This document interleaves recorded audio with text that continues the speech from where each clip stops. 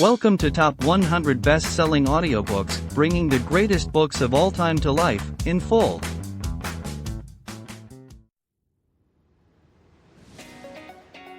Hello dear listener. If you're here, it's probably because you're as passionate about books and the knowledge and wisdom they bring as we are. So you might also want to own this book or any other from this podcast in physical form, either to add to your personal library or to gift it to a friend. That's why we've included a link in the description, where you can get it at a discount and with shipping to almost anywhere in the world. Also, if you make your purchase through these links, the editors of this podcast will receive a small commission, which helps support us in continuing to upload more and more audiobooks for free. Let's make the world a better place through books, together. Pigeon Publishing House presents Demons.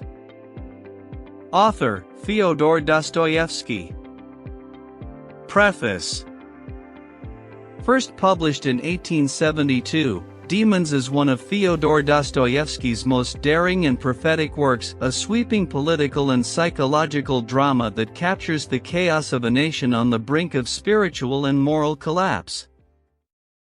Inspired by real events in 19th-century Russia, the novel tells the story of a provincial town overtaken by a small group of revolutionaries whose radical ideals spiral into violence, betrayal, and madness. At its center stands Nikolai Stavrogin, a brilliant but tormented man whose presence exerts a magnetic and destructive influence on everyone around him. Through this haunting portrait of fanaticism and despair, Dostoevsky examines the dark consequences of ideas unanchored from morality, ideas that promise liberation but deliver destruction. Demons is not merely a political novel, it is a warning about the forces that possess individuals and societies when faith and conscience give way to ideology and pride.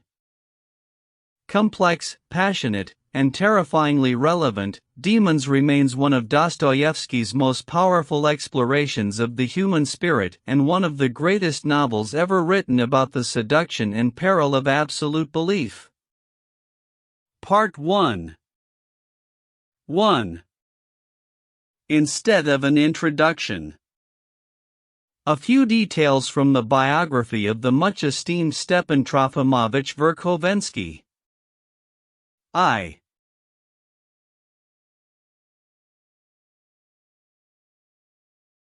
In setting out to describe the recent and very strange events that took place in our town, hitherto not remarkable for anything, I am forced, for want of skill, to begin somewhat far back, namely, with some biographical details concerning the talented and much-esteemed Stepan Trofimovich Verkhovensky. Let these details serve merely as an introduction to the chronicle presented here, while the story itself, which I am intending to relate, still lies ahead. I will say straight off, Stepan Trofimovich constantly played a certain special and, so to speak, civic role among us, and loved this role to the point of passion, so much so that it even seems to me he would have been unable to live without it. Not that I equate him with a stage actor, God forbid, particularly as I happen to respect him. It could all have been a matter of habit, or, better, of a ceaseless and noble disposition, from childhood on, towards a pleasant dream of his beautiful civic stance. He was, for example, greatly enamored of his position as a persecuted man and, so to speak, an exile. There is a sort of classical luster to these two little words that seduced him once and for all, and, later raising him gradually in his own estimation over the course of so many years, brought him finally to some sort of pedestal, rather lofty and gratifying to his vanity. In a satirical English novel of the last century, a certain Gulliver, having returned from the land of the Lilliputians, where people were only some 3 inches tall, had grown so accustomed to considering himself a giant among them that even when walking in the streets of London, he could not help shouting at passers-by in carriages to move aside and take care that he not somehow crush them, imagining that he was still a giant and they were little. For which people laughed at him and abused him, and rude coachmen even struck the giant with their whips, but was that fair? What will habit not do to a man? Habit brought Stepan Trofimovich to much the same thing, but in a still more innocent and inoffensive form, if one may put it so, for he was a most excellent man. I even think that towards the end he was forgotten by everyone everywhere, but it is by no means possible to say that he had been completely unknown earlier as well. It is unquestionable that he, too, belonged for a while to the famous pleiad of some renowned figures of our previous generation, and for a time, though only for one brief little moment, his name was uttered by many hurrying people of that day almost on a par with the names of Chatov, Belinsky, Granovsky, and Herzen, who was just beginning a broad point too, but Stepan Trofimovich's activity ended almost the moment it began. Due, so to speak, to a whirlwind of concurrent circumstances, and just think. It turned out later that there had been not only no whirlwind but not even any circumstances, at least not on that occasion. Just the other day I learned, to my great surprise, but now with perfect certainty, that Stepan Trofimovich had lived among us, in our province, not only not in exile, as we used to think, but that he had never even been under surveillance. Such, then, is the power of one's own imagination.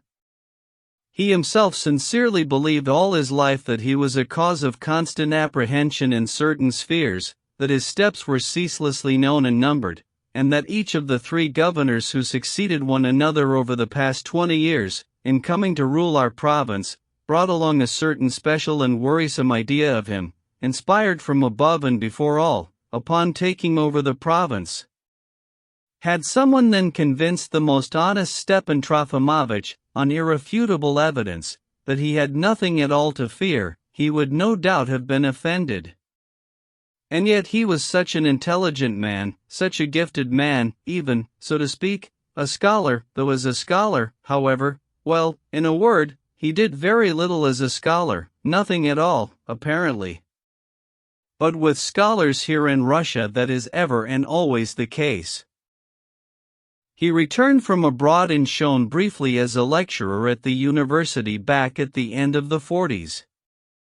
But he managed to give only a few lectures, apparently on the Arabians. He also managed to defend a brilliant thesis on the nearly emerged civic and Hanseatic importance of the German town of Hanau, in the period between 1413 and 1428, for together with the peculiar and vague reasons why that importance never took place. This thesis cleverly and painfully needled the Slavophiles 5 of the day, and instantly gained him numerous and infuriated enemies among them. Later, though by then he had already lost his lectureship, he managed to publish, in revenge, so to speak, and to show them just whom they had lost, in a monthly and progressive journal, which translated Dickens and preached George Sand, the beginning of a most profound study having to do, apparently, with the reasons for the remarkable moral nobility of some knights in some epoch, or something of the sort. At any rate, some lofty and remarkably noble idea was upheld in it. Afterwards it was said that the sequel of the study was promptly forbidden, and that the Progressive Journal even suffered for having printed the first part. That could very well have happened, because what did not happen back then? But in the present case it is more likely that nothing happened, and that the author himself was too lazy to finish the study. And he stopped his lectures on the Arabians because someone, evidently from among his retrograde enemies, somehow intercepted a letter to someone giving an account of some circumstances, as a result of which someone demanded some explanations from him. I do not know if it is true, but it was also asserted that in Petersburg at the same time they unearthed a vast anti-natural, anti-state society of some 13 members which all but shook the foundations. It was said that they supposedly intended to translate Fourier himself. 7 as if by design. At the same time in Moscow they seized a poem by Stepan Trofimovich, written 6 years earlier in Berlin, in his first youth, which circulated in manuscript among 2 amateurs and 1 student. This poem is now also sitting in my desk drawer. I received it just last year, in a quite recent copy, handwritten by Stepan Trofimovich himself, with his inscription, and bound in magnificent red morocco. Incidentally, it is not lacking in poetry, or even in a certain talent. It is a strange piece, but in those days, that is, more precisely, in the 30s, that kind of thing was not uncommon. I find it difficult to give the plot, because to tell the truth I understand nothing of it. It is some sort of allegory, in lyrical dramatic form, resembling the second part of Faust. 8. The scene opens with a chorus of women, then a chorus of men, then of some powers, and it all ends with a chorus of souls that have not lived yet but would very much like to live a little. All these choruses sing about something very indefinite, mostly about somebody's curse, but with a tinge of higher humor. Then suddenly the scene changes and some sort of festival of life begins, in which even insects sing. A turtle appears with some sort of sacramental Latin words, and, if I remember, a mineral, that is, an altogether inanimate object, also gets to sing about something. Generally, everyone sings incessantly, and if they speak, they squabble somehow indefinitely, but again with a tinge of higher meaning. Finally, the scene changes again, and a wild place appears, where a civilized young man wanders among the rocks picking and sucking at some wild herbs, and when a fairy asks him why he is sucking these herbs, he responds that he feels an overabundance of life in himself, is seeking oblivion, and finds it in the juice of these herbs, but that his greatest desire is to lose his reason as quickly as possible, a perhaps superfluous desire. Suddenly a youth of indescribable beauty rides in on a black horse, followed by a terrible multitude of all the nations. The youth represents death, and all the nations yearn for it.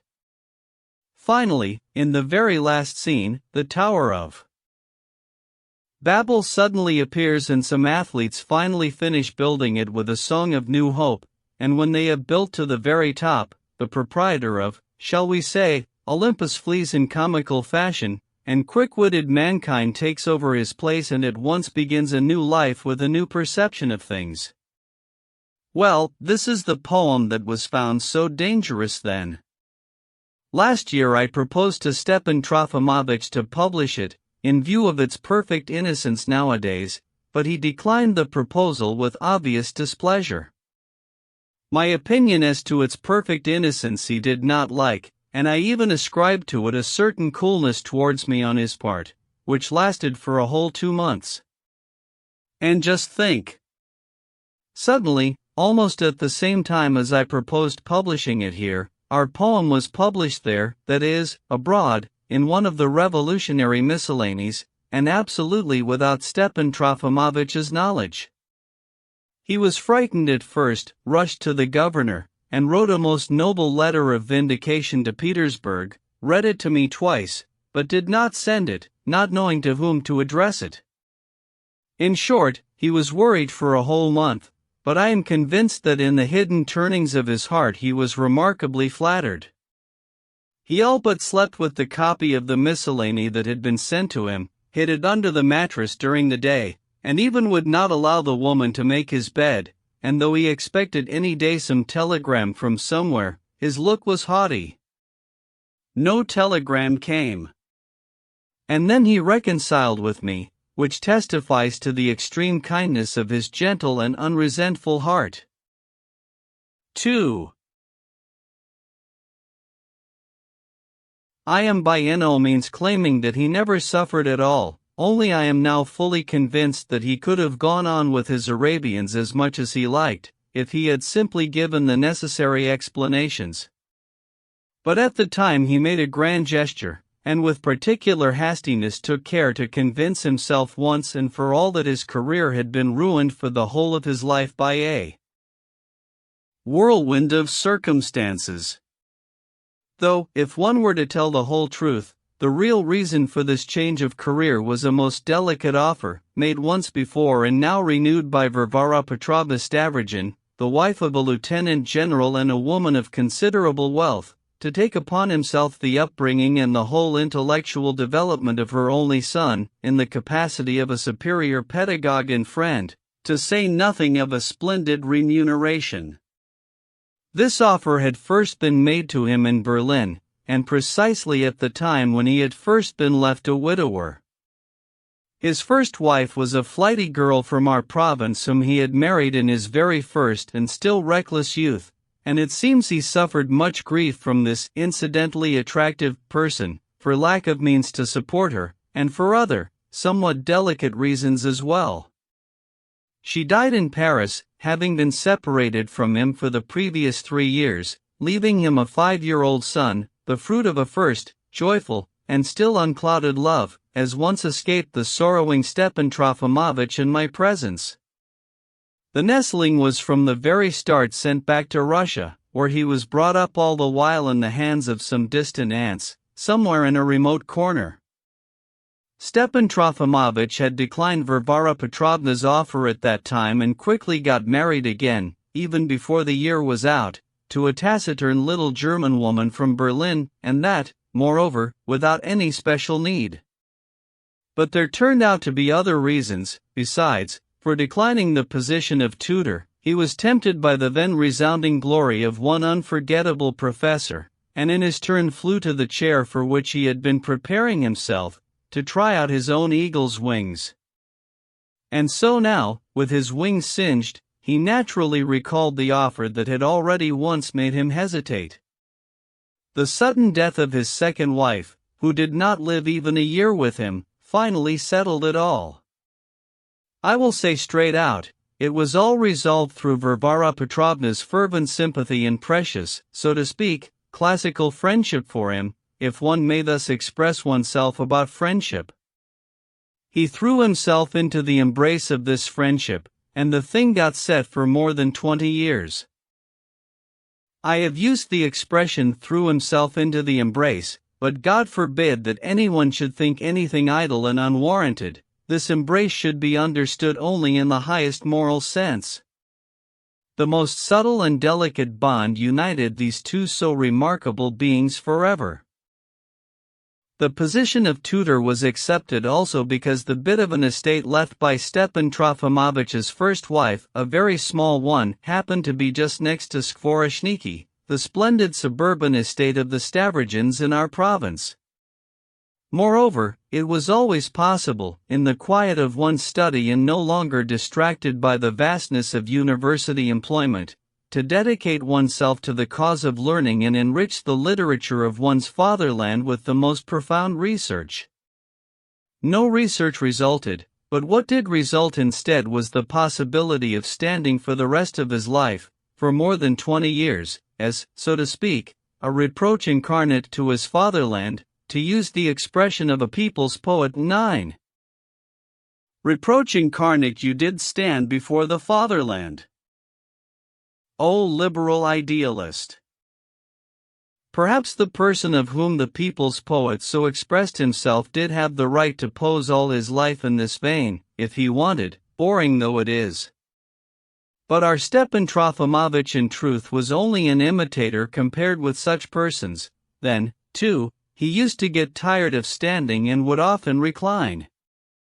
But, even then, the incarnateness of the reproach was still preserved in that reclining position, the more so, speaking in all fairness, as even that was quite soussient for our province.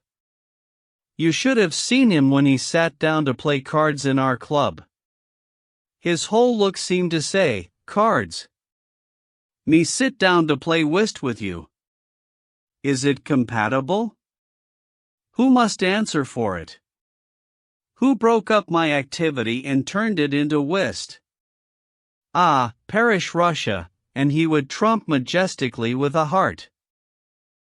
And to tell the truth, he was terribly fond of a little game of cards, for which, especially of late, he had frequent and unpleasant skirmishes with Varvara Petrovna, the more so as he was forever losing.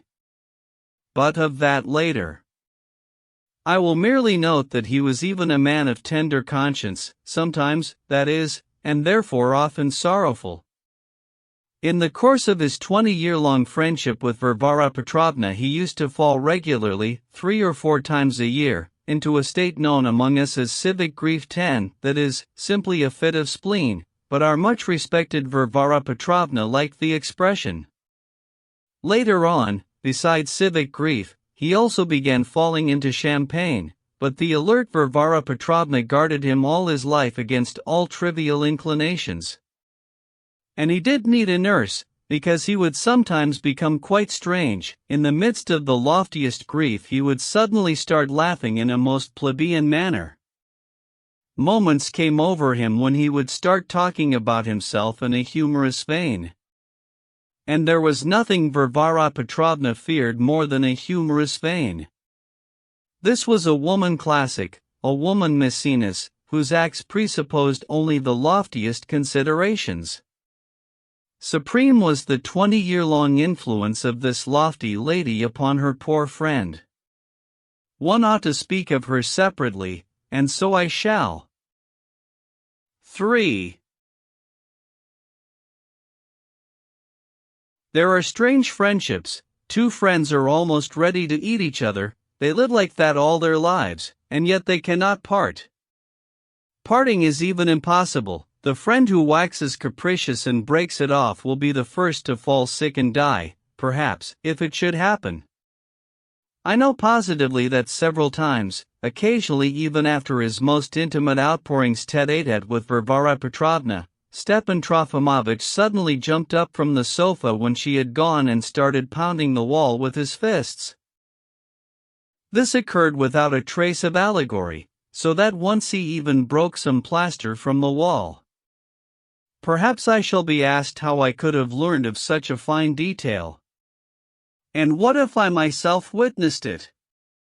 What if Stepan Trofimovich himself sobbed many a time on my shoulder while portraying in vivid colors all his innermost secrets? And what did he not tell me then? But here is what almost always happened after such weepings. The very next day he would be ready to crucify himself for his ingratitude. He would hurriedly send for me, or come running to me himself, with the sole purpose of announcing to me that Varvara Petrovna was an angel of honor and delicacy, while he was just the opposite. He not only came running to me, but he described it more than once to her in the most eloquent letters, and confessed, over his full signature, that no more than a day ago, for instance, he had been telling some outsider that she kept him out of vanity, that she envied his learning and talents, that she hated him and was only afraid to show her hatred openly for fear he would leave her and thereby damage her literary reputation, that he despised himself on account of that and had resolved to die a violent death, and was only waiting for a last word from her that would decide it all, and so on, in the same vein. You can imagine after that how hysterical the nervous outbursts of this most innocent of all 50-year-old infants could become. I once read one of these letters, after some quarrel between them, venomously acted out, though the cause was a trifling one. I was horrified and implored him not to send the letter. Impossible, honor, duty. I shall die if I do not confess everything to her, everything, he answered all but deliriously, and he did send the letter. And here lay the difference between them. Varvara Petrovna would never have sent such a letter. True, he loved writing to distraction, wrote to her even while living in the same house, and on hysterical occasions even 2 letters a day. I know positively that she always read these letters in a most attentive way, even in the event of 2 letters a day, and, having read them, lay them away in a special drawer, marked and sorted. What's more, she laid them up in her heart. Then, having kept her friend all day without an answer, she would meet him as if nothing had happened, as if nothing special had taken place the day before. She gradually drilled him so well that he himself did not dare to remind her of the previous day and only kept peeking into her eyes for some time. But she forgot nothing, and he sometimes forgot much too quickly, and, often that same day, encouraged by her composure, would laugh and frolic over the champagne, if friends stopped by. What venom there must have been in her eyes at those moments, yet he noticed nothing. Maybe after a week, or a month, or even half a year, at some special moment, having chanced to recall some expression from such a letter, and then the whole letter with all its circumstances, he would suddenly burn with shame, and suffered so much that he would come down with one of his attacks of cholerine. These special attacks of his, resembling cholerine, were on certain occasions the usual outcome of his nervous shocks and represented a certain rather interesting peculiarity of his organism. Indeed, Varvara Petrovna undoubtedly and quite frequently hated him, but there was one thing he failed to notice in her to the very end, that for her he finally became her son, her creation, even, one might say, her invention, became flesh of her flesh, and that she maintained and sustained him not at all out of envy of his talents alone. And how insulted she must have been by such suppositions! Some unbearable love for him lay hidden in her, in the midst of constant hatred, jealousy, and contempt. She protected him from every speck of dust, fussed over him for 22 years, would lie awake whole nights from worry if his reputation as a poet, scholar, or civic figure were in question. She invented him, and she was the first to believe in her invention. He was something like a sort of dream of hers. But for that she indeed demanded a lot of him, sometimes even slavery. And she was incredibly resentful. Here, incidentally, I will relate 2 anecdotes. 4. Once, back in the time of the first rumors about the emancipation of the serfs, 11 when the whole of Russia suddenly became exultant and all ready to be reborn, Varvara Petrovna was visited by a traveling Petersburg baron, a man with the highest connections and who stood quite close to these matters. Varvara Petrovna greatly valued such visits, because her connections with high society had grown weaker and weaker since her husband's death, and finally had ceased altogether. The baron stayed for an hour and had tea. No one else was there, but Varvara Petrovna invited Stepan Trofimovich and put him on display. The baron had even heard something about him before, or pretended he had, but he spoke little with him over tea. Of course, Stepan Trofimovich could not fall on his face, and his manners were most refined. Though his origins, it seems, were not high, it so happened that he had been brought up from a very early age in an aristocratic house in Moscow, and, therefore, decently, he spoke French like a Parisian. Thus the baron was to understand from the very first glance what sort of people Varvara Petrovna surrounded herself with, even in provincial seclusion. However, it did not turn out that way. When the baron positively confirmed the complete reliability of the first rumors then just spreading about the great reform, Stepan Trofimovich suddenly could not restrain himself and shouted hurrah, and even made some sort of gesture with his hand signifying delight.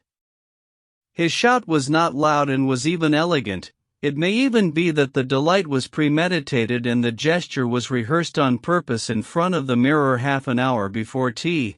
But something here must not have come out right, so that the baron allowed himself a little smile, though he at once, with remarkable courtesy, put in a phrase about the general and appropriate tender feeling of all Russian hearts in view of the great event. He left shortly after that and, as he was leaving, did not forget to hold out 2 fingers to Stepan Trofimovich as well. On returning to the drawing room, Varvara Petrovna remained silent for about 3 minutes, as if she were looking for something on the table. Then she turned suddenly to Stepan Trofimovich, pale, her eyes flashing, and whispered through her teeth, "I will never forgive you for that." The next day she met her friend as if nothing had happened. She never recalled the incident.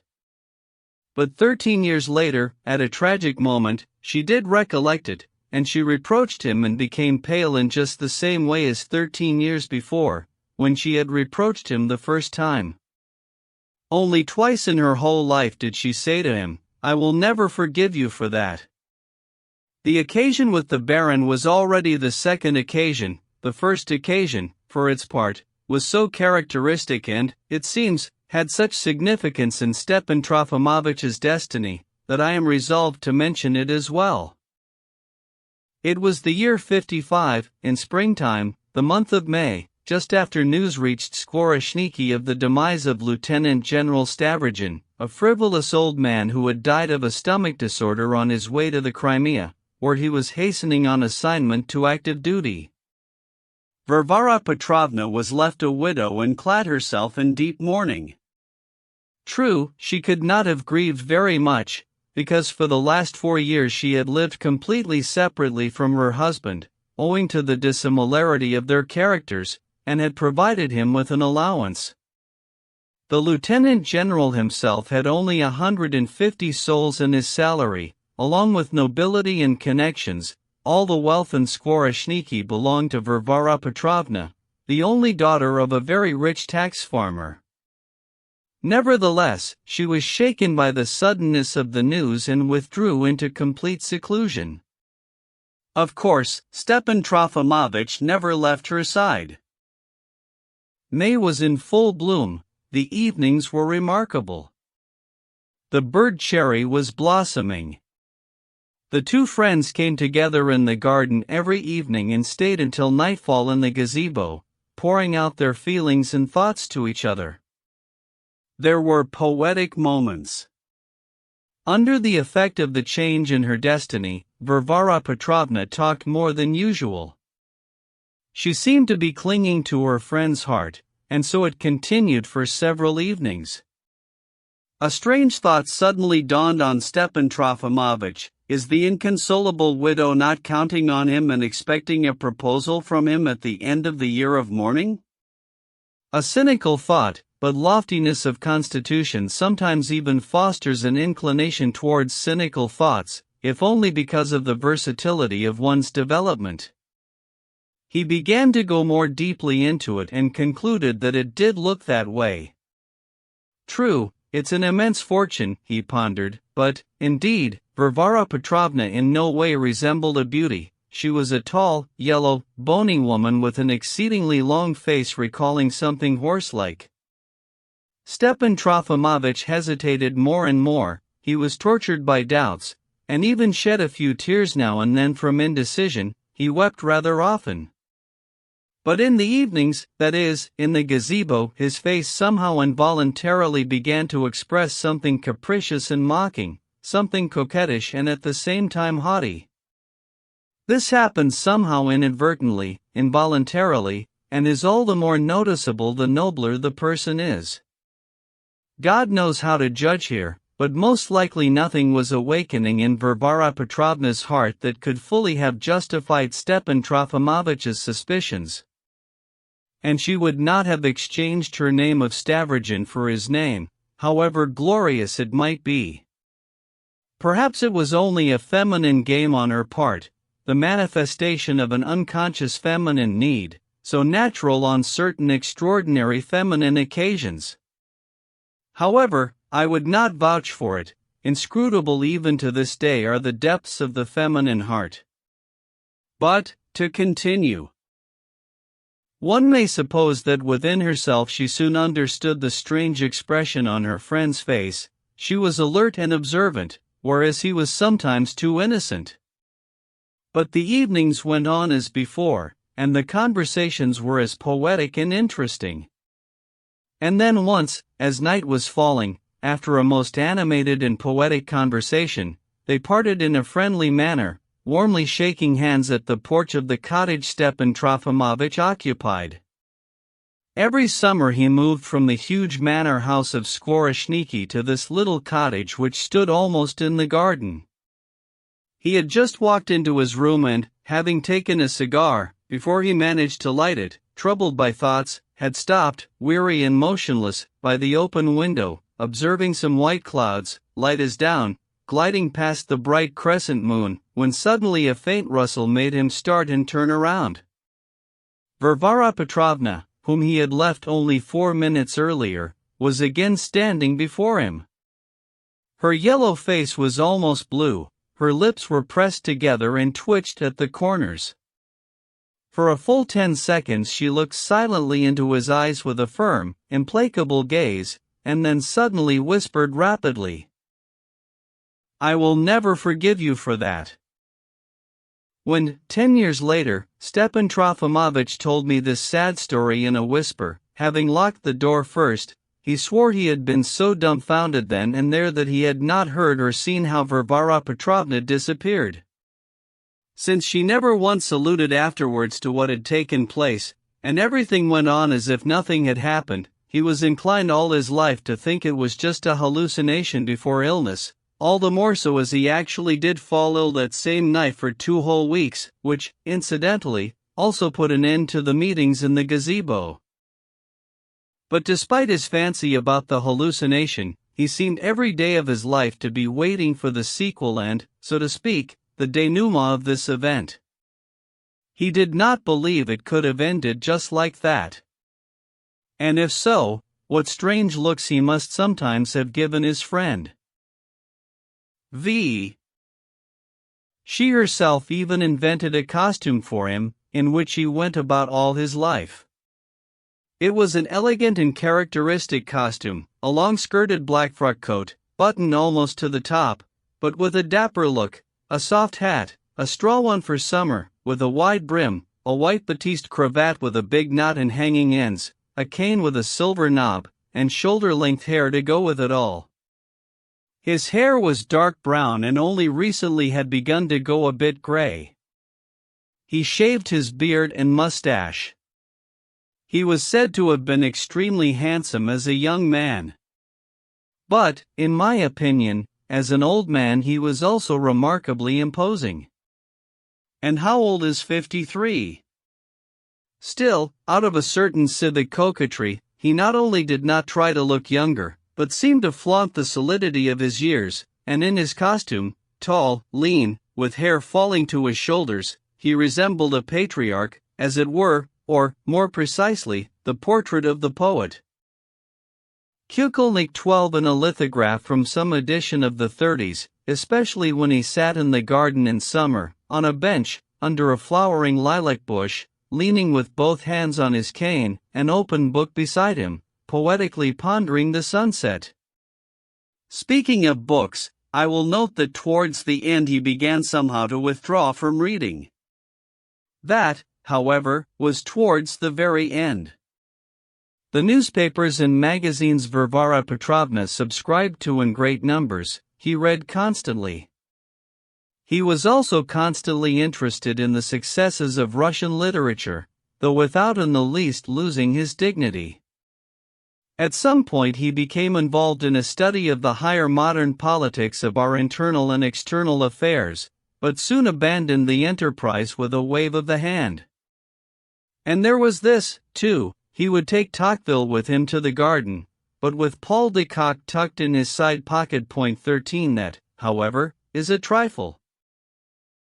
I will also note parenthetically about Kukulnik's portrait, that Varvara Petrovna had first chanced upon this picture while still a young girl at an upper-class boarding school in Moscow.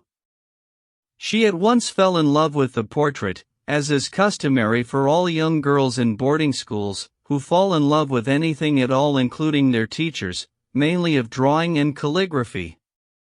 What is curious here is not the young girl's feelings, but that even at the age of 50 Varvara Petrovna still kept this picture among her most intimate treasures, so that perhaps only because of it had she invented a costume for Stepan Trofimovich somewhat resembling the one in the picture.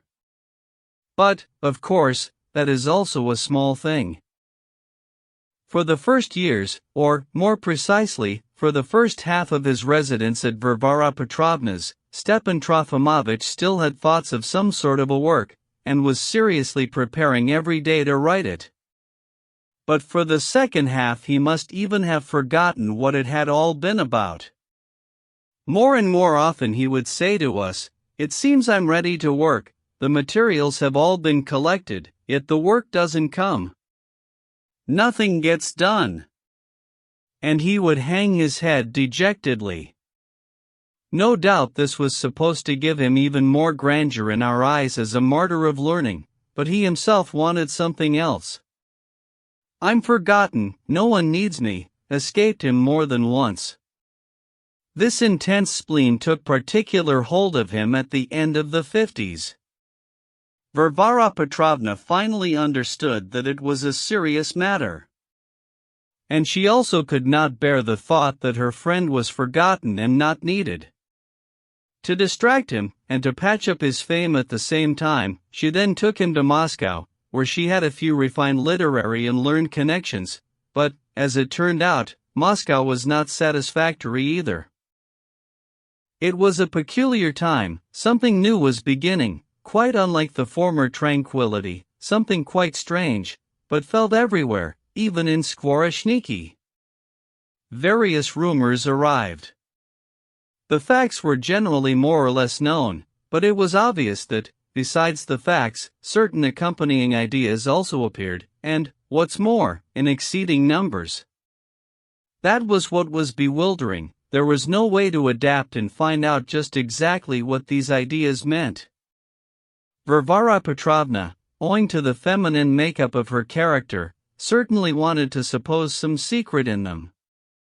She herself began reading newspapers and magazines, prohibited foreign publications, and even the tracts that were beginning then, she had it all sent to her, but it only made her head spin. She started writing letters, the replies were few, and the longer it went on, the more incomprehensible they became. Stepan Trofimovich was solemnly invited to explain all these ideas to her once and for all, but she remained positively displeased with his explanations. Stepan Trofimovich's view of the general movement was scornful in the highest degree. With him it all came down to his being forgotten and not needed by anyone.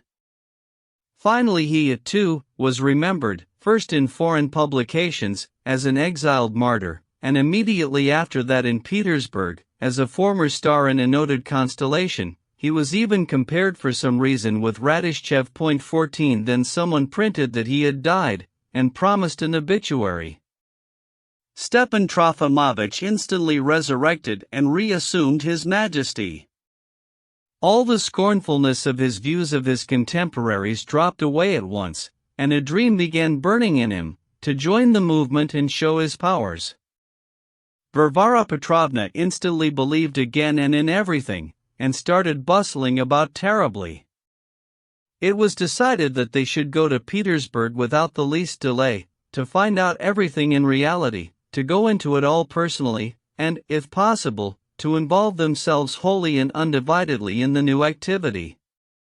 Among other things, she announced that she was prepared to found her own magazine and dedicate her whole life to it from then on.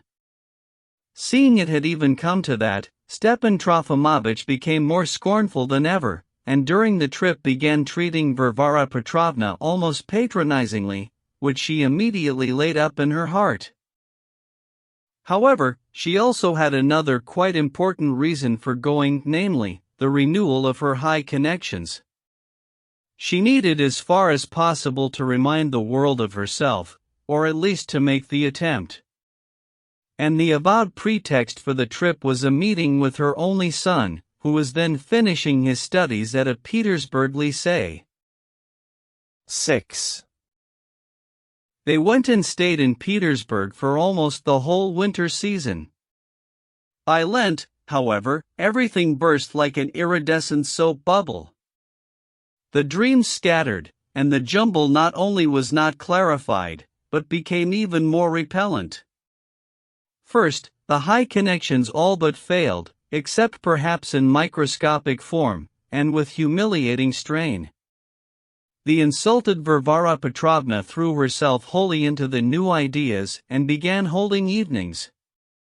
She invited writers, and they were immediately brought to her in great numbers. Afterwards they took to coming on their own, without invitation, each one bringing another. Never before had she seen such writers. They were impossibly vain, but quite openly so, as if thereby fulfilling a duty. Some, though by no means all, even came drunk, but it was as if they perceived some special, just yesterday discovered beauty in it. They were all proud of something to the point of strangeness. It was written on all their faces that they had just discovered some extremely important secret. They were abusive, and considered it to their credit. It was rather difficult to find out precisely what they had written, but there were critics, novelists, playwrights, satirists, exposers among them. Stepan Trofimovich even penetrated their highest circle, the place from which the movement was directed. It was an immensely steep climb to reach the directors, but they met him cordially, though none of them, of course, knew or had heard anything about him except that he represented an idea. He maneuvered among them so far that he even managed to invite them a couple of times to Varvara Petrovna's salon, despite all their Olympianity. These were very serious and very polite people. They bore themselves well. The others were evidently afraid of them, but it was obvious that they had no time. 2 or 3 former literary celebrities who then happened to be in Petersburg, and with whom Varvara Petrovna had long maintained the most refined relations, also came. But, to her surprise, these real and indisputable celebrities were meek as lambs, and some of them simply clung to all this new rabble and fawned on them shamefully. At first Stepan Trofimovich was in luck. They seized on him and began displaying him at public literary gatherings. When he came out on the platform for the first time as a reader at one of these public literary readings, there was a burst of wild applause that continued for about 5 minutes. He recalled it with tears 9 years later, rather more because of his artistic nature than out of gratitude. "I swear to you and will wager," he himself said to me, but only to me, and as a secret, that no one in that whole audience knew a blessed thing about me. A remarkable confession. Indeed, he must have possessed keen intelligence if he could understand his position so clearly, right there on the platform, despite all his rapture, and indeed he must not have possessed very keen intelligence if even 9 years later he could not recall it without feeling offended. He was made to sign 2 or 3 collective protests, against what, he himself did not know, he signed. Varvara Petrovna was also made to sign some outrageous act, and she signed point 15. However, though the majority of these new people had been Varvara Petrovna's guests, they for some reason considered it their duty to look upon her with contempt and unconcealed derision. Stepan Trofimovich hinted to me afterwards, in bitter moments, that it was then that she had begun to envy him. Of course, she understood that she ought not to associate with these people, but still she received them avidly, with all of a woman's hysterical impatience, and, above all, kept expecting something. At her evenings she spoke little, though she could speak, but rather listened. They talked about the abolition of censorship, about spelling reform, about replacing Russian letters with Roman, about someone's exile the day before, about some scandal in the passage, about the advantages of dividing Russia into a free federation of nationalities, about abolishing the army and navy, about restoring Poland up to the Dnieper, about peasant reform and tracts, about the abolition of inheritance, the family, children, and priests, about women's rights, about Krevsky's house, for which no one would ever forgive Mr. Krevsky, and so on and so forth. Point 16. It was clear that among this rabble of new people there were many swindlers, but it was also unquestionable that there were many honest and even quite attractive persons, despite certain nonetheless surprising nuances. The honest ones were far more incomprehensible than the rude and dishonest ones, but it was not clear who was making use of whom. When Varvara Petrovna announced her idea of publishing a magazine, still more people came flocking to her, but accusations also immediately flew in her face that she was a capitalist and an exploiter of labor. The unceremoniousness of the accusations was equaled only by their unexpectedness. The elderly General Ivan Ivanovich Drozdov, a former friend and fellow osair of the late General Stavrogin, a most worthy man, though in his own way, known to all of us here, extremely obstinate and irritable, who ate terribly much and was terribly afraid of atheism, began arguing at one of Varvara Petrovna's evenings with a famous young man. The latter said straight off, "Well, you're a general if you talk like that. meaning that he could not even find any worse abuse than a general. Ivan Ivanovich got extremely fired up. "Yes, sir, I am a general, a lieutenant general, and I've served my sovereign, and you, sir, are a brat and an atheist." An impossible scandal took place. Next day the incident was exposed in the press and signatures were gathered under a collective letter against the outrageous act of Varvara Petrovna in not wishing to throw the general out at once. A caricature appeared in an illustrated magazine, caustically portraying Varvara Petrovna, the general, and Stepan Trofimovich together as three retrograde cronies. The picture was accompanied by some verses written by a people's poet solely for the occasion. I will add, for my part, that in fact many persons with the rank of general have the habit of saying ludicrously, "I have served my sovereign," as if they did not have the same sovereign as the rest of us, the sovereign's ordinary subjects, but their own special one. To remain any longer in Petersburg was, of course, impossible, the more so in that Stepan Trofimovich also suffered a final fiasco. He could not help himself and started proclaiming the rights of art, and they started laughing at him all the louder. At his last reading he decided to employ civic eloquence, fancying he would touch people's hearts and counting on their respect for his exile. He unquestioningly agreed that the word fatherland was useless and comical. He also agreed with the notion of the harmfulness of religion, but he loudly and firmly proclaimed that boots are lower than Pushkin, even very much so. 17 He was hissed so mercilessly that he burst into tears right there, publicly, before he even got off the platform. Varvara Petrovna brought him home more dead than alive. On m'a traité comme un vieux bonnet de coton. He babbled senselessly.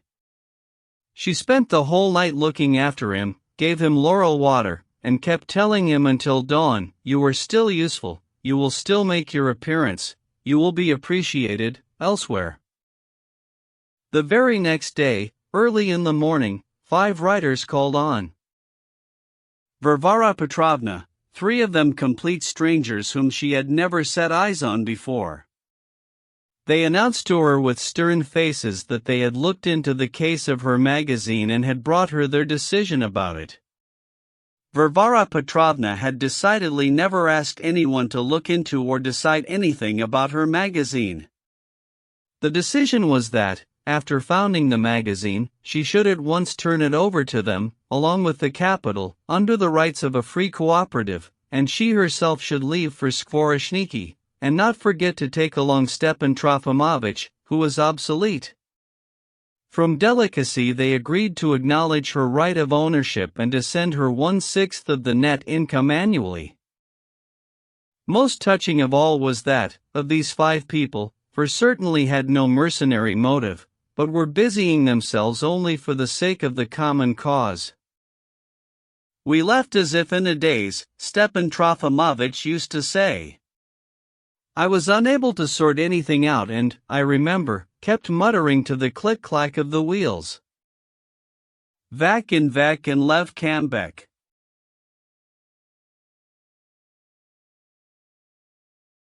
Lev Kambek and Vak, 18 and devil knows what else, all the way to Moscow. It was only in Moscow that I came to my senses, as if indeed I could have found anything different there. Oh, my friends," he sometimes exclaimed, inspired, "you cannot imagine what sorrow and anger seize one's whole soul when a great idea, which one has long and piously revered, is picked up by some bunglers and dragged into the street, to more fools like themselves, and one suddenly meets it in the flea market, unrecognizable, dirty, askew, absurdly presented, without proportion, without harmony, a toy for stupid children. No! It was not so in our day, that is not what we strove for. No, not that at all. I recognize nothing. Our day will come once more, and once more turn all this wavering, all this present, onto a firm path. Otherwise what will there be? 7. Immediately after their return from Petersburg, Varvara Petrovna sent her friend abroad to rest. Besides, they needed to be apart for a time, so she felt. Stepan Trofimovich was delighted to go. "I shall resurrect there," he kept exclaiming. "There I shall finally take up my studies." But with his first letters from Berlin he struck his perennial note. "My heart is broken," he wrote to Varvara Petrovna. "I can forget nothing. Here in Berlin everything reminds me of the old days, of my past, my first raptures, and my first torments. Where is she? Where are they both? Where are you, my two angels, of whom I was never worthy? Where is my son, my beloved son? Where, finally, am I myself, my former self, strong as steel and unshakable as rock, while now some androgynous, unorthodox clown in a beard, put Brizerman existence en deux, etc., etc. As for Stepan Trofimovich's son, he had seen him only twice in his life, the first time when he was born, and the second time recently in Petersburg, where the young man was preparing to enter the university. The boy, as has already been mentioned, had been brought up all his life by his aunts, at Varvara Petrovna's keeping, in Om province, 500 miles from Skvoreshniki. And as for Andrejus, that is, Andreyev, he was simply one of our local merchants, a shopkeeper, a great eccentric, a self-taught archaeologist and passionate collector of Russian antiquities, who had occasional altercations with Stepan Trofimovich on learned matters, but above all to do with trends. This venerable merchant, with a grey beard and big silver spectacles, still owed Stepan Trofimovich 400 rubles for the purchase of several acres of timber on his little estate, near Skvoreshniki. Though Varvara Petrovna lavishly provided her friend with means on sending him to Berlin, Stepan Trofimovich had still been counting especially on getting those 400 rubles before he left, probably for his secret expenses, and nearly wept when Andrejus asked him to wait a month, which, by the way, he had the right to do, since he had paid the first installment almost half a year ahead of time, because Stepan Trofimovich had had special need of it then. Varvara Petrovna read this first letter greedily and, having underlined in pencil the exclamation, "Where are you both?" dated it and locked it away in a box. He was, of course, recalling his two deceased wives. In the second letter that came from Berlin there was a variation in the tune. "I work 12 hours a day, or maybe just 11, Varvara Petrovna grumbled, burrowing in the libraries, checking, taking notes, rushing about, have called on professors. Renewed my acquaintance with the excellent Dundasov family. How charming Nadezhda Nikolaevna is, even now. She sends her regards. Her young husband and all 3 nephews are in Berlin. In the evenings I converse with the young people till dawn, and we have almost Athenian nights, 19 though only in terms of refinement and elegance. It is all quite noble. There is a lot of music, Spanish airs, dreams of universal renewal, the idea of eternal beauty, the Sistine Madonna, 20 a light shot through with darkness, but then there are spots even on the sun. Oh, my friend, my noble, faithful friend.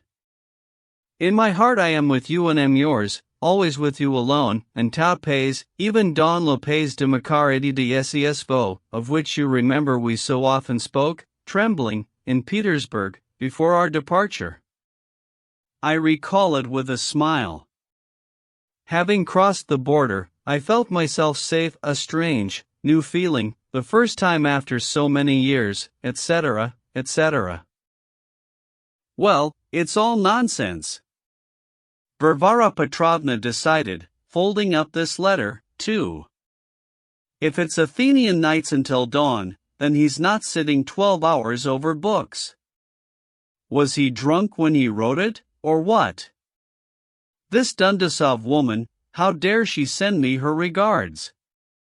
Oh, well, let him have a good time. The phrase Don Lopez de Macareti de Siespo meant, where Makar never drove his cabs. 21 Stepan Trofimovich sometimes deliberately translated Russian proverbs and popular sayings into French in a most stupid way, though he undoubtedly understood and could have translated them better. He did it from a special sort of chic, and found it witty. But his good time was not long. He did not hold out even 4 months, and came rushing back to Skvoreshniki. His last letters consisted of nothing but outpourings of the most tender-hearted love for his absent friend and were literally wet with the tears of separation. There are natures that become extremely attached to home, like lapdogs.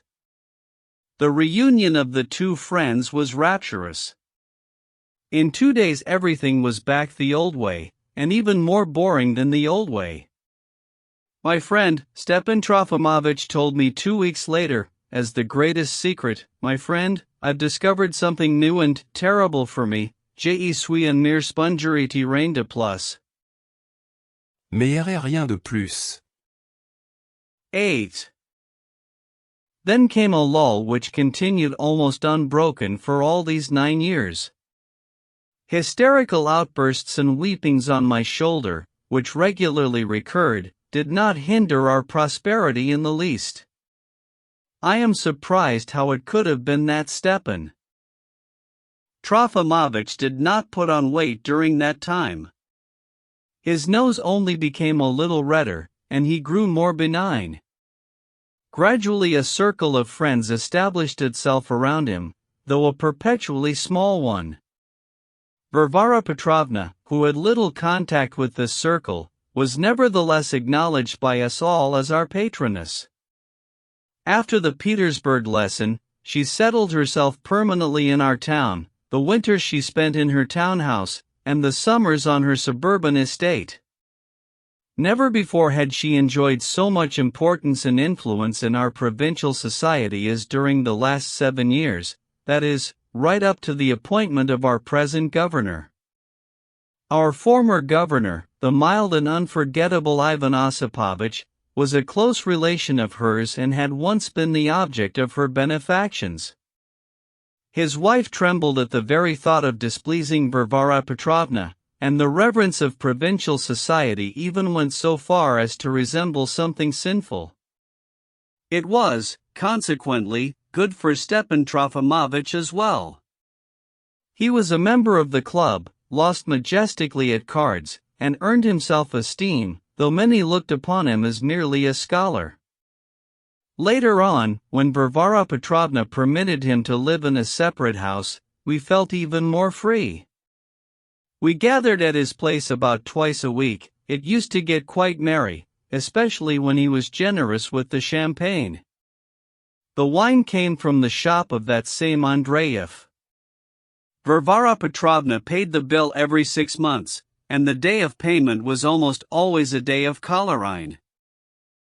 The most long-standing member of the circle was Liputin, a provincial ocile, no longer a young man, a great liberal and known around town as an atheist. He got married for the second time to a young and pretty woman, took her dowry, and had, besides, 3 adolescent daughters. He kept his whole family in fear of God and under lock and key, was exceedingly stingy, and had set aside a little house and some capital for himself from his service. He was a restless person, and of low rank besides, little respected in town, and not received in higher circles. Moreover, he was an undisguised gossip and had more than once been punished, and punished painfully, for it, once by some osair, and another time by a landowner, the respectable head of a family. But we loved his sharp wit, his inquisitiveness, his peculiar wicked gaiety. Varvara Petrovna did not like him, but somehow he was always able to get in good with her. She also did not like Shatov, who became a member of the circle only in the last year. Shatov had been a student, but was expelled from the university after some student incident. As a child he had been Stepan Trofimovich's pupil, and he had been born Varvara Petrovna's serf, the son of her late valet Pavel Fyodorov, and had been the object of her benefactions.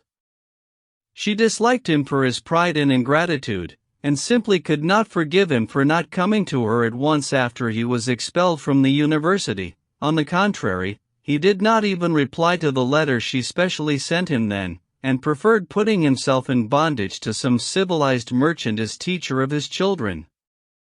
He went abroad with this merchant's family, more as a babysitter than as a tutor, but at the time he wanted very much to go abroad.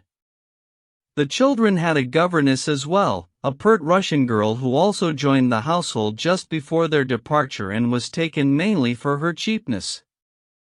About 2 months later the merchant threw her out for free thoughts.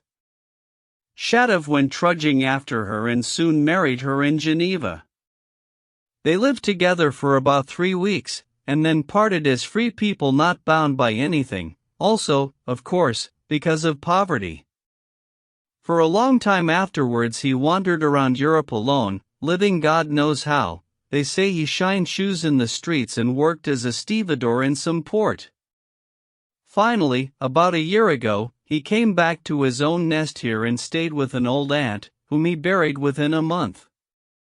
His communications with his sister Dasha, who was also Varvara Petrovna's ward and lived with her as her favorite on the most noble footing, were very rare and distant. With us he was perpetually glum and taciturn, but occasionally, when his convictions were touched upon, he became morbidly irritated and quite unrestrained in his language.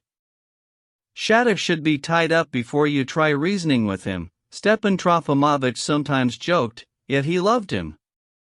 Abroad, Shatov had radically changed some of his former socialist convictions and leaped to the opposite extreme. He was one of those ideal Russian beings who can suddenly be so struck by some strong idea that it seems to crush them then and there, sometimes even forever.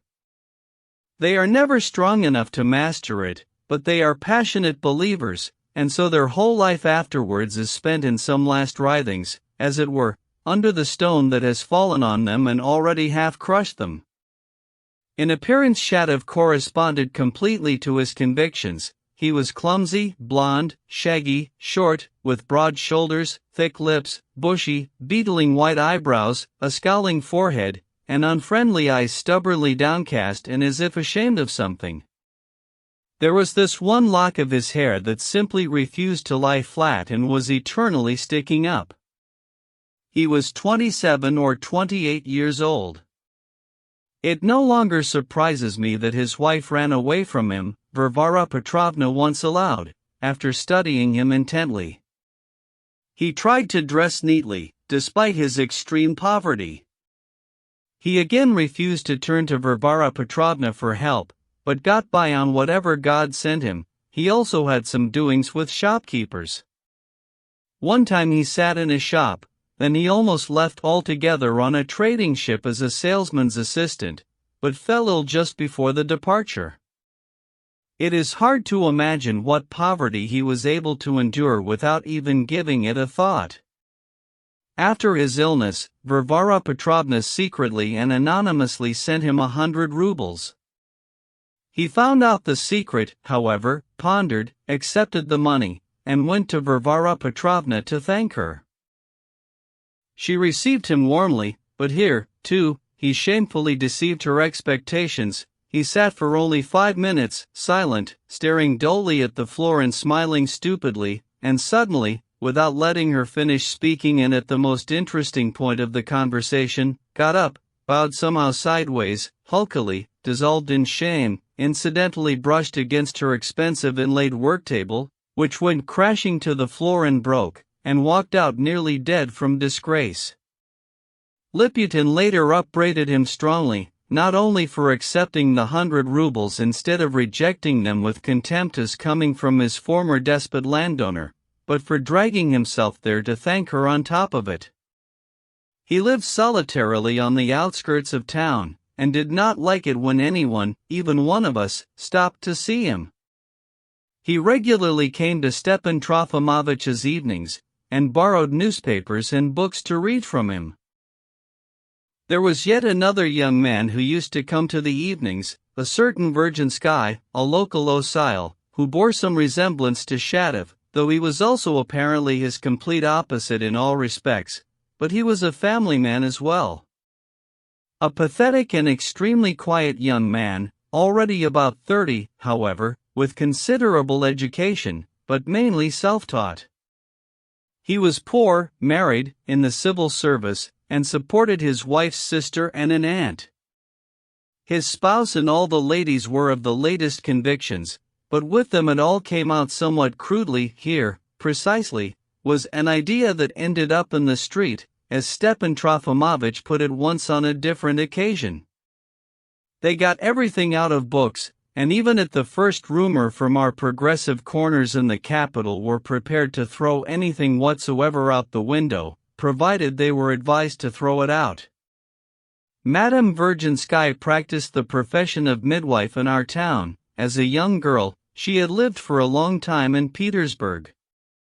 Virginskaya himself was a man of rare purity of heart, and rarely have I encountered a more honest flame of the soul.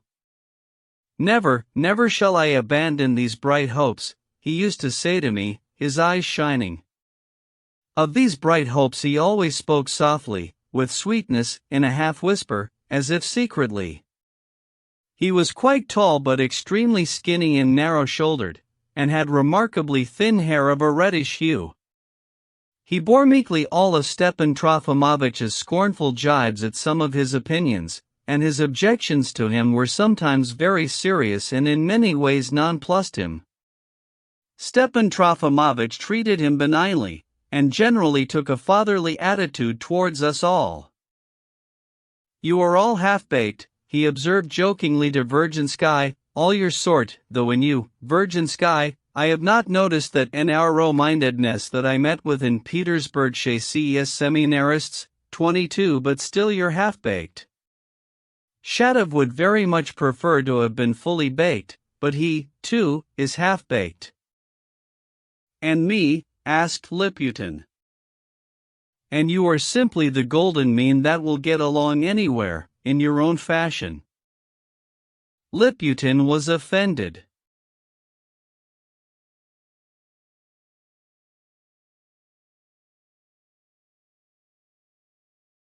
It was told of Virginskaya, unfortunately on quite good grounds, that his wife, after less than a year of lawful wedlock, suddenly announced to him that he was being retired and that she preferred Lebyadkin.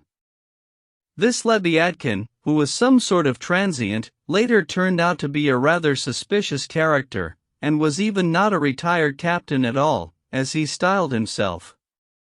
He only knew how to twirl his mustaches, drink, and spout the most uncouth nonsense imaginable. The man quite indelicately moved in with them at once, being glad of another man's bread, ate and slept with them, and finally began treating the master of the house with condescension.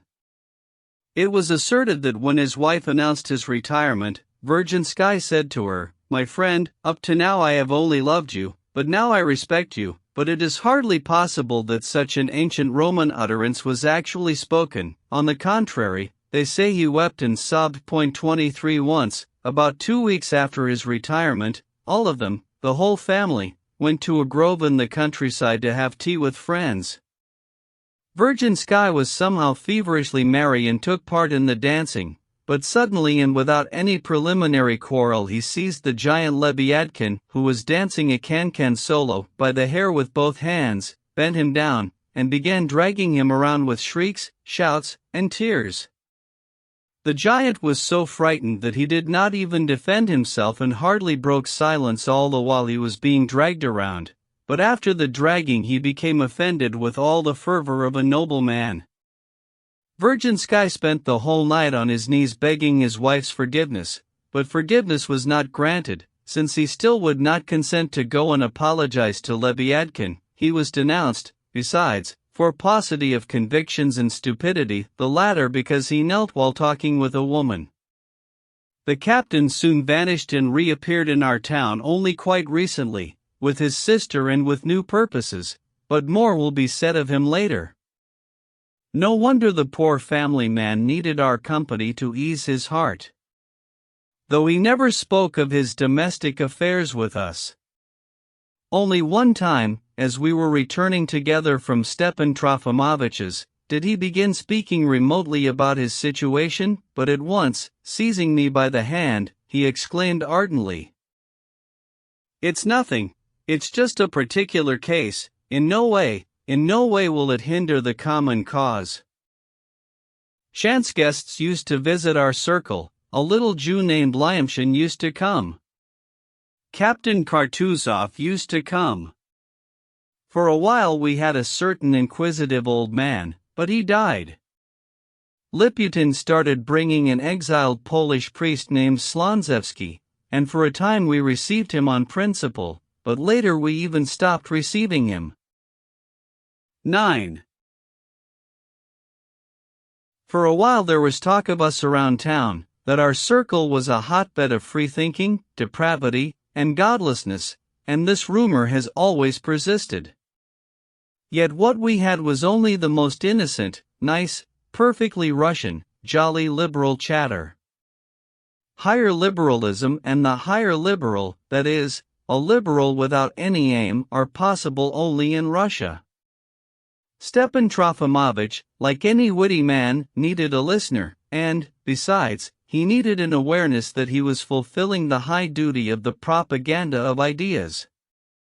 And, finally, one also needs someone to drink champagne with, over the wine exchanging jolly little thoughts of a certain sort about Russia and the Russian spirit, about God in general and the Russian God in particular, for the 100th time repeating scandalous Russian anecdotes known to everyone and repeated by everyone.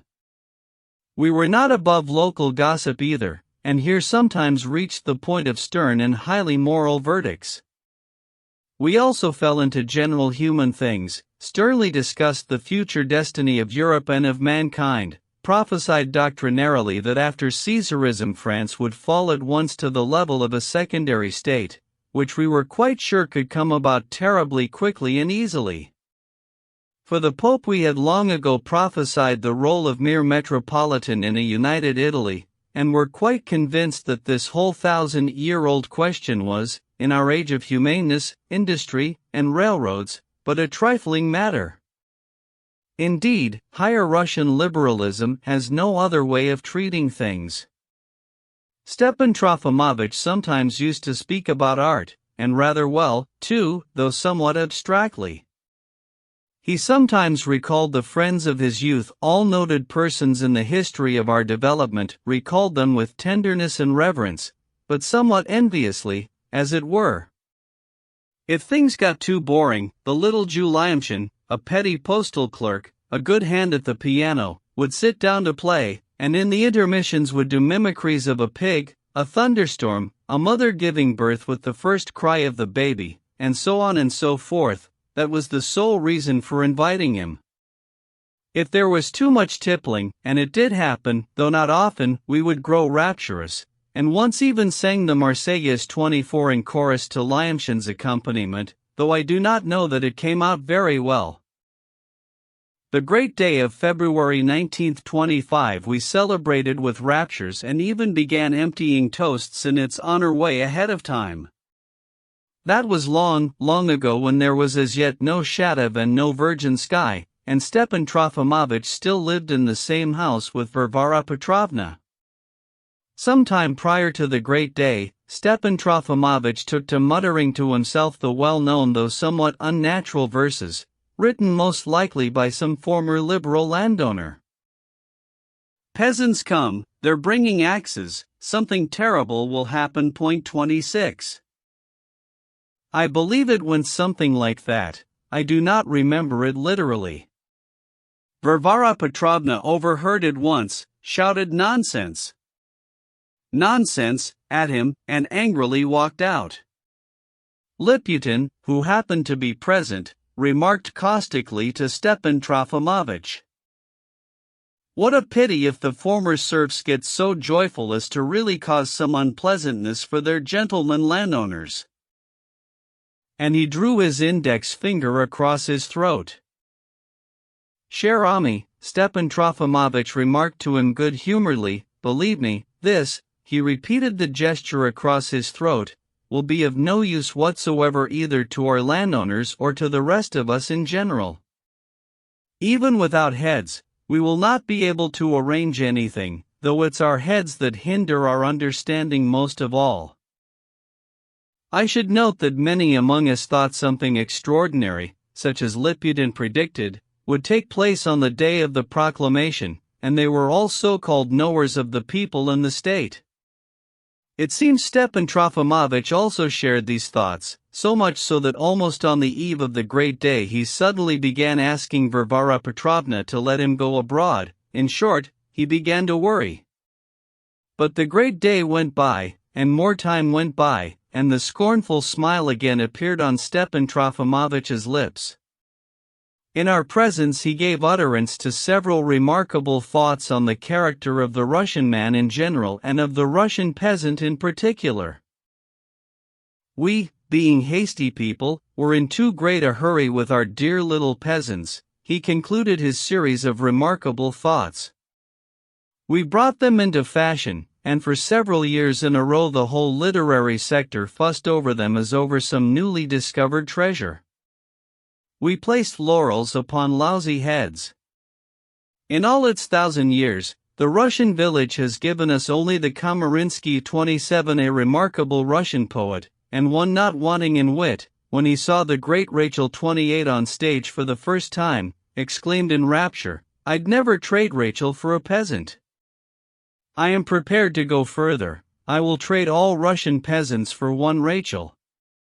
It is time to take a more sober look and stop mixing our lumpish native tar with Bouquet de l'Impératrice, 29. Liputin agreed at once, but observed that for the moment it was still necessary to play the hypocrite and praise peasants for the sake of the trend, that even high society ladies flooded themselves with tears reading Anton the Wretch 30, and some even wrote from Paris to their managers in Russia that henceforth they were to treat the peasants with all possible humaneness. And, as if by design, just after the rumors about Anton Petrov 31, it so happened that in our province, too, and only 10 miles from Skvoreshniki, a certain misunderstanding occurred, so that in the heat of the moment troops had to be sent. This time Stepan Trofimovich became so excited that he even frightened us. He shouted in the club that more troops were needed, that they should be summoned by telegraph from another district. He ran to the governor and assured him that he had nothing to do with it, begged that he not be somehow mixed up in the affair by force of habit, and suggested that his statement be communicated at once to the proper quarters in Petersburg. It was good that it all passed quickly and ended in nothing, but at the time I simply marveled at Stepan Trofimovich. About 3 years later, as everyone knows, there began to be talk of nationhood, and public opinion was born. Stepan Trofimovich had a good laugh. "My friends," he would instruct us, "if our nationhood has indeed been born, as they assure us nowadays in the newspapers, it is still sitting at school, in some German Peterschule 32 over a German book, grinding out its eternal German lesson, and its German teacher makes it go on its knees when necessary. All praise to the German teacher, but most likely nothing has happened, and nothing of the sort has been born, and everything is still going on as before, that is, by the grace of God. In my opinion, that should be enough for Russia, pour notre Saint Russie data. Besides, all these panslavisms and nationhoods, it's all too old to be new.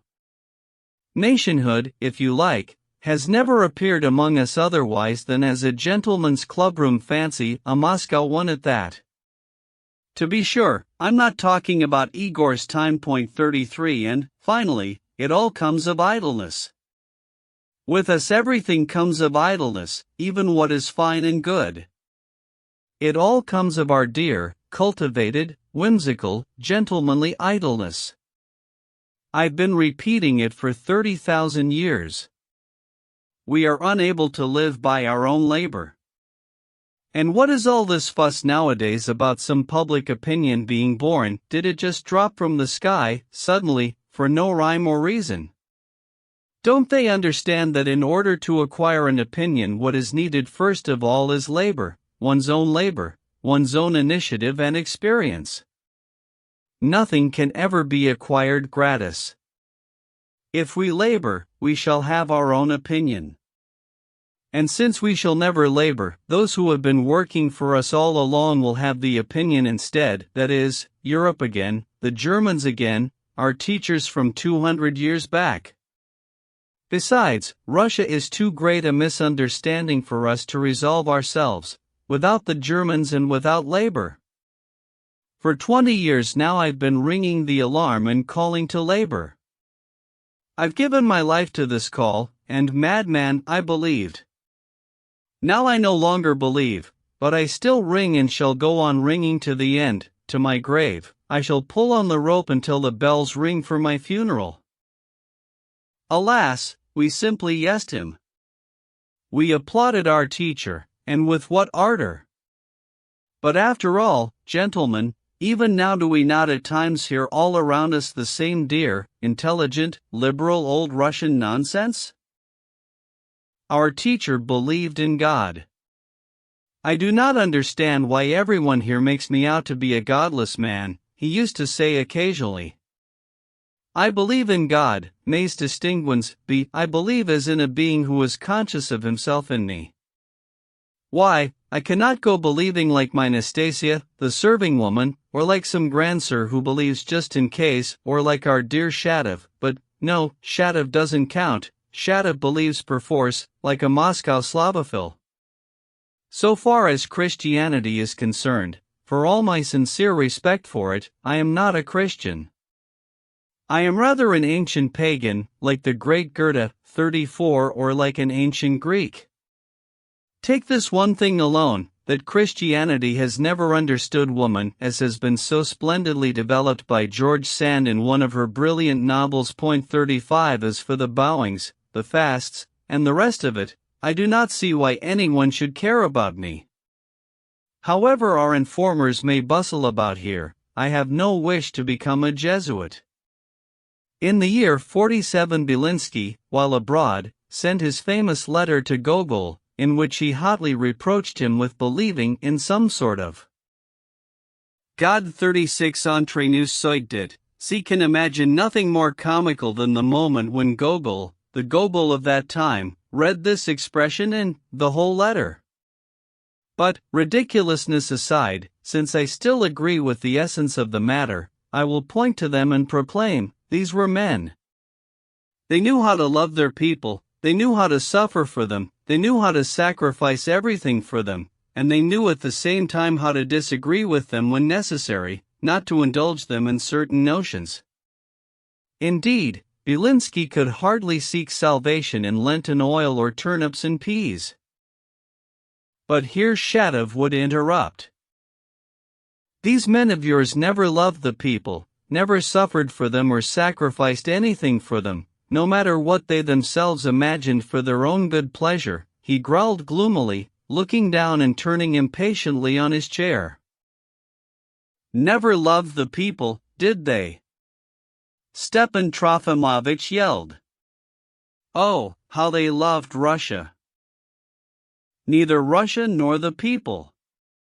Shatov also yelled, flashing his eyes. One cannot love what one does not know, and they understood nothing about the Russian people. All of them, and you along with them, turned a blind eye and overlooked the Russian people, and Belinsky especially. It's clear in that same letter to Gogol. Belinsky was just like Krylov's inquisitive man, 37, who didn't notice the elephant in the museum, but gave all his attention to French socialist bugs, and that's where he ended up. Yet he was maybe more intelligent than all of you. Not only have you overlooked the people, you have treated them with loathsome contempt, which is enough to say that by people you meant only the French people, and even then only the Parisians, and were ashamed that the Russian people are not like them. And this is the naked truth. And those who have no people, have no God.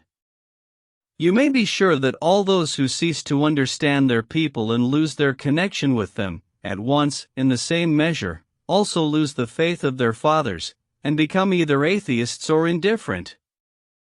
It's right, what I'm saying. The fact will be borne out. That is why all of you, and all of us now, are either vile atheists or indifferent, depraved trash, and nothing more. And you, too, Stepan Trofimovich, I do not exclude you in the least, I've even said it on your account, be it known to you.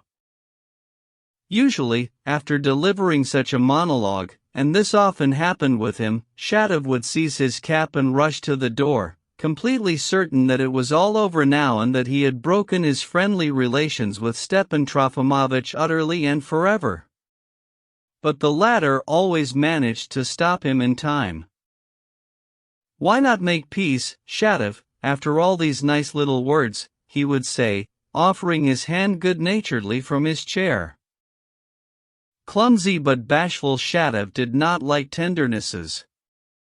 On the surface he was a crude man, but inwardly, it seems, a most delicate one. Though he often lost his sense of measure, he was the first to suffer for it.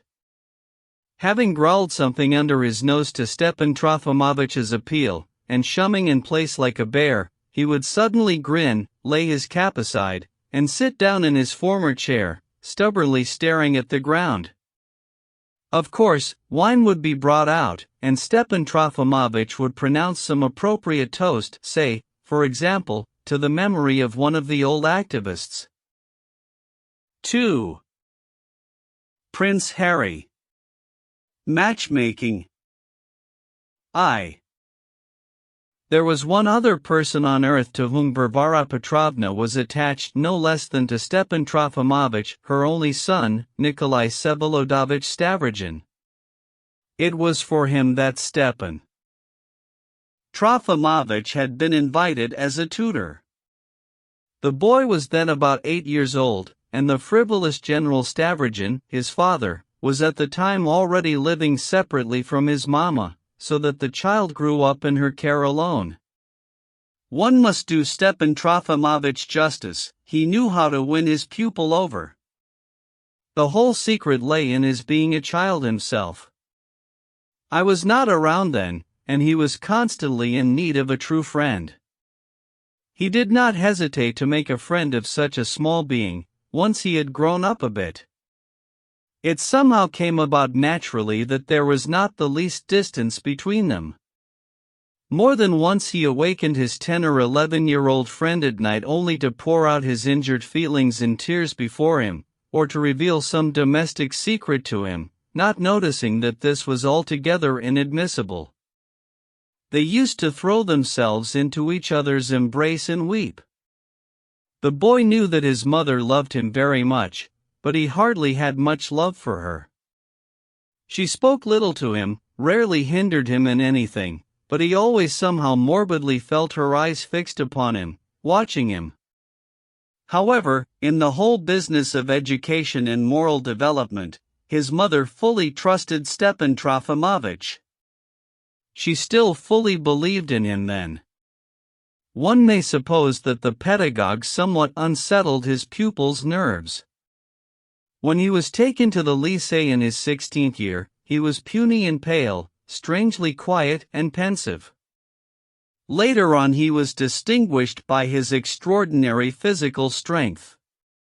One may also suppose that when the friends wept, throwing themselves into their mutual embrace at night, it was not always over some little domestic anecdotes.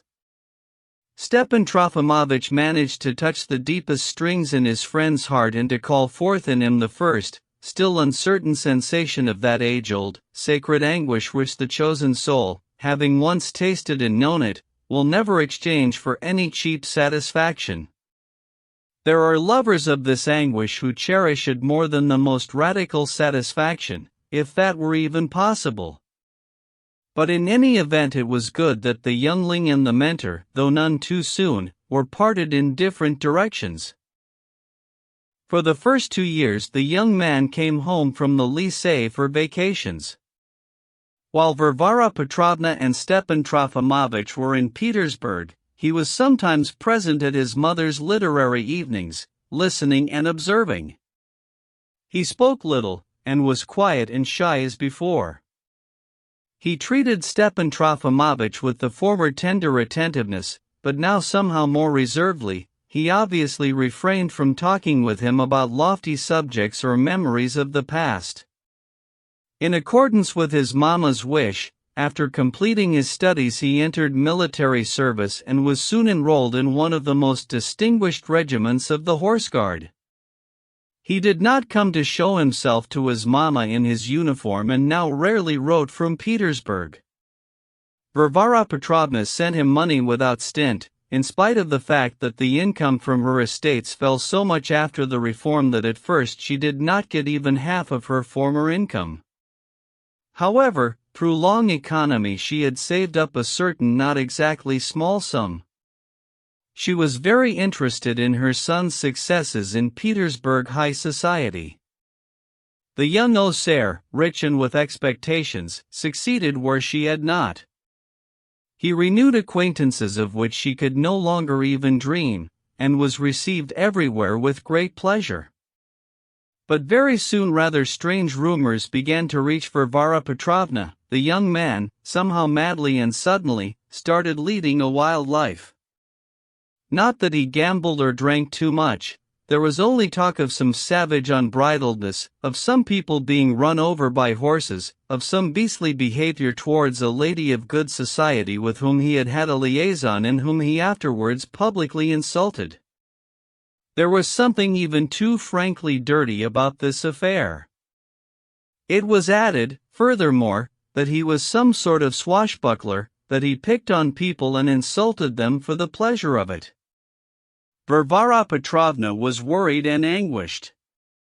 Stepan Trofimovich assured her that these were merely the first stormy impulses of an overabundant constitution, that the sea would grow calm, and that it all resembled Shakespeare's description of the youth of Prince Harry, carousing with Falstaff, Poins, and Mistress Quickly. Point 1 This time Varvara Petrovna did not shout nonsense, nonsense, as it had lately become her habit to shout quite often at Stepan Trofimovich, but, on the contrary, paid great heed to him, asked him to explain in more detail, herself took Shakespeare and read the immortal Chronicle with extreme attention.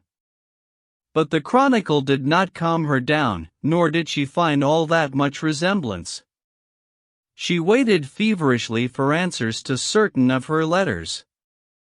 The answers were not slow in coming. Soon the fatal news was received that Prince Harry had almost simultaneously fought 2 duels, was entirely to blame for both of them, had killed one of his opponents on the spot and crippled the other, and as a consequence of such deeds had been brought to trial. The affair ended with his being broken to the ranks, stripped of his rights, and exiled to service in one of the infantry regiments, and even that only by special favor. In the year 63 he somehow managed to distinguish himself. He was awarded a little cross, promoted to non-commissioned Osair, and then, somehow quite soon, to Osair. Throughout this time Varvara Petrovna had sent perhaps as many as 100 letters to the capital with requests and pleas. She allowed herself to be somewhat humiliated in so extraordinary a case. After his promotion, the young man suddenly retired, once again did not come to Skvoreshniki, and stopped writing to his mother altogether. It was learned in some roundabout way that he was back in Petersburg, but was not seen at all in the former society. He seemed to have hidden somewhere. It was discovered that he was living in some strange company, had become associated with some cast-offs of the Petersburg populace, with some down-at-the-heel Osiles, retired military men who nobly begged for alms, drunkards, that he visited their dirty families, spent days and nights in dark slums in God knows what corners, that he had gone to seed, gone ragged, and that he apparently liked it. He did not ask money of his mother. He had his little estate, a former village of General Stavrogin's, which did bring at least some income and which, according to rumors, he had rented out to a German from Saxony. At last his mother begged a visit out of him, and Prince Harry appeared in our town. It was then that I first had a close look at him, for before then I had never seen him. He was a very handsome young man, about 25 years old, and I confess I found him striking. I expected to see some dirty ragamuffin, wasted away from depravity and stinking of vodka. On the contrary, this was the most elegant gentleman of any I had ever happened to meet, extremely well dressed, of a behavior such as is to be found only in a gentleman accustomed to the most refined decorum. I was not alone in my surprise. The whole town was surprised, having already been informed, of course, of the whole of Mr. Stavrogin's biography, and even in such detail that it was impossible to imagine where it could have come from, and, what is most surprising, half of which turned out to be true. All our ladies lost their minds over the new visitor. They were sharply divided into two parties. One party adored him, the other hated him to the point of blood vengeance, but both lost their minds. Some were especially fascinated by the possibility of some fatal mystery in his soul, others positively liked his being a killer. It also turned out that he was quite well educated, and even rather knowledgeable. Of course, it did not take much knowledge to surprise us, but he could reason about vital and rather interesting issues as well, and, what was most precious, with remarkable reasonableness. I will mention as an oddity that everyone here, almost from the very first day, found him to be an extremely reasonable man. He was not very talkative, was elegant without exquisiteness, surprisingly modest, and at the same time bold and confident like no one else among us. Our dandies looked at him with envy and were totally eclipsed in his presence. I was also struck by his face. His hair was somehow too black, his light eyes were somehow too calm and clear, his complexion was somehow too delicate and white, his color somehow too bright and clean, his teeth like pearls, his lips like coral, the very image of beauty, it would seem, and at the same time repulsive, as it were. People said his face resembled a mask. However, they said much else as well, about his great physical strength, among other things. He was almost a tall man. Varvara Petrovna looked at him with pride, but also with constant uneasiness. He spent about half a year with us, listless, quiet, rather morose. He appeared in society and observed all our provincial etiquette with unswerving attention. He was related to our governor through his father, and was received in his house as a close relative.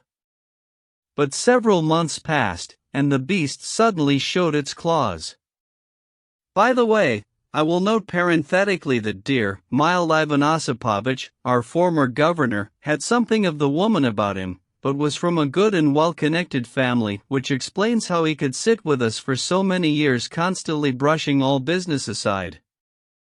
With his open-handedness and hospitality he should have been a marshal of nobility of the good old days, and not a governor in such a worrisome time as ours.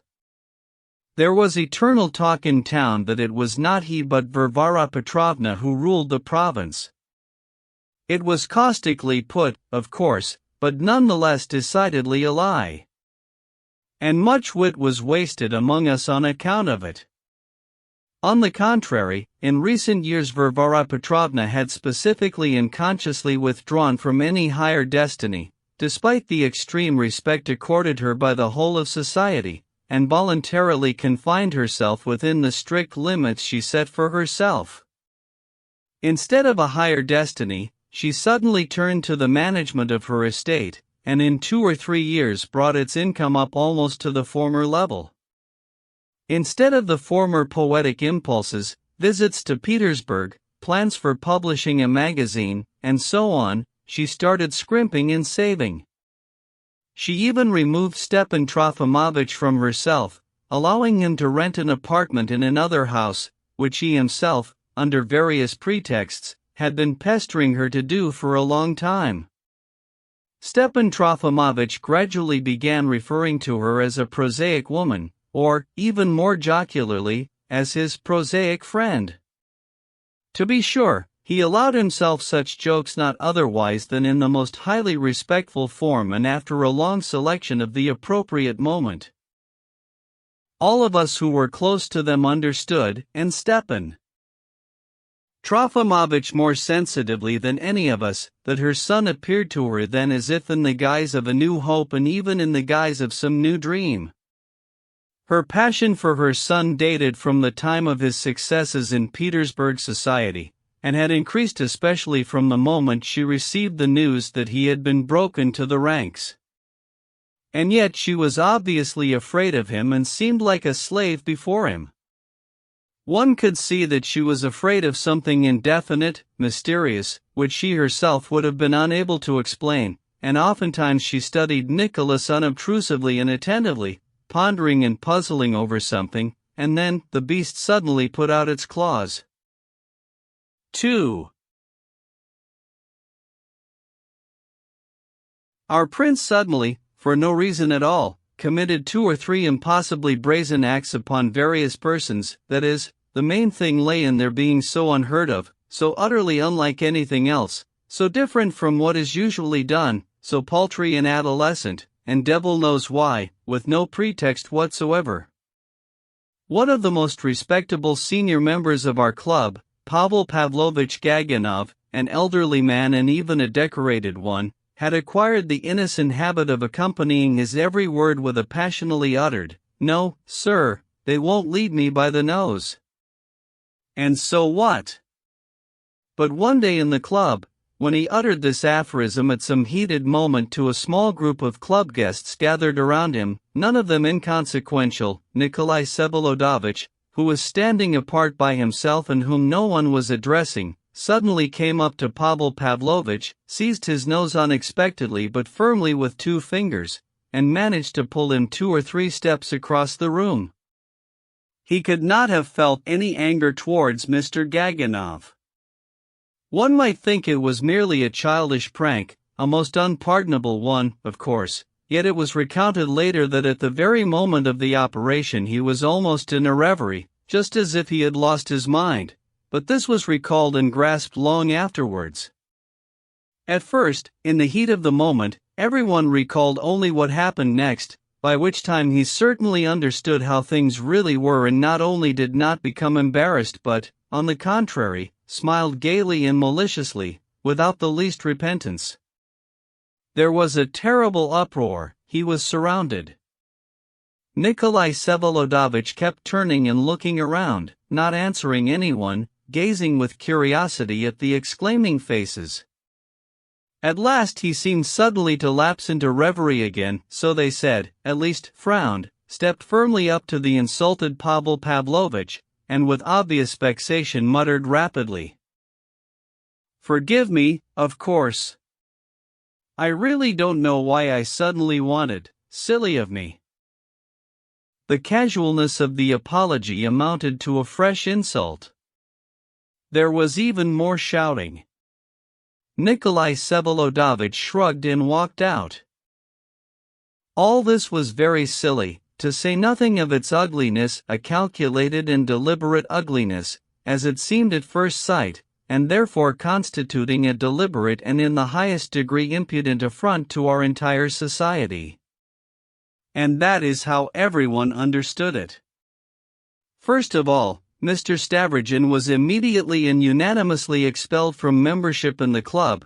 Then it was decided on behalf of the whole club to appeal to the governor and ask him at once, without waiting for the affair to be taken formally to court, to restrain the pernicious Ryuan, the big city swashbuckler, through the administrative power entrusted to him, and thereby protect the peace of all decent circles in our town from pernicious encroachments.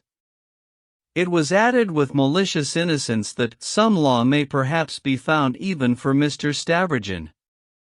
This phrase was prepared for the governor precisely in order to sting him on account of Varvara Petrovna. They delighted in smearing it around.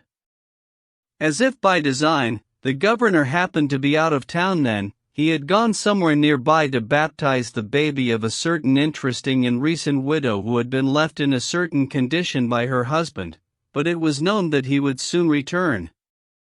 Meanwhile they arranged a real ovation for the esteemed and offended Pavel Pavlovich. They embraced and kissed him, the whole town came to call on him.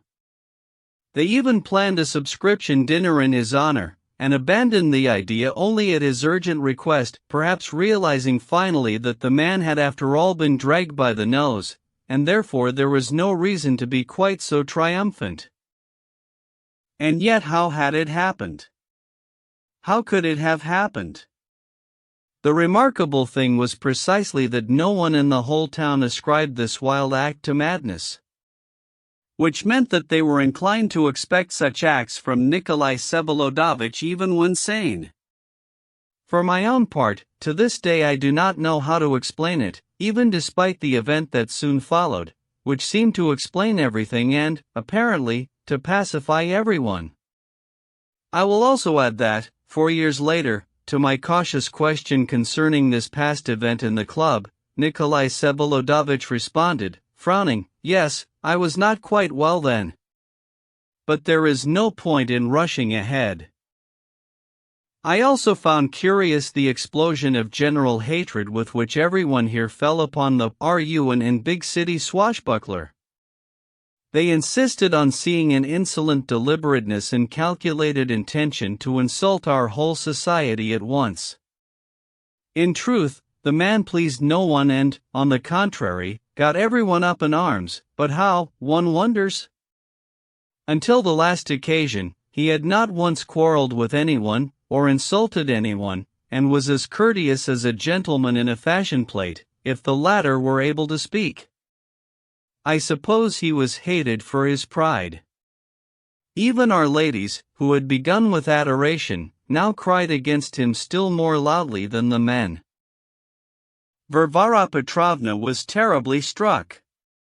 She confessed later to Stepan Trofimovich that she had long been foreseeing it all, during that entire half-year, every day, and even precisely of that very sort, a remarkable confession on the part of one's own mother. "It's begun," she thought with a shudder. The next morning after the fatal evening in the club, she set out cautiously but resolutely to have a talk with her son, and yet the poor woman was all a-tremble despite her resolution.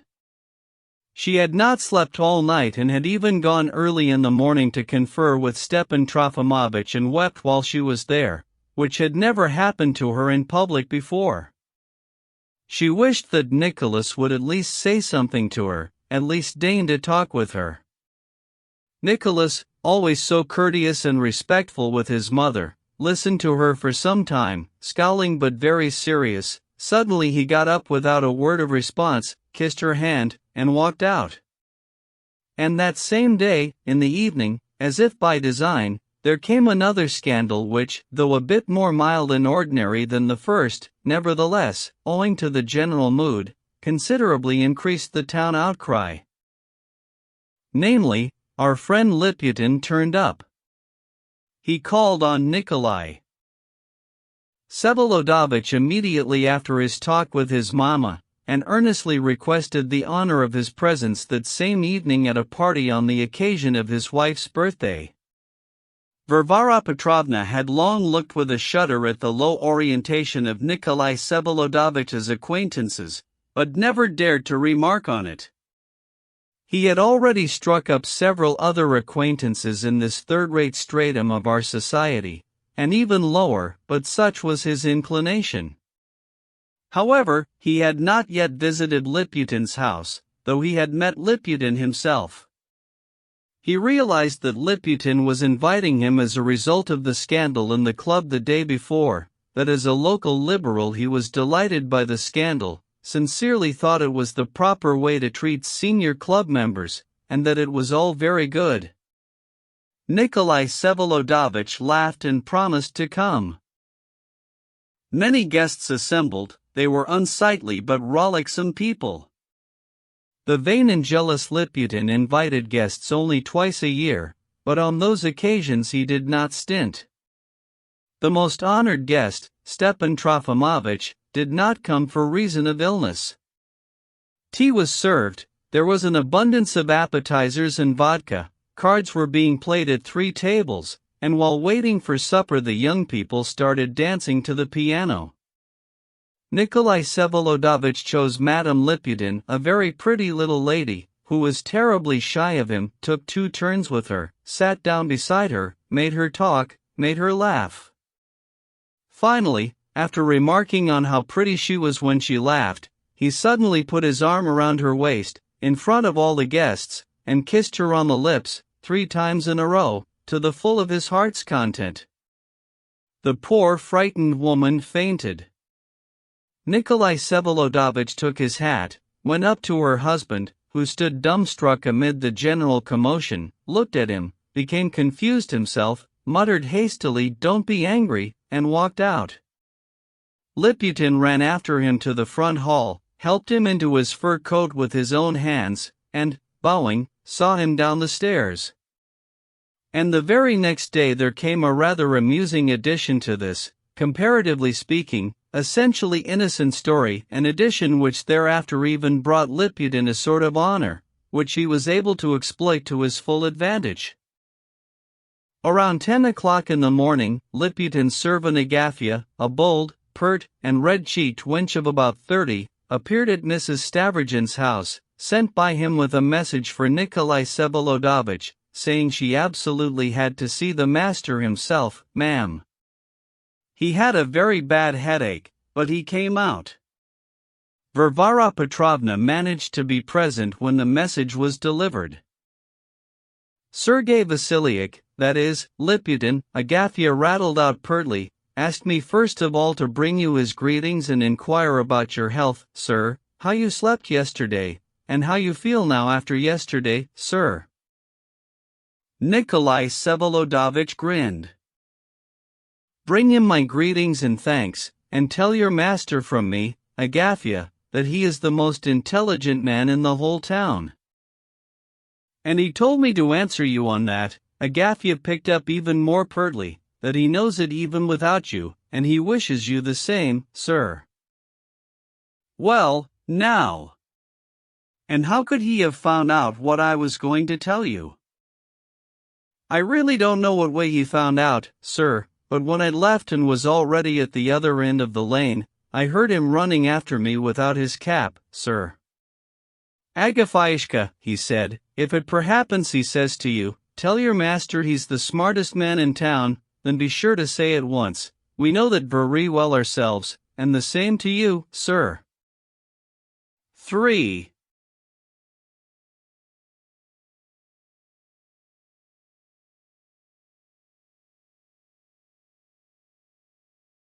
The talk with the governor also finally took place. Our dear, mild Ivan Osipovich had just returned and had just had time to hear the club's hot complaint. Without a doubt something had to be done, but he was perplexed. Our hospitable old man also seemed a bit afraid of his young relative. He decided, however, to persuade him to apologize to the club and to the offended man, but in satisfactory form, and if necessary even in writing, and then gently talk him into leaving us and going to Italy, say, for the interest of it, or generally somewhere abroad.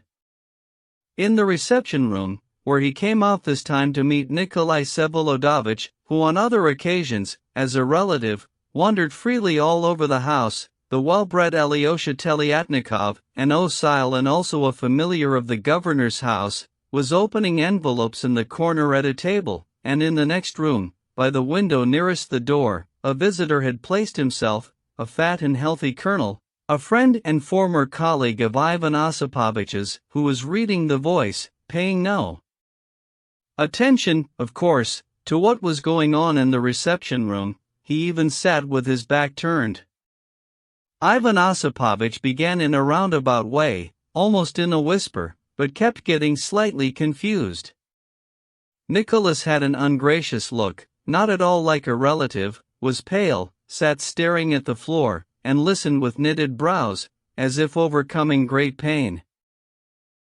You have a kind heart, Nicholas, and a noble one, the old man included among other things. You are quite an educated man, you have moved in the highest circles, and here, too, your behavior up to now has been exemplary and you have set at ease the heart of your mother, who is dear to us all.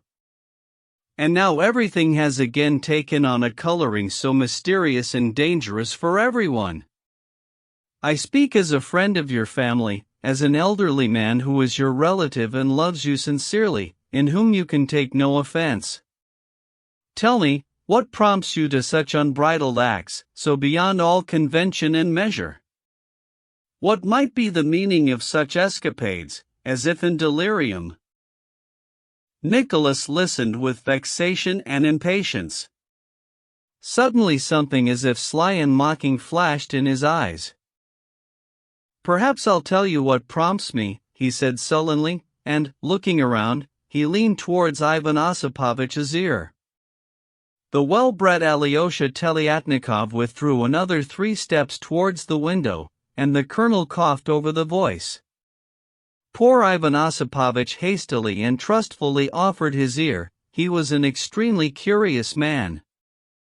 And here something utterly impossible occurred, which, on the other hand, was all too clear in one respect. The old man suddenly felt that, instead of whispering some interesting secret to him, Nicholas had suddenly caught the upper part of his ear in his teeth and clamped it quite firmly. He trembled and his breath failed. "Is this a joke, Nicholas?" he moaned mechanically, in a voice not his own. Alyosha and the colonel had no time to realize anything. Besides, they could not see and thought all along that the two were whispering to each other, and yet the old man's desperate face worried them. They looked goggle-eyed at each other, not knowing whether to rush to his assistance, as agreed, or to wait longer.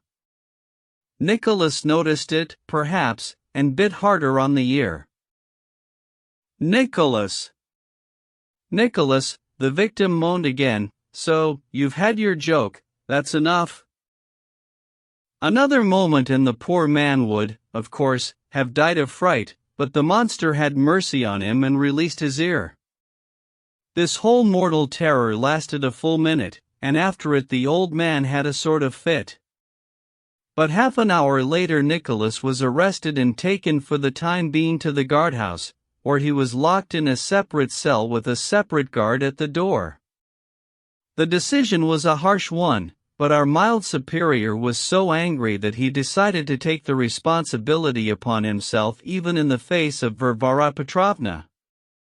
To the general amazement, this lady, who arrived at the governor's in haste and displeasure for an immediate explanation, was turned away at the porch, whereupon, without getting out of the carriage, she went back home, hardly able to believe it herself.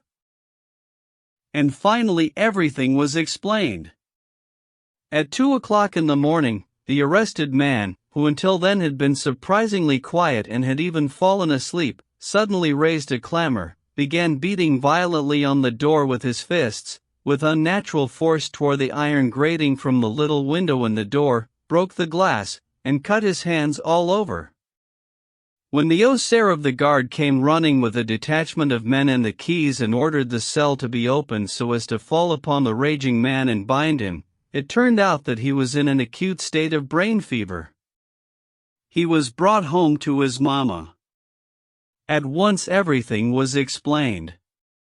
All 3 of our doctors gave the opinion that the sick man could already have been in delirium 3 days earlier, still in possession of consciousness and cunning, but not of common sense and will, which, by the way, was confirmed by the facts. Thus it turned out that Liputin had been the first to guess right. Ivan Osipovitch, a delicate and sensitive man, was extremely embarrassed, but, curiously, that meant that he, too, considered Nikolai Vsevolodovich capable of any crazy act while in his right mind. In the club they were also ashamed and puzzled at how they had failed to notice the elephant and had missed the only possible explanation of all these wonders. Skeptics turned up as well, of course, but they did not hold out for long. Nicholas spent more than 2 months in bed. A famous doctor was invited from Moscow for consultation. The whole town came to call on Varvara Petrovna. Forgiveness was granted. Towards spring, when Nicholas had completely recovered and had assented without any objections to his mother's proposal that he go to Italy, she also persuaded him to pay farewell visits to everyone and, while doing so, to make apologies as far as possible and wherever necessary. Nicholas assented quite readily. It became known in the club that he had a most delicate talk with Pavel Pavlovich Gaganov in his own home, which left the man perfectly satisfied. Going around on his visits, Nicholas was very serious, even somewhat gloomy. Everyone received him, apparently, with complete sympathy, but everyone was also embarrassed for some reason and glad that he was going to Italy. Ivan Osipovich even shed a tear, but for some reason did not dare to embrace him even at this final parting. Indeed, some among us remained convinced that the scoundrel was simply laughing at us all, and that his illness was beside the point. He also stopped by at Liputin's. "Tell me," he asked him, "how could you guess beforehand what I was going to say about your intelligence, and provide Agafya with an answer?" "I'll tell you how," laughed Liputin. "It's because I also regard you as an intelligent man, and therefore could divine your answer beforehand." Still, it's a remarkable coincidence. Excuse me, however, but does it mean that you regarded me as an intelligent man and not a crazy one when you sent Agafya over? As a most intelligent and reasonable man, and I only pretended to believe that you were not in your right mind. And you immediately guessed my thoughts then and sent me a patent for my wit through Agafya. Well, there you're slightly mistaken. I really wasn't well, Nikolai Vsevolodovich muttered, frowning. Bah, he cried out, do you really think I'm capable of throwing myself on people when I'm in my right mind? Why would I do that? Liputin cringed and was unable to answer. Nicholas became somewhat pale, or at least it seemed so to Liputin. In any case, you have a very amusing turn of mind, Nicholas continued, and as for Agafya, I realize, of course, that you sent her to abuse me. Could I have challenged you to a duel, sir? Ah, yes, right. I did hear something about your dislike of duels. Why translate from the French? Liputin cringed again. You adhere to native things? Liputin cringed even more. Ha, ha. What's this I see? Nicholas cried out, suddenly noticing a volume of Considerant II in a most conspicuous place on the table. Do you mean you're a Fourierist? Good for you. But isn't this also a translation from the French? He laughed, tapping the book with his finger. No, it's not a translation from the French. Liputin jumped up, even with some sort of spite. It's a translation from the universal human language, sir, and not just from the French. From the language of the universally human social republic in harmony, that's what, sir. Not just from the French. Pah, the devil, but there is no such language. Nicholas went on laughing. Sometimes even a little thing strikes one's attention exceptionally and for a long time. Though the whole main story about Mr. Stavrogin still lies ahead, I will note here, as a curiosity, that of all his impressions during all the time he spent in our town, the sharpest stamp was left in his memory by the homely and almost mean little figure of the little provincial Osile, the jealous husband and crude family despot, the miser and moneylender, who locked up candle ends and the leftovers from dinner, and who was at the same time a fierce sectarian of God knows what future social harmony, who reveled by night in ecstasies over fantastic pictures of the future phalanstery, three in the coming realization of which, in Russia and in our province, he believed as firmly as in his own existence. And that in a place where he himself had set aside a little house, where he had married a second time and picked up a bit of cash as a dowry, where perhaps for 100 miles around there was not a single person, beginning with himself, who even outwardly resembled a future member of the universally all-human social republic in harmony. God knows how these people get made. Nicholas thought in bewilderment, occasionally recalling the unexpected Fourierist. 4. Our prince traveled for more than 3 years, so that he was almost forgotten in town. But we knew through Stepan Trofimovich that he had been all over Europe, had even gone to Egypt and stopped off at Jerusalem. Then he had stuck himself onto some scientific expedition to Iceland and actually visited Iceland. It was also reported that during one winter he attended lectures at some German university. He seldom wrote to his mother. Once in 6 months or even less often, but Varvara Petrovna was not angry or offended. She accepted the once-established relationship with her son submissively and without a murmur, but, of course, every day of those 3 years she worried about her Nicholas, pined for him, and dreamed of him continually. She did not tell anyone about her dreams or complaints. Apparently she even withdrew somewhat from Stepan Trofimovich. She formed some plans within herself and, it seemed, became even stingier than before, and began saving even more and getting all the more angry over Stepan Trofimovich's losses at cards. Finally, in April of this year, she received a letter from Paris, from Praskovia Ivanovna, General Drozdov's widow and her childhood friend.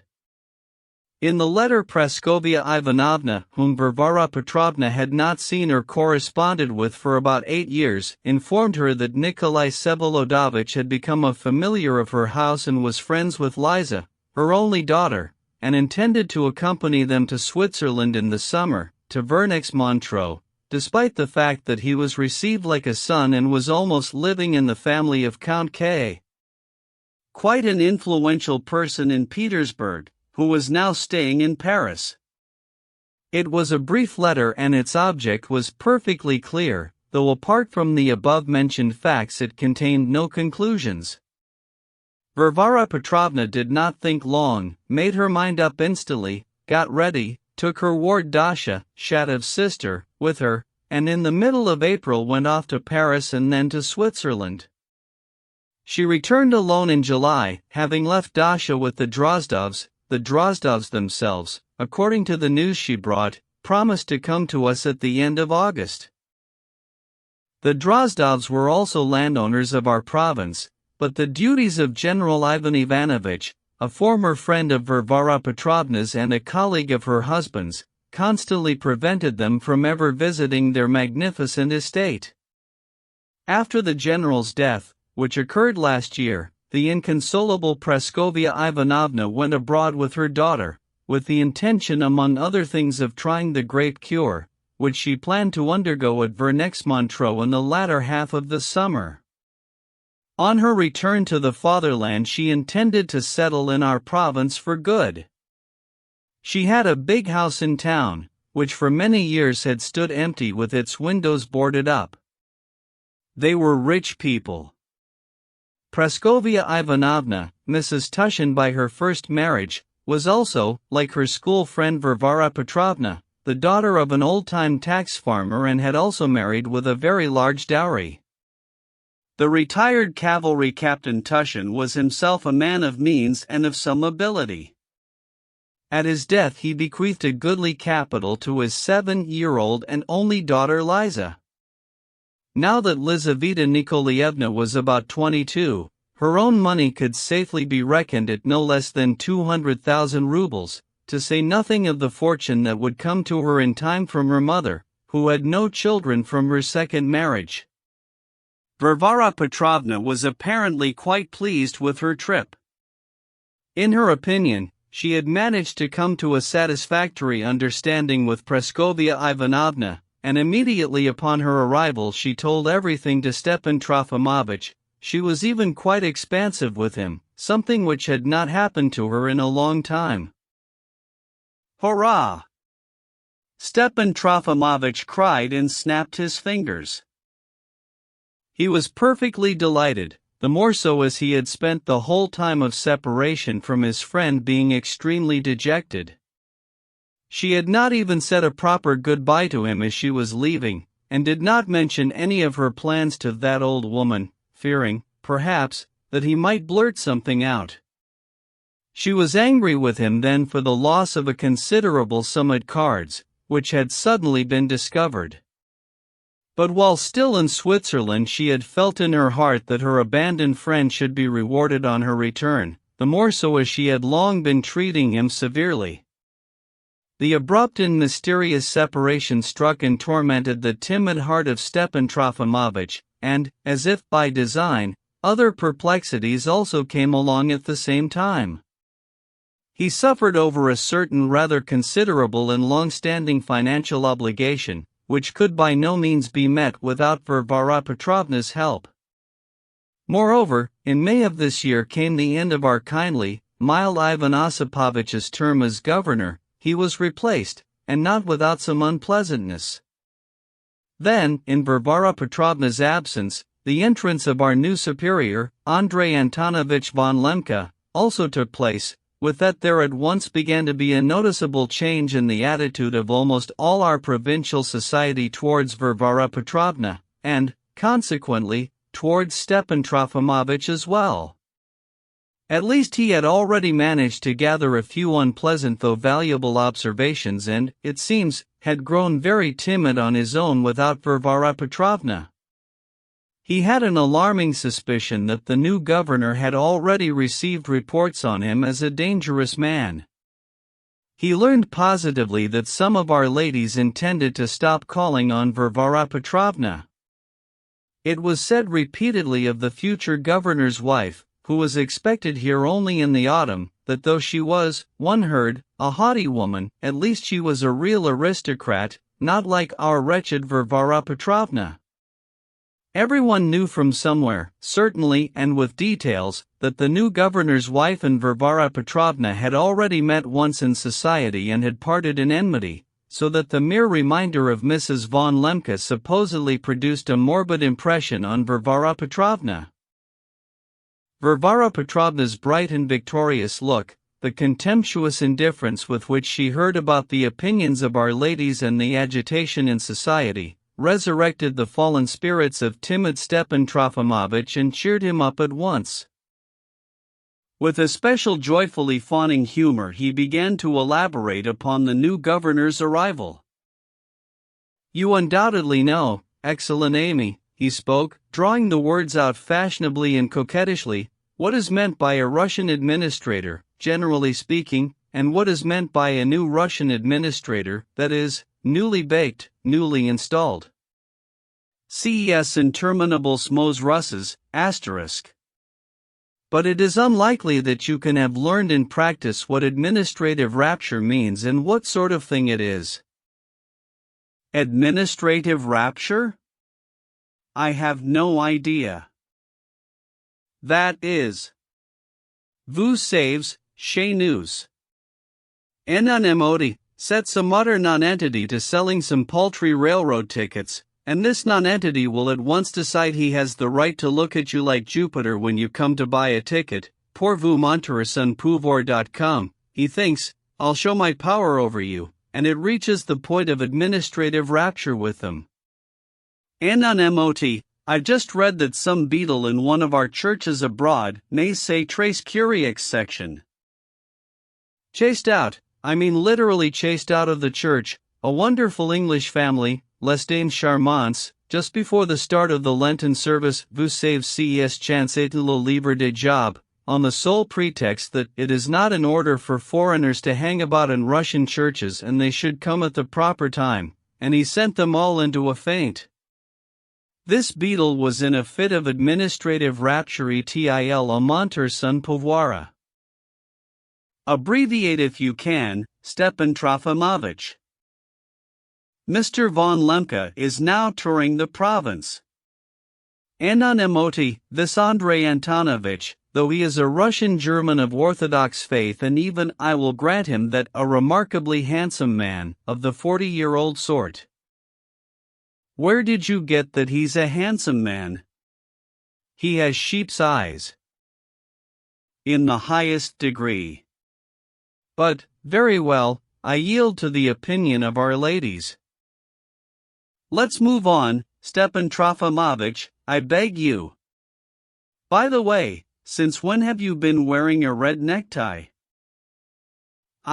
Only today. And do you take your exercise? Do you go for a 4-mile walk every day, as the doctor prescribed? Not always. Just as I thought. I felt it even in Switzerland, she cried irritably. You are now going to walk not 4 but 6 miles a day. You've gone terribly to seed, terribly, terribly. You're not just old, you're decrepit. I was struck when I saw you today, in spite of your red necktie, Kelly de Rouge, go on about von Lemke, if there really is anything to say, but let it end somewhere, I beg you, I'm tired. NNMOT, I merely wanted to say that he is one of those administrators who start out at the age of 40, who vegetate in insignificance until they're 40 and then suddenly make their way by means of an unexpectedly acquired wife or by some other no less desperate means.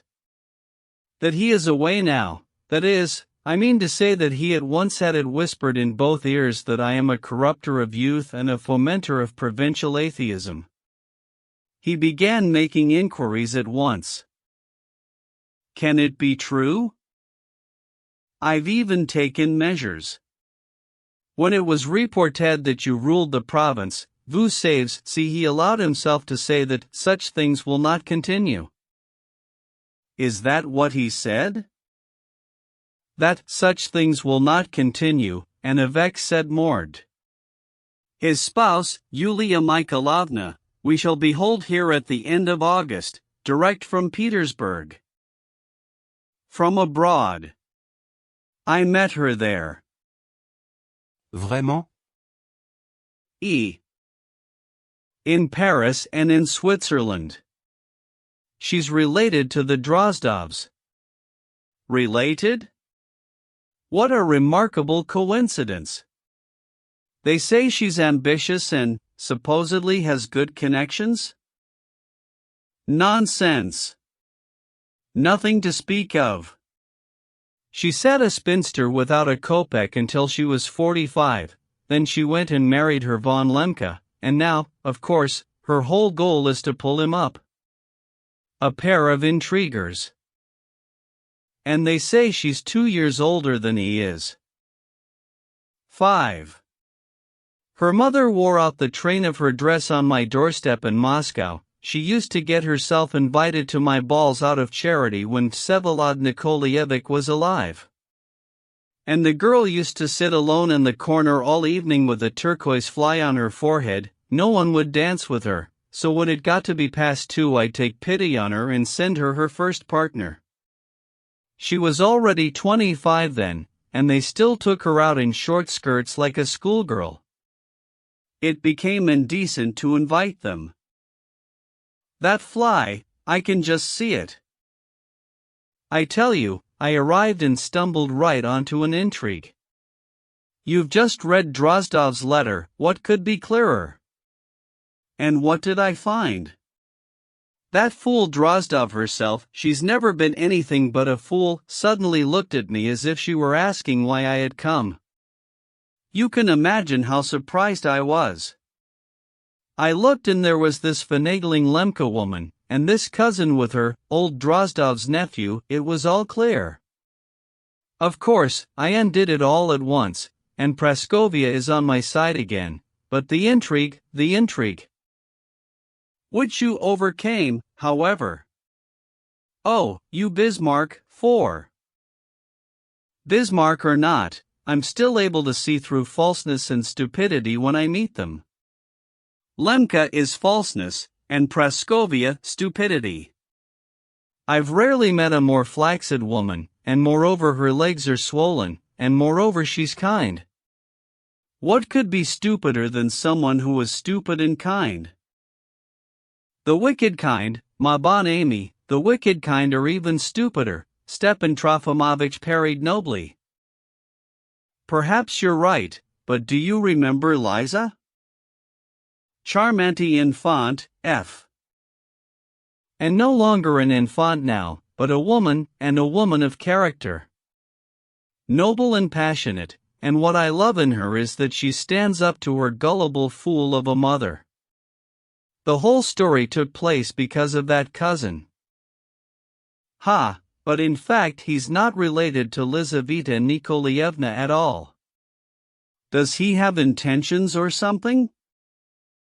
You see, he's a young osair, very taciturn, even modest. I wish always to be just. It seems to me that he's against the whole intrigue himself and doesn't want anything, and the only finagler was Lemka. He had great respect for Nicholas. You understand, it all depends on Liza, but I left her on excellent terms with Nicholas, and he himself promised me that he would certainly come to us in November. So Lemka alone is intriguing here, and Praskovia is simply a blind woman. She suddenly told me that my suspicions were all a fantasy, and I told her to her face that she was a fool. I'm ready to repeat it at the Last Judgment.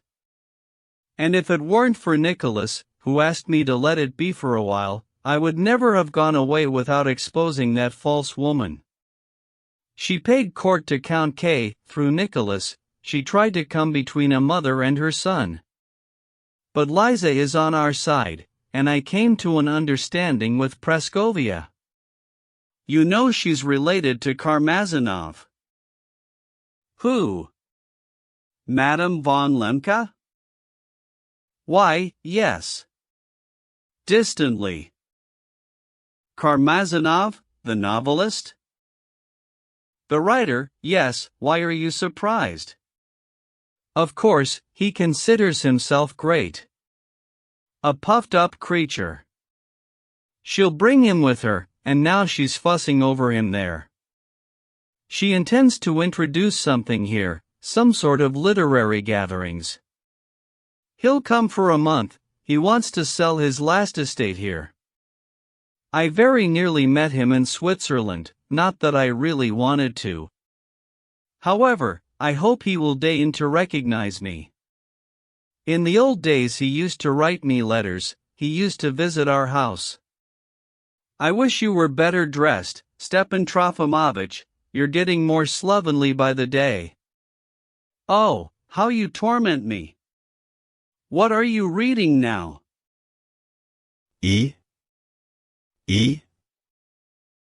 I understand. Friends, drinking parties, club and cards, as usual. And the reputation of an atheist. I don't like this reputation, Stepan Trofimovich. I'd rather you weren't called an atheist, especially now. I've never liked it, in fact, because it's all just empty talk. It must finally be said. Mais, ma chère. Listen, Stepan Trofimovich, compared with you I am, of course, an ignoramus in all matters of learning, but on the way here I was thinking a lot about you. I've arrived at a conviction. And what is it? It is that you and I alone are not smarter than everyone else in the world, but that some people are smarter than we are. Witty and apartment. Some are smarter, meaning some are more right than we are, and therefore we, too, can be mistaken, isn't that so? Mais, ma bonne amie, suppose I am mistaken, but do I not have my all-human, all-time, and supreme right of free conscience? Do I not have the right not to be a bigot and a fanatic if I choose? And for that I shall naturally be hated by various gentlemen till the end of time. Oedipus, come on trouver toujours plus de moins que de raisonner, and since I am in perfect agreement with that. What? What did you say? I said, on trouver toujours plus de moins que de raison, and since I am in. That can't be yours, you must have gotten it somewhere. Pascal said it, 5. Just as I thought, it wasn't you. Why don't you ever say anything like that, so brief and so apt, instead of dragging it all out so? It's much better than what you said earlier about administrative rapture. Ma foi, cher, why? First, probably, because I'm not Pascal, after all, Oedipus. Second, we Russians cannot say anything in our own language. At least we haven't yet. Perhaps that's not quite true. You ought at least to write down such words and remember them, you know, in the event of a conversation. Ah, Stepan Trofimovich, on my way I thought of talking with you seriously. Cher Amy. Now that all these Lemkas, all these Karmazinovs. Oh, God, how you've gone to seed. Oh, how you torment me. I wished these people to feel respect for you, because they're not worth your finger, your little finger, and look how you carry yourself. What will they see? What am I going to show them? Instead of standing nobly as a witness, of continuing to be an example, you've surrounded yourself with some riffraff, you've acquired some impossible habits, you've grown decrepit, you cannot live without wine and cards, you read nothing but Paul de Kock, and you write nothing, while there they all write, you waste all your time on chatter. Is it possible, is it permissible to be friends with such riffraff as your inseparable Liputin? But why my and why inseparable? Stepan Trofimovich timidly protested. Where is he now? Varvara Petrovna went on, sternly and sharply. He has boundless respect for you, and has gone to S.K. to collect his inheritance from his mother. Getting money seems to be the only thing he does. What about Shatov? Same as ever? Irascible, mais bon. I can't bear your Shatov, he's angry and thinks too much of himself. How is Darya Pavlovna's health? You mean Dasha? Why her all of a sudden? Varvara Petrovna looked at him curiously. She's well, I left her with the Drozdovs.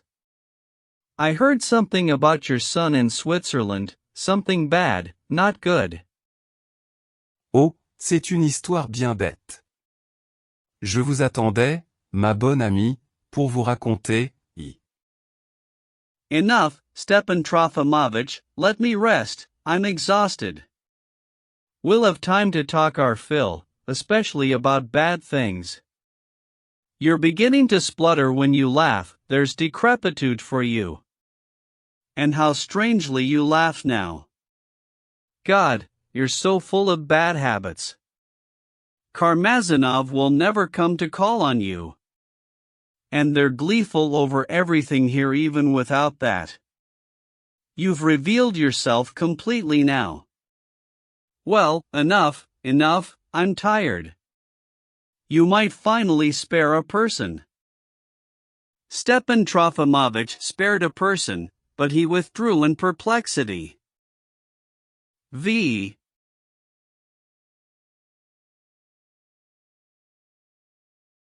Our friend had indeed acquired not a few bad habits, especially of late.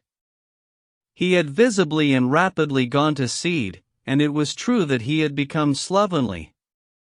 He drank more, grew more tearful and nervous, became overly sensitive to refinement. His face acquired a strange ability to change remarkably quickly, for instance, from the most solemn expression to the most ridiculous and even silly. He could not endure solitude and constantly longed for someone to entertain him at once.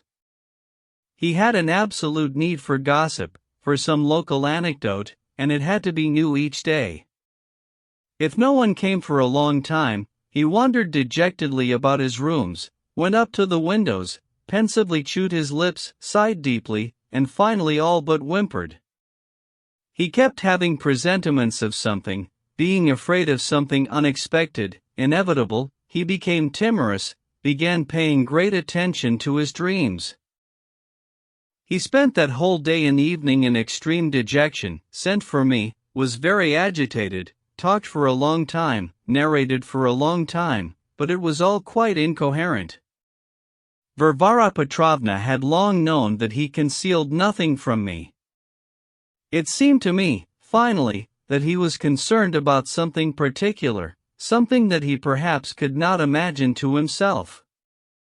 As a rule, when we were alone together and he began complaining to me, a little bottle was almost always brought out after a while, and things would become more heartening.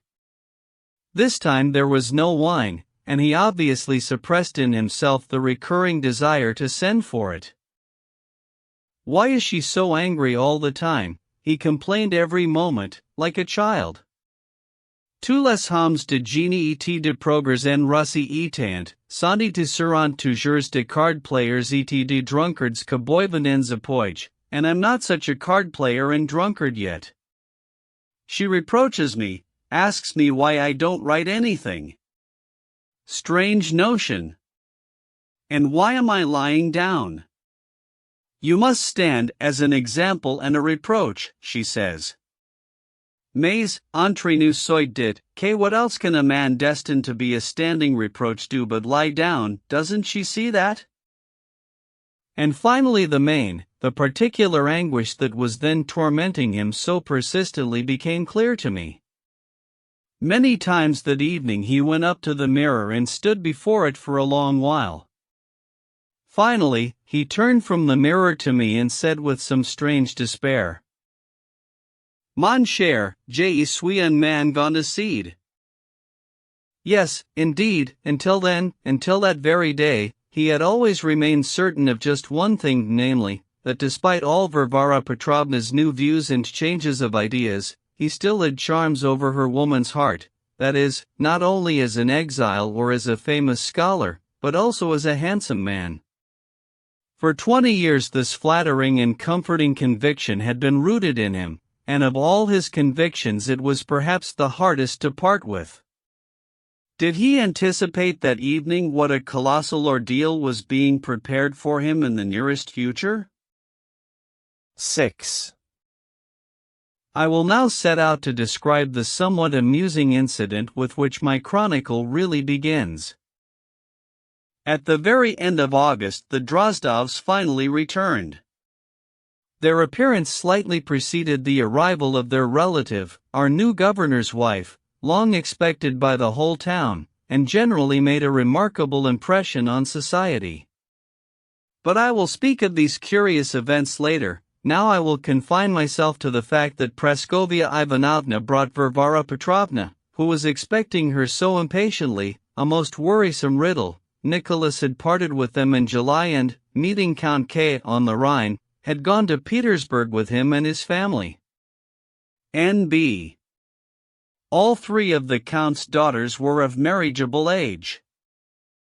I could get nothing from Lizaveta because of her pride and her testiness, Praskovia Ivanovna concluded, but I saw with my own eyes that something had happened between her and Nikolai Vsevolodovich.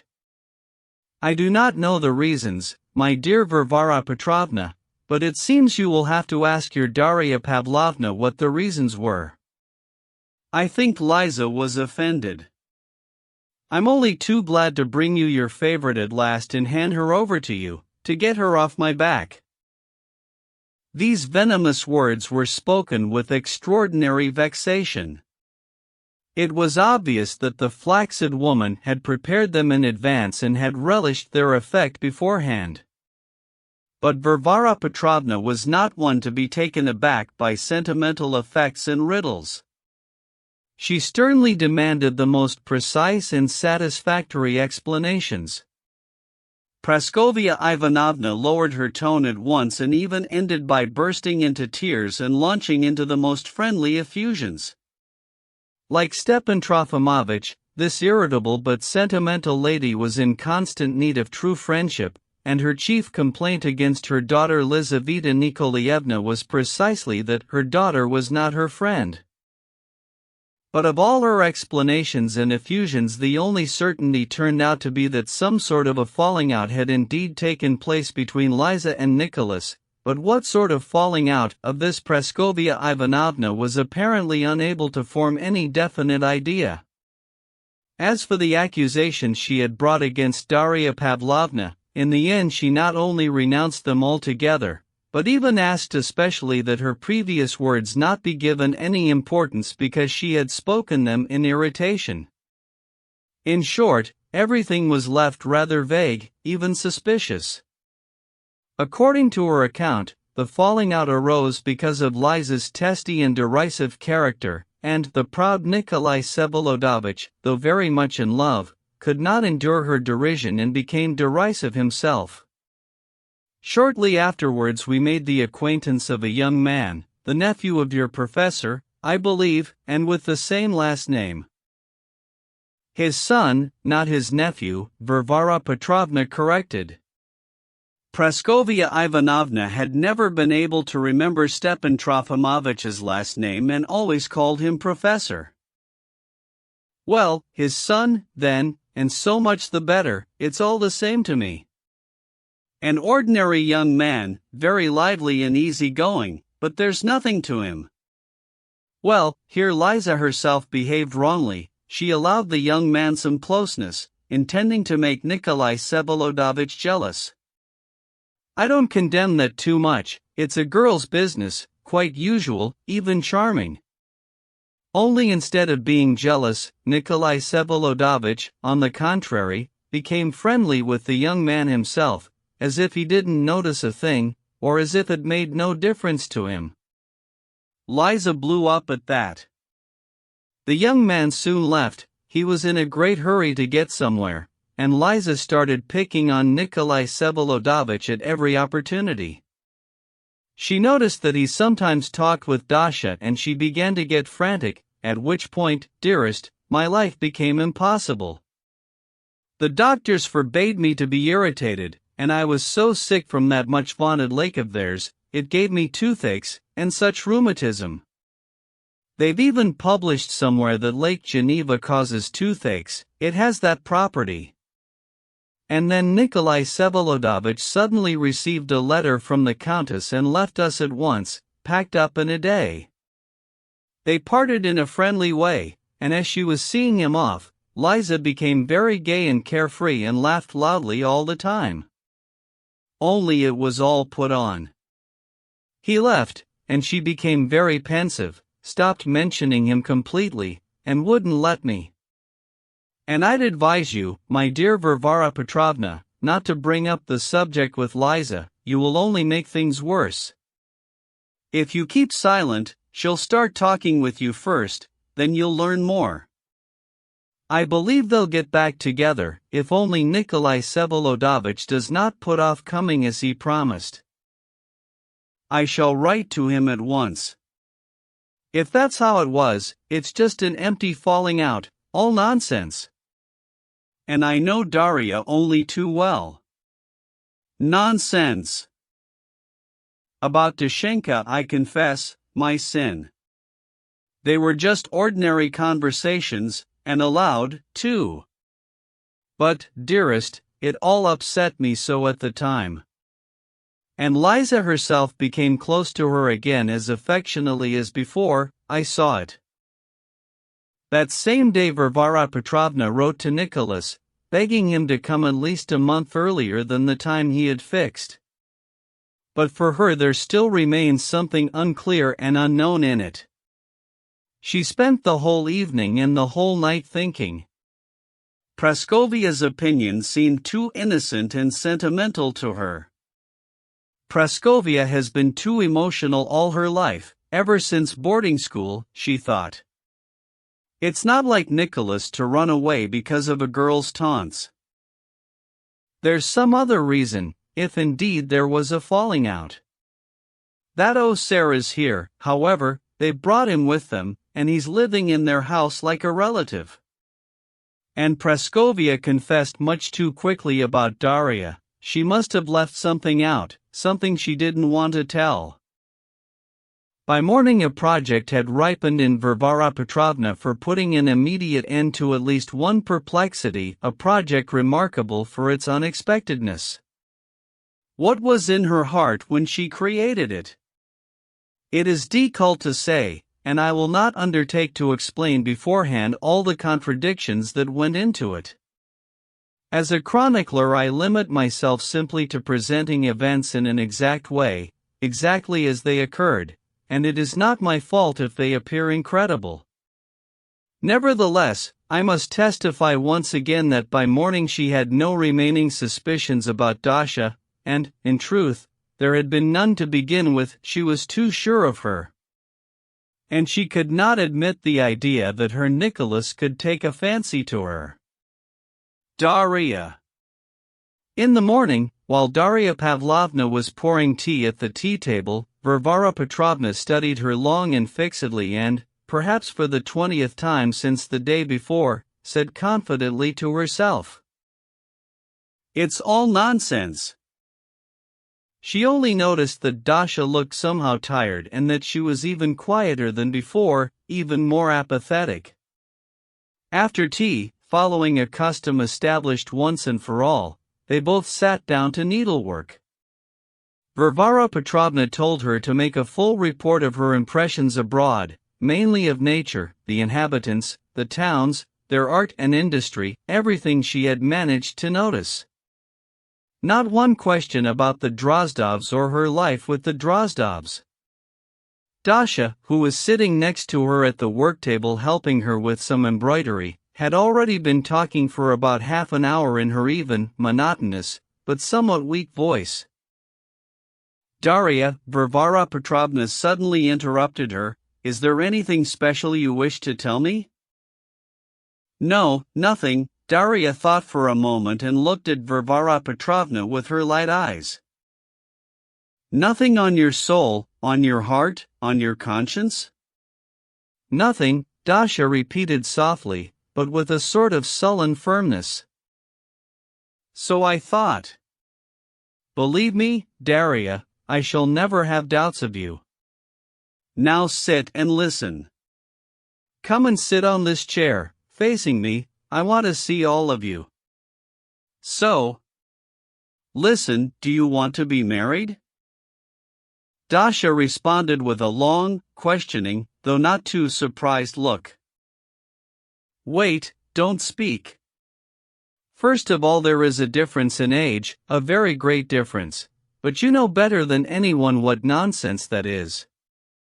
You're a reasonable girl, and there should be no mistakes in your life.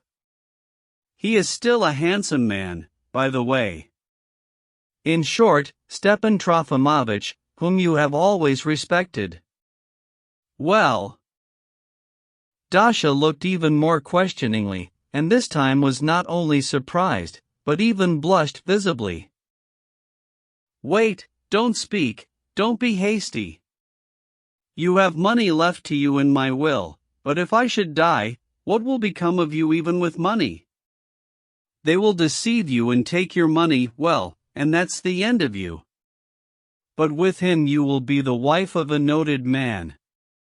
Now look at it from the other side. If I were to die now, even if I provide for him, what will become of him?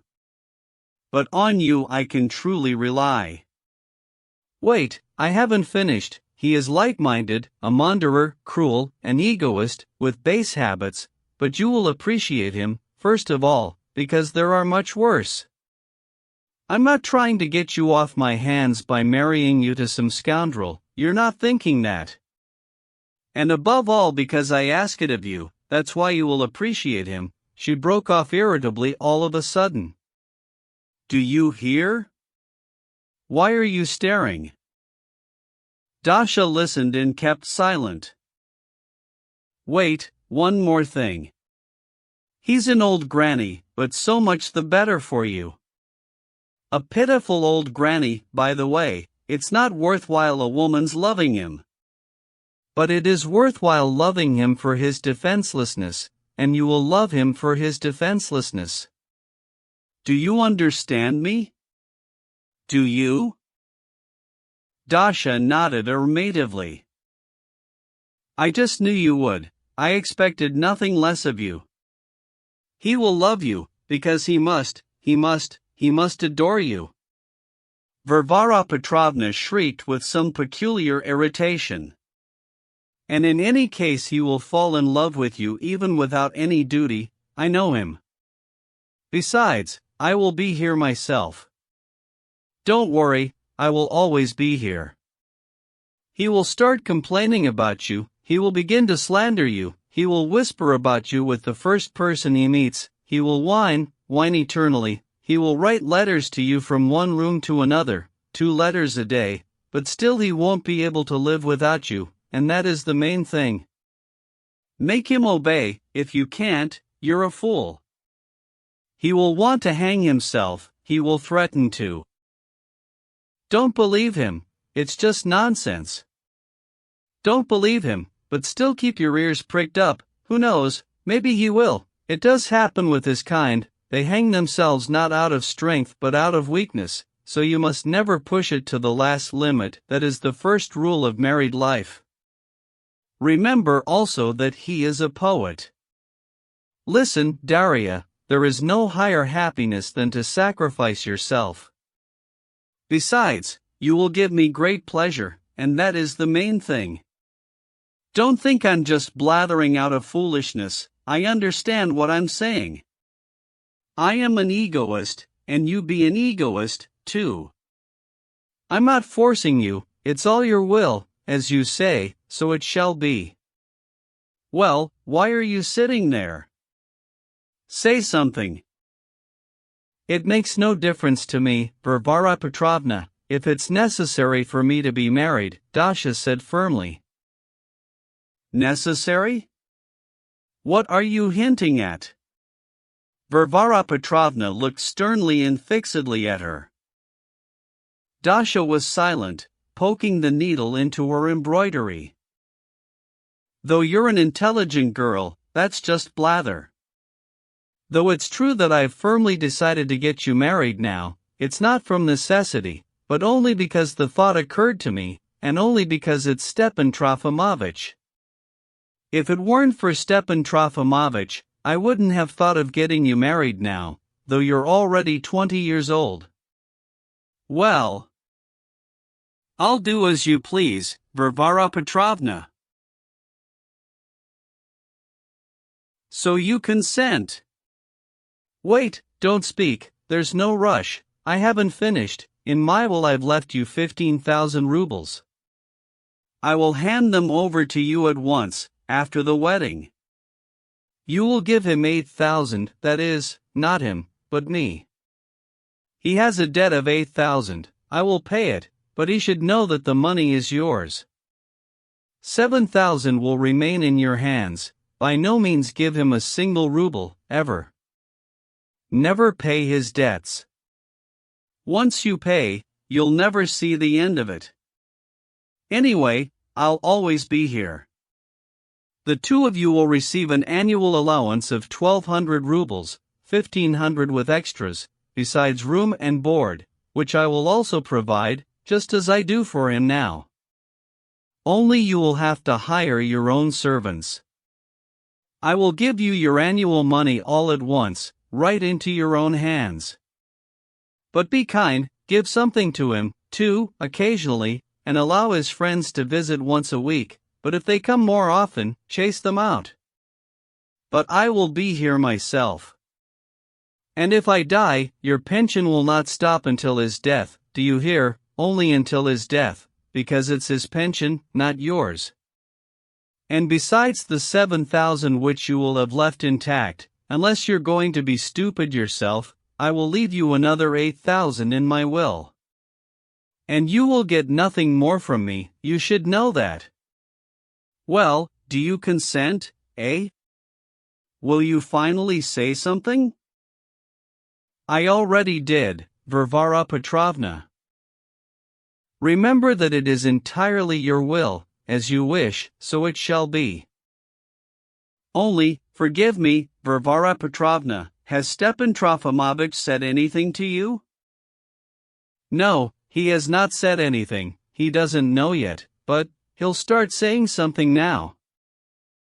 She jumped up instantly and threw on her black shawl. Dasha again blushed a little and was following her with a questioning look. Varvara Petrovna suddenly turned to her with a face burning with wrath. "You fool!" she fell upon her like a hawk, "you ungrateful fool! What's in your mind? Do you think I would compromise you in any way, even the slightest bit? Why, he himself will come crawling on his knees and begging. He must die from happiness, that is how it will be arranged. Don't you know that I would never allow you to be offended? Or do you think he'll take you for the 8,000, and that I'm running now to sell you? Fool, fool, you're all ungrateful fools. Give me my umbrella." And she flew on foot over the wet brick walks and wooden planks to Stepan Trofimovitch. 7. It was true that she would not allow Darya to be offended. On the contrary, she considered that she was now acting as her benefactress. The most noble and blameless indignation flared up in her soul when, putting on her shawl, she caught the embarrassed and mistrustful glance of her ward fixed upon her. She had sincerely loved her from her very childhood. Praskovia Ivanovna had justly called Darya Pavlovna her favorite. Long ago Varvara Petrovna had decided once and for all that Darya's character is not like her brother's, that is, like the character of her brother Ivan Shatov, that she was quiet and meek, capable of great self-sacrifice, unusually devoted, remarkably modest, possessed of rare reasonableness and, above all, of gratitude. So far Dasha had apparently justified all her expectations. "There will be no mistakes in this life," Varvara Petrovna had said when the girl was just 12 years old, and as she had the quality of clinging stubbornly and passionately to any dream that captivated her, and to any new design, to any idea that seemed bright to her, she had decided at once to bring Dasha up like her own daughter. She at once set a sum of money aside for her and sent for a governess, Miss Criggs, who lived in her house until the ward was 16 years old, but for some reason was suddenly dismissed. Teachers also came from the high school, among them a real Frenchman who taught Darya her French. He, too, was dismissed suddenly, as if thrown out. One poor lady who came to town, a widow of gentle birth, taught her to play the piano. But the chief pedagogue remained Stepan Trofimovitch. In fact, he was the first to discover Dasha. He began teaching the quiet child before Varvara Petrovna had even thought about her. Again I repeat, it was remarkable how children took to him. Lizaveta Nikolaevna Tushin studied with him from the age of 8 to 11, of course. Stepan Trofimovitch taught her without fee, and would not have taken one from the Drozdovs for anything. But he fell in love with the lovely child and told her some sort of poetic tales about the order of the world, the earth, the history of mankind. His lectures on primitive peoples and primitive man were more engaging than Arabian tales. Liza, who used to be thrilled by these stories, would imitate Stepan Trofimovitch at home in a very funny way. He found out about it, and once caught her unawares. Embarrassed, Liza threw herself into his arms and burst out crying. So did Stepan Trofimovitch, from rapture. But Liza soon left, and only Dasha remained. When teachers started coming to Dasha, Stepan Trofimovitch abandoned his lessons with her and gradually ceased paying attention to her. It went on like that for a long time. Once, when she was already 17, he was suddenly struck by her comeliness. This happened at Varvara Petrovna's table. He got into conversation with the young woman, was very pleased with her responses, and in the end suggested that he give her a serious and extensive course in the history of Russian literature. Varvara Petrovna praised and thanked him for the wonderful idea, and Dasha was delighted. Stepan Trofimovitch set about making special preparations for the lectures, and finally they began. He started with the ancient period. The first lecture proved fascinating. Varvara Petrovna was present. When Stepan Trofimovich finished and announced to his pupil, upon leaving, that next time he would begin analyzing the song of Igor's campaign, Varvara Petrovna suddenly stood up and announced that there would be no more lectures.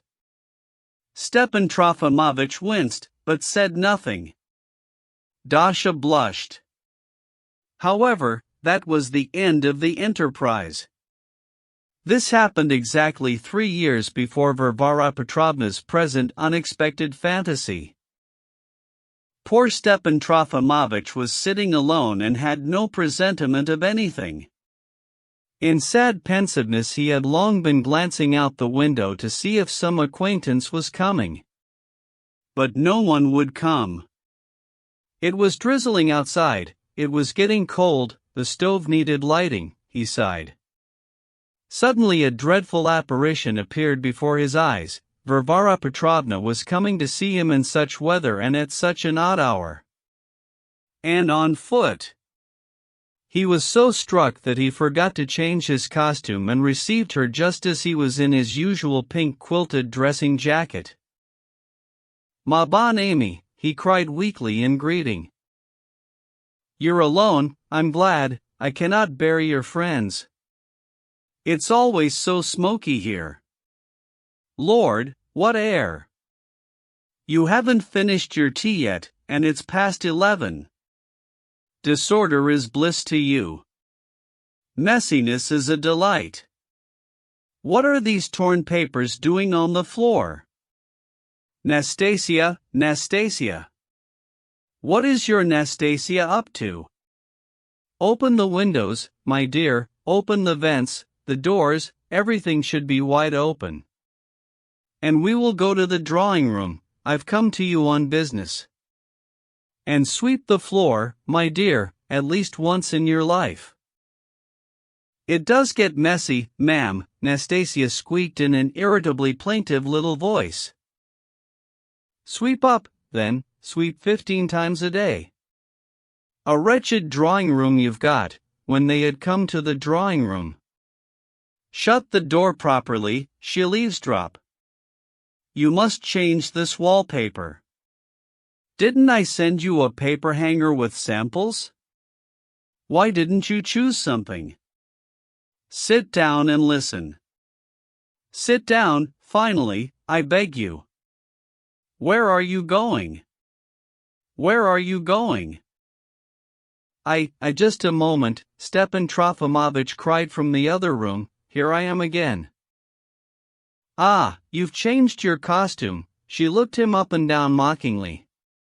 He had put on his frock coat over the dressing jacket. That is certainly more fitting for our conversation. Sit down, finally, I beg you. She explained everything to him at once, abruptly and convincingly.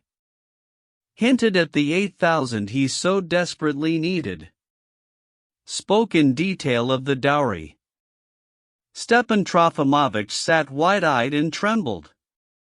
He heard everything, but could not understand it clearly. Wanted to speak, but his voice kept failing. He knew only that everything would be as she was saying, that to object or disagree would be a futile undertaking, and that he was irretrievably a married man. Mais, ma bonne amie, a third time, and at my age, and to such a child, he said at last. Mais c'est une enfant. A child who, thank God, is 20 years old. Please stop rolling your eyes, you're not on stage. You are very intelligent and learned, but you understand nothing of life, you need a nanny constantly looking after you. I will die, and what will become of you? And she will be a good nanny for you, she's a modest girl, firm, reasonable, besides, I will be here myself, I won't die right away. She's a homebody, an angel of meekness. This happy thought kept occurring to me still in Switzerland. Do you understand? Since I myself am telling you she's an angel of meekness, she suddenly cried out fiercely. Your place is a mess, she'll make it clean, she'll put everything in order, it will be like a mirror. Ah, but do you still fancy I should bow and scrape before you with such a treasure, enumerating all the benefits, playing the matchmaker? No, you yourself should, on your knees. Oh, empty, pusillanimous man. But I'm old. So what if you're 53? 50 isn't the end, it's the middle of life. You're a handsome man, and you know it yourself. You also know how she respects you. If I were to die, what would become of her? But with you she will be at ease, and I will be at ease. You have distinction, a name, a loving heart, you receive a pension, which I regard as my duty. You may even save her. In any case, you will do her an honor. You will shape her life, develop her heart, guide her thoughts. So many people perish nowadays because their thoughts are misguided. By then your work will be ready, and all at once you will remind the world of yourself. I was just, he mumbled, flattered now by Varvara Petrovna's clever flattery. I was just going to sit down and write my stories from Spanish history. There, you see, everything is falling into place. But, her? Have you told her? Don't worry about her, and there's no need for you to be curious. Of course, you must ask her yourself, beg her to do you the honor, understand? But don't worry, I will be here. Besides, you love her. Stepan Trofimovich became dizzy, the walls began spinning around. There was one dreadful idea here which he was unable to cope with. Excellent Amy, his voice suddenly trembled, I could never have imagined that you would decide to give me in marriage to some other woman. You're not a young maiden, Stepan Trofimovich, only young maidens are given in marriage, and you yourself are doing the marrying, Varvara Petrovna hissed venomously. Oui, j'ai pris un mot pour un autre. Mais, say eagle, he stared at her with a lost look. I see that say eagle, she said through her teeth, contemptuously. Lord! He's fainted. Nastasia. Water! But it did not get as far as water. He revived. Varvara Petrovna took her umbrella. I see there's no point in talking to you now. Oui, je suis incapable, peine. But by tomorrow you will have rested and thought it over. Stay home, and if anything happens, let me know, even during the night. Don't write letters, I won't read them. Tomorrow at this time I will come myself, alone, for a final answer, and I hope it will be satisfactory. Try to see that no one is here, and that there's no mess, because just look at this. Nastasia. Of course, the next day he accepted, and he could not have done otherwise. There was one special circumstance here. 8. Stepan Trofimovich's estate, as we used to call it, about 50 souls by the old way of reckoning, 7 in adjoining Skvoreshniki, was not his at all, but had belonged to his first wife, and so now to their son, Fyodor Stepanovich Verkhovensky. Stepan Trofimovich was merely the trustee, and thus, once the nestling was fully fledged, acted through a formal warrant as manager of the estate. For the young man it was a profitable deal. He received up to 1,000 rubles a year from his father as income from the estate, while under the new regulations it did not yield as much as 500, and perhaps even less. God knows how such arrangements were set up. However, the entire 1,000 was sent by Varvara Petrovna, and Stepan Trofimovich did not contribute a single ruble to it. On the contrary, he pocketed all the income from this bit of land, and, furthermore, ruined it altogether by leasing it to some dealer and, in secret from Varvara Petrovna, selling the timber that was its main valuable asset. He had been selling this timber piecemeal for a long time. Its total worth was about 8,000 at least, yet he got only 5 for it. But he sometimes lost too much at the club, and was afraid to ask Varvara Petrovna. She ground her teeth when she finally learned of it all. And now the boy suddenly notified him that he was coming himself to sell his property at all costs, and charged his father with promptly arranging for the sale. It was clear that Stepan Trofimovich, being a lofty and disinterested man, felt ashamed before C.E. Charenfant, whom he had last seen as a student in Petersburg all of 9 years earlier. Originally, the entire estate might have been worth some 13 or 14,000, but now it was unlikely that anyone would give 5 for it. Stepan Trofimovich undoubtedly had every right, in terms of the formal warrant, to sell the timber, and taking into account the impossible annual income of 1,000 rubles, which had been sent punctually for so many years, could make a good defense of himself in any final settlement.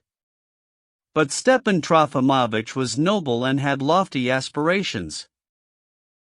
A remarkably beautiful thought flashed in his head, to lay out nobly on the table, when Petrusha came, the highest maximum of the price, that is, even 15,000, without the slightest hint at the sums that had been sent previously, and then firmly, very firmly, with tears, to press C.E. Cherfilso to his heart, and so settle all accounts.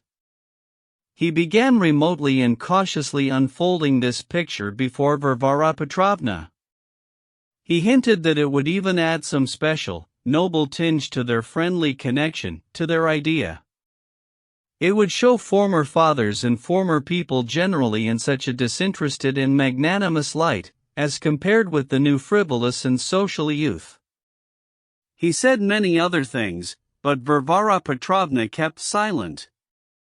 At last she dryly informed him that she would agree to buy their land and would pay the maximum price for it, that is, 6 or 7,000, even 4 would have been enough. Of the remaining 8,000 that had flown away with the timber, she did not say a word. That was a month before the matchmaking. Stepan Trofimovich was struck and began to ponder. Before then there could still have been a hope that the boy might perhaps not come at all, a hope, that is, judging from outside, in the opinion of some third person. Stepan Trofimovich, as a father, would have rejected indignantly the very notion of such a hope. In any case, up to then all sorts of strange rumors kept reaching us about Petrusha. At first, after finishing his studies at the university about 6 years before, he had hung about Petersburg with nothing to do. Suddenly there came news that he had taken part in the composing of some anonymous tract and was implicated in the case. Then he suddenly turned up abroad, in Switzerland, in Geneva, might have fled there for all we knew. It is surprising to me, Stepan Trofimovich, deeply embarrassed, preached to us then. Petrusha, c'est une si pauvre tête. He is kind, noble, very sensitive, and I was so glad then, in Petersburg, comparing him with modern young people, but say un pauvre sire tout de Memek. And, you know, it all comes from that same half-bakedness, from sentimentality. They're fascinated not by realism, but by the sensitive, ideal aspect of socialism, its religious tinge, so to speak, its poetry, to someone else's tune, of course. And yet me, what about me? I have so many enemies here, and even more there, it will all be put down to his father's influence. God! Petrusha, a moving force. What times we live in. Petrusha, by the way, very soon sent his exact address from Switzerland, so that his money could be sent as usual, therefore he was not entirely an émigré. And now, after spending about 4 years abroad, he suddenly reappeared in his fatherland and sent word of his imminent arrival, therefore he had not been accused of anything. Moreover, someone had supposedly even taken an interest in him and become his patron. He wrote now from the south of Russia, where he was on a private but important mission for someone and was making arrangements for something.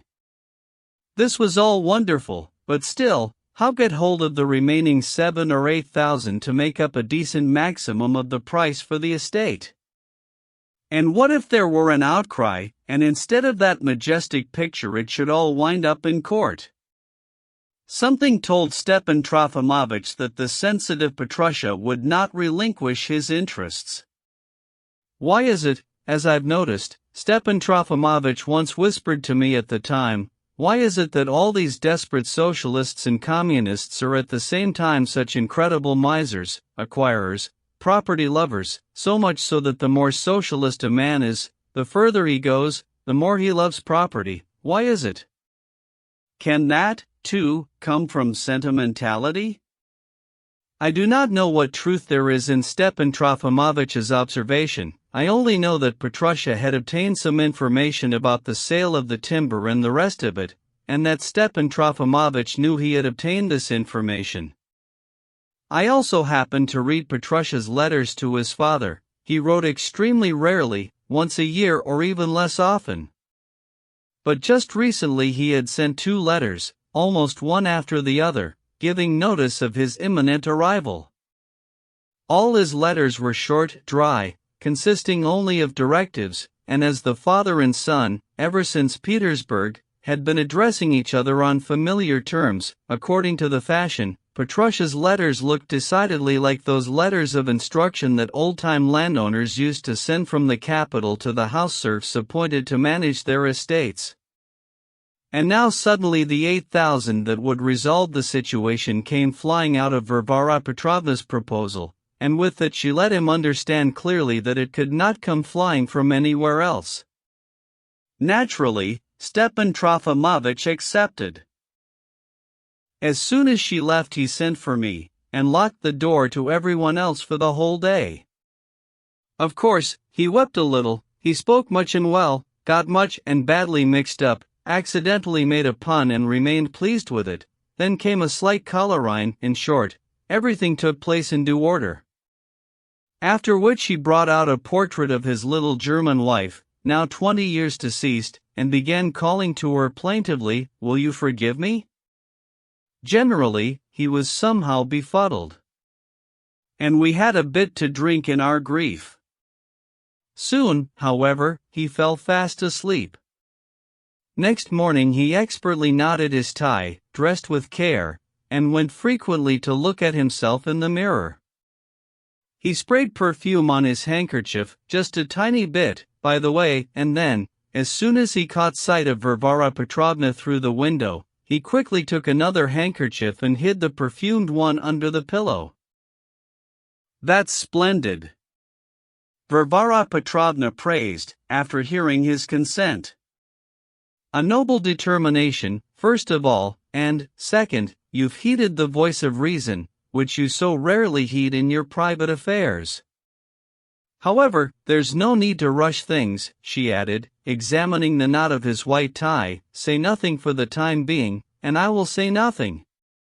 It will soon be your birthday, I will come to see you with her. Prepare an evening tea and, please, no wine or appetizers, however, I'll see to everything myself. Invite your friends. You and I will make the selection, however. You may have a talk with her the day before if need be, and during your evening we will not really make an announcement or some sort of betrothal, but simply hint or let it be known without any solemnity. And then in 2 weeks or so you'll be married, with as little noise as possible. You both might even go away for a while, right after the ceremony, let's say to Moscow, for instance. Perhaps I'll go with you as well. And, above all, say nothing till then. Stepan Trofimovich was surprised. He tried to murmur that it was impossible that way, that he must have a talk with the fiancée, but Varvara Petrovna fell upon him irritably. And what for? First, it's still possible that nothing will happen. What? Nothing, the fiancé muttered, now totally flabbergasted. Just so. I still have to see. However, everything will be as I've said, and don't worry, I'll prepare her myself. There's no need for you at all. Everything necessary will be said and done, and there's no need of you for that. Why? In what role? Do not come yourself and do not write letters. Not a breath, not a whisper, I beg you. I, too, will say nothing. She was decidedly unwilling to explain herself and left visibly upset. It seemed she was struck by Stepan Trofimovich's excessive readiness. Alas, he decidedly did not understand his position, and the question had not yet presented itself to him from any other point of view. On the contrary, some new tone emerged, something triumphant and frivolous. He swaggered. I like that, he exclaimed, standing before me and spreading his arms. Did you hear? She wants to push me so far that I finally will stop wanting it. Because I, too, can lose my patience and stop wanting it. Sit still, there's no need for you to go there, but why, finally, must I get married? Just because of her ridiculous fantasy? But I am a serious man and may not want to submit to the idle fantasies of a whimsical woman. I have duties towards my son and towards myself. I am making a sacrifice, does she understand that? Perhaps I agreed because I'm tired of life and it makes no difference to me. But she may provoke me, and then it will make a difference. I will get offended and refuse. Et enfin, le ridiculer. What will they say at the club? What will Liputin say? It's still possible that nothing will happen, fancy that. But that's the limit. That's... I don't know what. Je suis un forcat, unbedingt 8 man pushed to the wall. And at the same time a certain capricious smugness, something frivolously playful, peeped out through all these plaintive exclamations. In the evening we drank some more. 3. Someone else's sins. About a week went by, and the affair began to expand itself somewhat. I will observe in passing that I endured much anguish during this unfortunate week, staying almost constantly at the side of my poor match-made friend in the quality of his closest confidant. It was mainly shame that oppressed him, though during this week we did not see anyone and sat by ourselves all the time, but he was ashamed even before me, and to such an extent that the more he revealed to me, the more vexed he was with me for it. In his insecurity he suspected that everyone already knew everything, all over town, and was afraid to show himself not only at the club but in his own circle as well. Even for a stroll, to get the necessary exercise, he would go out only at full dusk, when it was already quite dark. A week went by, and he still did not know whether he was engaged or not, and had no way of finding out for certain, however much he tried. He still had not seen the fiancée, did not even know if she was his fiancée, did not even know if there was anything serious in it all. Varvara Petrovna for some reason decidedly did not want to admit him to the house. She replied to one of his first letters, and he wrote her a great many, with a direct request that he spare her any relations with him for the time being, because she was busy, and as she herself had much of the greatest importance to tell him, she was deliberately waiting for a freer moment than the present, and would in time let him know herself when he could come to her. And she vowed to send his letters back unopened, because it was all just sheer indulgence. I myself read this note, he showed it to me. And yet all of it, all this rudeness and uncertainty, was nothing compared with his chief care. This care tormented him greatly, relentlessly, he kept losing weight over it, and his spirits declined. It was something he was ashamed of most of all, and which he by no means wished to speak about even with me. On the contrary, whenever the occasion arose, he lied and hedged before me like a little boy, and yet he himself would send for me every day. He was unable to be without me even for 2 hours, needing me like water or air. Such behavior wounded my pride somewhat.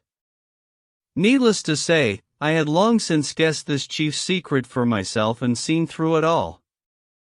According to my deepest conviction then, the revealing of this secret, this chief care of Stepan Trofimovitch's, would not have added to his credit, and therefore, being still a young man, I was somewhat indignant at the coarseness of his feelings and the ugliness of some of his suspicions. In the heat of passion, and, I confess, finding it boring to be a confidant, I perhaps blamed him too much. In my cruelty, I tried to obtain a full confession from him, though, by the way, I did allow that to confess certain things might prove embarrassing. He, too, understood me thoroughly, that is, he clearly saw that I understood him thoroughly, and that I was even angry with him, and was himself angry with me for being angry with him and for understanding him thoroughly. Perhaps my irritation was petty and stupid, but shared isolation is sometimes extremely damaging to true friendship. From a certain angle he understood some aspects of his position correctly, and even defined it quite subtly in those points about which he did not find it necessary to be secretive. "Oh, is this how she was then?" he would sometimes let slip about Varvara Petrovna. "Is she the same woman she once was, when she and I used to talk? Do you know that she was still able to talk then? Can you believe that she had thoughts then, her own thoughts? That's all changed now. She says it was all just the same old blather. She despises the former times. She's become some sort of steward, an economist, a hard person, and she's angry all the time. What is there for her to be angry about, since you've done what she demanded?" I objected to him. He gave me a subtle look. Cher ami, if I hadn't consented she would have been terribly angry, terrible. But still less than she is now that I have consented. He remained pleased with this phrase of his, and we finished a little bottle that evening. But it was only momentary. The next day he was more terrible and morose than ever. But I was vexed with him most of all because he could not even bring himself to go and pay the necessary call on the just-arrived Drozdovs, to renew the acquaintance, which it was heard they themselves desired, for they had already asked about him, and which grieved him daily. He spoke of Lizaveta Nikolaevna with a sort of rapture which was incomprehensible to me. No doubt he remembered in her the child he had once loved so much, but, besides that, for some unknown reason he fancied that near her he would at once find relief from all his present torments and would even resolve his most important doubts. He hoped to find some extraordinary being in Lizaveta Nikolaevna. And yet he would not go to her, though he made ready to do so every day. The main thing was that at the time I myself wanted terribly to be introduced and recommended to her, for which I had only Stepan Trofimovitch to count on. I had been greatly impressed then by my frequent meetings with her, in the street, of course, when she went for an outing on horseback, dressed in a riding habit and mounted on a beautiful horse, accompanied by her so-called relative, a handsome Osair, the late General Drozdov's nephew. My blindness lasted only a moment, and soon afterwards I understood all the impossibility of my dream, but it really did exist, if only for a moment, and therefore it may be imagined how indignant I occasionally became with my poor friend at that time for his persistent seclusion. Our group was socially notified from the very beginning that Stepan Trofimovich would not be receiving for a while and asked to be left in perfect peace. He insisted on a circular notification, though I advised against it. And so I went around, at his request, and gave out to everyone that Varvara Petrovna had charged our old man, as we all referred to Stepan Trofimovich among ourselves, with some urgent work putting in order some correspondence from several years past, that he had locked himself in, and I was helping him, and so on and so forth.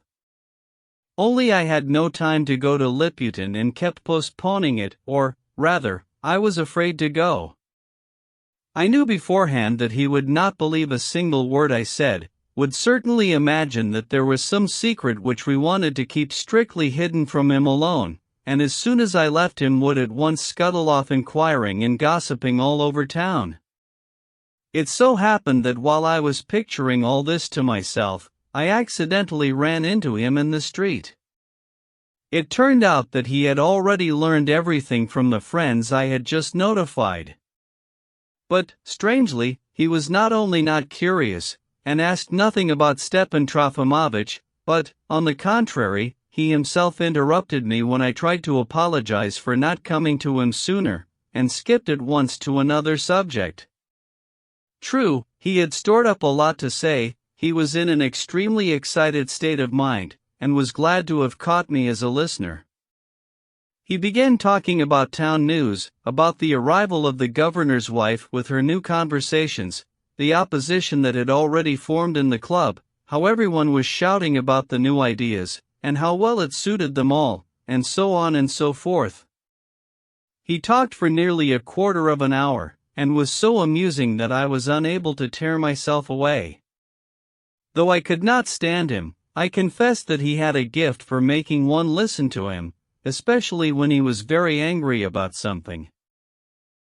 The man was, in my opinion, a natural-born spy. He knew at any moment all the latest news and all the innermost secrets of our town, mostly of the nasty sort, and one marveled at the degree to which he took things to heart that sometimes did not concern him at all. I always thought that the main feature of his character was envy. When, that same evening, I told Stepan Trofimovich about my morning meeting with Liputin and about our conversation, to my surprise he became extremely agitated and asked me a wild question: "Does Liputin know or not?" I started proving to him that he could not possibly have found out so soon, and had no one to find out from, but Stepan Trofimovich held his own. Believe it or not, then, he finally concluded unexpectedly, but I am convinced that he not only knows all about our position in all its details, but also knows something beyond that, something you and I do not know yet, and perhaps will never know, or will find out only when it's already too late, when there will be no turning back. I said nothing, but these words hinted at a lot.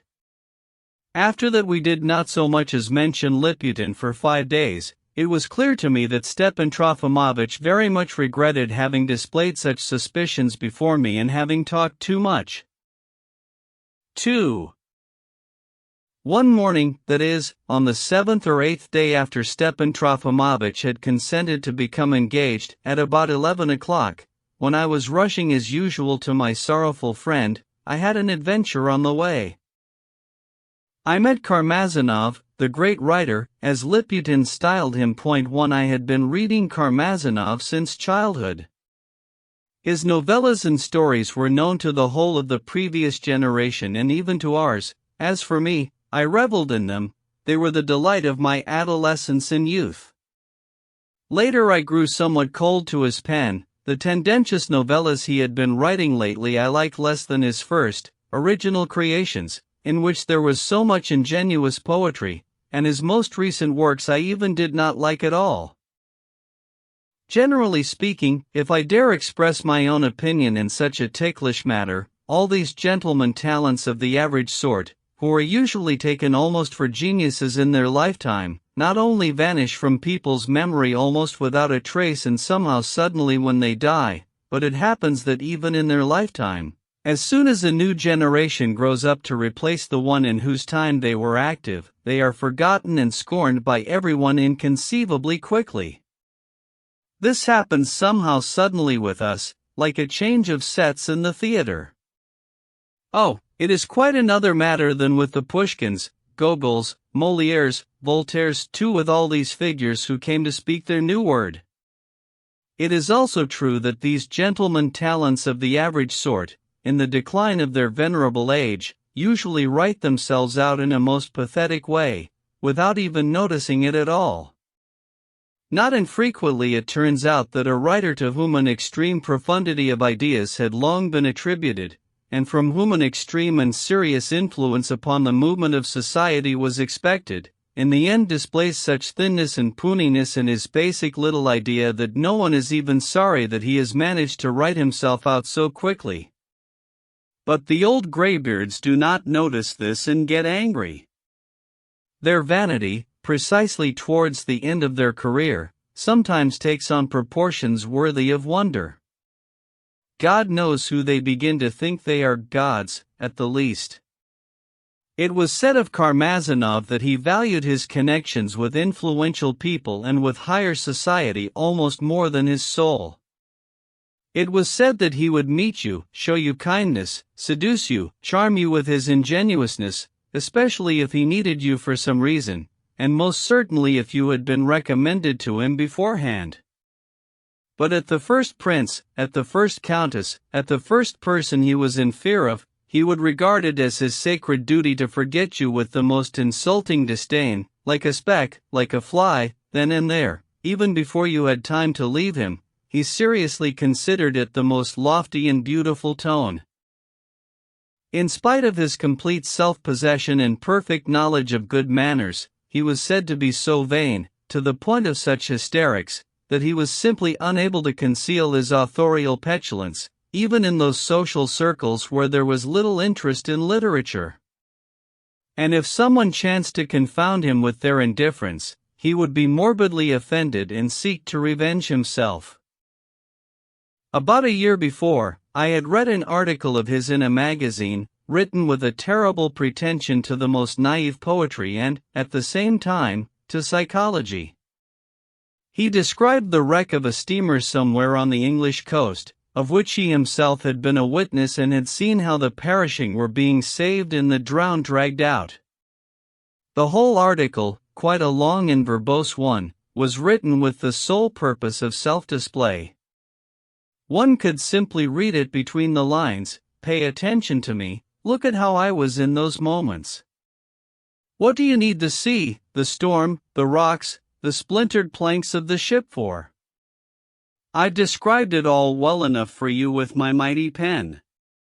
Why look at this drowned woman with her dead baby in her dead arms? Better look at me, at how I could not bear the sight and turned away. Here I am turning my back, here I am horrified and unable to look again. I shut my eyes. Interesting, is it not? I told Stepan Trofimovich my opinion of Karmazinov's article, and he agreed with me. When rumors began to spread recently that Karmazinov was coming, I, of course, wanted terribly to see him and, if possible, to make his acquaintance. I knew that I could do so through Stepan Trofimovich. They had been friends once upon a time. And now I suddenly met him at an intersection. I recognized him at once. He had already been pointed out to me 3 days earlier as he rode past in a carriage with the governor's wife. He was quite a short, prim little old man, though no more than 55, with a rather red-cheeked little face, with thick gray locks emerging from under his round cylindrical hat and curling behind his clean, pink little ears. His clean little face was not exactly handsome, with its thin, long, slyly compressed lips, its somewhat fleshy nose, and its sharp, intelligent little eyes. He was dressed somehow shabbily, with a sort of cloak thrown over his shoulders such as would have been worn at that season somewhere in Switzerland, say, or the north of Italy. But at least all the minor accessories of his costume, the little cufflinks, collar, studs, the tortoiseshell lorgnette on its narrow black ribbon, the little signet ring, were most assuredly just as they are with people of irreproachably good tone. I am sure that in summer he certainly went around in bright prunella budikins with mother-of-pearl buttons at the side. When we ran into each other, he had stopped for a moment at the street corner and was looking around with attention. Noticing that I was looking at him curiously, he asked me in a honeyed, though somewhat shrill, little voice, "Would you be so good as to tell me the shortest way to Beekov Street?" Beekov Street? But it's here, right here, I cried out in unusual excitement. "Keep straight on this way, then second turn to the left." "I am much obliged to you." Cursed be that moment, I seemed to have grown timid and looked fawning. He instantly noticed everything, and, of course, understood everything at once, that is, understood that I already knew who he was, that I had read him and revered him since childhood, and that I had just grown timid and looked fawning. He smiled, nodded his head once more, and went straight on as I had directed him. I do not know why I turned to follow him. I do not know why I went running alongside him for about 10 paces. He suddenly stopped again.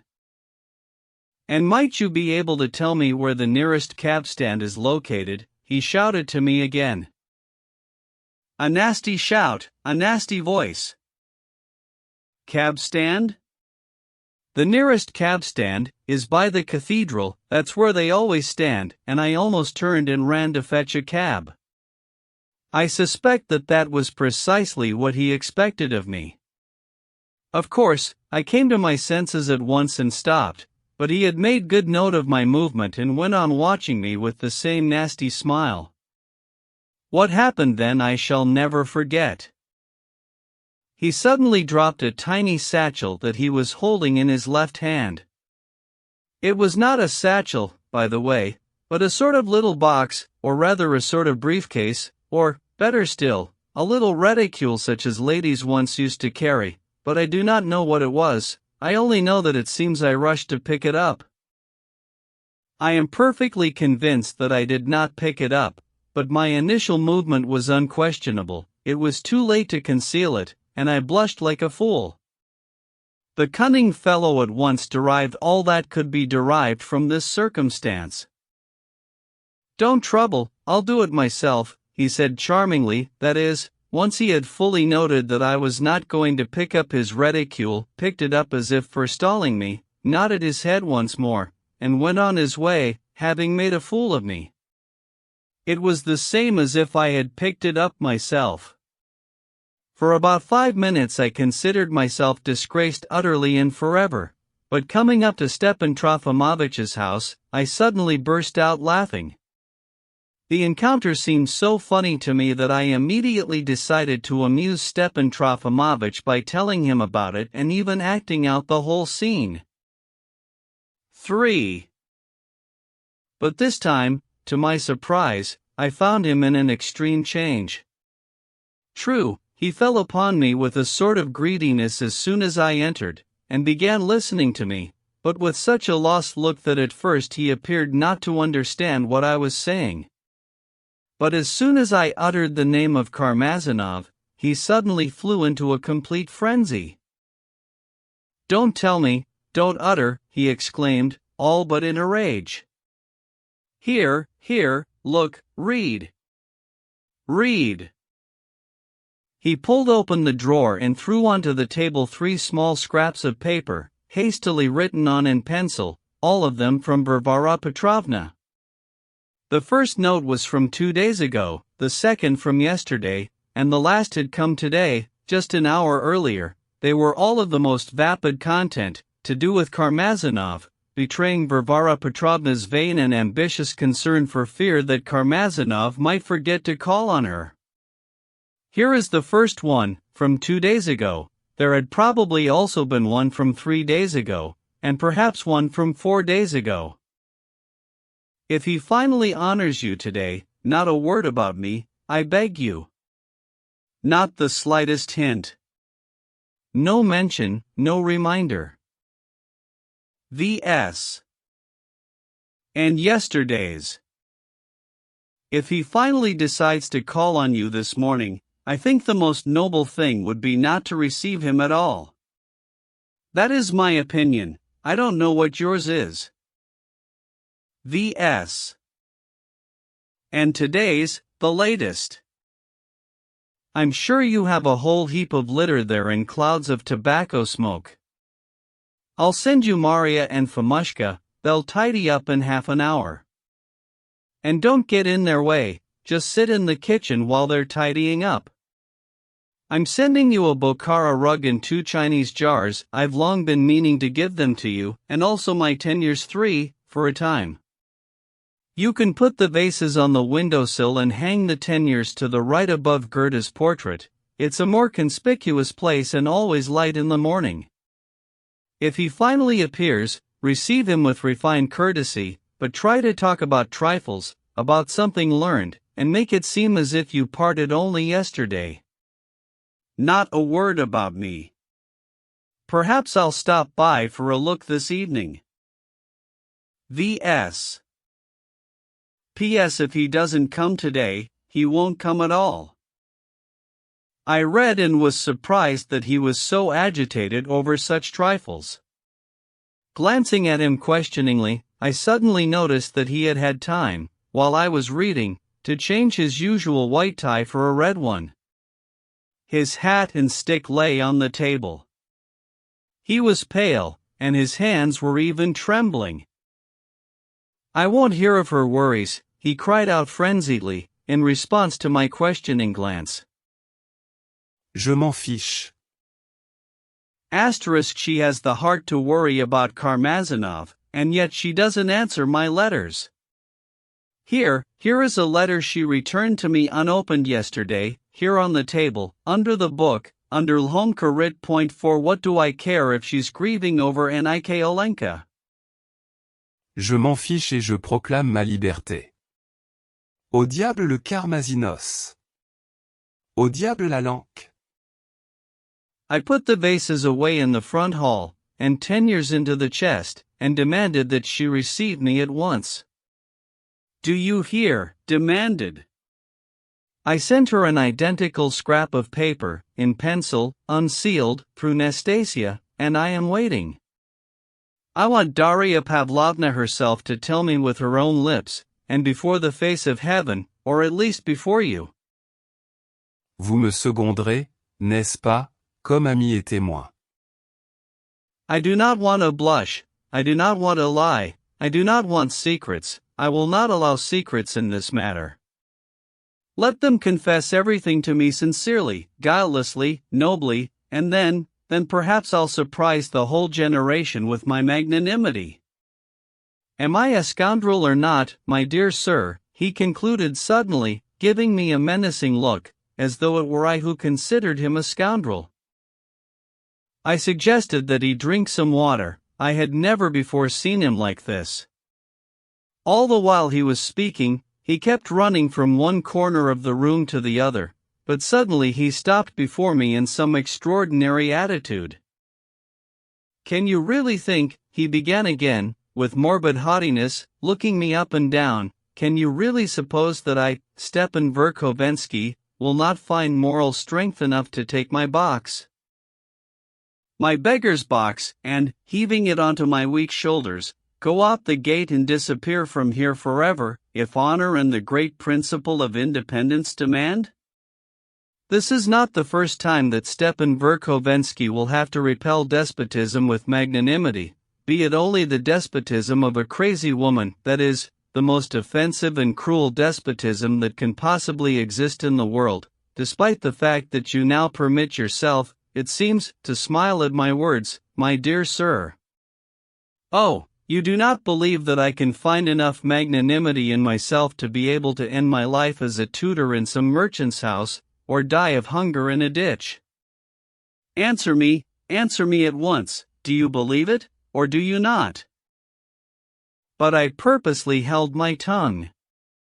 I even pretended that I did not dare to offend him with a negative answer, but could not answer positively either. There was something in all this irritation that decidedly offended me, and not personally, oh, no. But I will explain myself later. He even turned pale. Perhaps you're bored with me, GV, that is my last name, and would prefer not to come to me at all, he said, in that tone of pale composure that usually precedes some extraordinary explosion. I jumped up in fright. At the same moment, Nastasia walked in and silently handed Stepan Trofimovich a piece of paper with something written on it in pencil. He glanced at it and threw it over to me. On the piece of paper, in Varvara Petrovna's hand, were written just 2 words, "Stay home." Stepan Trofimovich silently grabbed his hat and stick and went quickly to the door. I followed him mechanically. Suddenly voices and the sound of someone's rapid footsteps came from the hallway. He stopped as if thunderstruck. "That's Liputin, and I am a lost man," he whispered, seizing my arm. At the same moment, Liputin entered the room. 4. Why he should be a lost man as the result of Liputin I did not know, nor did I attach much importance to his words. I ascribed it all to nerves. But even so, his fright was extraordinary, and I decided to watch closely. By his look alone, the entering Liputin already announced that this time he had a special right to enter, in spite of all prohibitions. He led in an unknown gentleman who must have been a newcomer to town. In reply to the senseless stare of the dumbfounded Stepan Trofimovich, he at once loudly proclaimed, "I bring you a visitor, and a special one. I make so bold as to break in upon your seclusion. Mr. Kirillov, a remarkable structural engineer. And the main thing is that he knows your boy, the much-respected Fyodor Stepanovich, very closely, sir, and he has an errand from him. He has just arrived, if you please." "You added that about the errand," the visitor remarked curtly. "There was never any errand, but it's true I know Verkovensky. I left him in KH province, 10 days before here." Stepan Trofimovich mechanically held out his hand and pointed to the seats. He looked at me, looked at Liputin, and suddenly, as if coming to his senses, hastened to sit down, still holding his hat and stick without noticing it. "Ha, but you were about to go out. And I was told that your studies had left you quite indisposed." "Yes, I'm ill. I was just intending to go for a walk." Stepan Trofimovich stopped, quickly threw his hat and stick on the sofa, and blushed. Meanwhile, I made a hurried examination of the visitor. He was still a young man, about 27 years old, decently dressed, trim and lean, dark-haired, with a pale face of a somewhat muddy tinge and black, lusterless eyes. He seemed somewhat pensive and absent-minded, spoke abruptly and somehow ungrammatically, somehow strangely shumming his words, and became confused when he had to put together a longer phrase. Liputin noticed very well how extremely frightened Stepan Trofimovich was, and this apparently pleased him. He sat on a wicker chair, which he pulled almost into the middle of the room so as to be at an equal distance from the host and the visitor, who had installed themselves facing each other on 2 opposing sofas. His sharp eyes darted curiously into every corner. "I haven't seen Petrusha for a long time now. Did you meet abroad?" Stepan Trofimovich barely muttered to the visitor. "Both here and abroad. Alexei Nilik himself has just returned from abroad. After a 4-year absence," Liputin picked up. "He went to advance himself in his profession, and came here having reasons to hope he could obtain a position for the building of our railroad bridge, and is now awaiting an answer. He knows Mrs. Drozdov and Lizaveta Nikolaevna through Fyodor Stepanovich. The engineer sat looking round and listened with awkward impatience. It seemed to me that he was angry about something.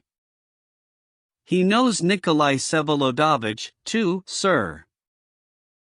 You know Nikolai Vsevolodovich, too? Stepan Trofimovich inquired.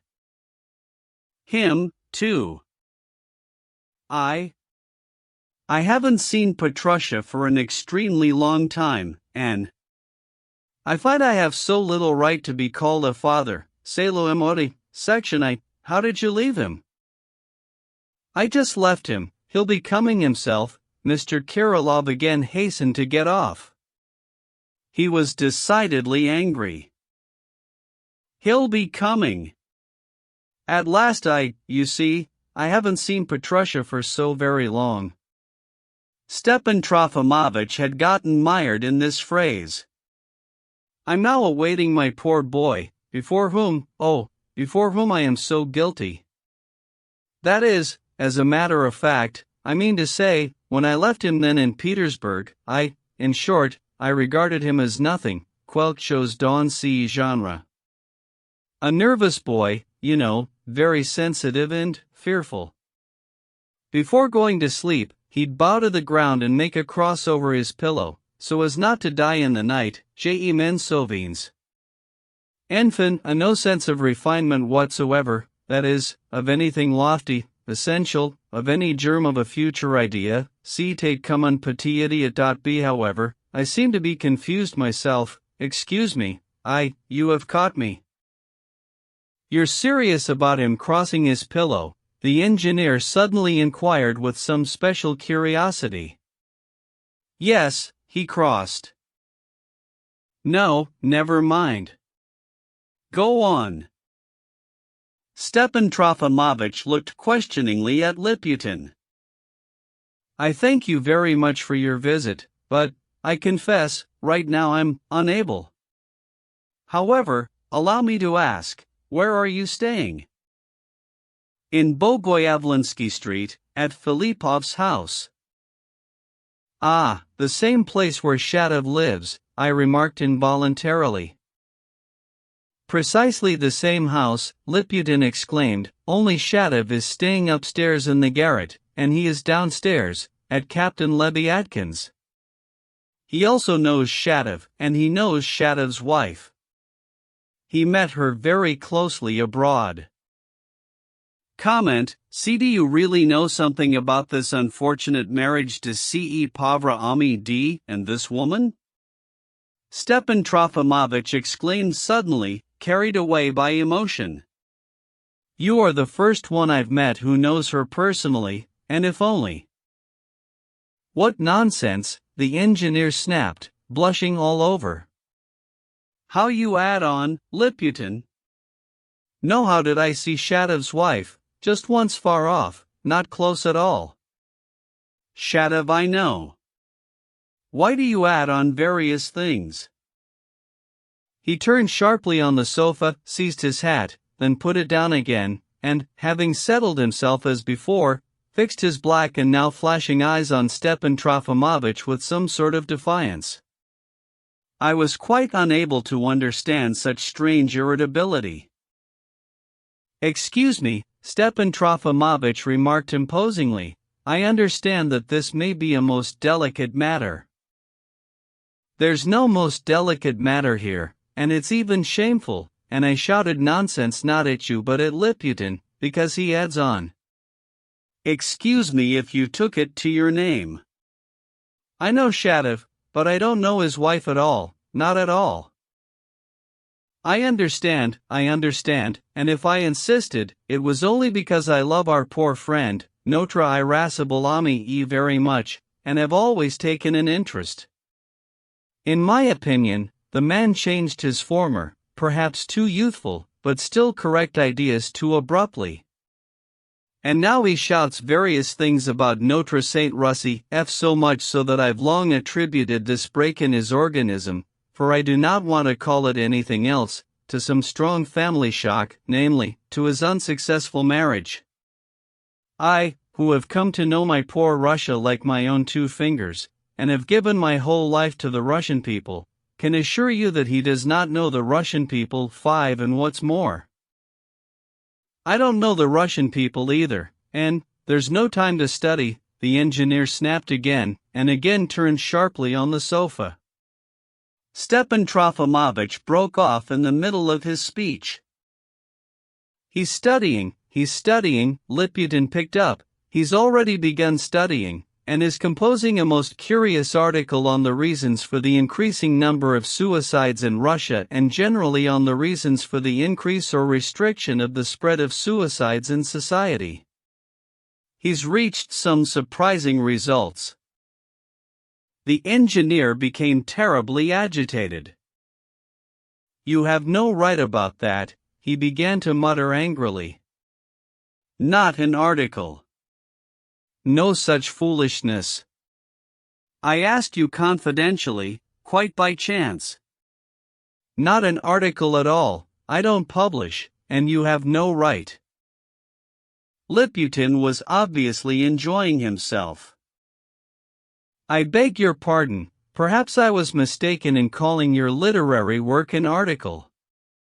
He only collects observations, and as for the essence of the question, or its moral side, so to speak, he doesn't touch on that at all. He even rejects morality itself outright, and holds to the newest principle of universal destruction for the sake of good final goals.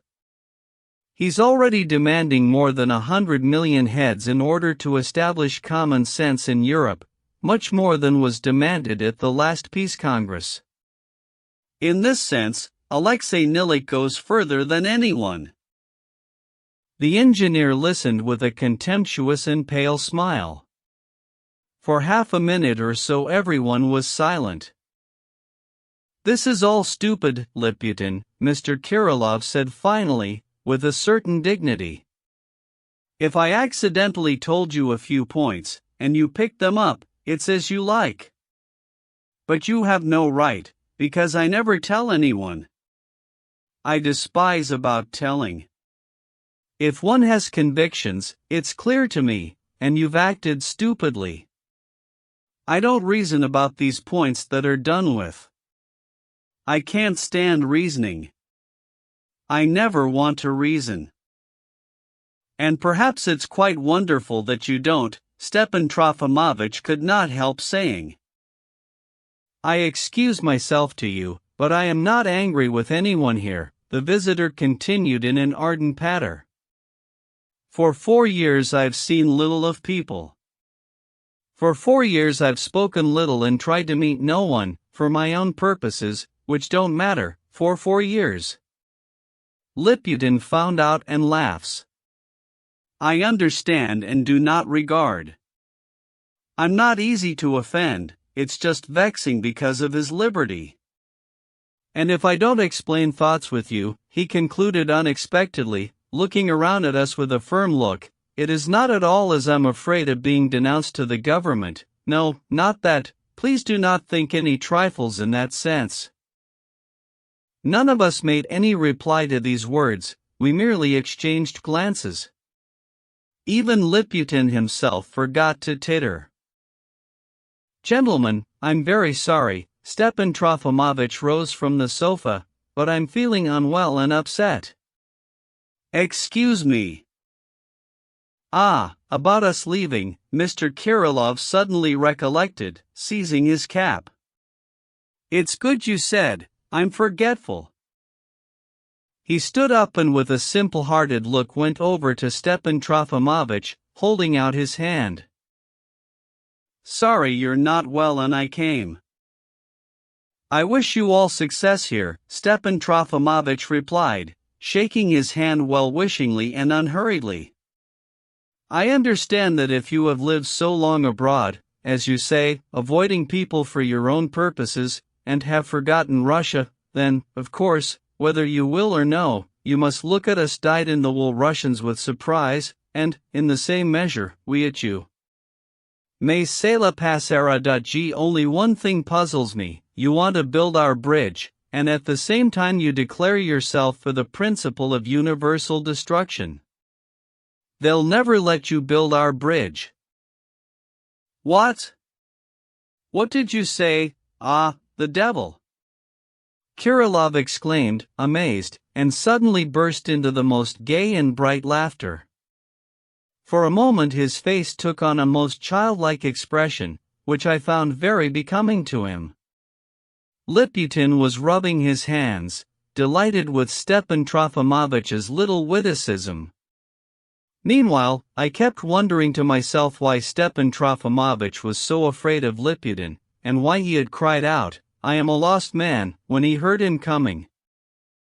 We were still standing on the threshold, in the doorway. It was that moment when hosts and guests hasten to exchange their last and most amiable words and then happily part. "He's so sullen today just because," Liputin suddenly put in as he was leaving the room and, so to speak, on the wing, just because of some row he had earlier with Captain Lebyadkin over his dear sister. The captain whips that beautiful sister of his, the crazy one, with a quirt, a real Cossack quirt, sir, every day, morning and evening. So Alexei Nilik has even moved to another wing of the house so as to have no part of it. Well, sir, goodbye. Sister? Ill? With a quirt? Stepan Trofimovitch cried out, as if he himself had suddenly been lashed with a quirt. What sister? What Lebyadkin? His former fear instantly returned. Lebyadkin? He's a retired captain, only he used to call himself a captain junior grade. What do I care about his rank? What sister? My God! Lebyadkin, you say? But we had a Lebyadkin. That's the very one, our Lebyadkin, remember, at Virginsky's? But that one was caught with bogus banknotes? And now he's back, since 3 weeks ago, and under the most peculiar circumstances. But he's a scoundrel. What, can't we have any scoundrels around here? Liputin suddenly grinned, as if he were feeling Stepan Trofimovitch all over with his thievish little eyes.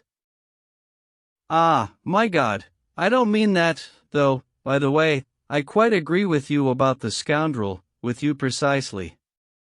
But go on, go on. What did you mean by that?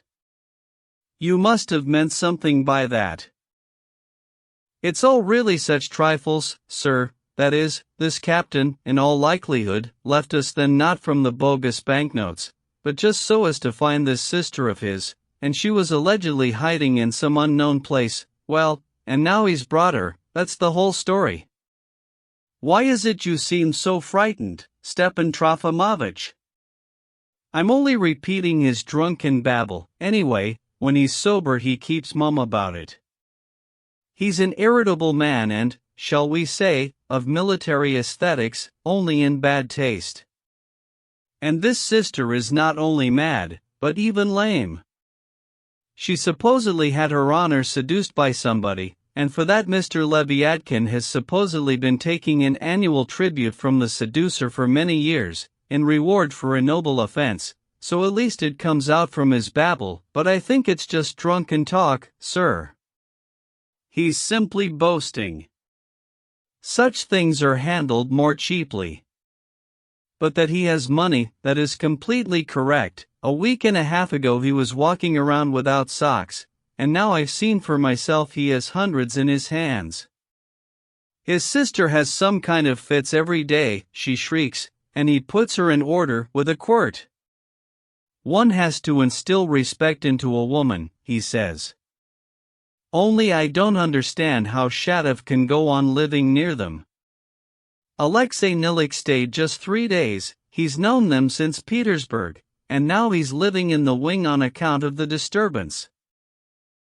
Is this all true? Stepan Trofimovitch turned to the engineer. You're babbling too much, Liputin, the latter muttered angrily. Mysteries. Secrets. Where did we get so many mysteries and secrets all of a sudden? Stepan Trofimovich exclaimed, not restraining himself. The engineer frowned, blushed, heaved his shoulders, and started out of the room. Alexei Nilik even snatched away his quart, sir, broke it, and threw it out the window, and there was a big quarrel, Liputin added. What are you babbling for, Liputin? It's stupid, what for? Alexei Nilik at once turned back again. And why conceal out of modesty the noblest impulses of one's soul, your soul, that is, sir, I'm not talking about mine. How stupid this is, and quite unnecessary. Lebyadkin is stupid and completely empty, useless for action and completely harmful. Why do you babble various things? I'm leaving. Ah, what a pity! Liputin exclaimed, with a bright smile. Otherwise I'd get you to laugh, Stepan Trofimovich, with yet another little anecdote. I even came with that in mind, though anyway you must have heard it yourself. Well, let's wait till next time, Alexei Nilik is in such a hurry. Goodbye, sir. The anecdote is about Varvara Petrovna. She really made me laugh the day before yesterday. She sent for me on purpose. It's really killing. Goodbye, sir. But here Stepan Trofimovich simply fastened onto him. He seized him by the shoulders, turned him sharply back into the room, and sat him on a chair. Liputin even got scared. But it really is, sir, he began, looking cautiously at Stepan Trofimovich from his chair. She suddenly sent for me and asked confidentially what I think in my own opinion. Is Nikolai Vsevolodovich crazy, or in his right mind? Isn't that surprising? You're out of your mind. Stepan Trofimovich muttered, and suddenly seemed beside himself. Liputin, you know perfectly well that you came here only in order to tell me some abomination of that sort and something worse still. I instantly recalled his surmise that Liputin not only knew more about our situation than we did, but even knew something that we ourselves would never know. For pity's sake, Stepan Trofimovich. Liputin muttered, as if terribly frightened, for pity's sake. Keep still and begin. I beg you, too, Mr. Kirillov, to come back and be present, I beg you. Sit down. And you, Liputin, begin directly, simply, and without any little excuses. If I'd only known you'd be so astounded by it, I wouldn't have begun at all, sir. But I really did think you already knew everything from Varvara Petrovna herself. You didn't think anything of the kind. Begin, I tell you. Only do me a favor, sit down yourself, or else I'll be sitting and you'll be running about in front of me all agitated. It will be awkward, sir. Stepan Trofimovich restrained himself and sank imposingly into an armchair. The engineer sullenly fixed his eyes on the ground. Liputin looked at them with wild delight. How shall I begin? You've got me so confused. 6. All of a sudden, the day before yesterday, she sent her servant to me. You are requested, he says, to visit tomorrow at 12 o'clock. Can you imagine? I dropped what I was doing, and yesterday at 12 sharp was there ringing the bell. I'm taken straight to the drawing room. I wait for a minute, she comes in, sits down facing me. I sit and just can't believe it. You know how she's always treated me. The lady begins directly, without dodging, in her usual way. You remember, she says, that 4 years ago Nikolai Vsevolodovich, while ill, committed several strange acts, so that the whole town was puzzled until everything became clear. One of these acts concerned you personally. Nikolai Vsevolodovich then came to see you after he recovered and at my request. I am also informed that he had spoken with you several times before.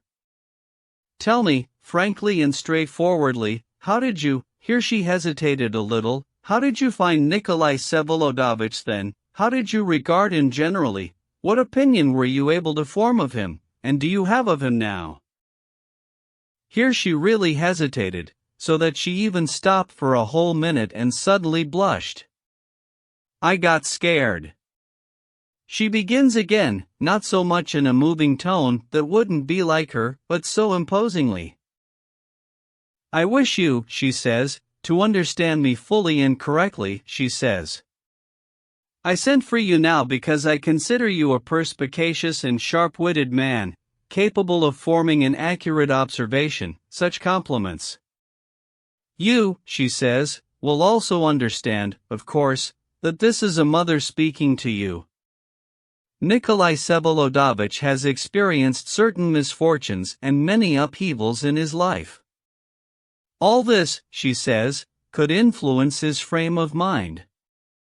Of course, she says, I am not talking about madness, that could never be.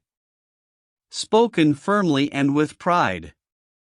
But there could be something strange, peculiar, a certain turn of thought, an inclination towards certain special views. These are all her exact words, and I marveled, Stepan Trofimovich, at how exactly Varvara Petrovna is able to explain the matter. A lady of high intelligence. I myself, at least, she says, have noticed a certain constant restlessness in him, and an urge towards peculiar inclinations. But I am a mother, while you are an outsider and are therefore capable, given your intelligence, of forming a more independent opinion.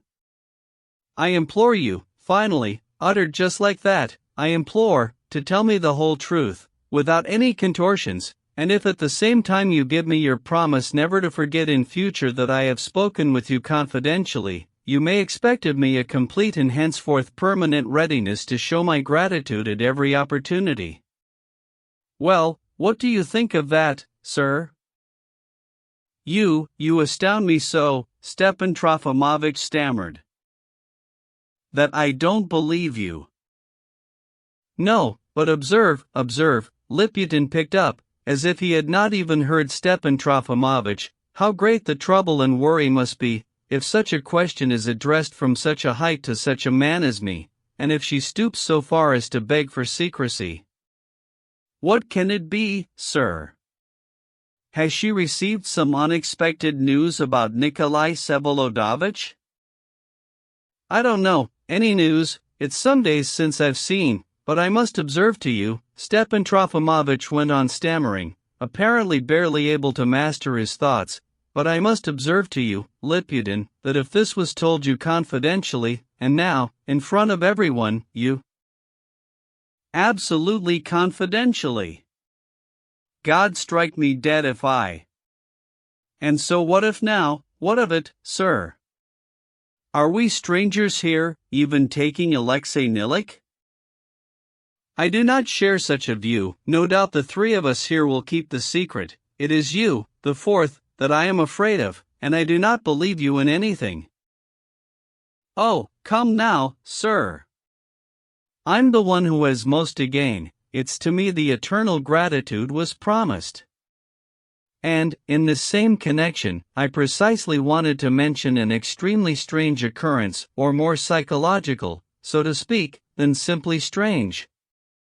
Yesterday evening, under the influence of that conversation at Varvara Petrovna's, you can imagine what an impression it made on me. I addressed Alexei Nilik with a distant question. You, I say, used to know Nikolai Vsevolodovich even before, abroad and in Petersburg. What do you think, I say, regarding his intelligence and abilities? So this gentleman answers laconically, as his way is, that he is a man of refined mind and sound judgment, he says. And didn't you ever notice over the years, I say, some deviation of ideas, as it were, or a peculiar turn of thought, or as if some madness, so to speak?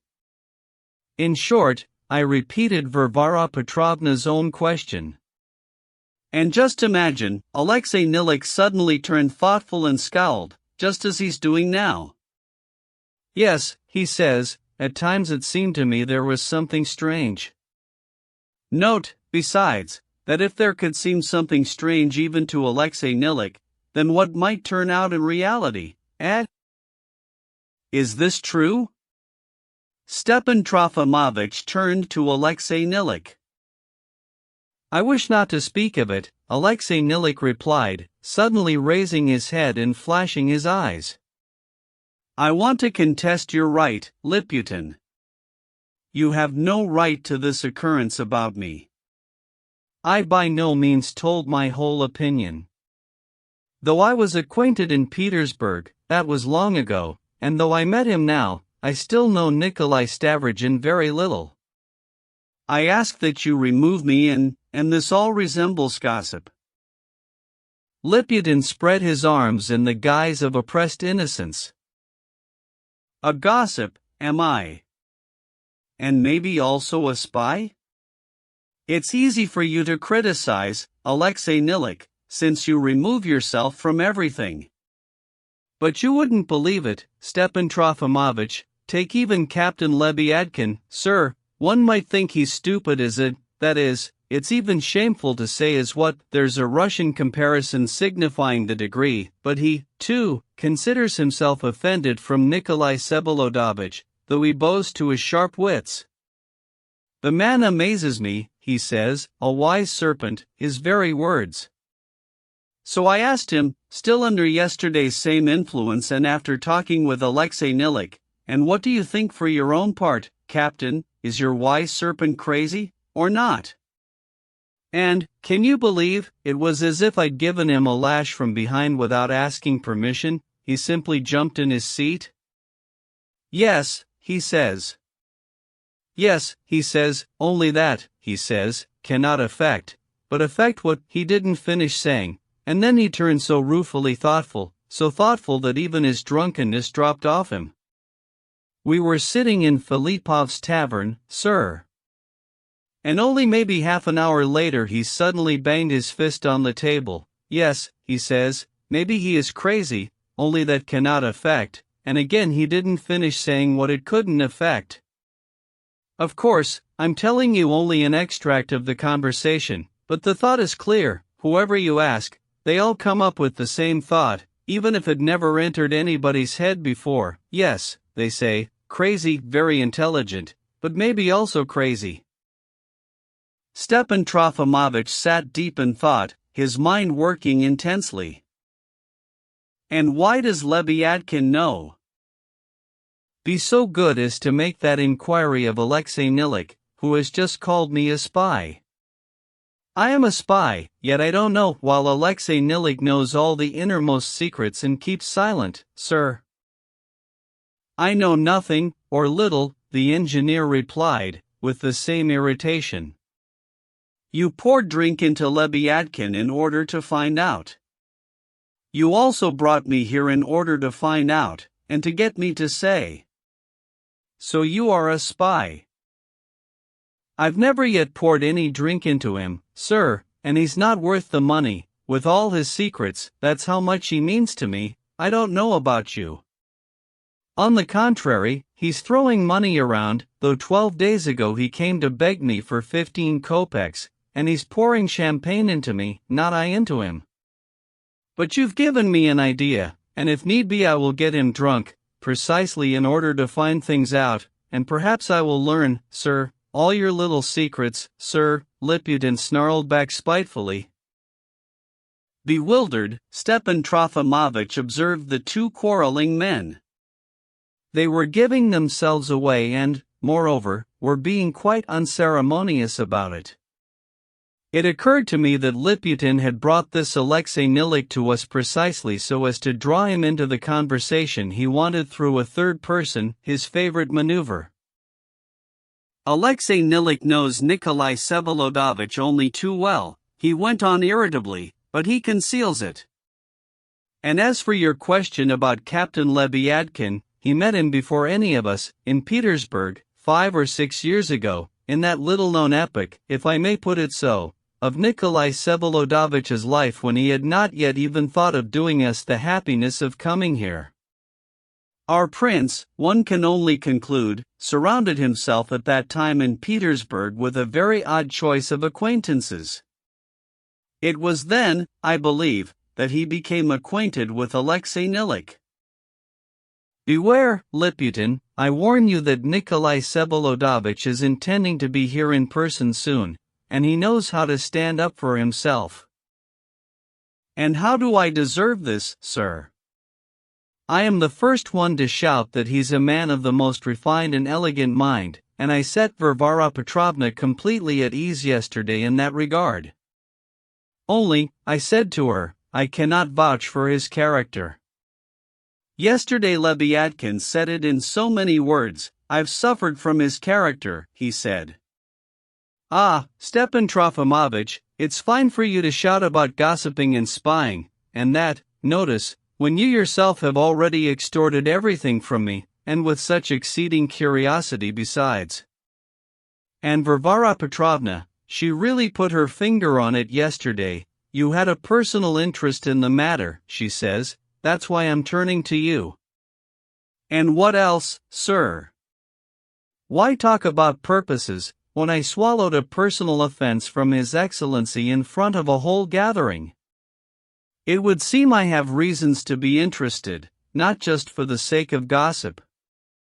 Today he shakes your hand, and tomorrow, for no reason at all, to repay your hospitality, he slaps your face in front of a whole honorable gathering, the moment he pleases.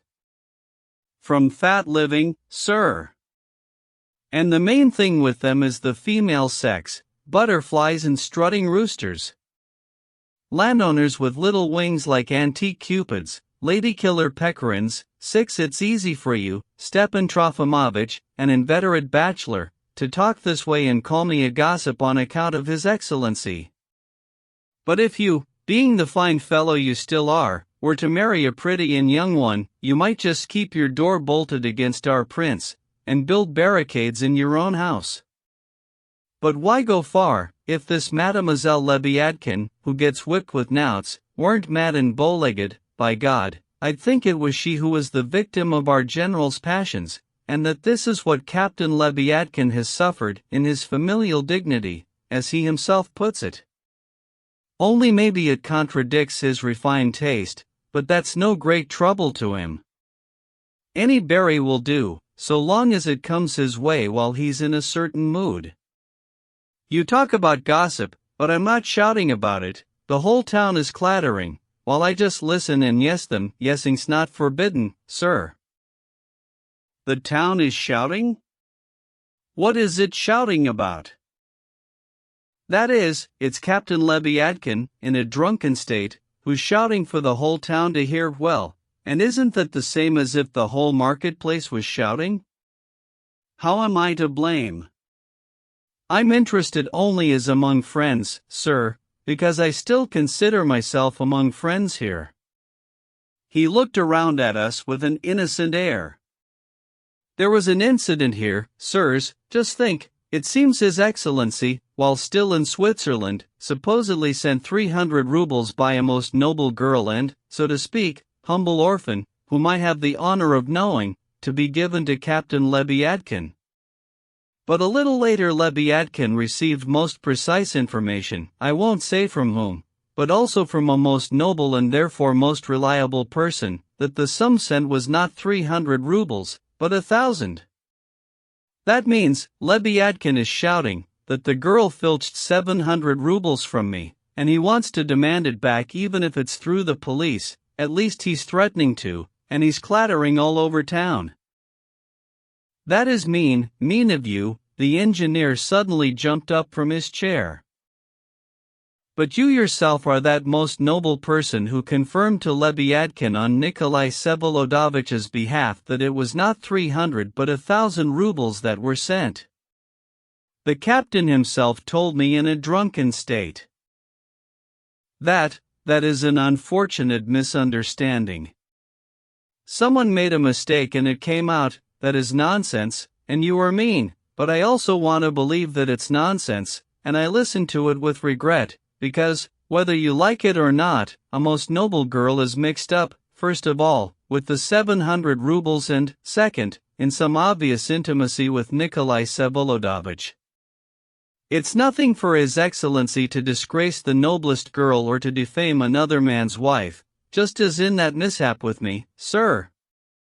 He'll come across some man full of magnanimity and make him cover up someone else's sins with his honorable name. Just the same way as I suffered, sir, I'm talking about myself, sir. Beware, Liputin. Stepan Trofimovich rose from his chair and turned pale. Don't believe it, don't believe it. Someone made a mistake, and Lebyadkin is drunk, the engineer exclaimed in inexpressible agitation. It will all be made clear, but I can no longer, it's baseness, and enough, enough. He ran out of the room. What's the matter? I'm going with you. Liputin, all aflutter, jumped up and ran after Alexei Nilik. 7. Stepan Trofimovich stood in thought for a moment, glanced at me somehow without looking, took his hat and stick, and slowly walked out of the room. I went after him as before. Passing through the gate, he noticed that I was following him and said, "Ah, yes, you can serve as a witness, DL accident." Vous m'accompagnerez, n'est-ce pas? H. Stepan Trofimovich, are you really going there again? Think what may come of it. With a pathetic and lost smile, a smile of shame and utter despair, and at the same time of some strange rapture, he whispered to me, stopping for a moment, "I really cannot marry someone else's sins." This was just the phrase I had been waiting for. At last this little phrase, cherished, concealed from me, had been spoken, after a whole week of hedging and contortions. I decidedly lost my temper. And such a dirty, such a base thought could come to you, to Stepan Verkovensky, to your lucid mind, to your kind heart, and, even prior to Liputin. He looked at me, made no reply, and continued on his way. I did not want to lag behind. I wanted to testify before Varvara Petrovna. I would have forgiven him if, in his womanish faint-heartedness, he had simply believed Liputin, but it was clear now that he had conceived it all even long before Liputin, and Liputin had merely confirmed his suspicions and added fat to the fire. He had not hesitated to suspect the girl from the very first day, still without any grounds, not even Liputin's. He had explained Varvara Petrovna's despotic actions to himself only by her desperate wish to paint over the aristocratic peccadillos of her priceless Nicholas by a marriage with an honorable man. I certainly wanted to see him punished for it. Ô Dieu qui est si grand et si bon. Oh, who will comfort me, he exclaimed, having gone another 100 steps or so and suddenly stopped. Let's go home now, and I'll explain everything to you. I cried out, forcing him to turn back towards his house. It's him. Stepan Trofimovich, is it you? You, a fresh, playful young voice, like a sort of music, was heard beside us. We had not noticed anything, but suddenly there beside us was Lizaveta Nikolaevna, on horseback, with her usual companion. She stopped her horse. Come quickly, she called loudly and gaily. I haven't seen him for 12 years and I recognized him, but he. Don't you recognize me? Stepan Trofimovich seized the hand she offered him and kissed it reverently. He looked at her as if in prayer and could not utter a word. He recognizes me, and he's glad.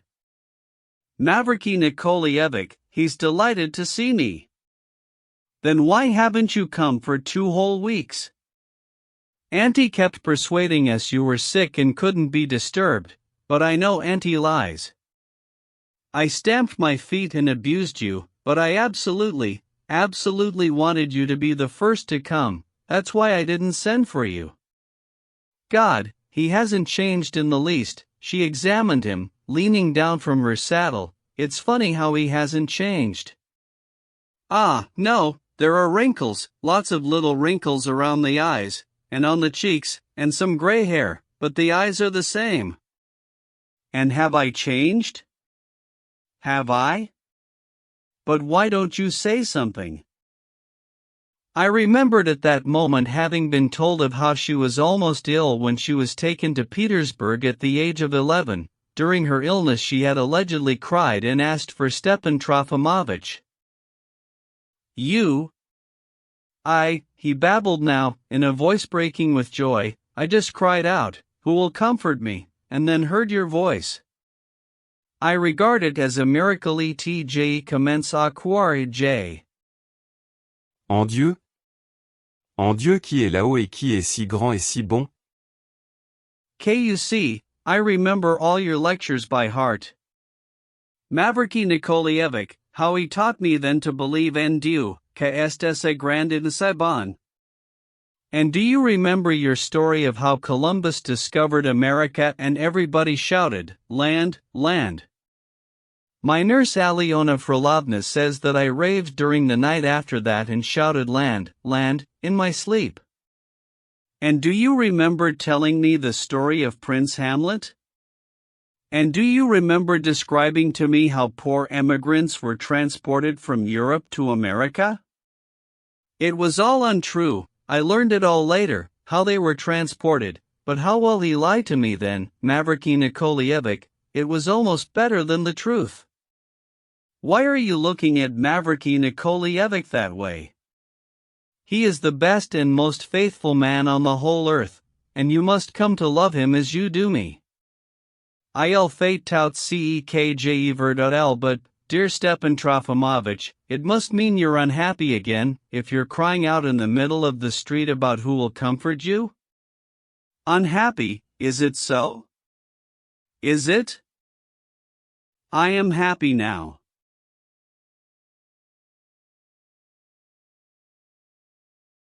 Does Auntie offend you? She went on without listening, that same wicked, unjust, and eternally priceless Auntie of ours. And do you remember how you used to throw yourself into my arms in the garden, and I'd comfort you and weep? Don't be afraid of Mavriky Nikolaevich, he has known everything about you, everything, for a long time, you can weep on his shoulder as much as you like, and he'll stand there as long as you like. Lift your hat, take it all the way off for a moment, raise your head, stand on tiptoe, I'm going to kiss you on the forehead now, as I kissed you that last time, when we were saying goodbye. See, that young lady is admiring us through the window.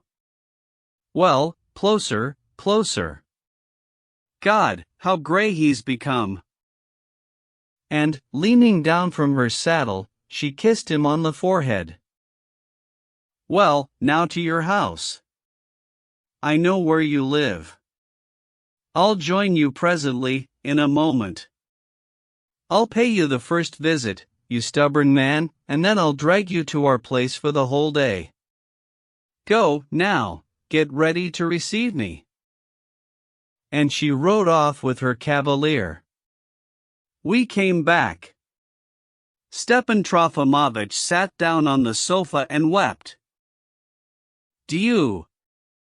Dieu, he kept exclaiming, enfin une minute de bonheur et him. Not more than 10 minutes later she appeared as promised, accompanied by her Mavriky Nikolaevich. Vous et le bonheur, vous arrivez en même temps. And he rose to meet her. Here is a bouquet for you, I've just been to Madame Chevalier's, she'll have bouquets for birthday parties all winter. Here is Mavriky Nikolaevich as well, please become acquainted. I almost wanted to get a cake instead of a bouquet, but Mavriky Nikolaevich insists that it's not the Russian spirit. This Mavriky Nikolaevich was an artillery captain, about 33 years old, a tall gentleman, of handsome and impeccably decent appearance, with an imposing and, at first glance, even stern physiognomy, in spite of his remarkable and most delicate kindness, of which everyone became aware almost from the moment of making his acquaintance. However, he was taciturn, appeared rather cool, and did not force his friendship upon anyone. Many in our town said afterwards that he was none too bright. That was not quite correct.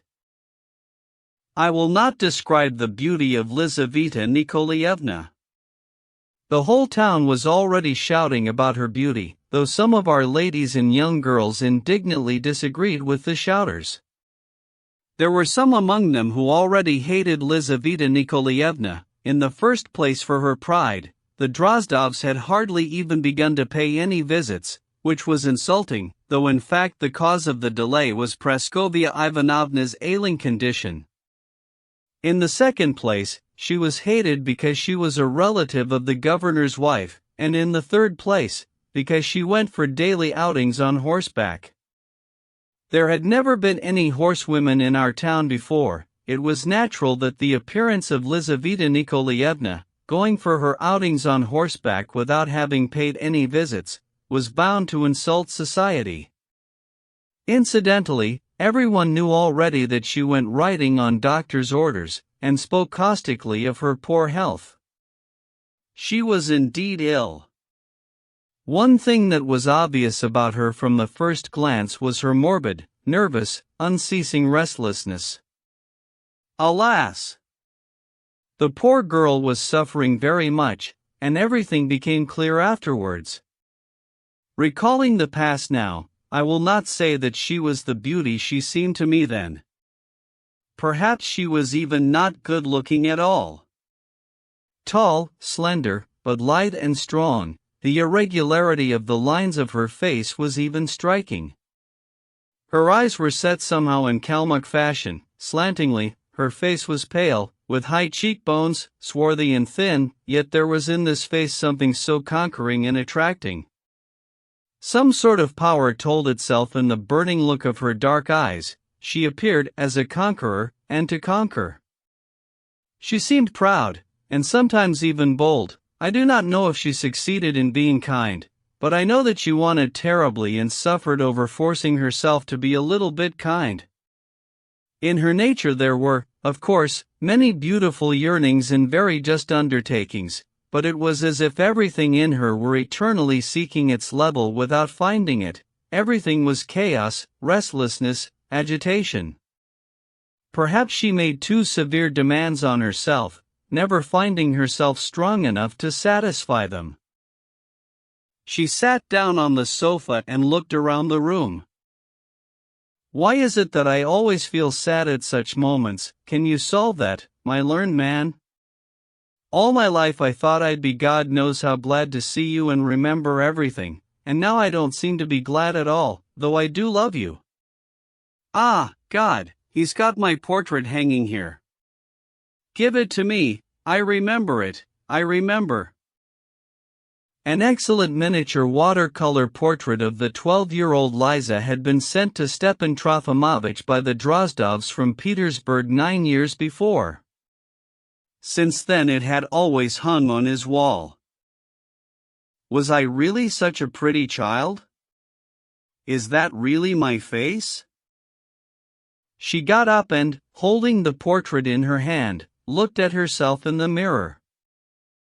Take it, quickly, she exclaimed, giving the portrait back. Don't hang it up now, later, I don't even want to look at it. She sat down on the sofa again. One life passed, another began, then that passed and a third began, and there's still no end.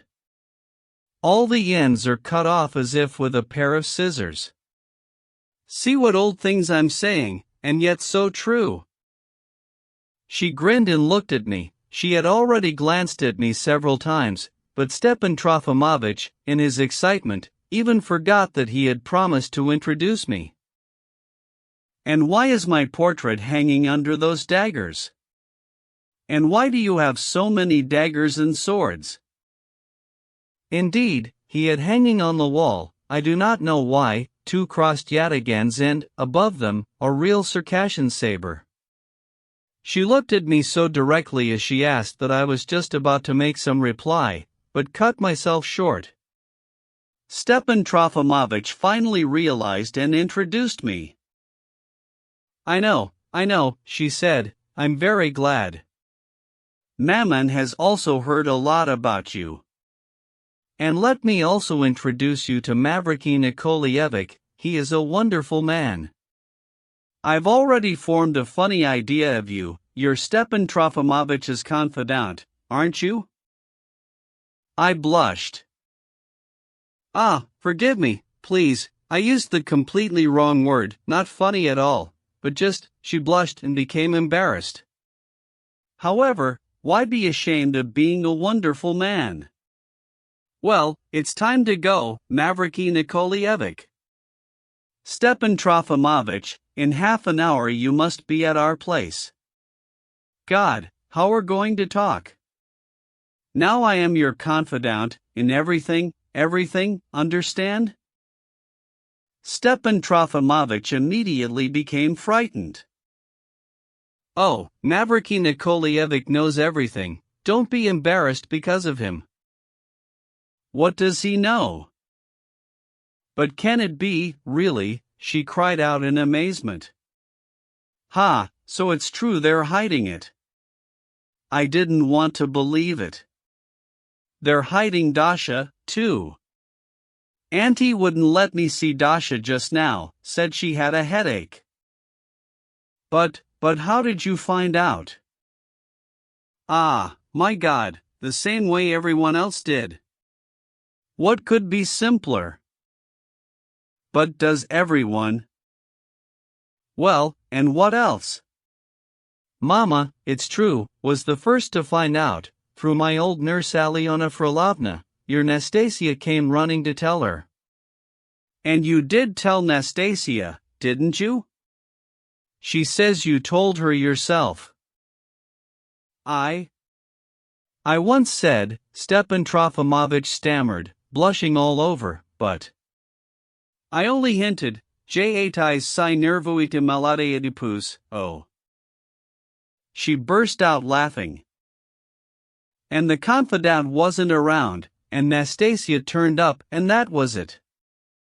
And the woman's got herself a whole town full of busybodies. Well, good heavens, what difference does it make? Let them know, it's even better. Come for dinner as quickly as you can, we dine early. Oh, yes, I forgot, she sat down again. Listen, what is this Shatov? Shatov? He is Daria Pavlovna's brother. I know he's her brother. What's the matter with you, really? She interrupted impatiently. I want to know what he is, what sort of man. C'est un pense-creux d'ici. C'est le meilleur et le plus irascible homme du monde, P. I've heard he's somehow odd. Anyway, that's not the point. I've heard he knows 3 languages, English, too, and can do literary work. If so, I have a lot of work for him. I need an assistant, and the sooner the better. Will he take work, or not? He was recommended to me. Oh, most certainly, Êtes-vous faire un bienfait, Q? It's not for the sake of a bienfait, I myself need assistance. I know Shatov quite well, I said, and if you charge me with telling him, I'll go this minute. Tell him to come tomorrow morning at 12 o'clock. Wonderful. Thank you. Mavriky Nikolaevich, are you ready? They left. Of course, I ran at once to Shatov. Mon ami. Stepan Trofimovich overtook me on the porch. You must be here at 10 or 11 o'clock, when I come back. Oh, I am guilty, all too guilty before you, and, before everyone. 8.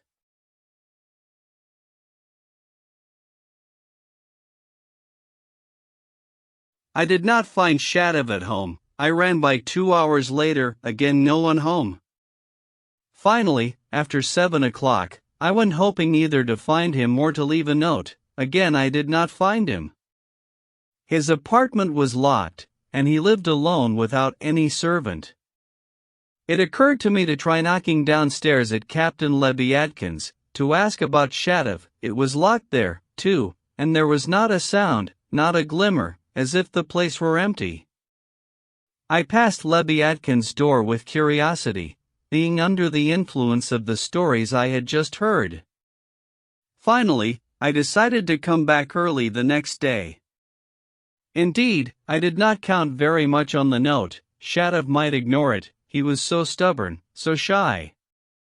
Cursing my bad luck and already going out the gate, I suddenly ran into Mr. Kirilov. He was going into the house and recognized me first.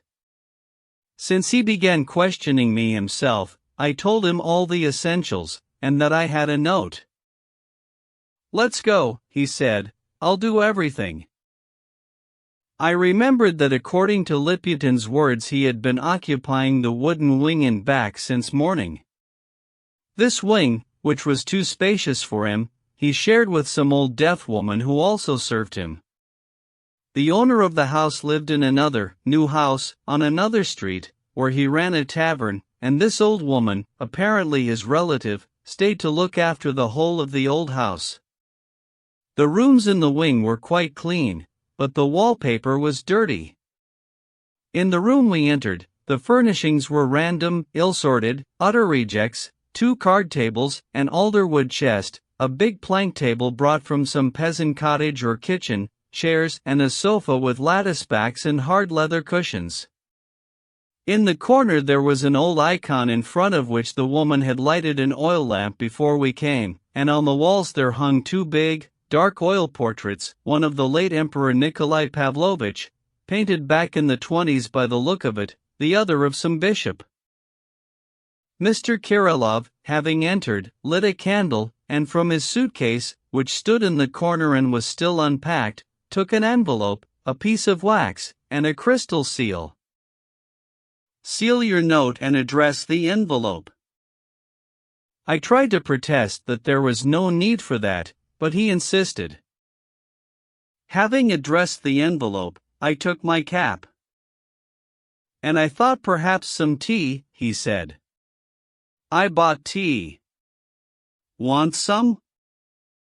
I did not refuse. The woman soon brought in the tea, that is, a great big kettle of hot water, a small teapot full of strongly brewed tea, 2 large, crudely painted stoneware cups, a calich, 7, and a whole soup plate of crumbled loaf sugar. "I like tea," he said, "at night, a lot. I walk and drink, till dawn." Tea at night is awkward abroad. "You go to bed at dawn?" "Always, a long time. I eat little, mainly tea." Liputin is cunning, but impatient. I was surprised that he wanted to talk. I decided to make use of the moment. "There were some unpleasant misunderstandings today," I observed. He frowned deeply. "It's foolishness, great trifles." "It's all trifles, because Lebyadkin is drunk." I told Liputin nothing. I just explained the trifles, because the other one gets it all wrong. Liputin has a lot of fantasy. In place of the trifles he made mountains. I trusted Liputin yesterday. And me today? I laughed. But you already know everything from this morning. Liputin is either weak, or impatient, or harmful, or envious. The last little word struck me. Anyway, you've set up so many categories, it would be surprising if he didn't fit into one of them. Or into all together. Yes, you're right about that, too. Liputin is a chaos. Is it true what he was blathering today, that you're planning to write something? Why blathering? He frowned again, staring at the floor. I apologized and began assuring him that I was not trying to get it out of him. He blushed. He was telling the truth. I am writing. Only it makes no difference. We were silent for a moment. Suddenly he smiled the same childlike smile as that morning. He invented about the heads himself, from books, and told me first, and he understands badly, but I'm only looking for the reasons why people don't dare to kill themselves, that's all. And it makes no difference. What do you mean, don't dare? Do we have so few suicides? Very few. You really think so? He did not answer, got up, and began pacing back and forth pensively. And what, in your opinion, keeps people from suicide? I asked. He looked at me distractedly, as if trying to recall what we were talking about. I still know little. 2 prejudices keep them, 2 things, just 2, one very small, the other very big. But the small one is also very big. What is the small one? Pain. Pain? Is it really so important, in this case? The foremost thing. There are 2 sorts, those who kill themselves from great sorrow, or anger, or the crazy ones, or whatever, they do it suddenly. They think little about pain and do it suddenly. But the ones who do it judiciously, they think a lot. Are there any who do it judiciously? Very many. If it weren't for prejudice, there'd be more, very many, everybody. Really? Everybody? He did not reply. But aren't there ways of dying without pain? Imagine, he stopped in front of me, imagine a stone the size of a big house, it's hanging there, and you are under it. If it falls on you, on your head, will it be painful? A stone as big as a house? Naturally, it's frightening. Fright is not the point. Will it be painful? A stone as big as a mountain, millions of pounds? Of course, it wouldn't be painful at all. But go and stand there in reality, and while it's hanging you'll be very much afraid of the pain. Every foremost scientist, foremost doctor, all of them will be very afraid. They'll all know it won't be painful, but they'll all be very afraid it will be. Well, and the second reason, the big one? The other world. Punishment, you mean? That makes no difference. The other world, the one other world. Aren't there such atheists as don't believe in the other world at all? Again he did not reply. You're judging by yourself, perhaps. Each man cannot judge except by himself, he said, blushing. There will be entire freedom when it makes no difference whether one lives or does not live. That is the goal to everything. The goal? But then perhaps no one will even want to live? No one, he said resolutely. Man is afraid of death because he loves life. That's how I understand it, I observed, and that is what nature tells us. That is base, that is the whole deceit. His eyes began to flash. Life is pain, life is fear, and man is unhappy. Now all is pain and fear. Now man loves life because he loves pain and fear. That's how they've made it. Life now is given in exchange for pain and fear, and that is the whole deceit. Man now is not yet the right man. There will be a new man, happy and proud. He for whom it will make no difference whether he lives or does not live, he will be the new man. He who overcomes pain and fear will himself be God. And this God will not be. So this God exists, in your opinion? He doesn't, yet he does. There is no pain in the stone, but there is pain in the fear of the stone. God is the pain of the fear of death. He who overcomes pain and fear will himself become God. Then there will be a new life, a new man, everything new. Then history will be divided into two parts, from the gorilla to the destruction of God, and from the destruction of God to the gorilla?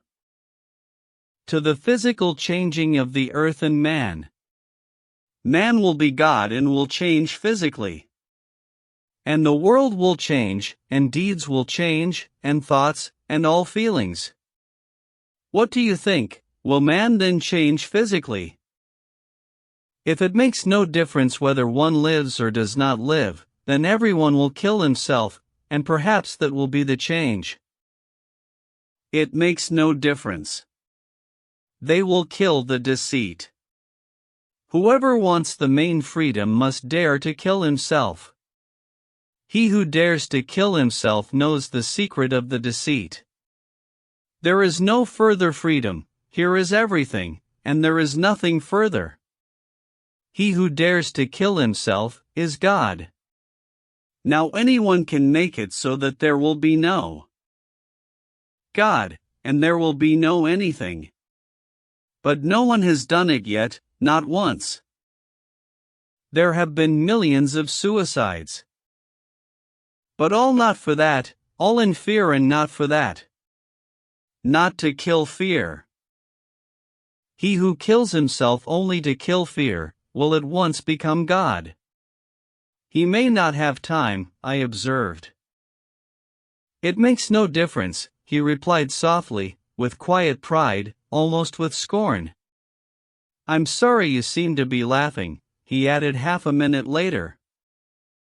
And I find it strange that you were so irritated earlier today, and are now so calm, though you talk heatedly.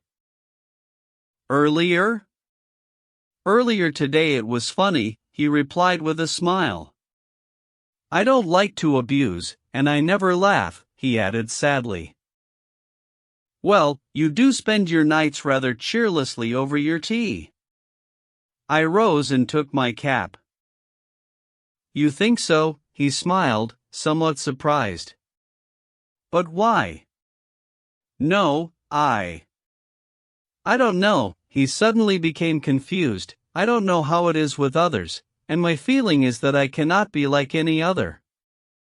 Any other thinks, and then at once thinks something else. I cannot think something else, I think one thing all my life. God has tormented me all my life, he suddenly concluded, with surprising expansiveness. And tell me, if I may ask, why do you speak Russian not quite correctly? Can it be you forgot in your 5 years abroad? Do I really, incorrectly? I don't know. No, not because of abroad. I've spoken this way all my life, it makes no difference to me. Another question, a more delicate one. I fully believe that you are not inclined to meet people and that you speak little with them. Why did you get into conversation with me now? With you? You sat there nicely this morning, and anyway it makes no difference, you very much resemble my brother, a lot, extremely, he said, blushing. He died 7 years ago, the older one very, very much. He must have greatly influenced your way of thinking. And no, he spoke little, he said nothing. I'll deliver your note. He walked me to the gate with a lantern, to lock up after me. He's crazy, of course, I decided to myself. At the gate a new encounter took place. 9. Just as I lifted my foot to step over the high sill of the gate, someone's strong hand grabbed me by the chest. "Who's this?" someone's voice bellowed, "friend or foe? Confess." "He's one of us, one of us." Liputin's little voice squealed nearby.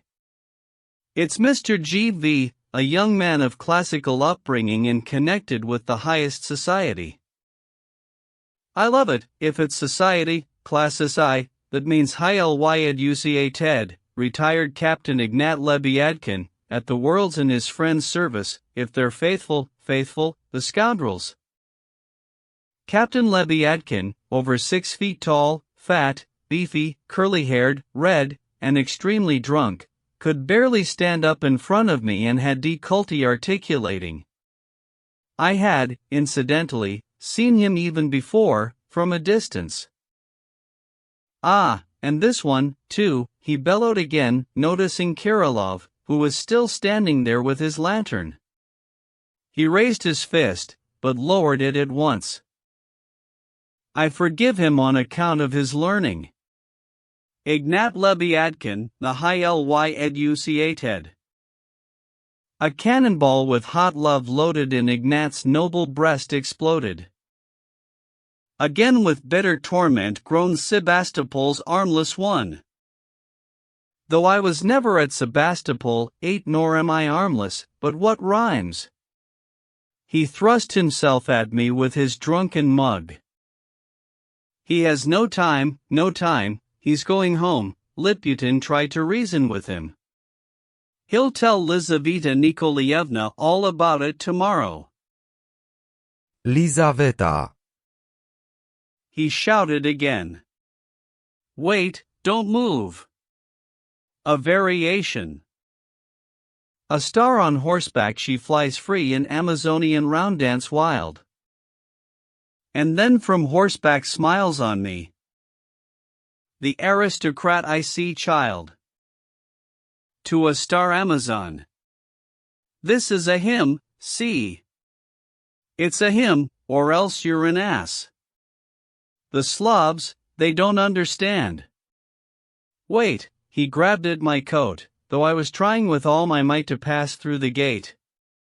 "Tell her I'm a knight of honor, and Dashka. With 2 fingers I'll. She's a serf slave and won't dare."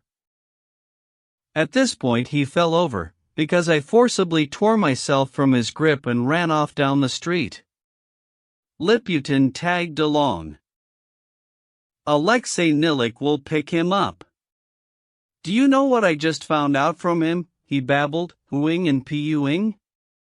"Did you hear that jingle? Well, he sealed those same verses to a star Amazon in an envelope, and is going to send them to Lizaveta Nikolaevna tomorrow with his full signature. How about that?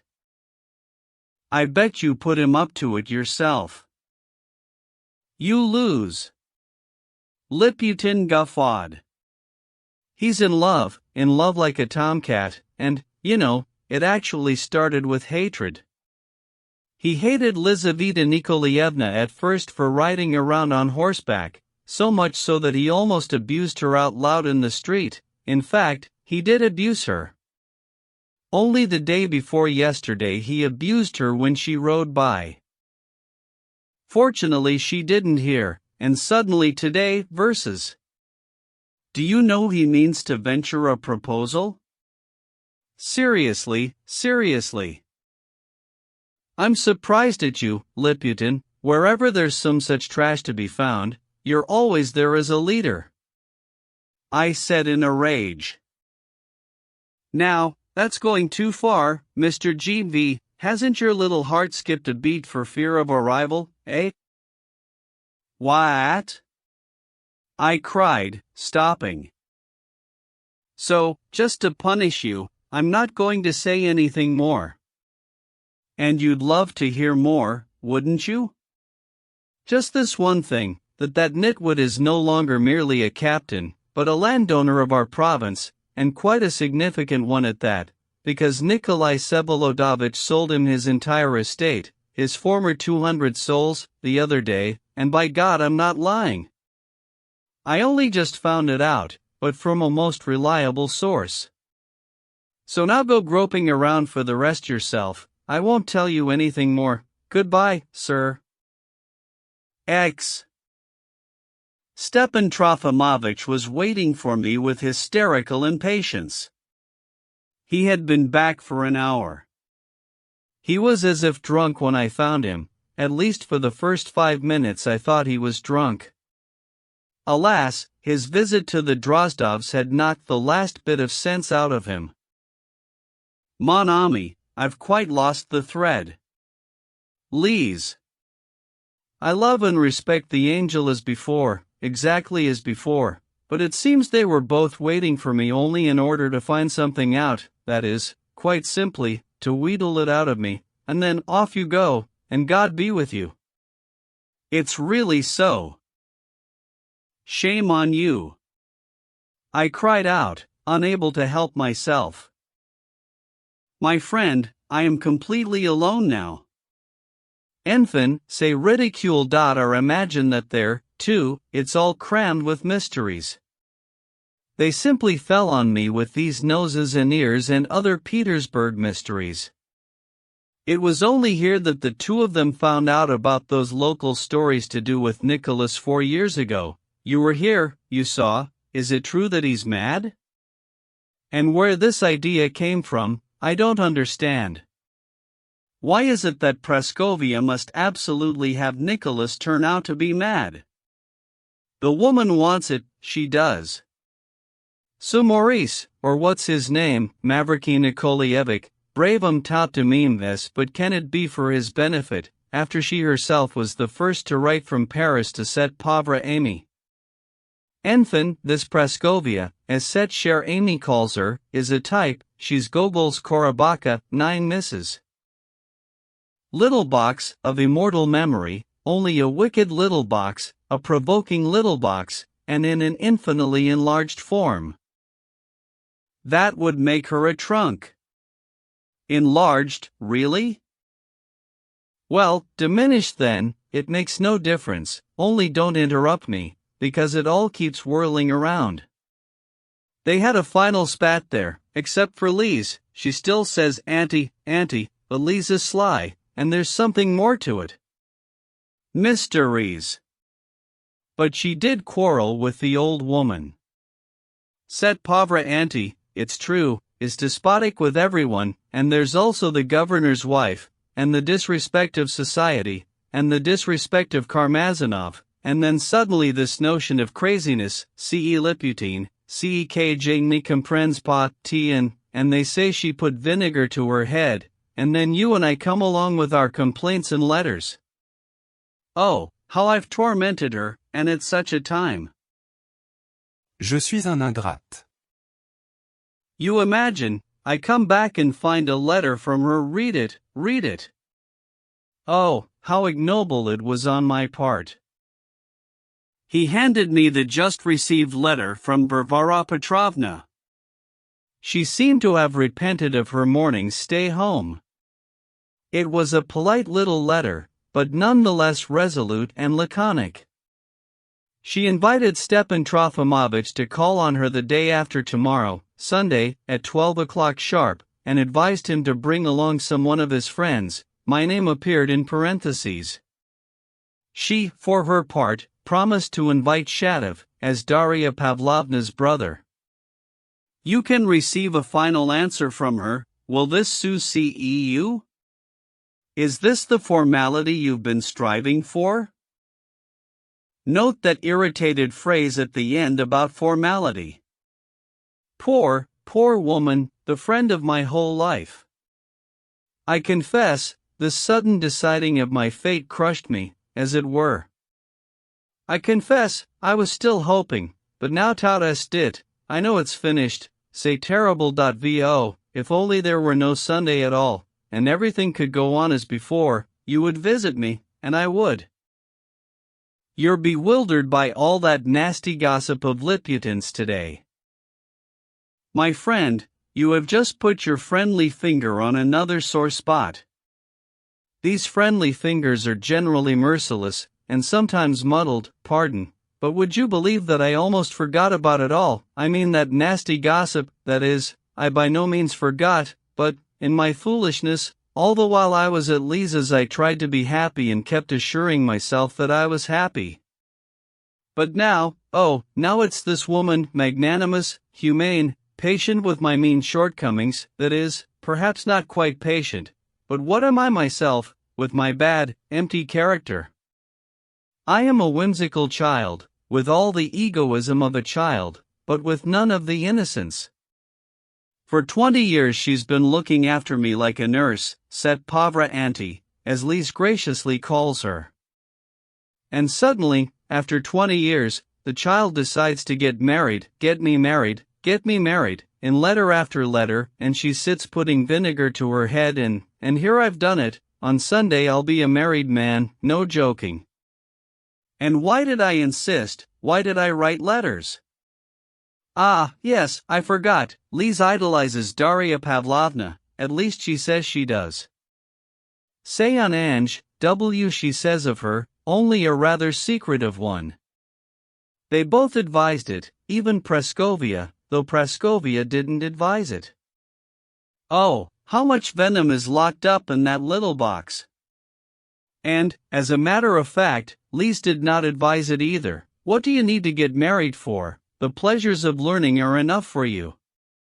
Gales of laughter. I forgave her the laughter, because she herself is sick at heart. All the same, they said, it is impossible for you to be without a woman. Infirmity is coming upon you, and she will cover you, or whatever. My foi, all this time I've been sitting here with you, I, too, have been thinking to myself that Providence was sending her in the decline of my stormy days and that she would cover me, or whatever, enfin, would be useful around the house. My place is a mess, look, over there, everything's scattered about, I just ordered it to be tidied up, and there's a book lying on the floor. La pauvre Amy has always been angry at the mess in my place.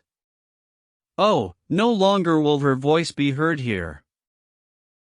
20 ans. And it seems they've got anonymous letters. Imagine, Nicholas has supposedly sold his estate to Leviathan. C'est un monstre, et enfin, où is this Leviathan? Lise listens, oh, how she listens. I forgave her the laughter, I saw the look on her face as she listened, and C.E. Maurice. I wouldn't want to be in his present role, brave homme tout de même, but somewhat shy, God help him though. He fell silent, he was tired and bewildered, and sat downcast, his tired eyes fixed on the floor.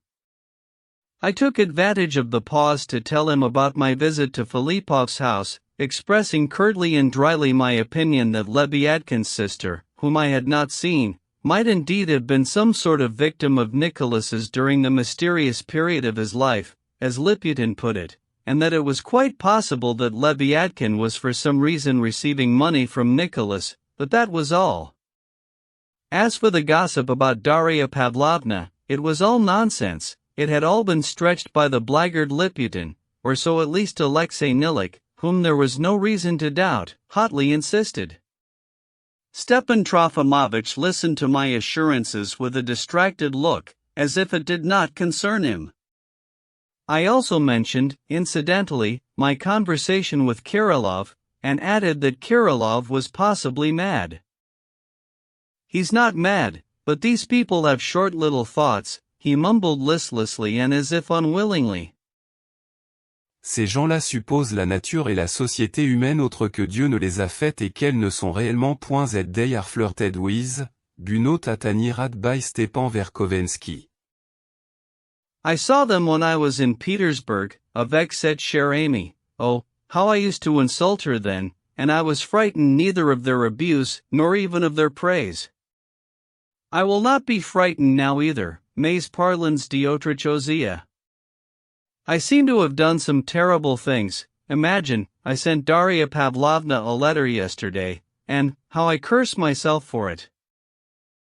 What did you write about? Oh, my friend, believe me, it was all done so nobly.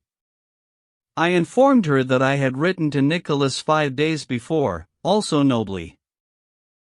Now I understand. I cried out hotly. And what right did you have to put them together like that? But, mon cher, don't crush me finally, don't yell at me, I am quite crushed as it is, like a cockroach, and, finally, I think it is all so noble. Suppose there had indeed been something there, en Suisse, or there was beginning to be. Oughtn't I to question their hearts first, so as not to hinder their hearts or stand in their way like a post, solely out of nobility?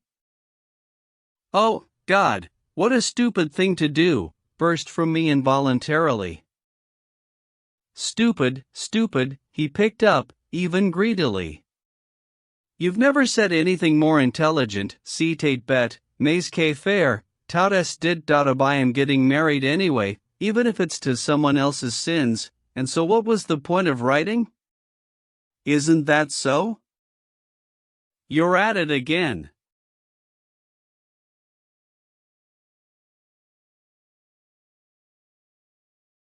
Oh, you won't frighten me with your shouting now. It's not the same Stepan Verkovensky you see before you, that one is buried, enfin, tout est dit. And why are you shouting? Only because it's not you who is getting married, and it's not you who is going to wear a certain ornament on your head. You're cringing again? My poor friend, you don't know women. As for me, all I've ever done is study them. If you want to overcome the whole world, overcome yourself. The only thing that other romantic like yourself, Shatov, my spouse's dear brother, ever managed to say well. I gladly borrow the utterance from him. Well, now I, too, am prepared to overcome myself and am getting married, and yet what am I conquering in place of the whole world? Oh, my friend, marriage is the moral death of any proud soul, of any independence. Married life will corrupt me, will rob me of my energy, my courage in serving the cause. There will be children, perhaps not even mine, that is, certainly not mine. A wise man is not afraid to face the truth. Liputin suggested today that I save myself from Nicholas with barricades. He's stupid, Liputin. A woman will deceive the all-seeing eye itself. Le bon Dieu knew, of course, what he was letting himself in for when he created woman, but I'm sure she herself interfered with him and forced him to make her this way and, with these attributes. Otherwise who would want to get himself into such troubles for nothing? Nastasia, I know, will probably be angry with me for free thinking, but enfin, tout est dit. He would not have been himself if he could have done without the cheap, quibbling free thinking that had flourished so much in his day, but at least he had comforted himself this time with his little quibble, though not for long. Oh, why couldn't there simply not be this day after tomorrow, this Sunday, he suddenly exclaimed, now in utter despair. Why couldn't just this 1 week be without a Sunday, le miracle exist? See what would it cost Providence to cross out just this one Sunday from the calendar, just to prove its power to an atheist, éduqué tout soit dit, and oh, how I loved her. 20 years, all these 20 years, and she never understood me. But who are you talking about? I also don't understand you. I asked in surprise. 20 ans. And she never once understood me. Oh, this is cruel. Can she really think I'm getting married out of fear, out of need? Oh, shame. Auntie, it is for you that I. Oh, may she know, this auntie, that she is the only woman I have adored for these 20 years. She must know it, otherwise it will not be, otherwise they will have to drag me by force to the Ce qu'on appelle l'altar. It was the first time I had heard this confession, and so energetically expressed. I will not conceal that I had a terrible urge to laugh. I was wrong. Alone, he alone is left to me, my only hope, he clasped his hands all at once, as if suddenly struck by a new thought. Now only he alone, my poor boy, can save me, and oh, why does he not come? Oh, my son, oh, my Petrusha, and though I am not worthy to be called a father, but a tiger rather, still, laissez-moi, mon ami, if I'll lie down for a while to collect my thoughts. I'm so tired, and I suppose it must be time for you to go to bed. Voyez-vous ag, it's 12 o'clock. 4. The Lame Girl.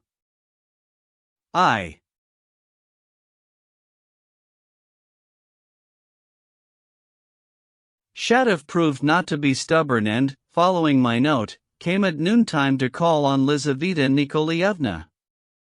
We entered at almost the same time. I, too, was paying my first call. All of them, that is, Liza, Maman, and Mavriky Nikolaevich, were sitting in the big drawing room, arguing.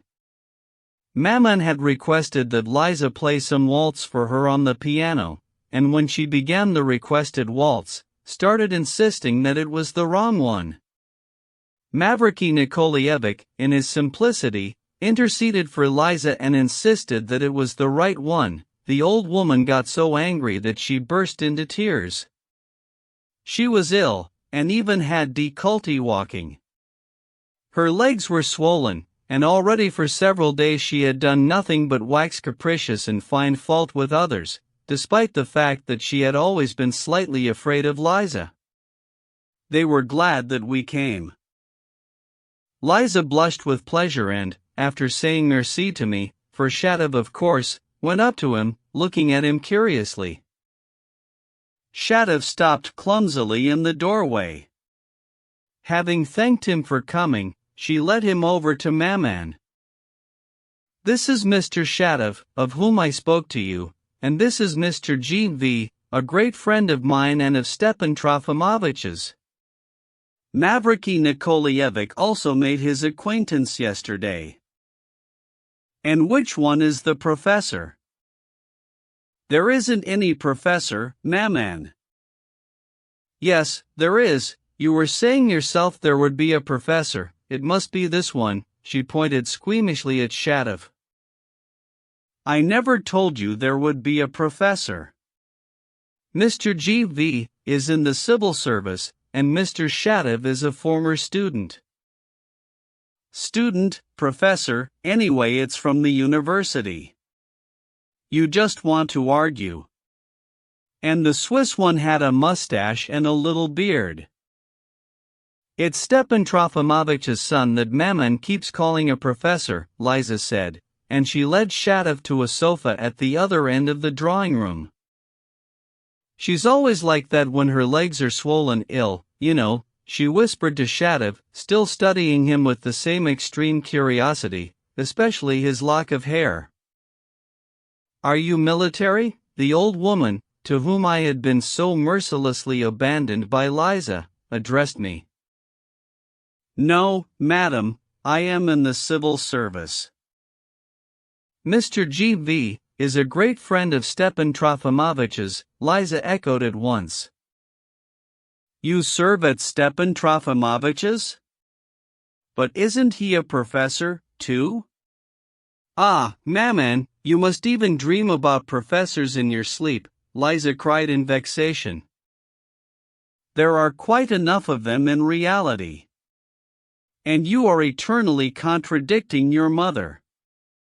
Were you here when Nikolai Vsevolodovich came 4 years ago? I replied that I was. And was there some Englishman here with you? No, there wasn't. Liza laughed. Ah, you see, there wasn't any Englishman, so it's all a pack of lies.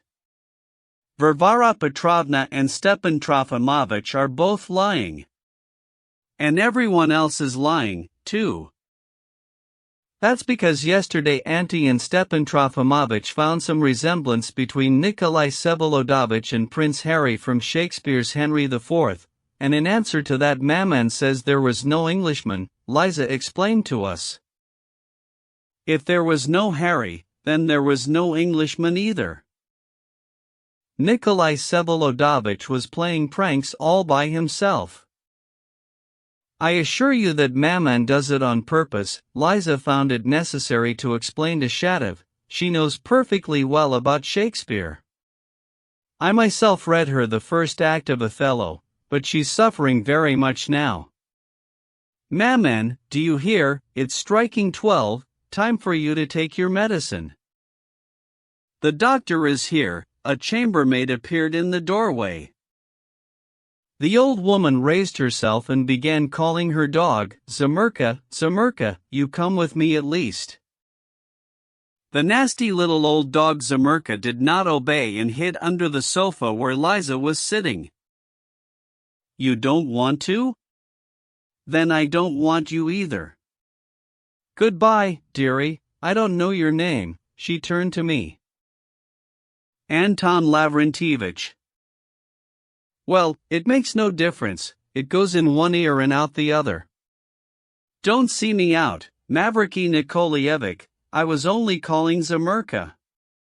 Thank God, I can still walk by myself, and tomorrow I shall go for a drive. She angrily walked out of the drawing room. Anton Lavrentievich talked for a while with Mavriky Nikolaevich.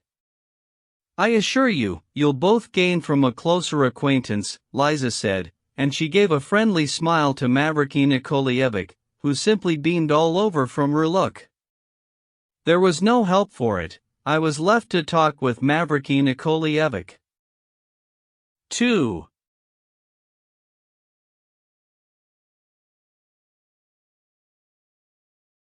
The business Lizaveta Nikolaevna had with Shatov turned out, to my surprise, to be indeed only literary. I don't know why, but I had been thinking that she had summoned him for something else. We, that is, Mavriky Nikolaevich and myself, seeing that they were not concealing anything from us and were talking quite loudly, began to listen, then we, too, were invited to join the council. The whole thing was that Lizaveta Nikolaevna had long since conceived of publishing an, in her opinion, useful book, but being completely inexperienced, she needed a collaborator. I was even amazed at the seriousness with which she began to explain her plan to Shatov. Must be one of the new sort, I thought, it's not for nothing she was in Switzerland. Shatov listened attentively, his eyes fixed on the ground, not surprised in the least that an idle society girl should undertake affairs seemingly so unsuitable for her. The literary undertaking was of the following sort. A multitude of metropolitan and provincial newspapers and other journals is published in Russia, and these report daily on a multitude of events. The year goes by, the newspapers are everywhere stacked up in bookcases, or turned into litter, torn up, used for wrapping things or for hats. Many of the facts published produce an impression and remain in the public memory, but are then forgotten over the years. Many people would like to refer to them later, but what an effort it is to search through that sea of pages, often without knowing the day, or the place, or even the year when the event occurred. And yet, if all these facts for a whole year were brought together in one book, with a certain plan and a certain idea, with a table of contents, an index, a classification by month and day, such a combined totality could present a whole characterization of Russian life for that whole year, notwithstanding the extremely small portion of facts as compared with all that had happened. Instead of many pages there will be a few fat books, that's all, observed Shatov. But Lizaveta Nikolaevna hotly defended her project in spite of its difficulty and her inexperience in talking about it. There should be one book, and not even a very fat one, she insisted. But even supposing it were a fat one, still it would be a clear one, because the main thing was the plan and the way the facts were presented. Of course, not everything was to be collected and reproduced. Government decrees and acts, local directives, laws, all facts of that sort, though important, could be entirely omitted from the proposed volume. A great deal could be omitted, and the choice could be limited only to events that more or less expressed the personal moral life of the people, the personality of the Russian people at a given moment. Of course, anything could be included: curiosities, fires, donations, all sorts of good and bad deeds, all sorts of pronouncements and speeches, perhaps even news about flooded rivers, perhaps even some government decrees as well, but with the choice only of those things that portrayed the epoch. Everything would be included with a certain view, a direction, an intention, an idea, throwing light on the entire whole, the totality. And, finally, the book should be interesting even as light reading, to say nothing of its being an indispensable reference work. It would be, so to speak, a picture of the spiritual, moral, inner life of Russia over an entire year. Everyone should want to buy it. The book should become a household item. Liza kept her mang. I realize that the whole thing depends on the plan, and that is why I'm turning to you, she concluded. She was quite flushed, and though her explanations were obscure and incomplete, Shatov began to understand. So the result would be something with a tendency, a selection of facts with a certain tendency, he muttered, still without raising his head. Not at all. There's no need to select with a tendency, there's no need for any tendency. Just impartiality, that's the only tendency. But there's nothing wrong with a tendency, Shatov stirred, and it's impossible to avoid, as soon as at least some selection reveals itself. The selection of facts will in itself indicate how they are to be understood. Your idea isn't bad. So that means such a book is possible? Liza rejoiced. We'll have to see and think. It's a huge matter. One cannot invent something all at once. Experience is necessary. Even when the book is published, we'll still hardly know how to publish it. Maybe only after many trials, but the idea is nearly there. A useful idea. He finally raised his eyes, and they even shone with pleasure, so interested he was. Did you think it up yourself? He asked Liza, gently and as if bashfully. But it's not hard to think it up, it's the plan that's hard, Liza smiled. I don't understand much, and I'm not very smart, I only pursue what is clear to me. Pursue? Maybe not the right word? Liza inquired quickly. It's a possible word, never mind. It seemed to me even abroad that I, too, could be useful in some way. I have my own money, and it just sits there, so why couldn't I, too, work for the common cause? Besides, the idea came somehow suddenly, by itself. I didn't sit thinking it up, and I was very glad when it came, but I saw at once that I couldn't do it without a collaborator, because I don't know how to do anything myself. The collaborator will, of course, become co-editor of the book. We'll go half and half, your plan and work, my original idea and the means for publishing it. The book will pay for itself, won't it? If we hit on the right plan, the book will go over.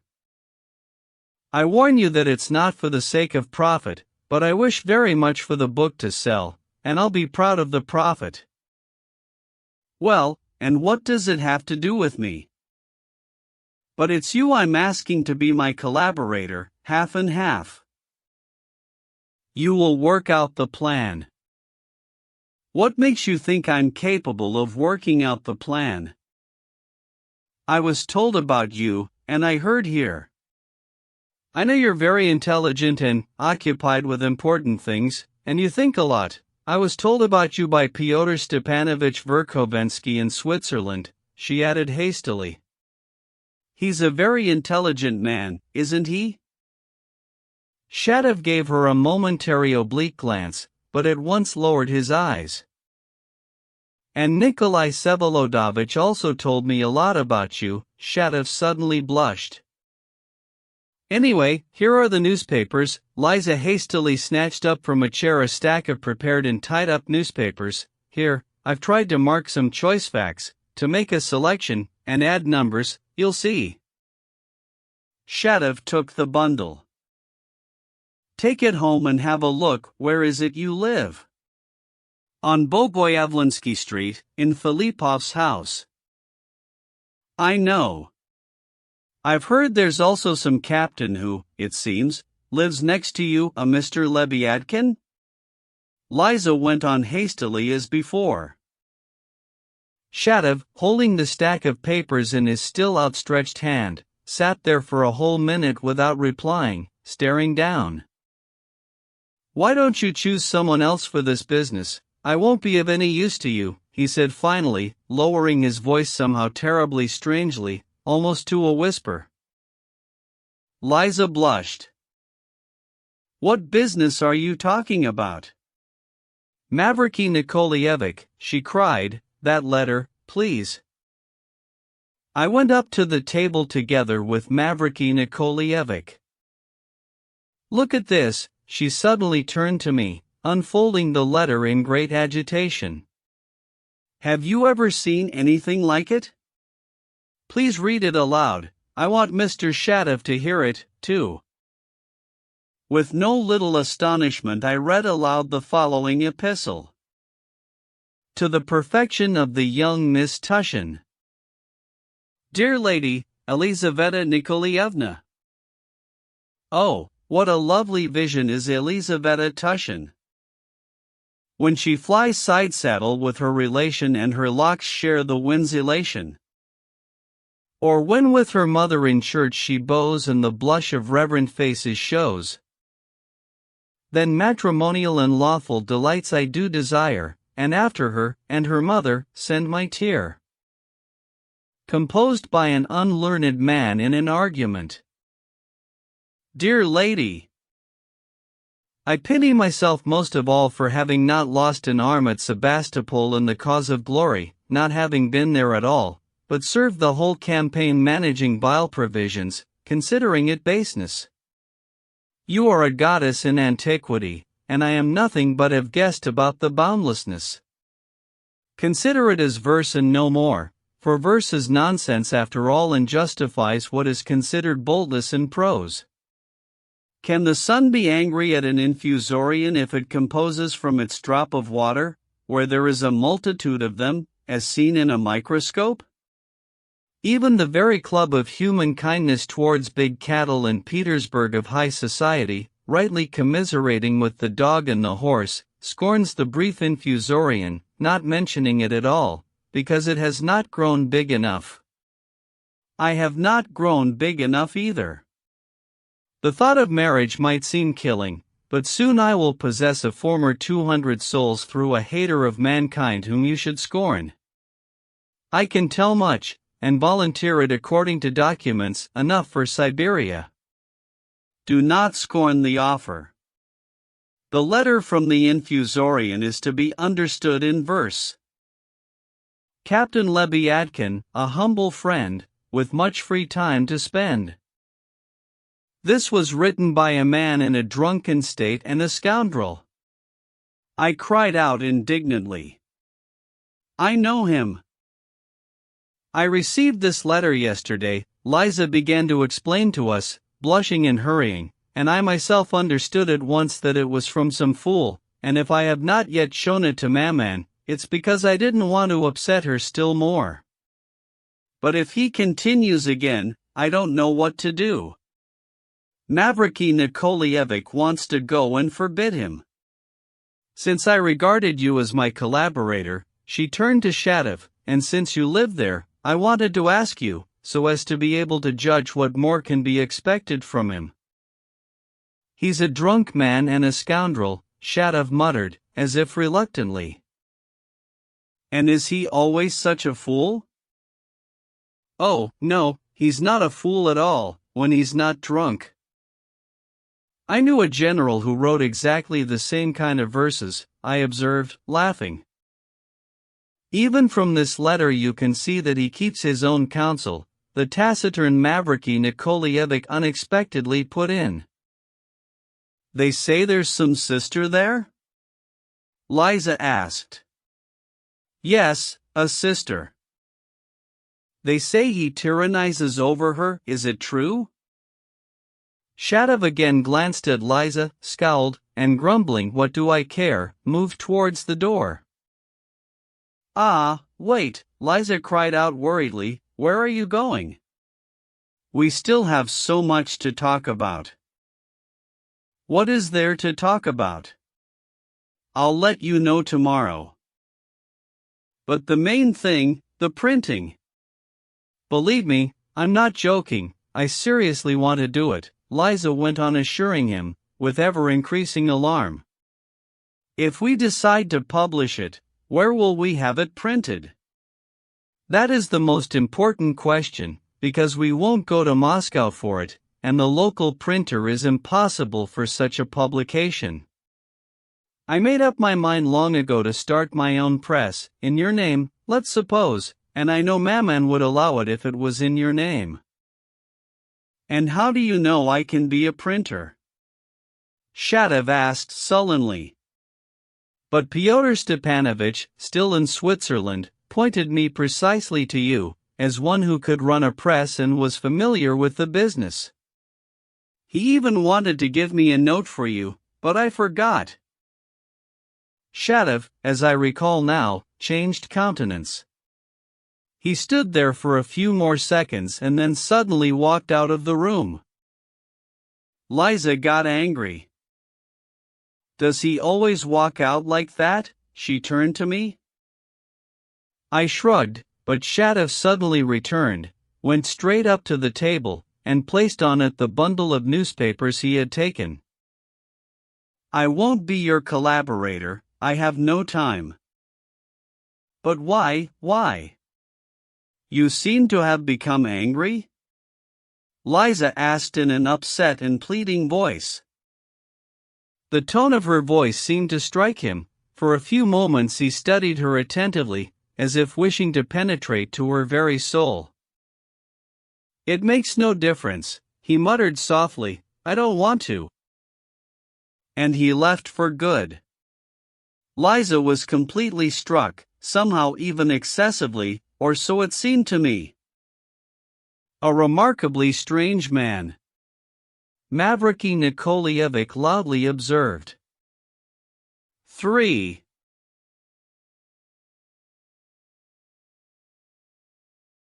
Strange, certainly, yet there was in all this a great deal of obscurity. Something was implied in it.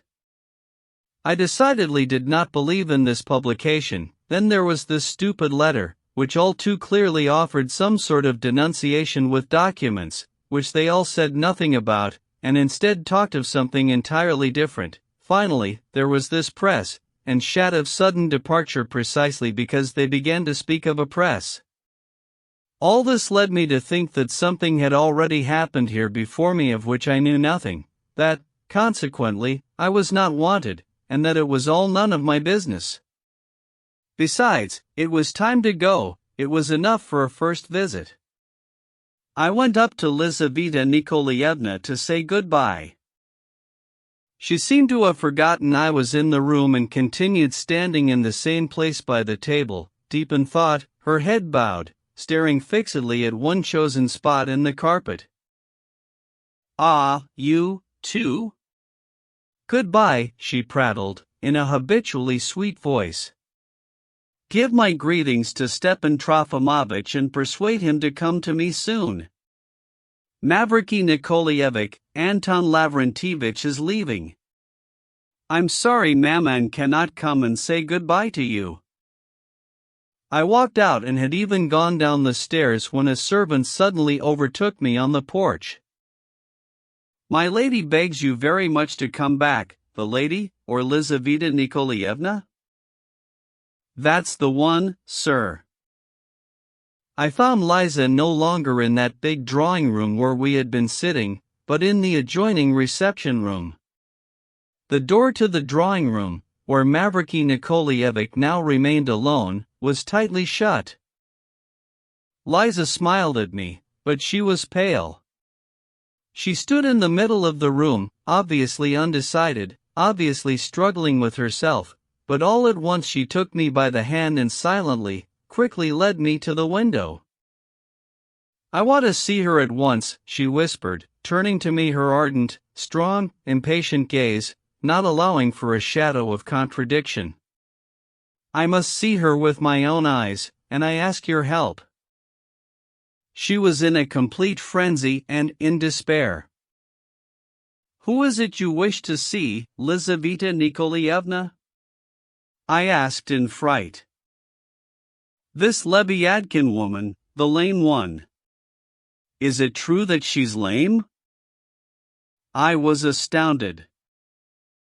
"I've never seen her, but I've heard that she's lame. I heard it only yesterday," I murmured with hasty readiness and also in a whisper. "I absolutely must see her. Could you arrange it for this same day?" I felt terribly sorry for her. "That is impossible, and, besides, I wouldn't have any idea how to do it," I began persuading her. "I'll go to Shatov.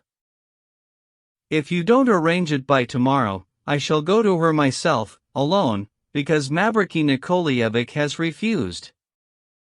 I'm counting only on you, I have no one else," I spoke stupidly with Shatov. "I'm sure you are a completely honest man and, perhaps, completely devoted to me, only do arrange it." A passionate desire to help her in everything came over me. "Here is what I'll do," I thought a bit, "I'll go myself and see her today for certain, for certain. I'll make it so that I see her, I give you my word of honor, only allow me to confide in Shatov. Tell him that I have this wish and that I can wait no longer, but that I was not deceiving him just now. He left, perhaps, because he's a very honest man and did not like it that I seemed to be deceiving him. I wasn't deceiving him, I really want to publish and to start a press. He is honest, I confirmed with fervor. However, if it doesn't get arranged by tomorrow, then I will go myself, whatever may come of it, and even if everyone finds out. I cannot come to you before 3 o'clock tomorrow, I observed, recollecting myself somewhat. At 3 o'clock, then. I guessed right, then, at Stepan Trofimovitch's yesterday, that you are somewhat devoted to me, she smiled, pressing my hand in parting and hurrying to the abandoned Mavriky Nikolaevich. I left, oppressed by my promise, and not understanding what had happened. I had seen a woman in real despair, who was not afraid to compromise herself by confiding in a man who was almost a stranger.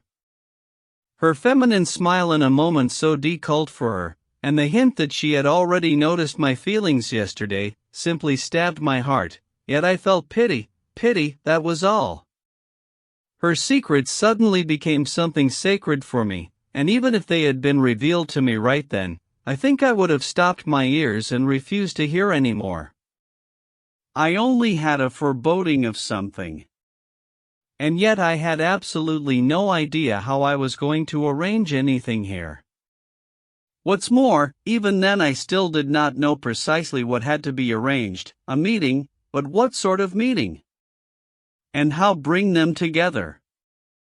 All my hopes lay in Shatov, though I might have known beforehand that he would not help with anything. But I rushed to him anyway. 4. Only in the evening, past 7, did I find him at home. To my surprise, he had visitors Alexei Nilik, and another gentleman I was half acquainted with, a certain Shigaliov, the brother of Virginsky's wife. This Shigaliov must already have spent about 2 months in our town. I do not know where he came from. The only thing I had heard about him was that he had published some article in a progressive Petersburg magazine. Virginsky introduced us by chance in the street. Never in my life have I seen a more grim, gloomy, glowering face on a man. He looked as if he were expecting the destruction of the world, and not just sometime, according to prophecies which might not be fulfilled, but quite definitely, round about morning, the day after tomorrow, at 10:25 sharp. Incidentally, we said almost nothing then, but only shook hands, looking like a pair of conspirators. I was struck most of all by the unnatural size of his ears, long, broad, and thick, sticking out somehow peculiarly. His movements were clumsy and slow. If Liputin ever did dream that a phalanstery might be realized in our province, this man was sure to know the day and hour when it would come about. He made a sinister impression on me. Meeting him now at Shadov's, I was surprised, all the more so in that Shadov generally had no love of visitors. Even from the stairs they could be heard talking very loudly, all three at once, and apparently arguing, but as soon as I appeared, they all fell silent. They had been arguing standing up, and now suddenly they all sat down, so that I, too, had to sit down. The stupid silence would not get broken for about 3 full minutes. Shigaliov, though he recognized me, pretended he did not know me. Certainly not from hostility, but just so. Alexei Nilik and I bowed slightly to each other, but silently, and for some reason did not shake hands. Shigaliov finally began looking at me sternly and gloweringly, in the most naive conviction that I would suddenly get up and leave. Finally, Shadov rose from his chair, and everyone else suddenly jumped up. They walked out without saying goodbye. Only Shigaliov, already in the doorway, said to Shadov, who was seeing them out, "Remember, you're obliged to report." "I spit on your reports, and the devil if I'm obliged to anybody." Shadov saw him out and fastened the door with a hook. "Snipe," he said, glancing at me and grinning somehow crookedly. His face was angry, and I felt it strange that he had begun talking. Usually, whenever I had come to see him before, very rarely, by the way, he would sit glowering in the corner, responding angrily, and only after a long time would become quite animated and begin talking with pleasure. On the other hand, each time he said goodbye, he would unfailingly glower again and let you out as if he were getting rid of a personal enemy. "I had tea yesterday with this Alexei Nilik," I remarked. "He seems to have gone crazy over atheism." "Russian atheism has never gone further than a pun," Shadov growled, replacing the burnt-down candle with a new one. "No, the man doesn't seem to be a punster to me. He seems unable to speak even plainly, to say nothing of punning. They're paper people. It all comes from lackeyishness of thinking," one Shadov observed calmly, sitting down in the corner on a chair and placing both palms on his knees. "And there's hatred there, too," he said, after a moment's silence. "They'd be the first to be terribly unhappy if Russia somehow suddenly got reconstructed, even if it was in their own way, and somehow suddenly became boundlessly rich and happy. They'd have no one to hate then, no one to spit on, nothing to jeer at. All that's there is an endless animal hatred of Russia that has eaten into their organism. And there are no tears invisible to the world under the visible laughter. Nothing more false has ever been said in Russia than this phrase about invisible tears," he cried out, almost with fury. "Well, God knows what it's all about." I laughed.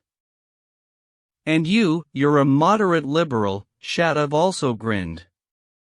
"You know," he suddenly picked up, "maybe that was just silly talk about lackeyishness of thinking. You'll probably say to me at once, it's you who were bored of a lackey. But I'm no lackey."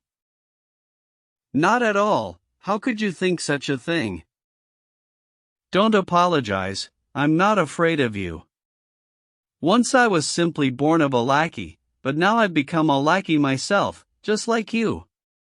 Our Russian liberal is first of all a lackey and is only looking for someone's boots to polish." "What boots?" What kind of allegory is that? I wouldn't call it an allegory. You're laughing, I see. Stepan Trofimovich was right to say that I'm lying under a stone, crushed but not crushed to death. I'm just writhing. It's a good comparison. Stepan Trofimovich assures us that you've gone crazy over the Germans, I went on laughing. In fact, we did filch something or other from the Germans and stick it in our pocket. We took 20 kopecks, and gave away 100 rubles of our own. We were silent for about a minute. No, he got it from lying there in America. Who? Got what from lying there? Kirillov, I mean. He and I spent 4 months there, lying on the floor of a hut. Have you really been to America? I was surprised. You never talk about it. What's there to tell? The year before last, 3 of us went to the American states on an emigrant steamer, on our last pennies, in order to try the life of the American worker for ourselves, and thus by personal experience to test on ourselves the condition of man in his hardest social position. 3, that was the goal we set out with. Lord! I laughed, but for that it would have been better to go somewhere in our province at harvest time. If you wanted to test by personal experience, why on earth go to America? We got hired to work there for an exploiter. 6 of us Russians were gathered there, and all students, even landowners from their estates, even osaires were there, all with the same grand purpose. So we worked, got wet, suffered, wore ourselves out, and finally Kirillov and I left, got sick, couldn't stand it anymore.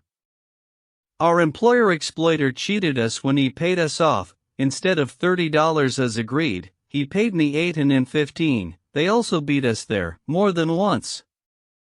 So, without work then, Kirillov and I spent 4 months lying side by side on the floor in some little town. He thought of one thing, and I of another. Can it be that your employer really beat you? In America? How you must have cursed at him. Not in the least. On the contrary, Kirillov and I decided at once that we Russians are mere kids next to Americans, and that one must be born in America, or at least live for long years with Americans, to be on the same level with them. For not only that, when they asked us to pay $1 for something worth a penny, we paid it, not just with pleasure, but even with enthusiasm. We praised everything: spiritualism, lynching, six-shooters, hobos. Once, on a train, a man went into my pocket, took my hairbrush, and began brushing his hair with it. Kirillov and I just looked at each other and decided that it was good, and we liked it very much.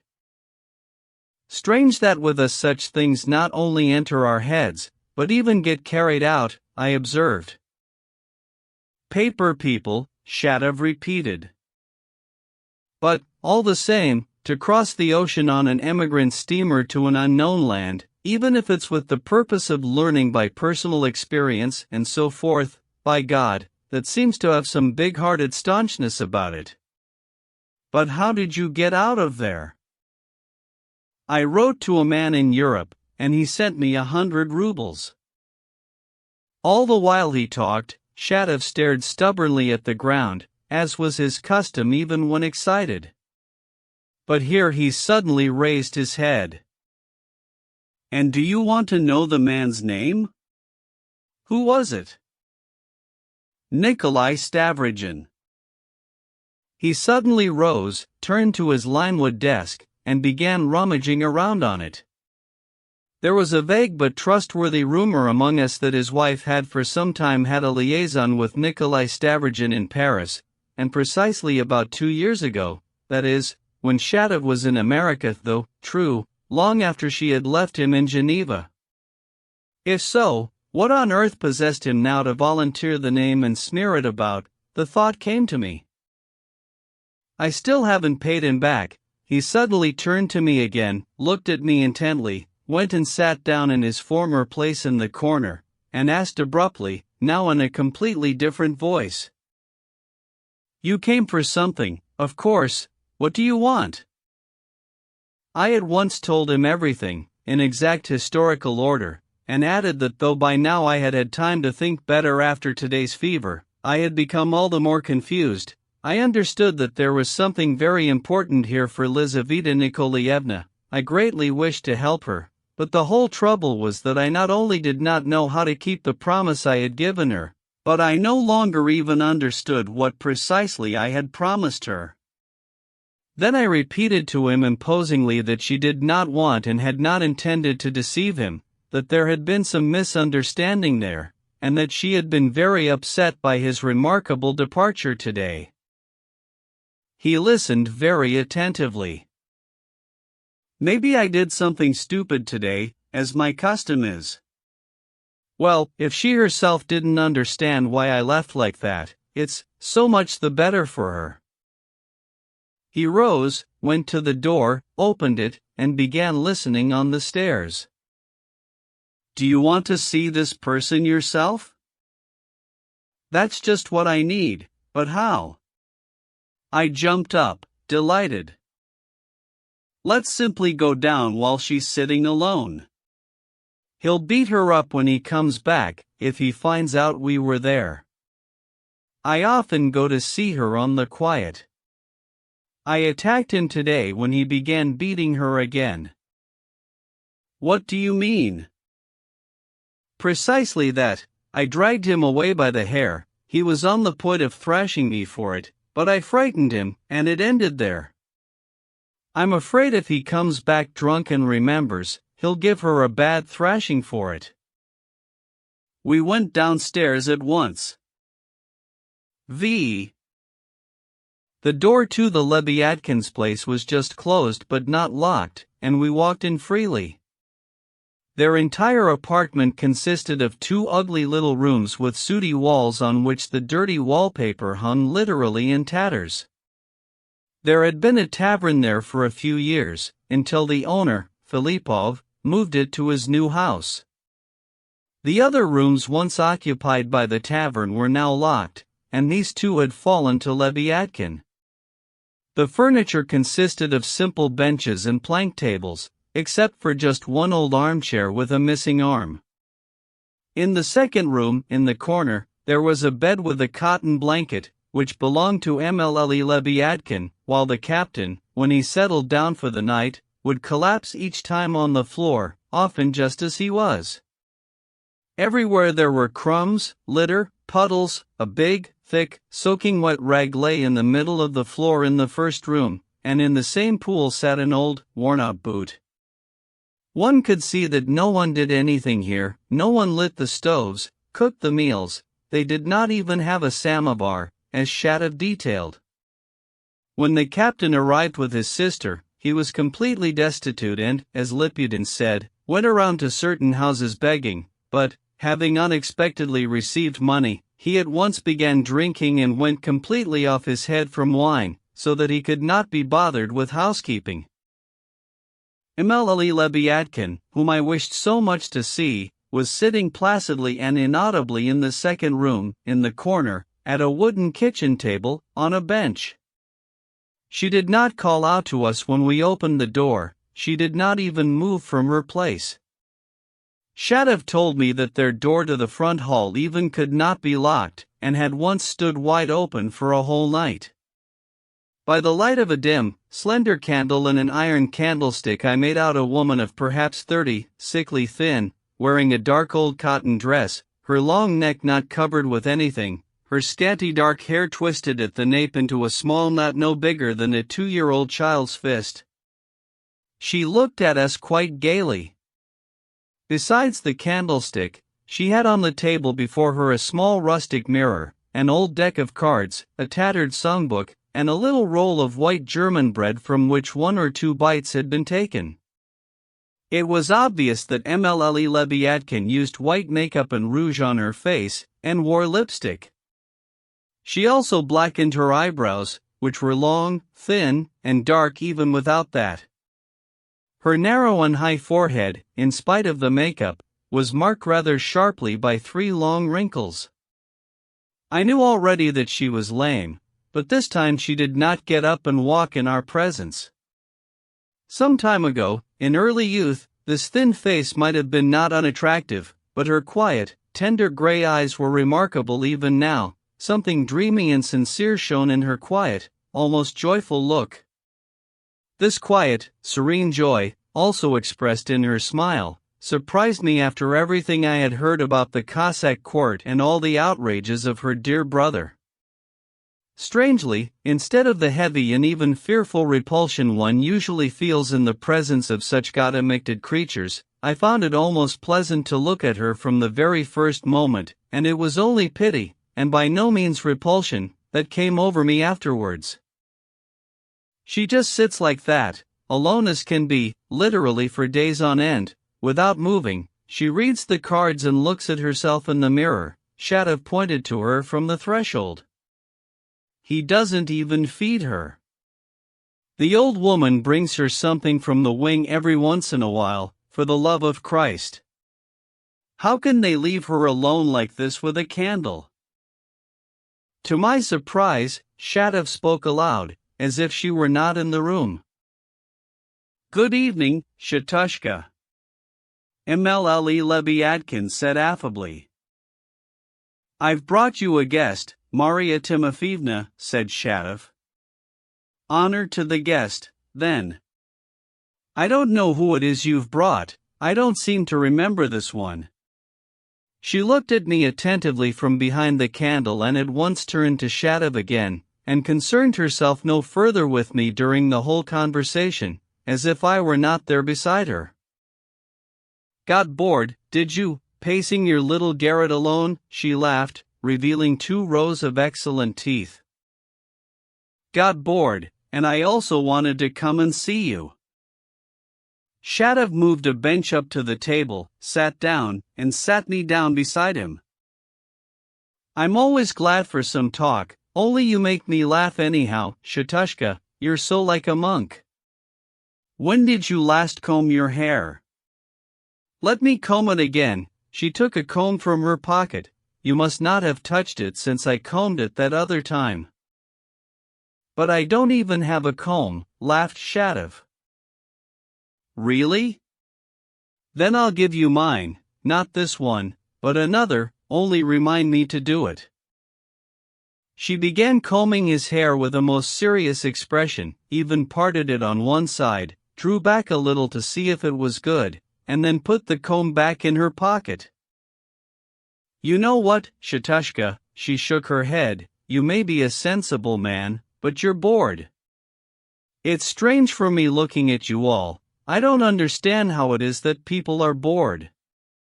Sorrow isn't boredom. I'm of good cheer." "And with your brother, too?" "You mean Lebyadkin? He's my lackey. It makes no difference to me whether he's here or not. I shout at him, 'Lebyadkin, fetch water, Lebyadkin, bring my shoes,' and off he runs. I sin sometimes thinking how funny he is." "And that's exactly so," Shatov again addressed me aloud and without ceremony. "She treats him just like a lackey. I myself have heard her shouting at him, 'Lebyadkin, fetch water,' and laughing loudly. The only difference is that he doesn't go running for water, but beats her for it, yet she's not afraid of him in the least. She has some sort of nervous fits almost every day, and they take away her memory, so that after them she forgets everything that's just happened and always gets mixed up about time. You think she remembers how we came in, and maybe she does, but she's certainly changed it all in her own way and takes us for someone other than we are, even if she remembers that I'm Shatushka. It doesn't matter that I'm talking out loud. If the talk isn't addressed to her, she immediately stops listening and immediately plunges into dreaming within herself, precisely plunges. She's an extraordinary dreamer. She sits in one place for 8 hours, for a whole day. Here's her roll. She may have taken only 1 bite of it since morning, and won't finish it until tomorrow. And now she's begun reading the cards. Reading the cards I am, Shatushka, only it comes out wrong somehow. Maria Timofeevna suddenly joined in, catching the last words, and without looking she reached for the roll with her left hand, having probably heard about the roll, too. She finally got hold of it, but after keeping it for a while in her left hand, being distracted by the newly sprung-up conversation, she put it back on the table without noticing, and without having taken a single bite. It keeps coming out the same: a journey, a wicked man, someone's perfidy, a deathbed, a letter from somewhere, unexpected news. It's all lies, I think. Shatushka, what's your opinion? If people lie, why shouldn't cards lie? She suddenly mixed up the cards. It's the same thing I said once to Mother Praskovia, a venerable woman she is. She used to stop by my cell to read the cards, in secret from the Mother Superior. And she wasn't the only one who stopped by. They'd oh and ah, shake their heads, say one thing and another, and I just laugh. Mother Praskovia, I said, how are you going to get a letter if it hasn't come for 12 years? Her daughter's husband took her daughter to Turkey somewhere, and for 12 years there wasn't a word or a peep from her. Only the next day I was sitting in the evening having tea at the Mother Superior's, and our Mother Superior is of a princely family, and there was also a lady visitor sitting there, a great dreamer, and some little monk from Athos 5, rather a funny man in my opinion. And just think, Shatushka, that same monk had brought Mother Praskovia a letter from her daughter in Turkey that same morning. There's the knave of diamonds for you, unexpected news. So we're having tea there, and this monk from Athos says to the Mother Superior, most of all, blessed Mother Superior, the Lord has blessed your convent because you keep such a precious treasure in its depths. What treasure? The Mother Superior asked. Mother Lizaveta the Blessed. Now, this blessed Lizaveta was set into our convent wall, in a cage 7 feet long and 5 feet high, and for 17 years she's been sitting there behind the iron bars, winter and summer, in nothing but a hempen shift, and she keeps poking at the shift, at the hempen cloth, all the time, with a straw or some twig, whatever she finds, and she says nothing, and she hasn't combed her hair or washed for 17 years. In winter they'd push in a sheepskin coat for her, and every day a cup of water and a crust of bread. Pilgrims look, say ah, sigh, give money. A nice treasure for you, the Mother Superior replied. She was angry, she disliked Lizaveta terribly. Lizaveta sits there only out of spite, only out of stubbornness, and it is all a sham. I didn't like that. I myself was thinking then about shutting myself away. And in my opinion, I said, God and nature are all the same. And they all said to me in one voice, there now. The Mother Superior laughed, whispered something to the lady, called me to her, was ever so nice, and the lady gave me a pink bow. Want me to show it to you? And the little monk right away began reading me a lesson, and he spoke so tenderly and humbly, and, it must be, with such intelligence. I sat and listened. Did you understand? He asked. No, I said, I didn't understand a thing, and just leave me completely in peace, I said. So since then they've left me completely in peace, Shatushka. And meanwhile one of our old women, who lived with us under penance for prophesying, 6 whispered to me on the way out of church, what is the Mother of God, in your view? The Great Mother, I answered, the hope of the human race. Yes, she said, the Mother of God is our great Mother, the moist earth, and therein lies a great joy for man. And every earthly sorrow and every earthly tear is a joy for us, and when you have watered the earth under you a foot deep with your tears, then you will at once rejoice over everything. And there will be no more of your grief from then on, she said, and such, she said, is the prophecy. And this word sank into me then. After that I began to kiss the earth when I prayed. Each time I bowed to the ground, I kissed it and wept. And I'll tell you this, Shatushka, there's no harm in these tears, and even if you have no grief, your tears will flow all the same from joy alone. The tears flow by themselves, that's the truth.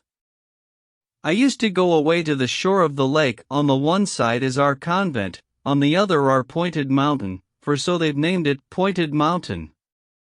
I would go up this mountain, turn my face to the east, fall and press myself to the ground, and weep, and I wouldn't remember how long I'd been weeping, and I wouldn't remember or know anything then. After that I'd get up, turn around, and the sun would be setting, so big, so splendid, so fair. Do you like looking at the sun, Shatushka? It's nice, but sad.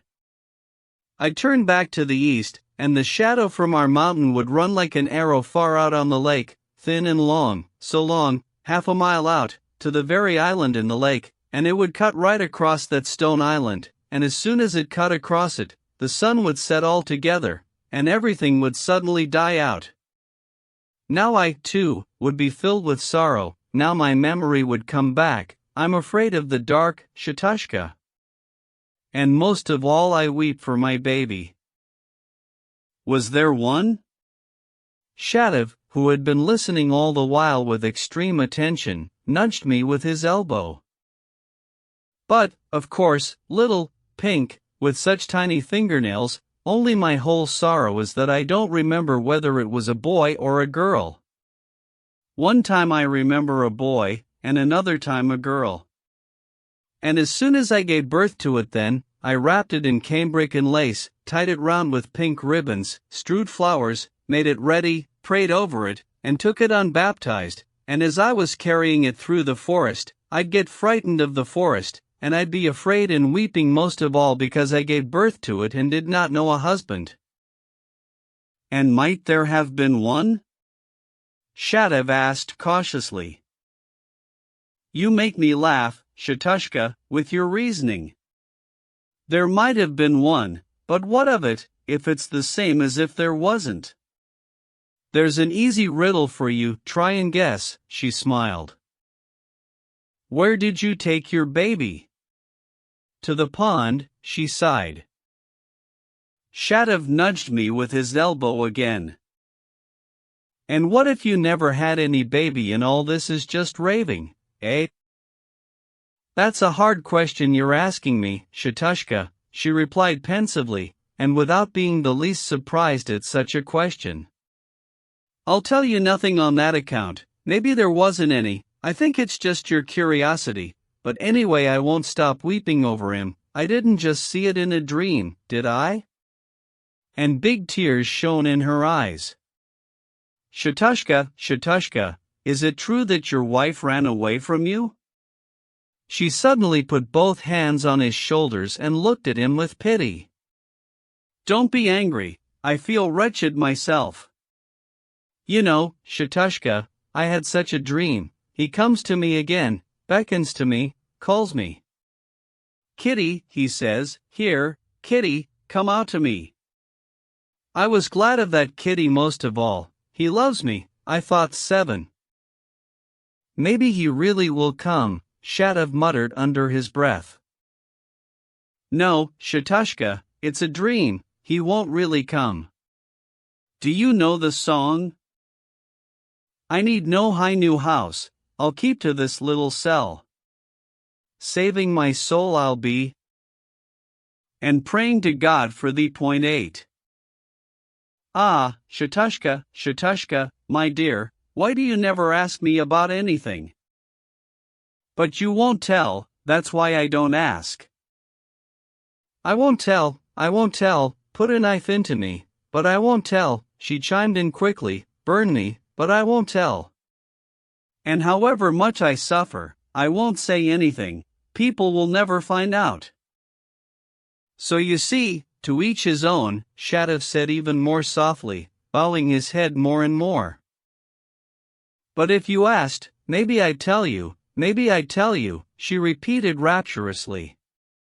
Why won't you ask? Ask me, well, Shatushka, and maybe I'll tell you, beg me, Shatushka, so that I myself consent. Shatushka, Shatushka.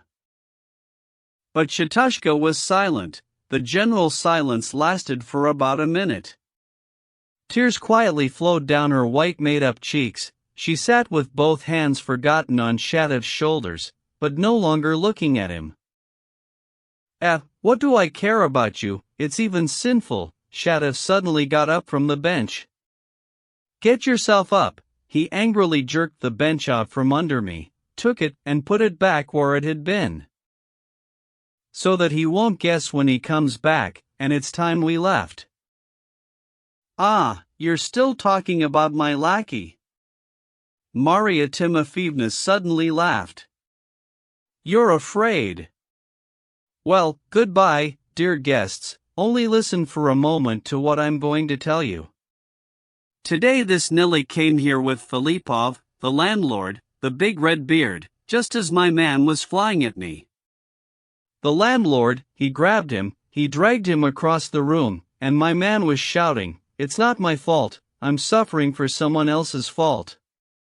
And would you believe it, we all just fell down laughing right there. Timofeevna, it was me, not the red beard. I pulled him away from you by the hair, and the landlord came the day before yesterday to have a row with you. You've got it all mixed up."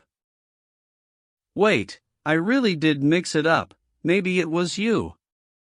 "Well, why argue over trifles? Isn't it all the same for him who pulls his hair?" She laughed. "Let's go." Shadov suddenly tugged my arm. "The gate is creaking. If he finds us here, he'll beat her." Before we had time to run up the stairs, there came a drunken shout from the gateway and a flood of curses. Shadov let me into his room and locked the door. "You'll have to sit here for a moment, if you don't want to get into some whole story. Just listen to him squealing like a pig. He must have stumbled over the sill, he goes sprawling every time." However, we did not get away without a story. 6. Shadov stood at his locked door and listened down the stairs. Suddenly he jumped back. "He's coming here, I just knew it," he whispered furiously. "Now he won't leave us alone before midnight." There came several heavy thumps of a fist on the door. "Shadov, Shadov, open up," yelled the captain. "Shadov, my friend. I have come to you with greeting, to tell you that the sun has arisen. And that its hot light down is beating upon thee for our rest, as it glistens. To tell you that I have awakened, devil take you, all awakened neath the boughs. Just like neath the blows, ha, ha. And every bird is stirred with thirst, to tell you I will drink my fill. Drink, Lord knows what, but drink my fill. 9. So, devil take this foolish curiosity. Shadov, do you understand how good it is to live in the world? Don't answer. Shadov whispered to me again. Open up now. Do you understand that there's something higher than fistfights? Among mankind, there are moments of a noble person. I'm kind, Shadov, I'll forgive you. To hell with tracks, Shadov? Silence. Do you understand, you ass, that I'm in love? I'd bought a tailcoat, look, a tailcoat of love, 15 rubles, a captain's love calls for social decency. Open up, he suddenly bellowed wildly, and again pounded violently with his fists. Go to hell. Shadov suddenly bellowed back. Ser RRF. Slave. And your sister is a Ser RRF and a slave woman, a thief. And you sold your sister. Lies. I'm a victim of slander, though, with one explanation I could. Do you understand who she is? Who is she? Shadov, curious, suddenly went up to the door. But do you understand? I will, just tell me who she is. I dare to tell. I always dare to tell everything among the public. Well, that's hardly true, Shadov taunted him and motioned for me to listen. I don't dare? I say you don't. I don't dare? Go on, speak, if you're not afraid of the master's rod. You're a coward, Captain, or no? She's, the captain babbled in a trembling, agitated voice. Well. Shadov put his ear to the door. There was silence for at least half a minute. Scoundrel finally came from beyond the door, and the captain quickly retreated down the stairs, puing like a samovar and stumbling noisily on each step. No, he's cunning, he won't let it out even when he's drunk. Shadov stepped away from the door. But what is all this? I asked. Shadov waved his hand, opened the door, and again began to listen down the stairs. He listened for a long time, he even went quietly down a few steps. Finally he came back. I don't hear anything, there was no fight, he must have dropped off at once. It's time for you to go. Listen, Shadov, what am I to conclude from all that? Conclude whatever you like, he answered in a weary and disgusted voice, and sat down at his desk. I left. An incredible idea was growing stronger and stronger in my imagination. In anguish I thought of the next day. 7.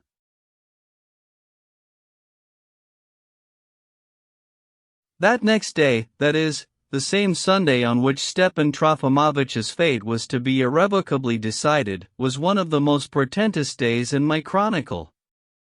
It was a day of the unexpected, a day of the unraveling of the old and the raveling up of the new, a day of sharp explanations and of a still greater muddle. In the morning, as the reader already knows, I was obliged to accompany my friend to Varvara Petrovna's, at her own stipulation, and by 3 in the afternoon I had to be at Lizaveta Nikolaevna's, in order to tell her about what I did not know, and to assist her in what I did not know. And yet it all resolved itself in a way no one could have imagined.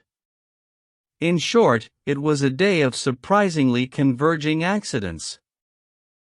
It all began when Stepan Trofimovitch and I, having come to Varvara Petrovna's at exactly 12 o'clock, as she herself had stipulated, did not find her at home. She had not yet returned from the Sunday liturgy. My poor friend was so disposed, or, better, so indisposed, that this circumstance instantly crushed him. Almost powerlessly he lowered himself into an armchair in the drawing-room. I offered him a glass of water, but, despite his paleness and even the trembling of his hands, he declined it with dignity. Incidentally, his outfit this time was distinguished by its remarkable elegance, a shirt almost fit for a ball, cambric, embroidered, a white tie, a new hat in his hand, fresh straw-colored gloves, and even just a touch of perfume. No sooner had we sat down than Shadov entered, shown in by the valet, also clearly on docile invitation. Stepan Trofimovitch rose slightly to offer him his hand, but Shadov, after looking at the two of us attentively, turned to the corner, sat down there, and did not even nod to us. Stepan Trofimovitch again looked at me timorously. We sat for a few more minutes in complete silence. Stepan Trofimovitch suddenly began to whisper something to me very quickly, but I did not hear, and he himself was so agitated that he dropped it without finishing. The valet came in again to straighten something on the table, or, rather, to have a look at us. Shadov suddenly addressed him with a loud question. Alexei Yegoryk, do you know whether Darya Pavlovna went with her?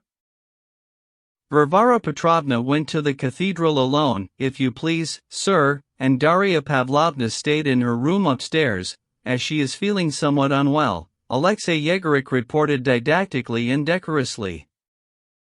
My poor friend again glanced at me furtively and anxiously, so that I finally began to turn away from him. Suddenly a carriage clattered up to the entrance, and a certain distant commotion in the house informed us that the hostess had come back. We all jumped up from our chairs. Then another unexpected thing, the sound of many steps was heard, which meant that the hostess had not come back alone, and that was indeed somewhat strange, since she herself had stipulated this hour to us.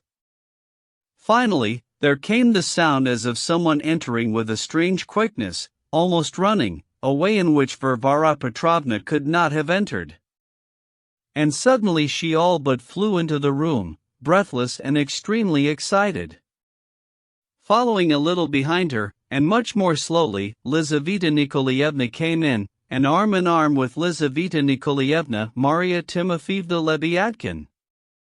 If I had seen it in a dream, even then I would not have believed it. To explain this totally unexpected thing, it is necessary to go back an hour and tell in more detail than usual about the remarkable adventure that had befallen Varvara Petrovna in the cathedral. First of all, nearly the whole town had gathered for the liturgy, meaning, that is, the upper stratum of our society. It was known that the governor's wife would be coming, for the first time since her arrival here. I will note that there were already rumors among us that she was a free thinker and of the new principles. It was also known to all the ladies that she would be dressed magnificently and with remarkable elegance, and therefore Our Lady's costumes this time were distinguished by their refinement and splendor. Varvara Petrovna alone was, as usual, modestly dressed all in black. She had dressed thus invariably over the last 4 years. Coming to the cathedral, she settled in her usual place, to the left, in the first row, and the liveried footman placed in front of her a velvet cushion for kneeling. In short, all was as usual. But it was also noticed that this time, all through the service, she prayed somehow extremely zealously. It was even remarked later, when everything was recalled, that tears even brimmed her eyes. Finally the liturgy ended, and our priest, Father Pavel, came out to deliver a solemn sermon. In our town his sermons were loved and highly valued. He had even been urged to publish them, but he could not make up his mind. This time the sermon came out somehow especially long. And so it was that, during the sermon, a certain lady drove up to the cathedral in a light, hired droshky of the old style, the kind on which a lady could only sit sideways, holding onto the driver's belt and swaying with the jolting of the carriage like a blade of grass in the wind. Such cabbies are still driving about in our town. Stopping at the corner of the cathedral, for there were many carriages and even mounted police standing by the gates, the lady jumped down from the droshky and handed the driver 4 silver kopecks. "What, isn't that enough for you?" she cried out, seeing the face he made. "It's all I have," she added pitifully. "Well, God be with you, I took you without bargaining." The cabby waved his hand, looking at her as if thinking, "And it would be a sin to offend you." Then he stuffed his leather purse into his bosom, touched up his horse, and drove off, followed by the jeers of the nearby cabbies. Jeers and even surprise also accompanied the lady all the while she was making her way to the cathedral gates, amid the carriages and lackeydom awaiting their soon-to-emerge masters. And indeed there was something unusual and unexpected for everyone in such a person suddenly appearing out of nowhere, in the street, among people. She was sickly thin and limped a little, her face was painted with white makeup and rouge, her long neck was completely bared, with no kerchief or cloak, and she was wearing only a dark old dress. Despite the cold, windy, though clear September day, her head was completely uncovered, her hair tied at the nape in a tiny knot, into the right side of which a single artificial rose was stuck, of the sort used to decorate Palm Sunday cherubs. I had noticed precisely such a Palm Sunday cherub with a wreath of paper roses in the corner under the icons the day before, when I was sitting at Maria Timofeevna's. To crown it all, the lady, though she walked with modestly lowered eyes, was at the same time smiling gaily and coyly. If she had lingered a bit longer, she might not have been allowed into the cathedral. But she managed to slip in and, entering the church, pushed her way inconspicuously to the front. Though the sermon was at its midpoint and the entire packed crowd that filled the church was listening with full and hushed attention, nevertheless a few eyes glanced sideways, with curiosity and bewilderment, at the woman who had just entered. She dropped down on the church dais, lowered her whitened face to it, and lay there for a long time, apparently weeping, but, having raised her head and gotten up from her knees, she very soon recovered and became distracted. Gaily, with obviously extreme pleasure, she let her eyes roam from face to face and around the cathedral walls. She stared with special curiosity at some of the ladies, even standing on tiptoe to do so, and even laughing a couple of times with a sort of strange giggle. But the sermon came to an end, and the cross was brought out. The governor's wife was the first to go up to the cross, but within 2 steps of it she stopped, apparently wishing to give way to Varvara Petrovna, who was approaching it from her own side all too directly and as if not noticing anyone ahead of her. The extraordinary courtesy of the governor's wife undoubtedly contained an obvious and, in its way, witty barb, so everyone understood it, so Varvara Petrovna must have understood it, but, as before, not noticing anyone, and with a most unshakable air of dignity, she kissed the cross and at once headed for the exit. The liveried footman cleared the way, though people were all parting before her even without that. But right at the exit, on the porch, her way was momentarily blocked by a closely packed crowd. Varvara Petrovna paused, and suddenly a strange, extraordinary being, a woman with a paper rose in her hair, squeezed through the people and knelt in front of her. Varvara Petrovna, who was not easily perplexed by anything, especially in public, looked at her imposingly and sternly. I hasten to note here, as briefly as possible, that although Varvara Petrovna had in recent years become exceedingly economical, as they said, and even a bit stingy, still she could on occasion be unsparing of money for charity proper. She was a member of a charitable society in the capital. In a recent famine year she had sent 500 rubles to Petersburg, to the main committee for the receipt of aid for the victims, and this was talked about in town. Finally, quite recently, before the appointment of the new governor, she had all but established a local ladies' committee to aid the poorest new mothers in our town and in the province.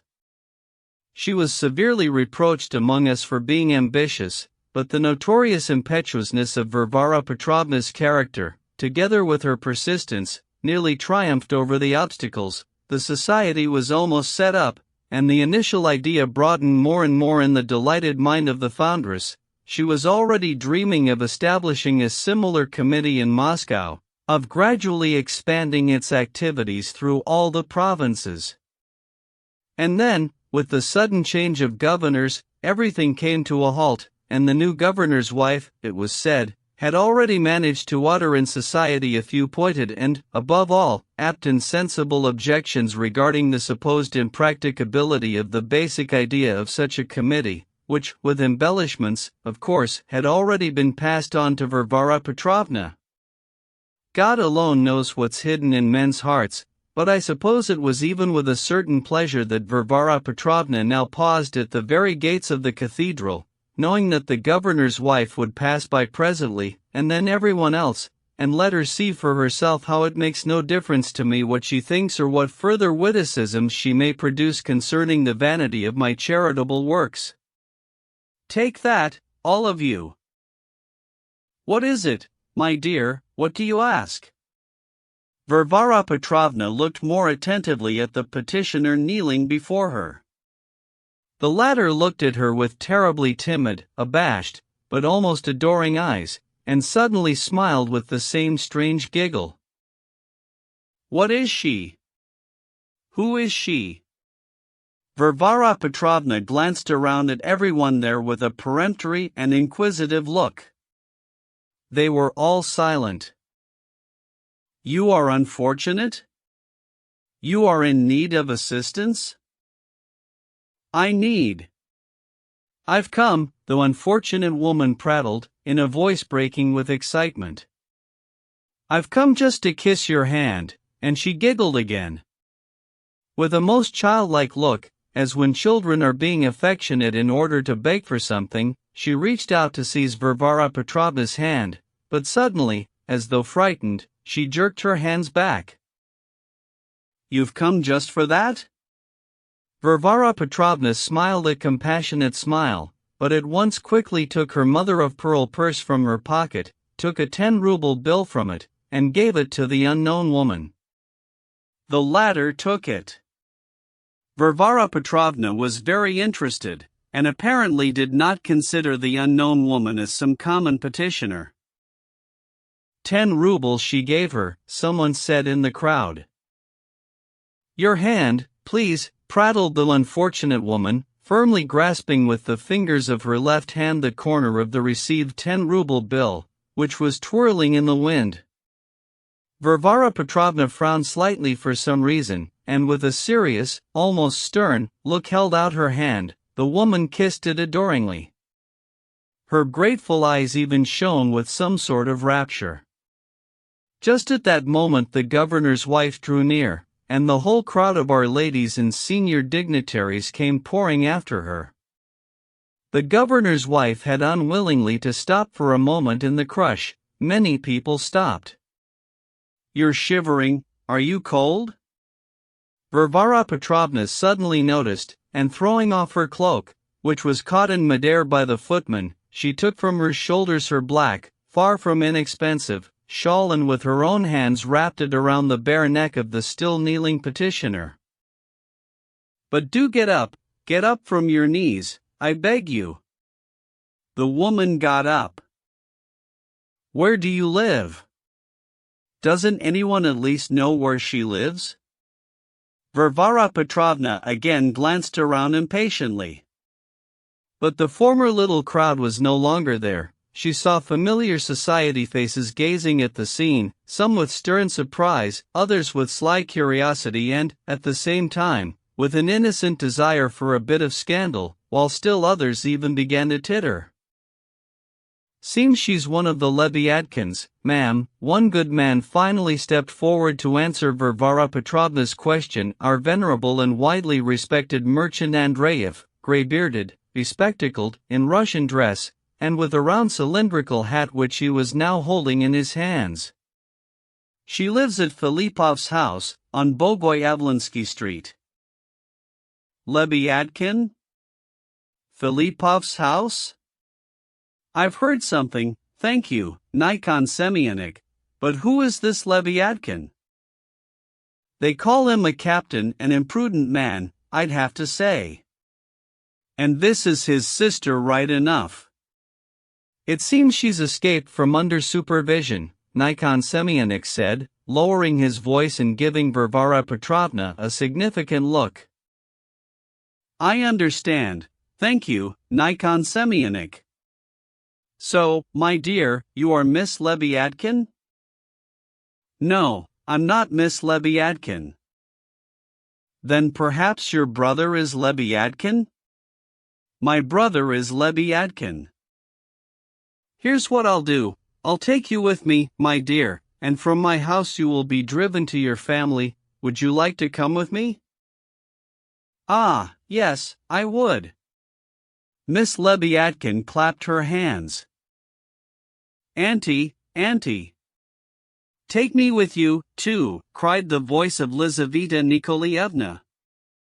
I will note that Lizaveta Nikolaevna had come to the liturgy with the governor's wife, and that Praskovia Ivanovna, on doctor's orders, had meanwhile gone for a ride in the carriage, taking Mavriky Nikolaevich along for diversion. Liza suddenly abandoned the governor's wife and sprang over to Varvara Petrovna. My dear, you know I'm always glad to have you, but what will your mother say? Varvara Petrovna began imposingly, but suddenly became confused, seeing Liza's extraordinary agitation. Auntie, I must come with you now, Liza begged, kissing Varvara Petrovna. Mais qu'avez-vous donc, Lise? The governor's wife said with emphatic surprise. Ah, forgive me, my dear, chère cousine, I am going to my aunt's. Liza turned in mid-flight to her unpleasantly surprised chère cousine and kissed her twice. And tell Maman to come at once to fetch me at Auntie's. Maman really wanted to come, she told me so today. I forgot to tell you, Liza kept on rattling. It's not my fault, don't be angry, Julie, chère cousine, Auntie, I'm ready. If you don't take me with you, Auntie, I'll run screaming after your carriage, she whispered, quickly and desperately, right into Varvara Petrovna's ear. Luckily no one else heard it. Varvara Petrovna even started back a step and gave the mad girl a piercing look. This look decided everything. She resolved definitely to take Liza with her. We must put an end to this, escaped from her. Very well, Liza, I shall take you with pleasure, she at once added loudly, if Yulia Mikhailovna consents to let you go, of course. She turned directly to the governor's wife, with an open look and straightforward dignity. Oh, I certainly would not want to deprive her of that pleasure, the less so in that I myself, Yulia Mikhailovna suddenly began prattling with surprising amiability, I myself, well know what a fantastic, domineering little head we have on our pretty shoulders. Yulia Mikhailovna smiled charmingly. I thank you greatly, Varvara Petrovna thanked her, with a polite and imposing bow. And it is all the more pleasant, Yulia Mikhailovna went on with her prattling, now almost enraptured, even blushing all over with pleasant excitement, that, besides the delight of visiting you, Liza has been carried away by such a beautiful, I might say, lofty feeling, compassion. She glanced at the unfortunate woman, and, right on the porch of the church. Such a view does you honor, Varvara Petrovna approved magnificently. Yulia Mikhailovna impetuously offered her hand, and Varvara Petrovna with perfect readiness touched it with her fingers. The general impression was excellent. The faces of some of those present began to beam with pleasure, several sweet and fawning smiles appeared. In short, it was suddenly revealed clearly to the whole town that it was not Yulia Mikhailovna who had scorned Varvara Petrovna all along and had not paid her a visit, but, on the contrary, it was Varvara Petrovna herself who had kept Yulia Mikhailovna within bounds, when she would perhaps have run on foot to visit her, if only she had been sure that Varvara Petrovna would not chase her away. Varvara Petrovna's prestige rose in the extreme. Do get in, my dear, Varvara Petrovna motioned Mlle Lebyadkin to the carriage that had driven up. The unfortunate woman ran joyfully to the door, where a footman caught her up. What? You're lame! Varvara Petrovna cried out, as if totally frightened, and turned pale. Everyone noticed it at the time but did not understand. The carriage drove off. Varvara Petrovna's house was quite near the cathedral. Liza told me later that Miss Lebyadkin laughed hysterically for all 3 minutes of the ride, while Varvara Petrovna sat as if in some magnetic sleep, Liza's own expression. 5. The Wise Serpent. Varvara Petrovna rang the bell and threw herself into an armchair by the window. Sit down here, my dear, she motioned Marya Timofeevna to a seat in the middle of the room, by the big round table. Stepan Trofimovich, what is this? Here, look at this woman, what is this? Stepan Trofimovich began to stammer. But the footman came. A cup of coffee, now, specially, and as quickly as possible. Don't unhitch the carriage. Mais, cher et excellent ami, dans quelle inquiétude, Stepan Trofimovitch exclaimed in a sinking voice. Ah! French! French! You can see right off it's high society. Marya Timofeevna clapped her hands, preparing rapturously to listen to a conversation in French. Varvara Petrovna stared at her almost in fright. We were all silent, awaiting some denouement. Shatov would not raise his head, and Stepan Trofimovitch was in disarray, as if it were all his fault. Sweat stood out on his temples. I looked at Liza. She was sitting in the corner, almost next to Shatov. Her eyes kept darting keenly from Varvara Petrovna to the lame woman and back, a smile twisted on her lips, but not a nice one. Varvara Petrovna saw this smile. And meanwhile Marya Timofeevna was completely enthralled. With delight and not the least embarrassment she was studying Varvara Petrovna's beautiful drawing room, the furniture, the carpets, the paintings on the walls, the old-style decorated ceiling, the big bronze crucifix in the corner, the porcelain lamp, the albums and knickknacks on the table. So you're here, too, Shatushka, she suddenly exclaimed. Imagine, I noticed you long ago, but I thought, it's not him. How could he have come here? And she laughed gaily. Do you know this woman? Varvara Petrovna turned to him at once. I do, ma'am, Shatov mumbled, stirred on his chair, but remained sitting. And what do you know? Quickly, please. But what? He grinned an unnecessary smile and faltered.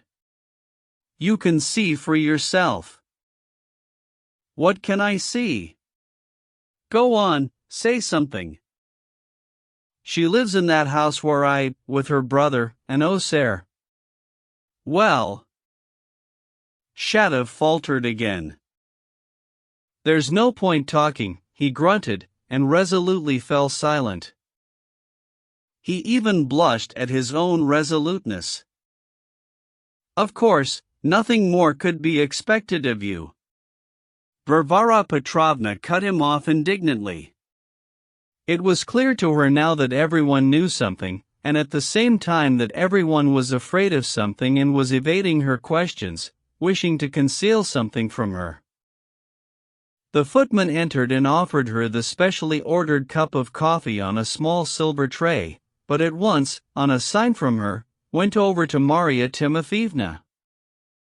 You got very cold just now, my dear, drink it quickly to warm yourself. Merci, Marya Timofeevna took the cup, and suddenly burst out laughing at having said merci to a footman. But, needing Varvara Petrovna's menacing gaze, she became timid and set the cup on the table. You're not angry, auntie, she prattled, with some sort of frivolous playfulness. What? Varvara Petrovna reared and sat straight up in her chair. What sort of aunt am I to you? What are you suggesting? Marya Timofeevna, who had not expected such wrath, began trembling all over with convulsive little shivers, as if in a fit, and recoiled against the back of her chair. I thought that's how it should be, she prattled, staring at Varvara Petrovna. That's what Liza called you. Which Liza? But, this young lady, Marya Timofeevna pointed her finger. So she's already Liza to you? You yourself just called her that. Marya Timofeevna regained some courage. And I saw a beauty just like her in a dream, she chuckled as though inadvertently. Varvara Petrovna understood and calmed down somewhat. She even smiled slightly at Marya Timofeevna's last phrase. The latter, having caught this smile, rose from her chair and, limping, went timidly up to her. Take it, I forgot to give it back, Don't be angry at my impoliteness." She suddenly took from her shoulders the black shawl Varvara Petrovna had put on her earlier. "Put it back on at once, and keep it for good. Go and sit down, drink your coffee, and please do not be afraid of me, my dear, come yourself. I'm beginning to understand you." Cher Amy, Stepan Trofimovich allowed himself again. "Ah, Stepan Trofimovich, one loses all sense here even without you. You at least might spare us. Please ring that bell, there beside you, to the serving women's quarters." There was a silence. Her eyes ran suspiciously and irritably over all our faces. Agasha, her favorite maid, came in. "Bring me the checkered kerchief, the one I bought in Geneva." "What is Daria Pavlovna doing?" "She does not feel very well, ma'am." "Go and ask her to come here. Add that I want it very much, even if she isn't feeling well." At that moment some unusual noise of footsteps and voices, similar to the previous one, was heard again from the adjacent rooms, and suddenly, breathless and upset, Praskovia Ivanovna appeared on the threshold. Mavriky Nikolaevich was supporting her arm. "Oh, dear me, I barely dragged myself here. Liza, you mad girl, what are you doing to your mother?" she shrieked, putting into the shriek, as is customary with all weak but very irritable people, all her pent-up irritation. "Varvara Petrovna, dearest, I've come to fetch my daughter." Varvara Petrovna gave her a dark look, rose slightly to greet her, and, barely concealing her vexation, said, "Good day, Praskovia Ivanovna, kindly sit down. I just knew you would come." 2. For Praskovia Ivanovna there could be nothing unexpected in such a reception. Ever since childhood, Varvara Petrovna had always treated her former boarding school friend despotically and, under the guise of friendship, with all but contempt. In this case, however, the circumstances were also unusual. Over the last few days things had been tending towards a complete break between the two households, a fact I have already mentioned in passing. For Varvara Petrovna the reasons behind this incipient break remained mysterious and, consequently, were all the more offensive, but the main thing was that Praskovia Ivanovna had managed to assume a certain remarkably haughty position regarding her. Varvara Petrovna was wounded, of course, and meanwhile certain strange rumors began to reach her as well, which also annoyed her exceedingly, precisely by their vagueness. Varvara Petrovna was of a direct and proudly open character, a swooping character, if I may put it so. Least of all could she endure secret, lurking accusations. She always preferred open war. Anyhow, it was 5 days since the ladies had seen each other. The last visit had been paid by Varvara Petrovna, who had left Drozdika offended and confounded. I can say without being mistaken that Praskovia Ivanovna walked in this time with the naive conviction that Varvara Petrovna for some reason would quail before her. This could be seen even from the look on her face. But, apparently, the demon of the most arrogant pride took possession of Varvara Petrovna precisely when she had the slightest suspicion that she was for some reason considered humiliated. And Praskovia Ivanovna, like many weak people who allow themselves to be offended for a long time without protesting, was notable for being remarkably passionate in the attack the moment events turned in her favor. It is true that she was not well then, and illness always made her more irritable. I will add, finally, that the presence of the rest of us in the drawing room would not have hindered the two childhood friends if a quarrel had flared up between them. We were considered familiars and almost subordinates. I realized this just then, not without alarm. Stepan Trofimovich, who had not sat down since Varvara Petrovna's arrival, sank exhausted into his chair upon hearing Praskovia Ivanovna's shriek, and in despair began trying to catch my eye. Shatov turned sharply on his chair and even grunted something to himself. I think he wanted to get up and leave. Liza rose a little but sat down again at once, without even paying proper attention to her mother's shriek, not because of her testy character, but because she was obviously all under the sway of some other powerful impression. Now she was looking off somewhere into the air, almost absent-mindedly, and had even stopped paying her former attention to Marya Timofeevna. 3. Here. Praskovya Ivanovna pointed to an armchair by the table and sank heavily into it with the help of Mavriky Nikolaevich. I wouldn't sit down in your house, dearest, if it weren't for my legs, she added in a strained voice. Varvara Petrovna raised her head slightly, and with a pained look pressed the fingers of her right hand to her right temple, evidently feeling an acute pain there, a tic douloureux. Why so, Praskovya Ivanovna, why wouldn't you sit down in my house? I always enjoyed the genuine sympathy of your late husband, and as girls you and I played with dolls together in boarding school. Praskovya Ivanovna waved her hands. I just knew it. You always start talking about boarding school when you're going to reproach me, that's your trick. In my view it's just fancy talk. I cannot abide this boarding school of yours.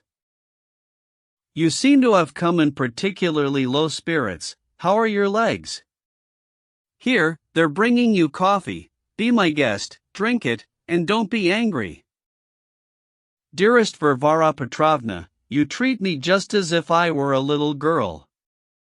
I don't want any coffee, so there. And she petulantly waved away the servant who was offering her coffee.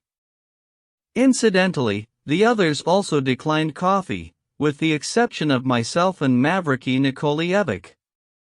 Stepan Trofimovich took a cup, but then set it on the table. Marya Timofeevna, though she very much wanted another cup, and had already reached for it, thought better of it and decorously declined, apparently pleased with herself for doing so.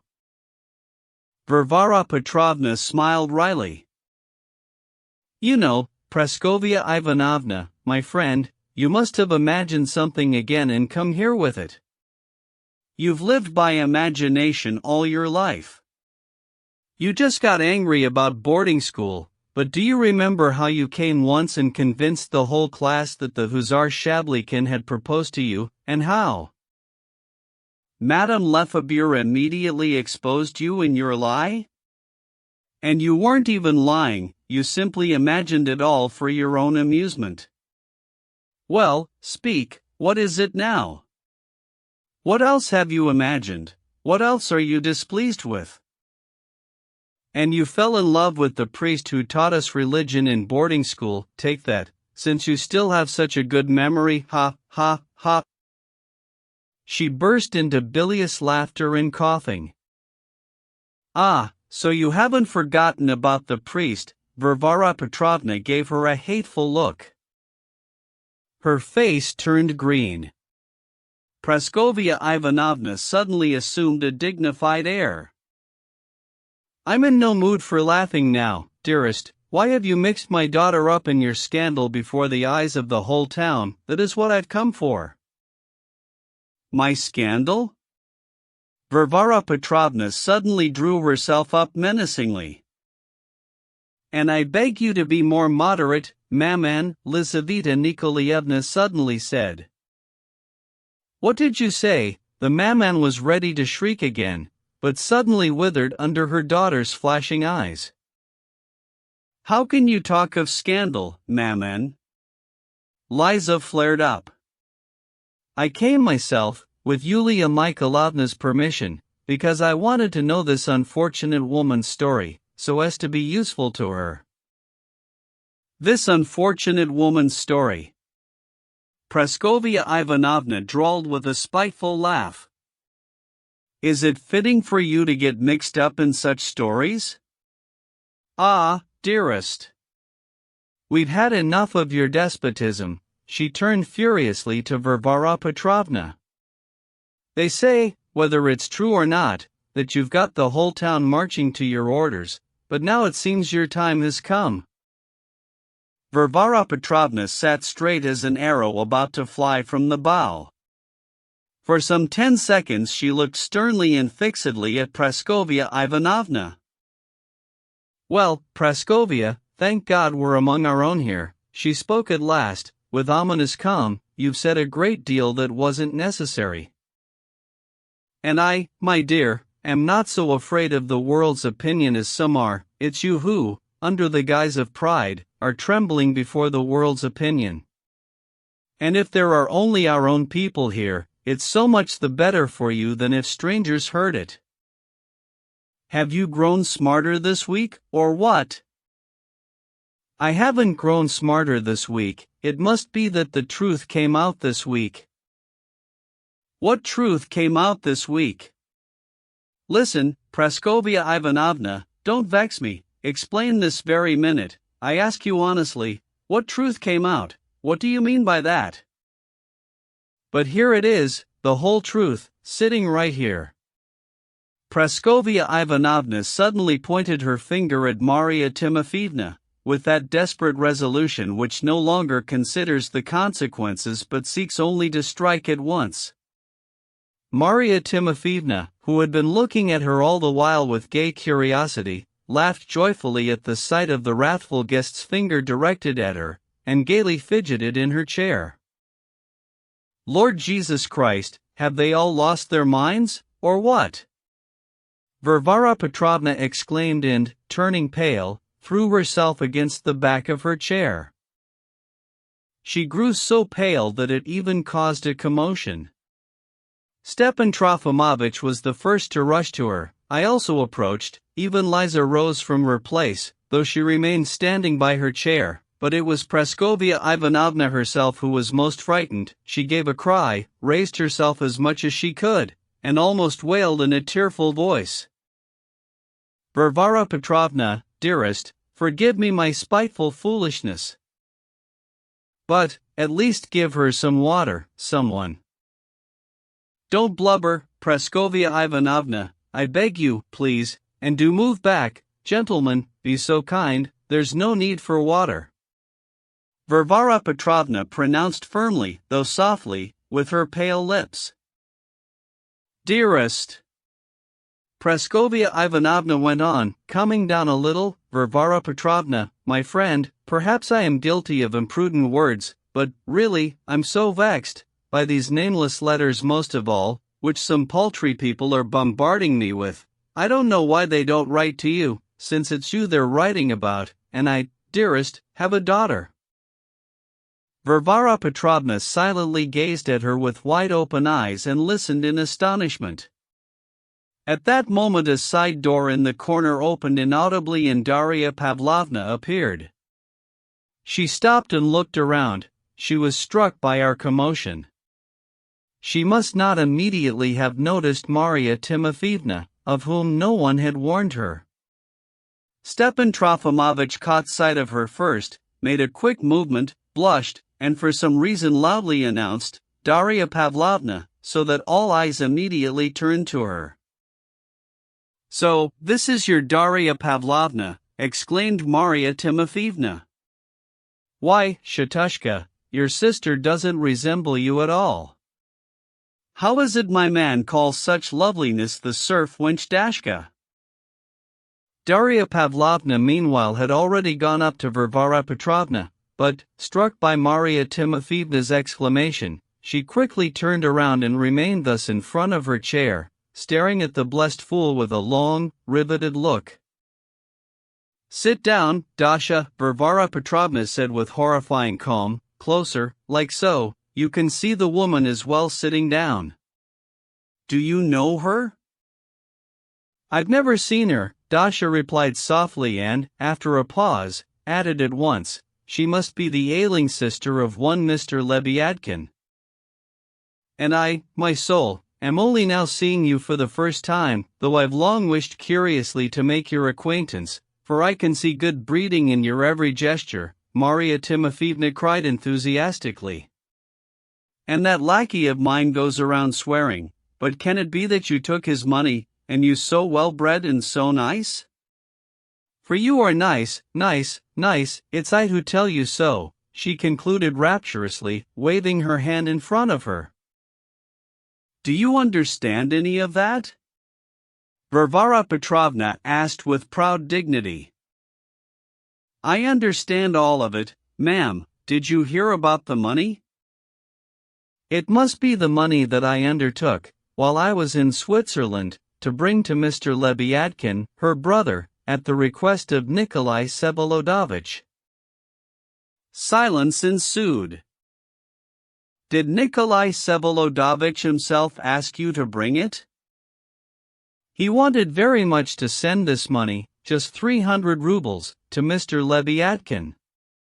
And since he didn't know his address, but only knew that he would be coming to our town, he charged me to give it to Mr. Lebyadkin in case he should come." "And what money is missing? What was this woman saying just now?" "That I really don't know, ma'am. It has also reached me that Mr. Lebyadkin is saying aloud of me that I supposedly did not give him all of it, but I don't understand these words. There were 300 rubles, and I gave him 300 rubles." Darya Pavlovna was now almost completely calm. "And I will note that generally it was difficult to astonish this girl or to perplex her for long with anything, whatever she might feel inside herself. She now gave all her answers unhurriedly, responding to each question promptly and with precision, quietly, evenly, with no trace of her first sudden agitation, and with no embarrassment such as might betray the awareness of any guilt in herself. Varvara Petrovna did not tear her eyes from her all the while she was speaking. For a moment, Varvara Petrovna pondered. "If," she finally said firmly, and evidently for the spectators, though she looked only at Dasha, "if Nikolai Vsevolodovitch did not turn even to me with this charge, but asked you, he of course had his own reasons for doing so. I do not think I have any right to be curious about it, if it has been kept secret from me. But the fact alone of your participation in this affair sets me completely at ease about it all, that you should know, Darya, first of all. But you see, my friend, even with a pure conscience you might commit some imprudence, not knowing the world, and this you did, by agreeing to have dealings with some scoundrel. The rumors this blackguard has spread confirm your error. But I shall make inquiries about him and, being your protectress, I shall know how to intercede for you. And now all this must be ended. Best of all, when he comes to you," Marya Timofeevna suddenly joined in, leaning forward in her armchair, "send him to the lackey's room. Let him sit there and play his trumps with them on a bench, and we'll sit here and have coffee. A cup of coffee might be sent to him, too, but I deeply despise him." And she shook her head emphatically. "This must be ended," Varvara Petrovna repeated, having carefully heard out Marya Timofeevna. "Ring, please, Stepan Trofimovitch." Stepan Trofimovitch rang, and then suddenly stepped forward, all excited. If I," he babbled hotly, blushing, faltering, and stammering, "if I, too, have heard a most repulsive account, or, better to say, slander, then, in perfect indignation, enfin, c'est un perdu de quelque chose comme un forcativade." He broke off and did not finish. Varvara Petrovna, narrowing her eyes, looked him up and down. The decorous Alexei Yegorovitch came in. "The carriage," Varvara Petrovna ordered, "and you, Alexei Yegorovitch, get ready to take Miss Lebyadkin home, wherever she tells you. Mr. Lebyadkin himself has been waiting downstairs for some time, ma'am, and wishes very much to be announced." "That is impossible," Varvara Petrovna, Mavriky Nikolaevich, who had been imperturbably silent all the while, suddenly stepped forward in alarm. If you will allow me, this is not the sort of man who can enter society. This is an impossible man, Varvara Petrovna. Hold off, Varvara Petrovna turned to Alexei Yegorych, and he disappeared. C'est un homme malhonnête et je crois même que c'est un forçat évadé ou quelque chose dans ce genre. Stepan Trofimovich again muttered, again blushed, and again broke off. Liza, it's time to go, Praskovia Ivanovna announced squeamishly and rose from her seat. She seemed already to regret that, in her fright a little earlier, she had called herself a fool. While Darya Pavlovna was speaking, she had already begun listening with haughtily pursed lips. But I was struck most of all by the look of Lizaveta Nikolaevna from the moment Darya Pavlovna came in. Hatred and contempt, much too unconcealed, flashed in her eyes. Hold off for a moment, Praskovia Ivanovna, I beg you, Varvara Petrovna stopped her with the same excessive calm. Kindly sit down, I intend to speak everything out, and your legs hurt you. There, thank you. I lost my temper just now and said several impatient things to you. Kindly forgive me. It was foolish of me, and I'll be the first to repent, because I love justice in all things. Of course, you also lost your temper and mentioned some anonymous writer. Any anonymous calumny is deserving of contempt, if only because it isn't signed. If you think otherwise, I do not envy you. In any event, if I were in your place I would not drag such trash out of my pocket, I would not dirty myself. But you have dirtied yourself. However, since you started it, I will tell you that some 6 days ago I, too, received a letter, also anonymous and clownish. In it some scoundrel tries to persuade me that Nikolai Vsevolodovich has lost his mind and that I should beware of some lame woman who will play an extraordinary role in my fate. I remember the expression. I thought it over and, knowing that Nikolai Vsevolodovich has an extraordinary number of enemies, I sent at once for one man here, a secret enemy of his and one of the most vengeful and contemptible of all, and my conversation with him at once convinced me of the contemptible source of the anonymous letter. If you, too, my poor Praskovia Ivanovna, have been bothered because of me with the same sort of contemptible letters, and have been bombarded, as you put it, then, of course, I'll be the first to regret having been the innocent cause. That is all I wanted to tell you by way of explanation. I'm sorry to see that you are so tired and are now beside yourself. Furthermore, I am absolutely determined now to admit this suspicious man of whom Mavriky Nikolaevich said, in a not quite suitable phrase, that it was impossible to receive him. Liza, especially, has no reason to be here. Come, Liza, my friend, and let me kiss you once more. Liza crossed the room and stopped silently in front of Varvara Petrovna. The latter kissed her, took her by the hands, moved her back a little, looked at her with feeling, then made a cross over her and kissed her again. So, goodbye, Liza. Tears almost sounded in Varvara Petrovna's voice. Believe that I shall never cease to love you, whatever your fate promises hereafter. God be with you. I have always blessed his holy right hand. She was going to add something, but checked herself and fell silent.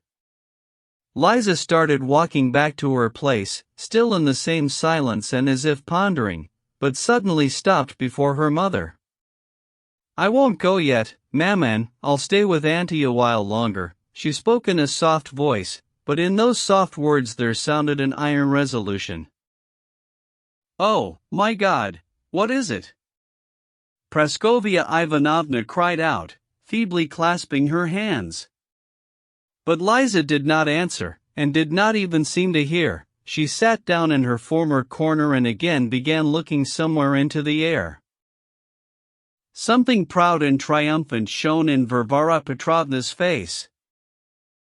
Mavriky Nikolaevich, I have an extraordinary request. kindly go and have a look at that man downstairs, and if it is at all possible to admit him, bring him here." Mavriky Nikolaevich bowed and went out. A minute later he brought in Mr. Lebyadkin. 4.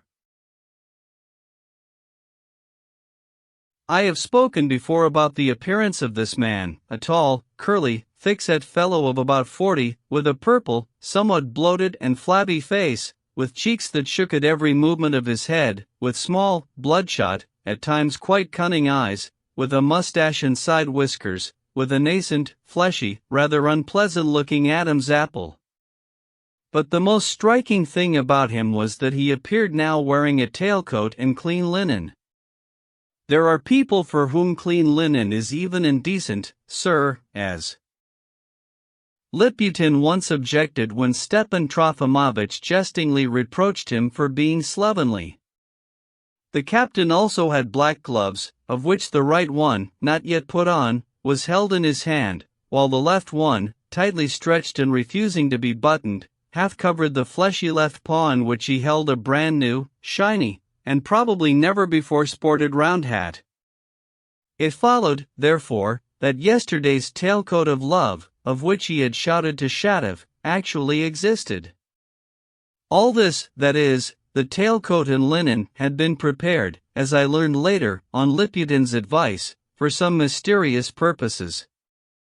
There was no doubt that his arrival now, in a hired carriage, must also have been at someone's instigation and with someone's help.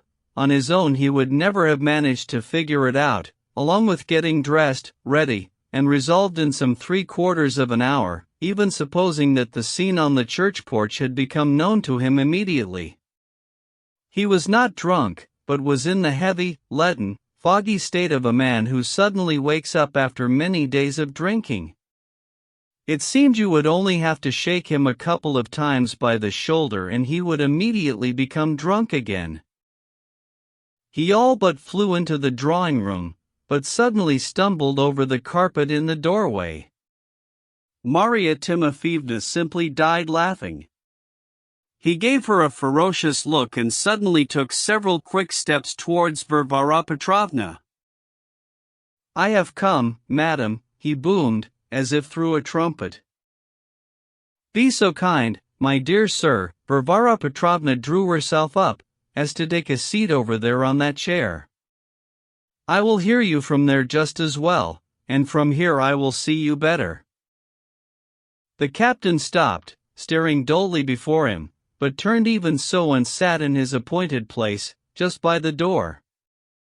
The expression of his physiognomy betrayed extreme insecurity and, at the same time, insolence and some ceaseless irritation.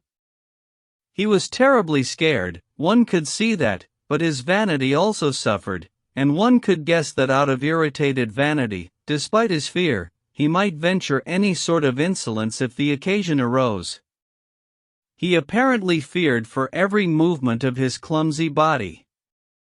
For all such gentlemen, as is known, when by some odd chance they appear in society, the worst suffering comes from their own hands and the constant awareness of the impossibility of somehow decently disposing of them. The captain froze in his chair, his hat and gloves in his hands, not taking his senseless eyes from Varvara Petrovna's stern countenance. He might have liked to take a better look around, but he did not dare yet. Maria Timofeevna, probably again finding his figure terribly funny, burst into another gale of laughter, but he did not stir. Varvara Petrovna kept him in that position for a mercilessly long time, a whole minute, studying him pitilessly. "First, allow me to learn your name from you yourself," she spoke evenly and expressively. "Captain Lebyadkin," boomed the captain.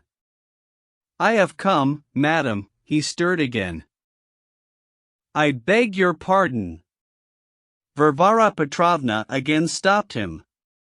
"This pitiful person, who has so much attracted my interest, is she indeed your sister?" "My sister, madam, who has escaped from under supervision, for she's in a certain condition."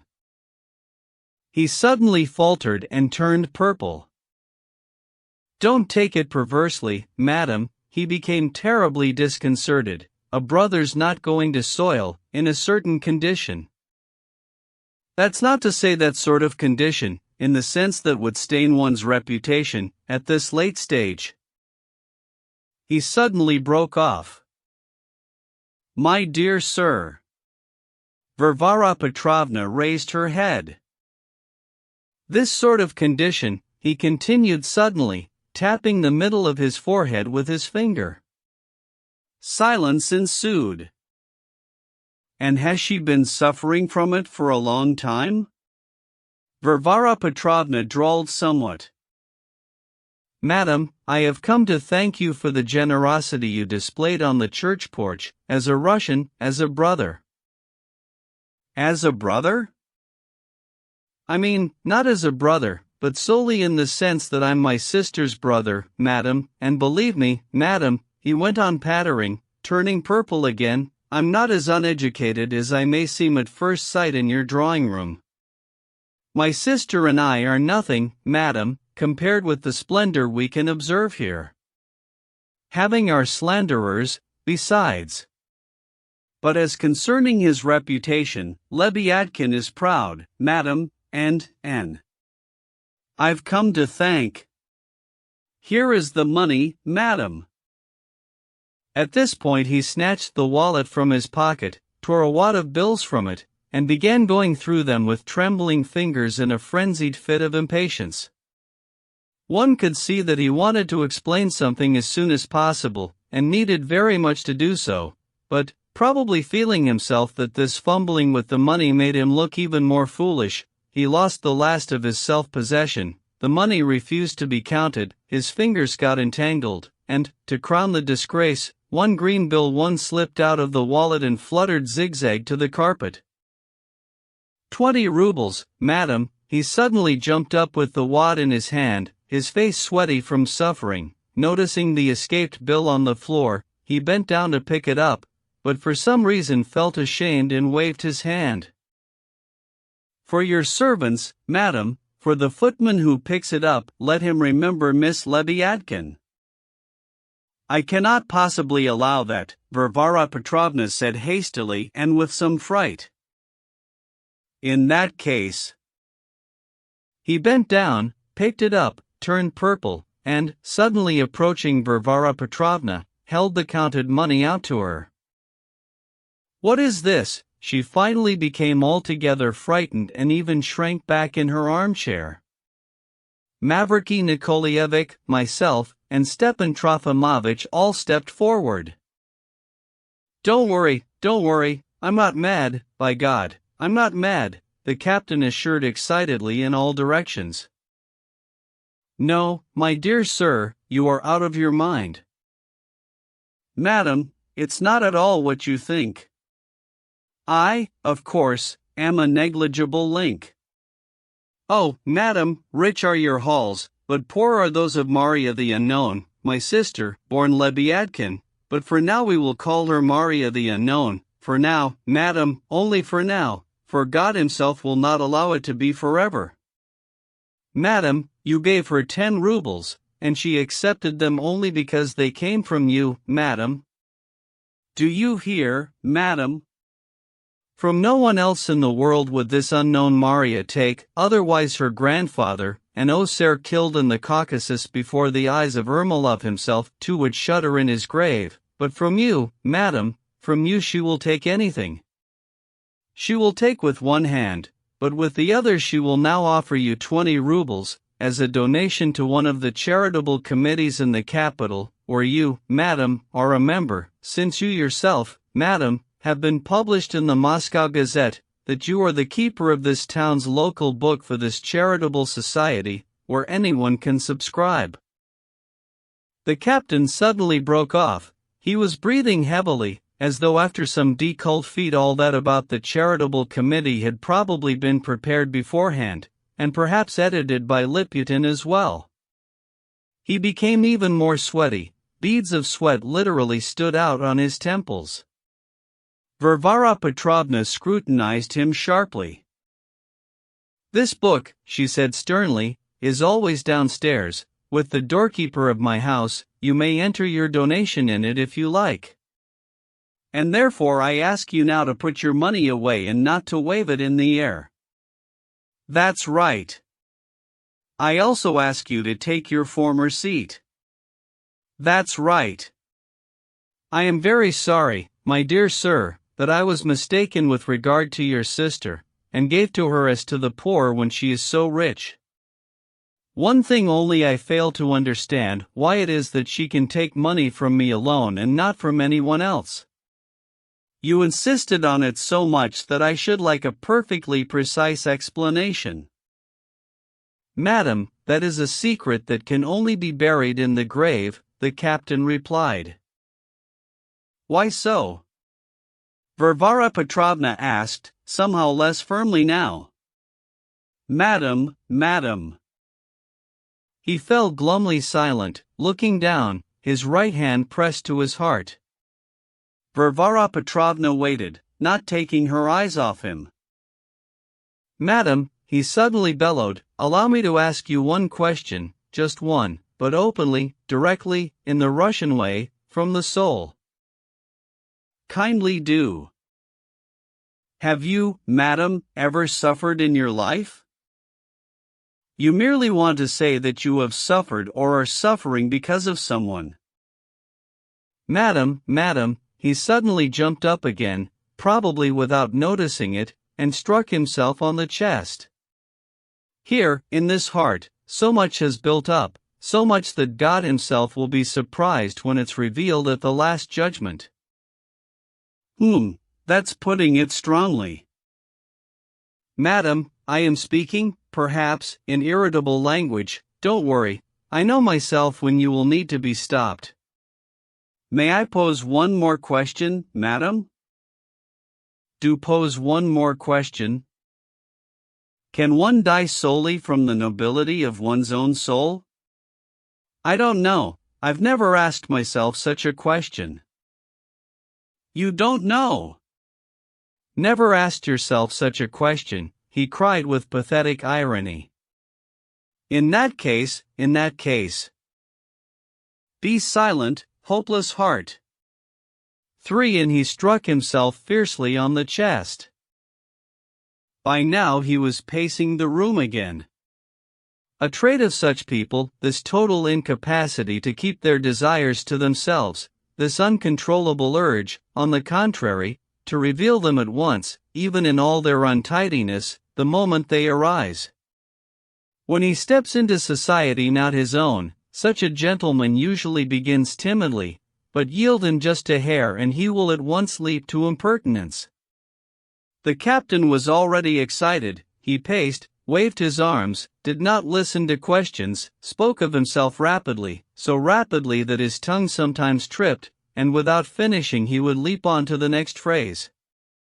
True, he could hardly have been completely sober. Then, too, Lizaveta Nikolaevna was sitting there, and though he did not glance at her even once, her presence seemed to make him terribly giddy. However, that is only a surmise. There must therefore have been some reason why Varvara Petrovna, overcoming her loathing, decided to listen to such a man. Praskovia Ivanovna was simply quaking with fear, though, to tell the truth, I don't think she quite understood what was going on. Stepan Trofimovich was also trembling, but, on the contrary, because he was always inclined to understand everything to excess. Mavriky Nikolaevich stood in the attitude of universal protector. Poor Liza was pale and was staring fixedly, with wide-open eyes, at the wild captain. Shatov went on sitting in the same attitude, but, what was strangest of all, Marya Timofeevna not only stopped laughing, but became terribly sad. She leaned her right elbow on the table and gazed at her declaiming brother with a long, sad look. Darya Pavlovna alone seemed calm to me. These are all nonsensical allegories. Varvara Petrovna finally became angry. You have not answered my question, why? I am insistently awaiting an answer. I didn't answer your why. You're awaiting an answer to your why, the captain reiterated, winking. This little word why has been poured all over the universe since the very first day of creation, madam, and every moment the whole of nature cries out why, to its creator, and for 7,000 years has received no answer. Is it for Captain Leviathan alone to answer, and would that be just, madam? That's all nonsense, that's not the point. Varvara Petrovna was growing wrathful and losing her patience. These are allegories, and, besides, you choose to speak too floridly, my dear sir, which I regard as impertinence. Madam, the captain was not listening to her. I might wish to be called Ernest, yet I am forced to bear the crude name of Ignat. Why is that, do you think? I might wish to be called Prince de Montbars, 5, yet I'm only Leviathan, from Lebed, the Swan. Why is that? I am a poet in my soul, and could be getting 1,000 rubles from a publisher, yet I'm forced to live in a tub. Why? Madam! In my opinion, Russia is a freak of nature, nothing else. You decidedly cannot say anything more definite? I can recite you a piece called The Cockroach, madam. What? Madam, I am not crazy yet. I will be crazy, that's certain, but I am not crazy yet. Madam, a friend of mine, a most noble person, has written a Krulev's fable entitled The Cockroach. May I recite it? You want to recite some fable of Krulev's? No, it's not Krulev's fable I want to recite, it's my own fable, mine, I wrote it. Believe me, madam, no offense to you, but I'm not uneducated and depraved to such an extent as not to realize that Russia possesses the great fable writer Krulev, to whom the Minister of Education erected a monument in the summer garden for childhood playing. 6 Now then, madam, you ask me, why? The answer is at the bottom of this fable, in flaming letters. Recite your fable. 'Tis of a cockroach I will tell, and a fine cockroach was he, but then into a glass he fell full of flyphagy. Lord, what is this? Varvara Petrovna exclaimed. It's in the summertime, the captain hurried, waving his arms terribly, with the irritated impatience of an author whose recitation is being hindered. In the summertime, when lots of flies get into a glass, then flyphagy takes place. Any fool can understand that. Don't interrupt, you'll see, he kept waving his arms. The cockroach took up so much room it made the flies murmur. A crowded glass, is this our doom? They cried to Jupiter. But as the flies did make their moan, along came Nikifor, a kind, old, noble man. I haven't quite finished here, but anyway, in plain words, the captain rattled on. Nikifor takes the glass and, in spite of their crying, dumps the whole comedy into the tub, both flies and cockroach, which should have been done long ago. But notice, madam, the cockroach does not murmur. This is the answer to your question. Why, he cried out triumphantly. The cockroach does not murmur. As for Nikifor, he represents nature, he added in a quick patter, and began pacing the room self-contentedly. Varvara Petrovna became terribly angry. And to do with what money, allow me to ask you, supposedly received from Nikolai Vsevolodovich, and supposedly not given to you in full, have you dared to accuse a person belonging to my household? Slander, bellowed Leviathan, raising his right hand tragically. No, it is not slander.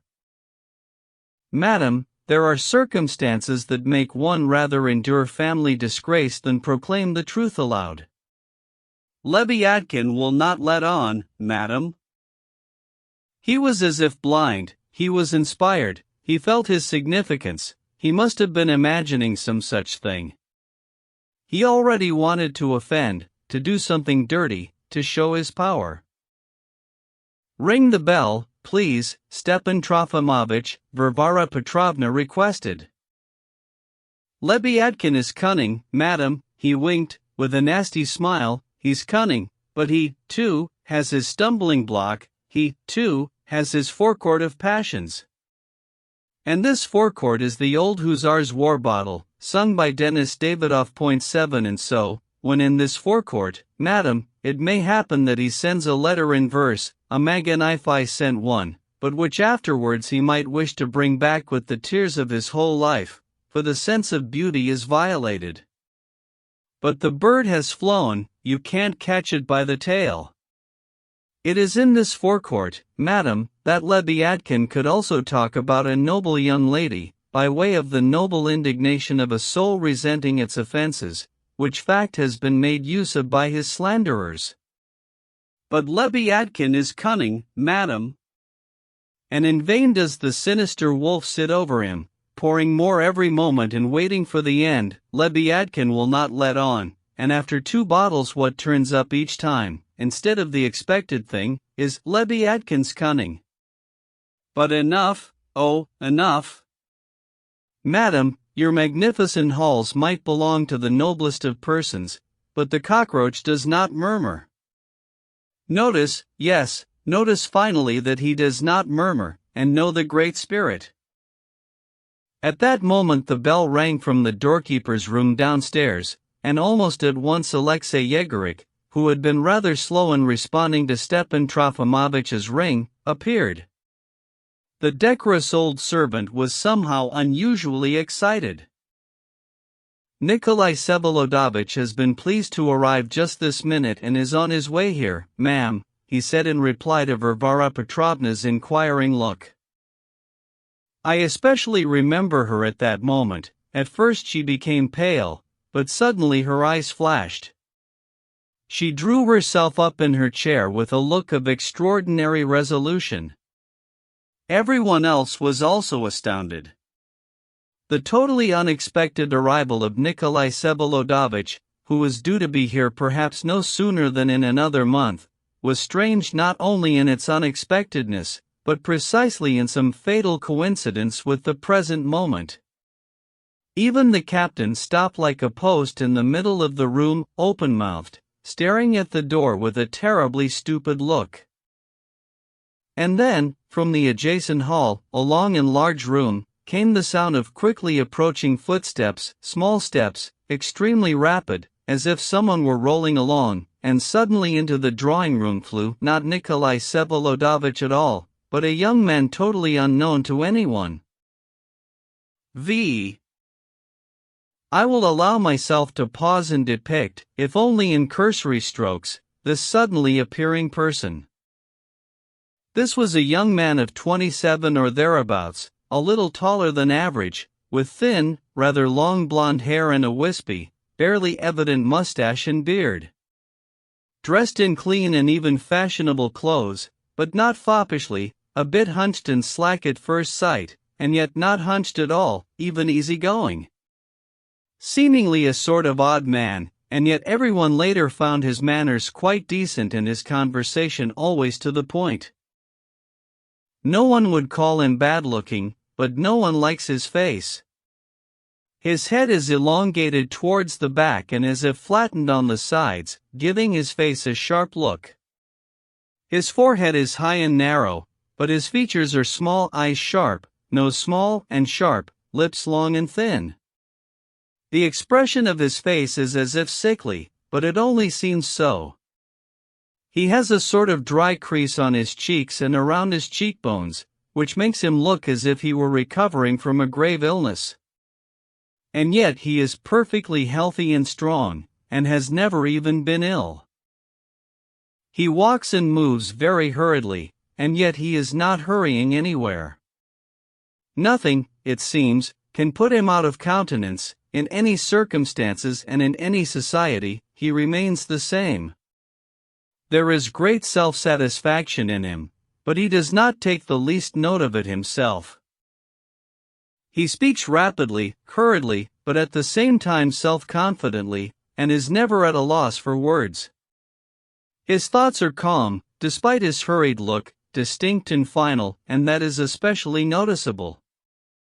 His enunciation is remarkably clear, his words spill out like big, uniform grains, always choice and always ready to be at your service. You like it at first, but later it will become repulsive, and precisely because of this all-too-clear enunciation, the string of ever-ready words. You somehow begin to imagine that the tongue in his mouth must be of some special form, somehow unusually long and thin, terribly red, and with an extremely sharp, constantly and involuntarily wriggling tip. Well, so this was the young man who had just flown into the drawing room, and, really, even now it seems to me that he started talking in the next room and came in that way, already talking. Instantly he was standing before Varvara Petrovna. And imagine, Varvara Petrovna, the beads spilled out of him. I came in thinking to find he'd already been here for a quarter of an hour. It's an hour and a half since he arrived. We met at Kirilov's. He left half an hour ago to come straight here, and told me to come here, too, in a quarter of an hour. But, who? Who told you to come here? Varvara Petrovna questioned. But, Nikolai Vsevolodovich, of course. You don't mean you're only learning of it this minute? His luggage at least should have arrived long ago, didn't they tell you? So I'm the first to announce it. By the way, we could send for him somewhere, but, anyhow, he'll certainly come himself presently and, it would seem, precisely at a moment that answers to some of his expectations and, at least so far as I can judge, to some of his calculations. Here he looked around the room and rested his eyes especially on the captain. Ah, Lizaveta Nikolaevna, how glad I am to meet you first thing. I'm very glad to shake your hand. He quickly flew over to take the hand which the gaily smiling Liza offered him, and I noticed that the much-esteemed Praskovia Ivanovna also seems to remember her professor, and is not even angry with him, as she always was in Switzerland. But, by the way, how do your legs feel here, Praskovia Ivanovna, and were the Swiss consultants right in sentencing you to the climate of the fatherland? What's that, ma'am? Wet compresses? That must be very good for you. But how sorry I was, Varvara Petrovna, he quickly turned again, that I was too late to find you abroad and pay my respects in person, and I had so much to tell you besides.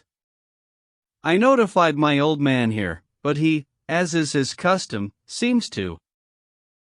Petrusha! Stepan Trofimovich cried, instantly coming out of his stupor. He clasped his hands and rushed to his son. Pierre, mon enfant, and I didn't recognize you. He embraced him tightly, and tears poured from his eyes. There, don't be naughty, no need for gestures, there, enough, I beg you, Petrusha hastily muttered, trying to free himself from the embrace. I have always been guilty before you. Now, that's enough, save it for later. I just knew you were going to be naughty. Be a bit more sober, I beg you. But I haven't seen you for 10 years. The less reason for any outpourings. Mon enfant. So, I believe you love me, take your arms away. You're disturbing the others. Ah, here is Nikolai Vsevolodovich, now don't be naughty, I beg you, finally. Nikolai Vsevolodovich was indeed already in the room. He had come in very quietly, and stopped for a moment in the doorway, quietly looking around at the gathering. Just as 4 years ago, when I saw him for the first time, so now, too, I was struck at the first sight of him. I had not forgotten him in the least, but there are, it seems, such physiognomies as always, each time they appear, bring something new, as it were, which you have not noticed in them before, though you may have met them 100 times previously. Apparently he was still the same as 4 years ago, as refined, as imposing. He entered as imposingly as then, even almost as youthful. His faint smile was as docilely benign and just as self-satisfied, his glance as stern, thoughtful, and as if distracted. In short, it seemed we had parted only yesterday. But one thing struck me. Before, even though he had been considered a handsome man, his face had indeed resembled a mask, as certain vicious-tongued ladies of our society put it. Whereas now, I don't know why, but he appeared to me, at very first sight, as decidedly, unquestionably handsome, so that it could in no way be said that his face resembled a mask. Was it because he had become a bit paler than before, and seemed to have lost some weight? Or was there perhaps some new thought that now shone in his eyes? Nikolai Vsevolodovich! Varvara Petrovna cried, drawing herself up straight but not quitting her armchair, stopping him with an imperious gesture. Stop for one moment. But to explain the terrible question that suddenly followed this gesture and exclamation, a question I could not have supposed possible even in Varvara Petrovna herself, I shall ask the reader to recall what Varvara Petrovna's character had been all her life and the remarkable impetuousness she had shown in certain extraordinary moments. I also ask him to bear in mind that, despite the remarkable firmness of soul and the considerable amount of reason, and of practical, even, so to speak, managerial tact she possessed, there was no lack of moments in her life in which she would give all of herself suddenly, entirely, and, if it is permissible to say so, totally without restraint. I also ask him, finally, to consider that for her the present moment could indeed have been one of those in which the whole essence of a life, all that has been lived through, all the present, and perhaps the future, is suddenly focused. I shall also remind him in passing of the anonymous letter she had received, as she had just so irritably let on to Praskovia Ivanovna, though I think she kept silent about the further contents of the letter, and precisely in it, perhaps, lay the key to the possibility of that terrible question which she suddenly addressed to her son. Nikolai Vsevolodovich, she repeated, rapping out the words in a firm voice in which a menacing challenge sounded, I ask you to tell me right now, without moving from that spot, is it true that this unfortunate lame woman, there she is, over there, look at her, is it true that she is, your lawful wife? I remember that moment only too well. He did not even blink an eye, but looked intently at his mother. Not the slightest change in his face ensued. At last he smiled slowly, a sort of condescending smile, and, without a word of reply, quietly went up to his mother, took her hand, brought it reverently to his lips, and kissed it.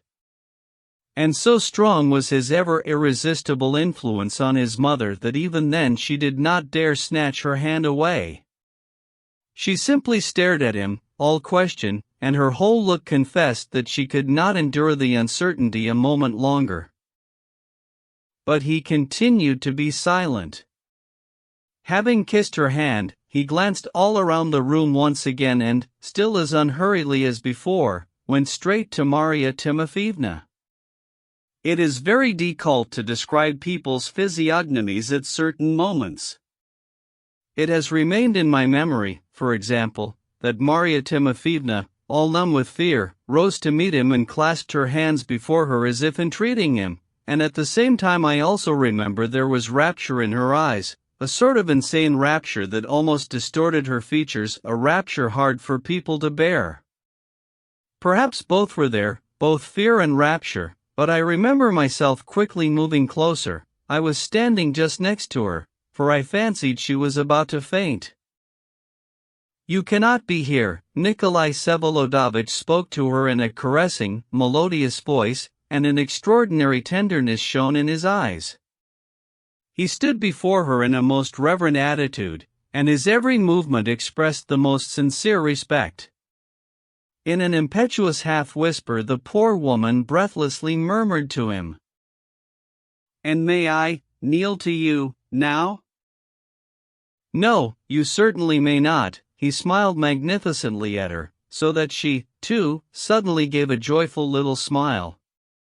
In the same melodious voice, and tenderly reasoning with her, as with a child, he added imposingly, "Consider that you are a girl, and I, though your most faithful friend, am nevertheless a stranger to you, not a husband, not a father, not a fiancé. Now give me your hand and let us go. I will see you to the carriage and, if you permit, will take you to your house myself." She listened and bent her head as if pondering. "Let us go," she said, sighing, and gave him her hand. But then a small mishap befell her. She must have turned somehow awkwardly and stepped on her bad, shorter leg. In a word, she fell full sideways on the armchair, and if it had not been for the armchair, she would have fallen to the floor.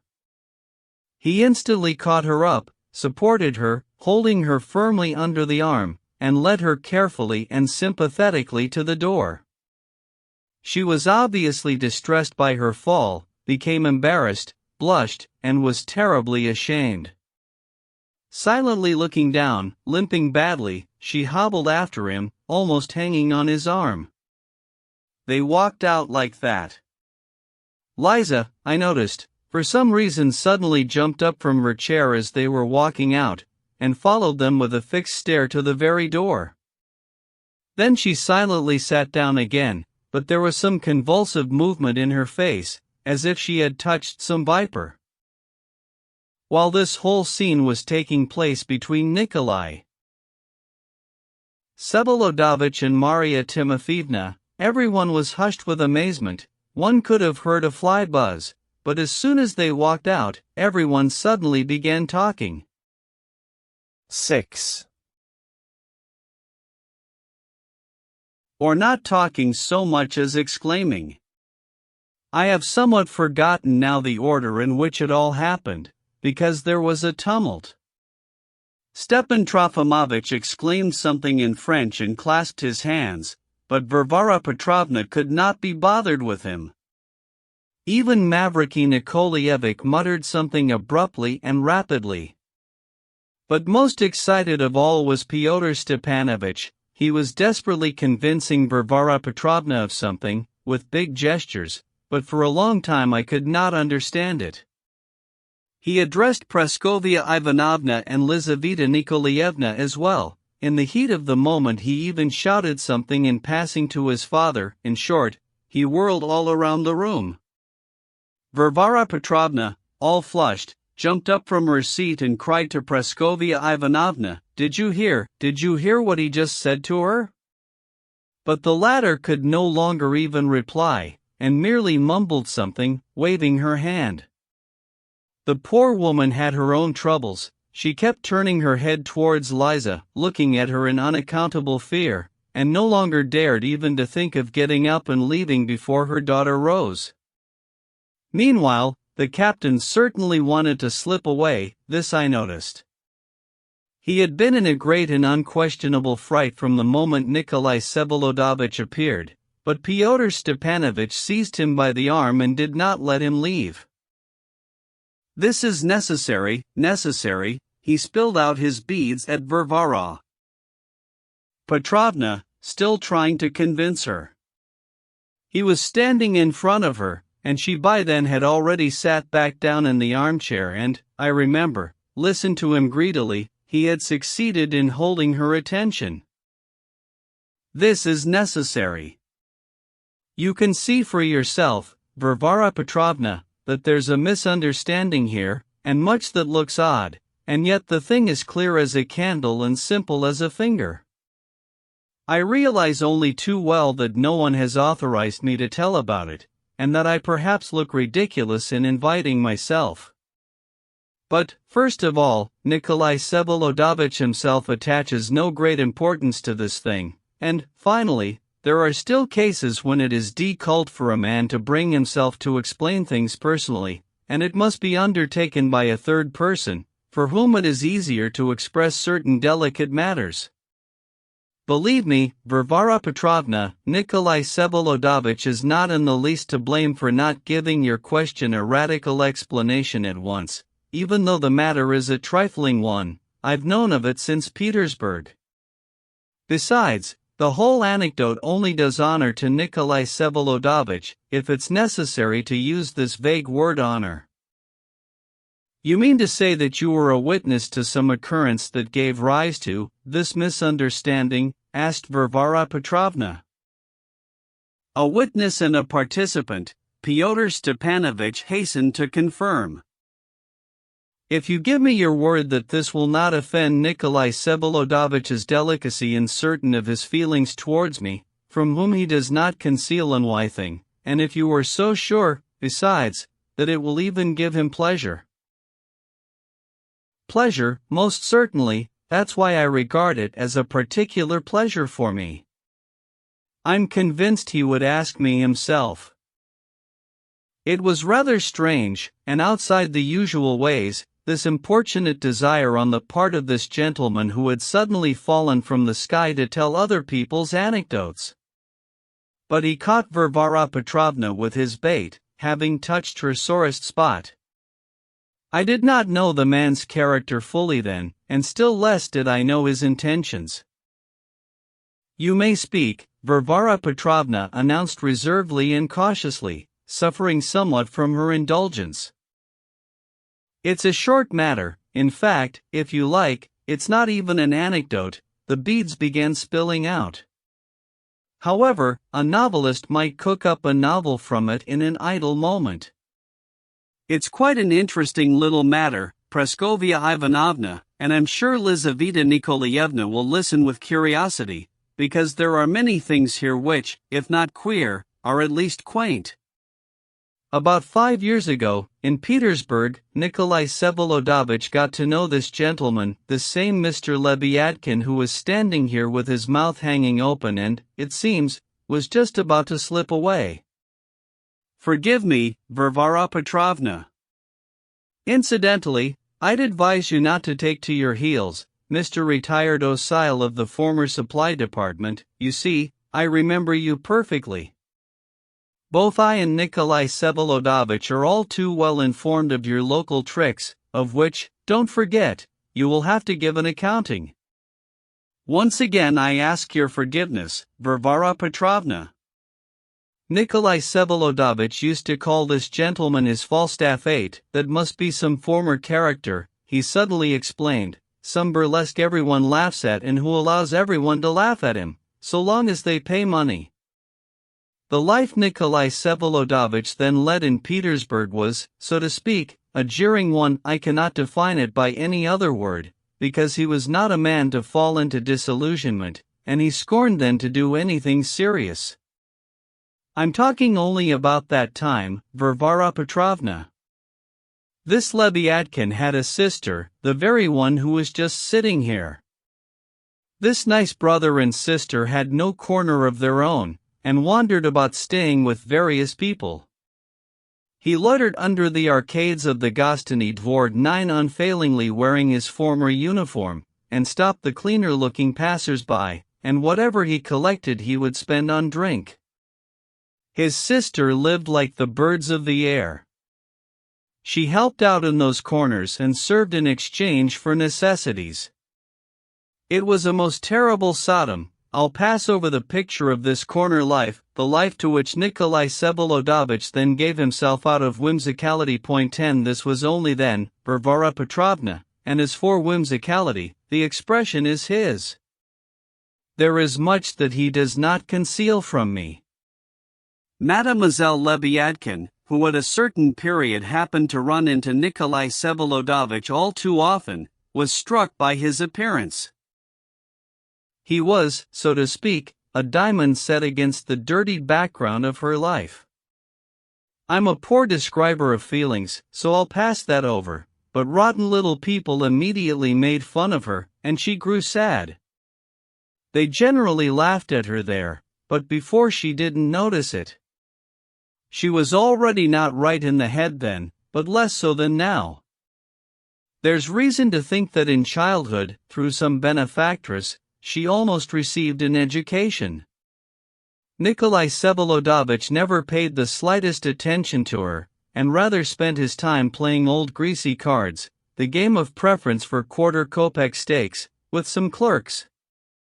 But once when she was being mistreated, he, without asking why, grabbed one clerk by the scruff of the neck and chucked him out the second-story window.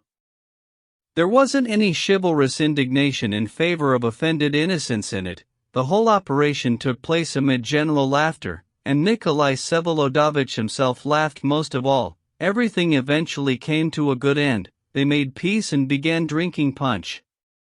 But oppressed innocence herself did not forget it. Of course, it ended with the final shaking of her mental faculties. I repeat, I'm a poor describer of feelings, but the main thing here was the dream. And Nikolai Vsevolodovich, as if on purpose, aroused the dream even more. Instead of just laughing at it, he suddenly began addressing Mademoiselle Lebyadkin with unexpected esteem. Kirillov, who was there, an exceedingly original man, Varvara Petrovna, and an exceedingly abrupt one, perhaps you'll meet him one day, he's here now. Well, so this Kirillov, who ordinarily is always silent, but then suddenly got excited, observed to Nikolai Vsevolodovich, as I remember, that his treating this lady as a marquise was finally going to finish her off. I will add that Nikolai Vsevolodovich had a certain respect for this Kirillov. And how do you think he answered him? You assume, Mr. Kirillov, that I am laughing at her. Let me assure you that I do indeed respect her, because she is better than any of us. And, you know, he said it in such a serious tone. Though, in fact, during those 2 or 3 months he hadn't said a word to her except hello and goodbye. I, who was there, remember for a certainty that she finally reached the point of regarding him as something like her fiancé, who did not dare to abduct her solely because he had many enemies and family obstacles, or something of the sort. There was much laughter over that. In the end, when Nikolai Vsevolodovich had to come here that time, as he was leaving he arranged for her keep, and it seems it was quite a substantial yearly pension, at least 300 rubles, if not more. In short, let's say it was all self-indulgence, the fancy of a prematurely weary man. Let it be, finally, as Kirillov was saying, a new etude by a jaded man, with the object of finding out what a mad cripple can be brought to. You chose on purpose, he said, the very least of beings, a cripple covered in eternal shame and beatings. And knowing, besides, that this being is dying of her comical love for you, and you suddenly start to flummox her on purpose, solely to see what will come of it. Why, finally, is a man so especially to blame for the fantasy of a mad woman to whom, notice, he had hardly spoken 2 sentences during that whole time? There are things, Varvara Petrovna, of which it is not only impossible to speak intelligently, but of which it is not intelligent even to begin speaking. Well, let it be whimsicality, finally, but that's all one can say, and yet quite a story has been made of it now. I'm partly informed, Varvara Petrovna, of what is going on here. The narrator suddenly broke off and was turning to Lebyadkin, but Varvara Petrovna stopped him. She was in the greatest exaltation. Have you finished? She asked. Not yet. For completeness, I would have to put some questions on certain matters to this gentleman, with your permission. You will see presently what it's about, Varvara Petrovna. Enough, later, stop for a moment, I beg you. Oh, how good it is that I allowed you to speak. And observe, Varvara Petrovna, Fyodor Stepanovich roused himself. How could Nikolai Vsevolodovich have explained all this to you himself just now, in answer to your question, which was perhaps much too categorical? Oh, much too much. And was I not right to say that in certain cases it is much easier for a third person to explain than for the interested person himself? Yes, yes. But in one thing you are mistaken, and I regret to see that you continue to be mistaken. Really? What's that? You see. And, incidentally, why don't you sit down, Pyotr Stepanovich? Oh, if you like, and I am tired, thank you. He at once pulled out a chair and turned it in such a way that he wound up between Varvara Petrovna on the one side and Praskovia Ivanovna at the table on the other, and facing Mr. Lebyadkin, whom he would not take his eyes off for a moment. You are mistaken in calling it whimsicality. Oh, if that's all. No, wait, Varvara Petrovna stopped him, obviously preparing herself to speak much and ecstatically. As soon as he noticed it, Pyotr Stepanovich became all attention. No, this was something higher than whimsicality and, I assure you, even something holy. A man, proud and early insulted, who had arrived at that jeering which you mentioned so aptly, in short, a Prince Harry, to use Stepan Trofimovitch's magnificent comparison at the time, which would be perfectly correct if he did not resemble Hamlet even more, at least in my view. Et vous avez raison, section Stepan Trofimovitch echoed, weightily and with feeling. Thank you, Stepan Trofimovitch, you I thank especially, and precisely for your constant faith in Nicholas, in the loftiness of his soul and calling. You even strengthened this faith in me when I was losing spirit.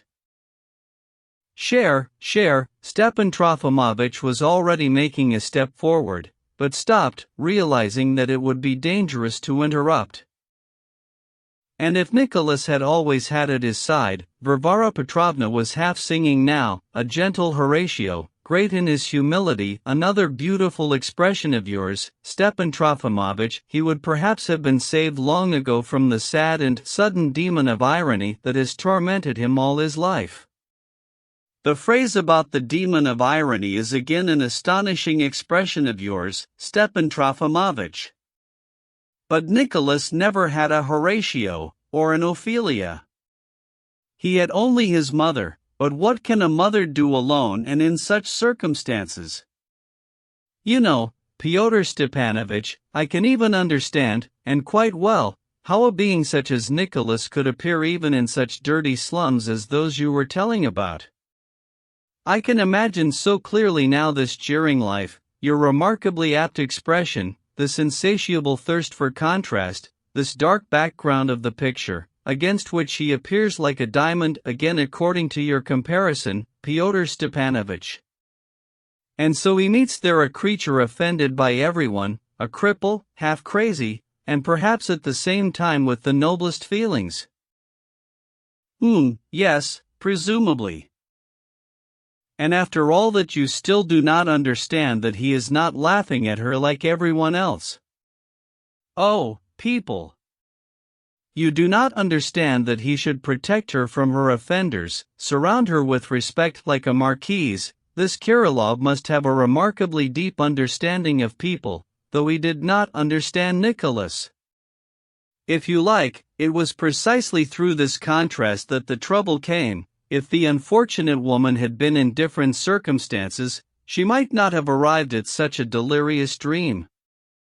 It takes a woman to understand this, Pyotr Stepanovich, and what a pity that you, that is, not that you are not a woman, but at least for this once, so as to understand. You mean, in a sense, the worse the better, I understand, Varvara Petrovna. It's like with religion, the worse a man's life is, or the more downtrodden and poor a whole people is, the more stubbornly they dream of a reward in paradise, and if there are 100,000 priests fussing about at the same time, inflaming the dream and speculating on it, then I understand you, Varvara Petrovna, rest assured. I don't suppose that's quite so, but tell me, can it really be that in order to extinguish the dream in this unfortunate organism, why Varvara Petrovna used the word organism here, I could not understand, Nicholas, too, should have laughed at her and treated her as the other clerks did? Can it really be that you reject that lofty compassion, that noble tremor of the whole organism with which Nicholas suddenly so sternly answered Kirillov, I do not laugh at her. a lofty, a holy answer. Sublime, muttered Stepan Trofimovich. And, note, he is not at all as rich as you think. It is I who am rich, not he, and at that time he was taking almost nothing from me. I understand all that, Varvara Petrovna. Fyodor Stepanovich was now stirring somewhat impatiently. Oh, it is my character. I recognize myself in Nicholas. I recognize that youth, that possibility of stormy, awesome impulses. And, Fyodor Stepanovich, if one day you and I become close, which I for my part sincerely wish, all the more so in that I already owe you so much, perhaps then you will understand. Oh, believe me, I wish it for my own part, Fyodor Stepanovich muttered abruptly. Then you will understand the impulse with which, in this blindness of nobility, one suddenly takes a man in all respects even unworthy of one, profoundly lacking in understanding of one, who is ready to torment one at the first opportunity, and, contrary to everything, makes such a man into some sort of ideal, one's dream, concentrates on him all one's hopes, worships him, loves him all one's life, absolutely without knowing why, perhaps precisely because he is unworthy of it. Oh, how I've suffered all my life, Fyodor Stepanovich. Stepan Trofimovich, with a pained look, tried to catch my eyes, but I dodged just in time. And even recently, oh, how guilty I am before Nicholas. You would not believe how they torment me from all sides, all of them, enemies, paltry people, friends perhaps more than enemies. When I received the first contemptible anonymous letter, Fyodor Stepanovich, you will not believe it, but I did not have enough contempt, finally, to answer all this malice. Never will I forgive myself for my faint-heartedness. I've already heard something, generally, about anonymous letters here. Fyodor Stepanovich suddenly perked up, and I'll find them for you, rest assured. But you cannot imagine what intrigues have begun here. They've even tormented our poor Praskovia Ivanovna, and why do that to her? I am perhaps all too guilty before you today, my dear Praskovia Ivanovna, she added, in a magnanimous impulse of tender feeling, but not without a certain triumphant irony. That'll do, dearest, the other lady muttered reluctantly, and in my opinion all this should be brought to an end. Too much talking, and she again glanced timidly at Liza, but she was looking at Fyodor Stepanovich. And this unfortunate being, this insane woman who has lost everything and kept only her heart, I now intend to adopt, Varvara Petrovna suddenly exclaimed. This is a duty which I intend to fulfill sacredly. From this day on I shall take her under my protection. And that will even be very good, madam, in a certain sense. Fyodor Stepanovich became thoroughly animated. Excuse me, I didn't finish just now. Precisely to do with patronage. Can you imagine, when Nikolai Vsevolodovich left then, I'm starting precisely from where I left off, Varvara Petrovna, this gentleman, the same Mr. Lebyadkin, at once fancied he had the right to dispose of the pension that had been allotted to his sister, the whole of it, and so he did. I don't know exactly how it was all arranged by Nikolai Vsevolodovich, but a year later, from abroad now, having found out what was going on, he was forced to make different arrangements. Again, I don't know the details, he will tell you himself. All I know is that the interesting person was placed somewhere in a remote convent, quite comfortably, even, but under friendly supervision, you understand? And what do you think Mr. Lebyadkin decides to do? First, he makes every effort to find out where the quit-rent item, that is, his dear sister, has been hidden from him, achieves his goal just recently, takes her from the convent, having presented some sort of rights over her, and brings her straight to this town. Here he doesn't feed her, he beats her, tyrannizes over her, and finally in some way obtains a significant sum from Nikolai Vsevolodovich, immediately starts drinking, and instead of gratitude ends with brazen defiance of Nikolai Vsevolodovich, senseless demands, threatening to go to court in case of the non-payment of the pension directly into his hands. So he takes Nikolai Vsevolodovitch's voluntary gift as his due. Can you imagine that? Mr. Lebyadkin, is everything I've said here just now true? The captain, who up to then had been standing silently and looking down, quickly stepped 2 steps forward and turned all purple. Fyodor Stepanovich, you have dealt harshly with me, he said abruptly. How and why is it harsh, sir? But, excuse me, we will talk about harshness and mildness later, and for now I only ask you to answer the first question: is everything I said true, or not? If you find it is not true, you may make your declaration at once. You yourself know, Fyodor Stepanovich, the captain muttered, stopped short, and fell silent. It should be noted that Fyodor Stepanovich was sitting in an armchair, his legs crossed, while the captain stood before him in a most reverent attitude. Fyodor Stepanovich seemed to be very displeased with Mr. Lebyadkin's hesitations. His face twitched in a sort of malicious contortion. Perhaps you really do want to make some declaration, he gave the captain a subtle glance. Go right ahead, then, we're waiting. You yourself know, Fyodor Stepanovich, that I cannot declare anything. No, I do not know that. It's the first time I've even heard of it. Why can you not declare anything?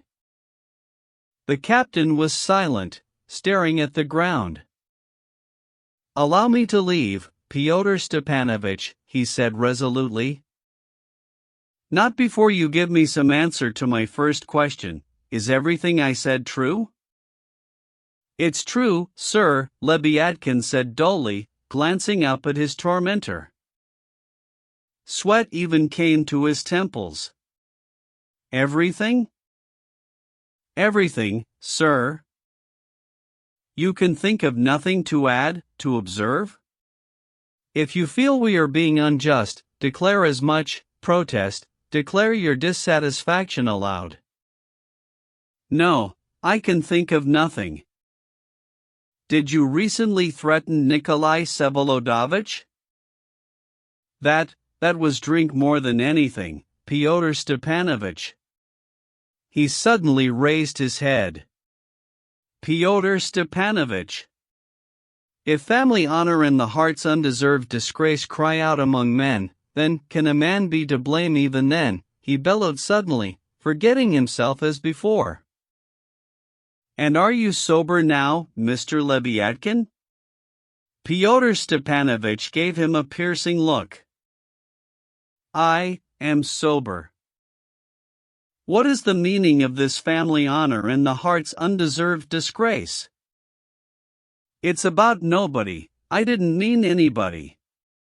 It's me myself, the captain crumbled again. You seem to have been very offended by the way I spoke about you and your conduct? You are very irritable, Mr. Lebyadkin. Excuse me, but I haven't even begun to say anything about your conduct in its real aspect. I shall begin to talk about your conduct in its real aspect. I shall begin, that may very well be, but so far I haven't even begun in any real aspect. Lebyadkin gave a start and stared wildly at Fyodor Stepanovich. Fyodor Stepanovich, I am only now beginning to awaken. And it's I who have awakened you? Yes, it's you who have awakened me, and I've been sleeping for 4 years under a dark cloud. May I finally withdraw, Fyodor Stepanovich? Now you may, unless Varvara Petrovna finds it necessary, but she waved him on his way. The captain bowed, walked 2 steps towards the door, suddenly stopped, put his hand to his heart, was about to say something, did not say it, and quickly rushed out. But in the doorway he ran right into Nikolai Vsevolodovich. The latter stood aside. The captain somehow shrank before him and simply froze on the spot, without tearing his eyes from him, like a rabbit in front of a snake. Nikolai Vsevolodovich, having paused briefly, brushed him aside with his arm and walked into the drawing room. 7. He was cheerful and calm. Perhaps something very nice had just happened to him, as yet unknown to us, but he seemed to be even especially pleased with something. "Will you forgive me, Nicholas?" Varvara Petrovna could not help herself and rose hastily to meet him. But Nicholas positively burst out laughing.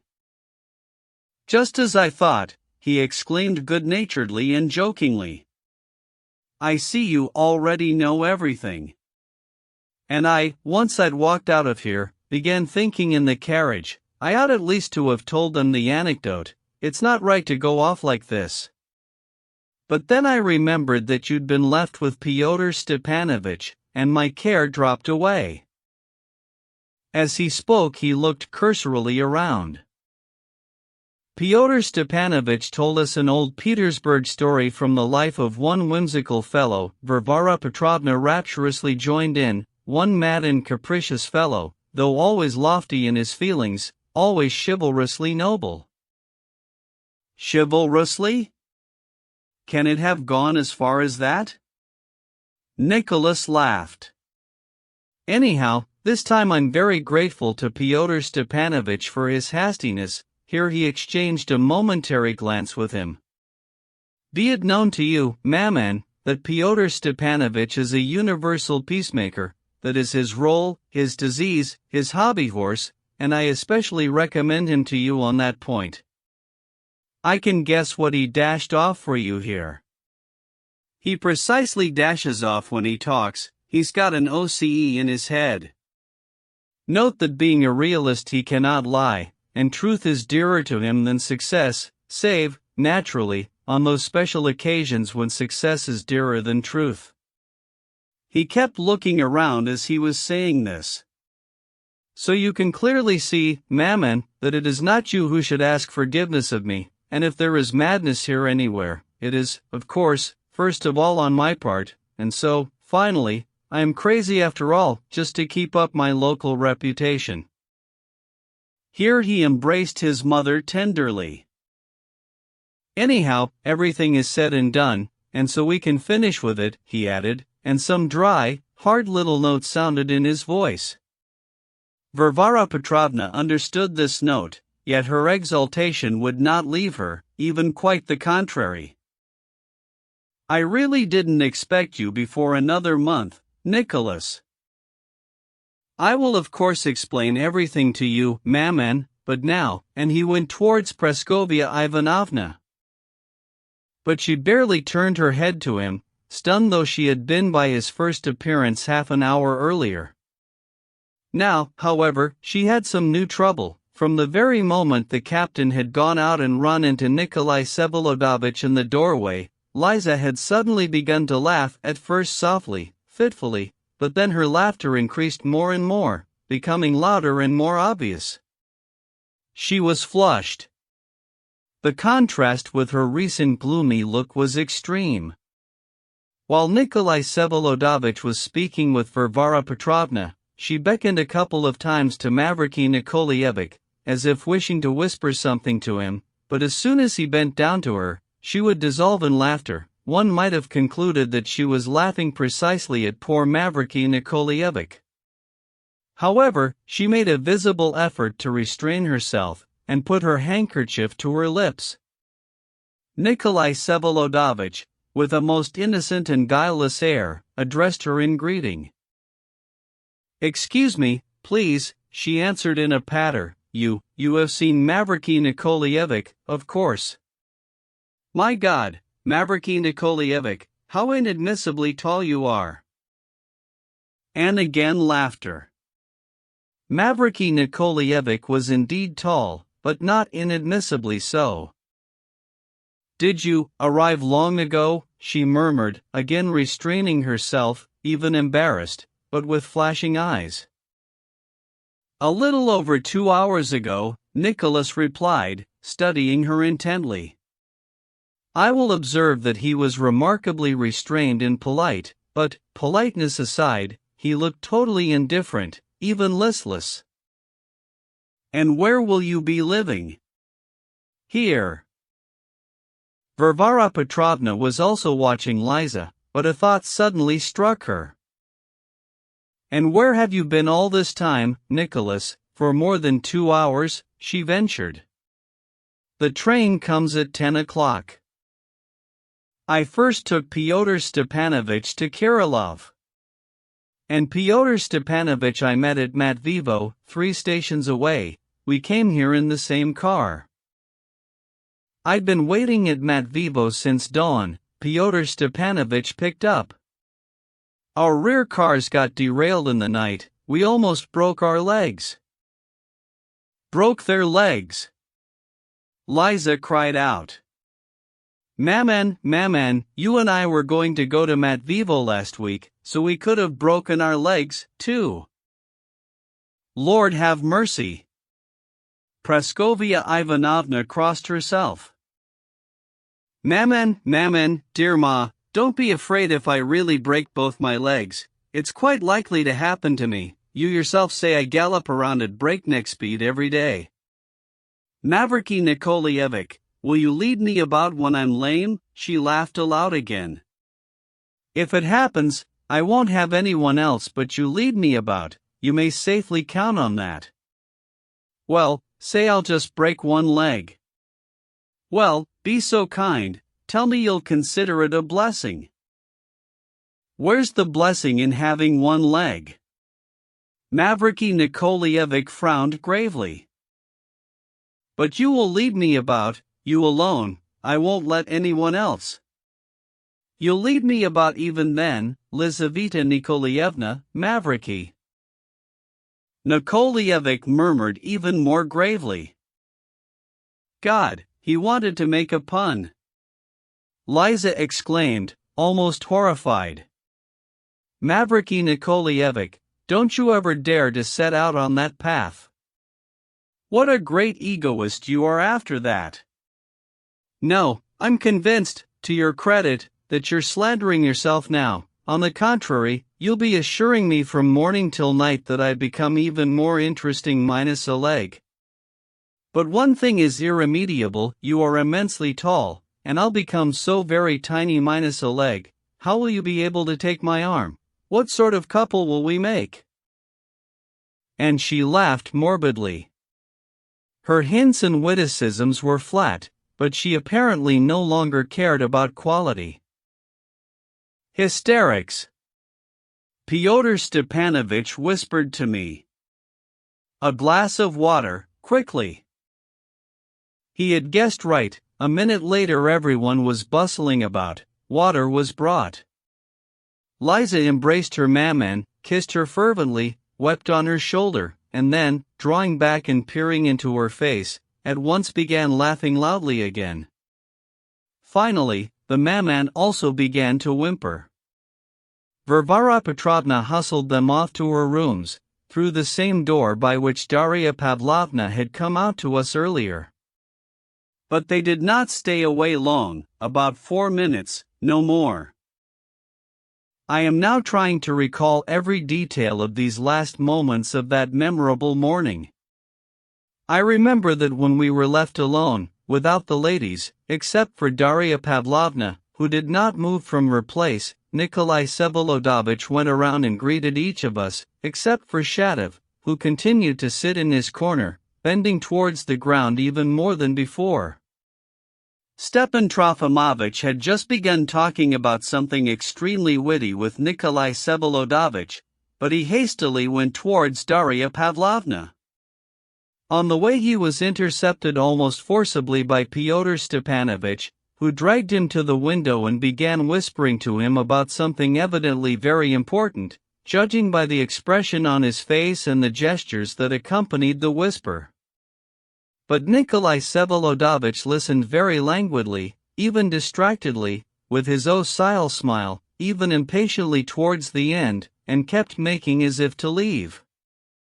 He stepped away from the window precisely as our ladies came back. Varvara Petrovna sat Liza down in her former place, insisting that it was absolutely necessary to wait and rest for at least 10 minutes, and that it was unlikely that fresh air would be good just then for her upset nerves.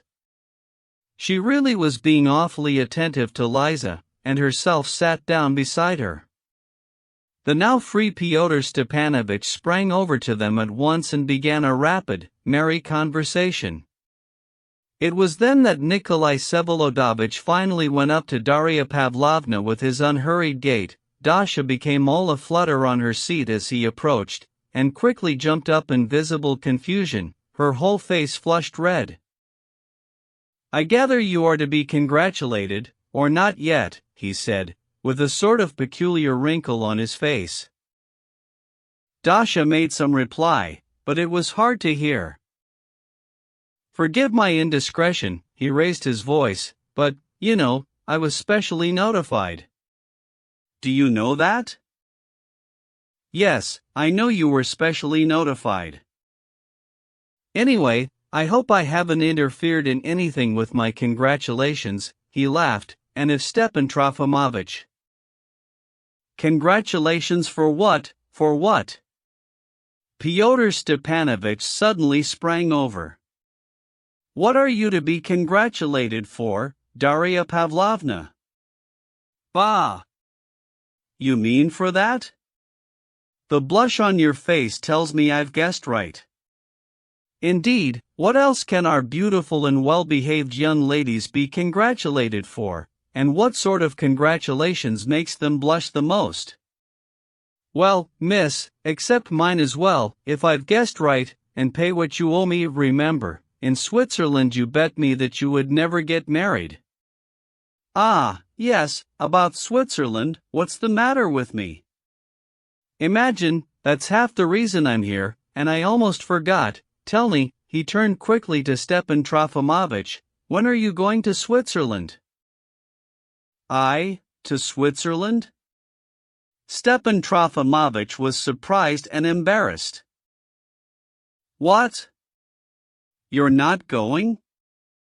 But aren't you also getting married, as you wrote?"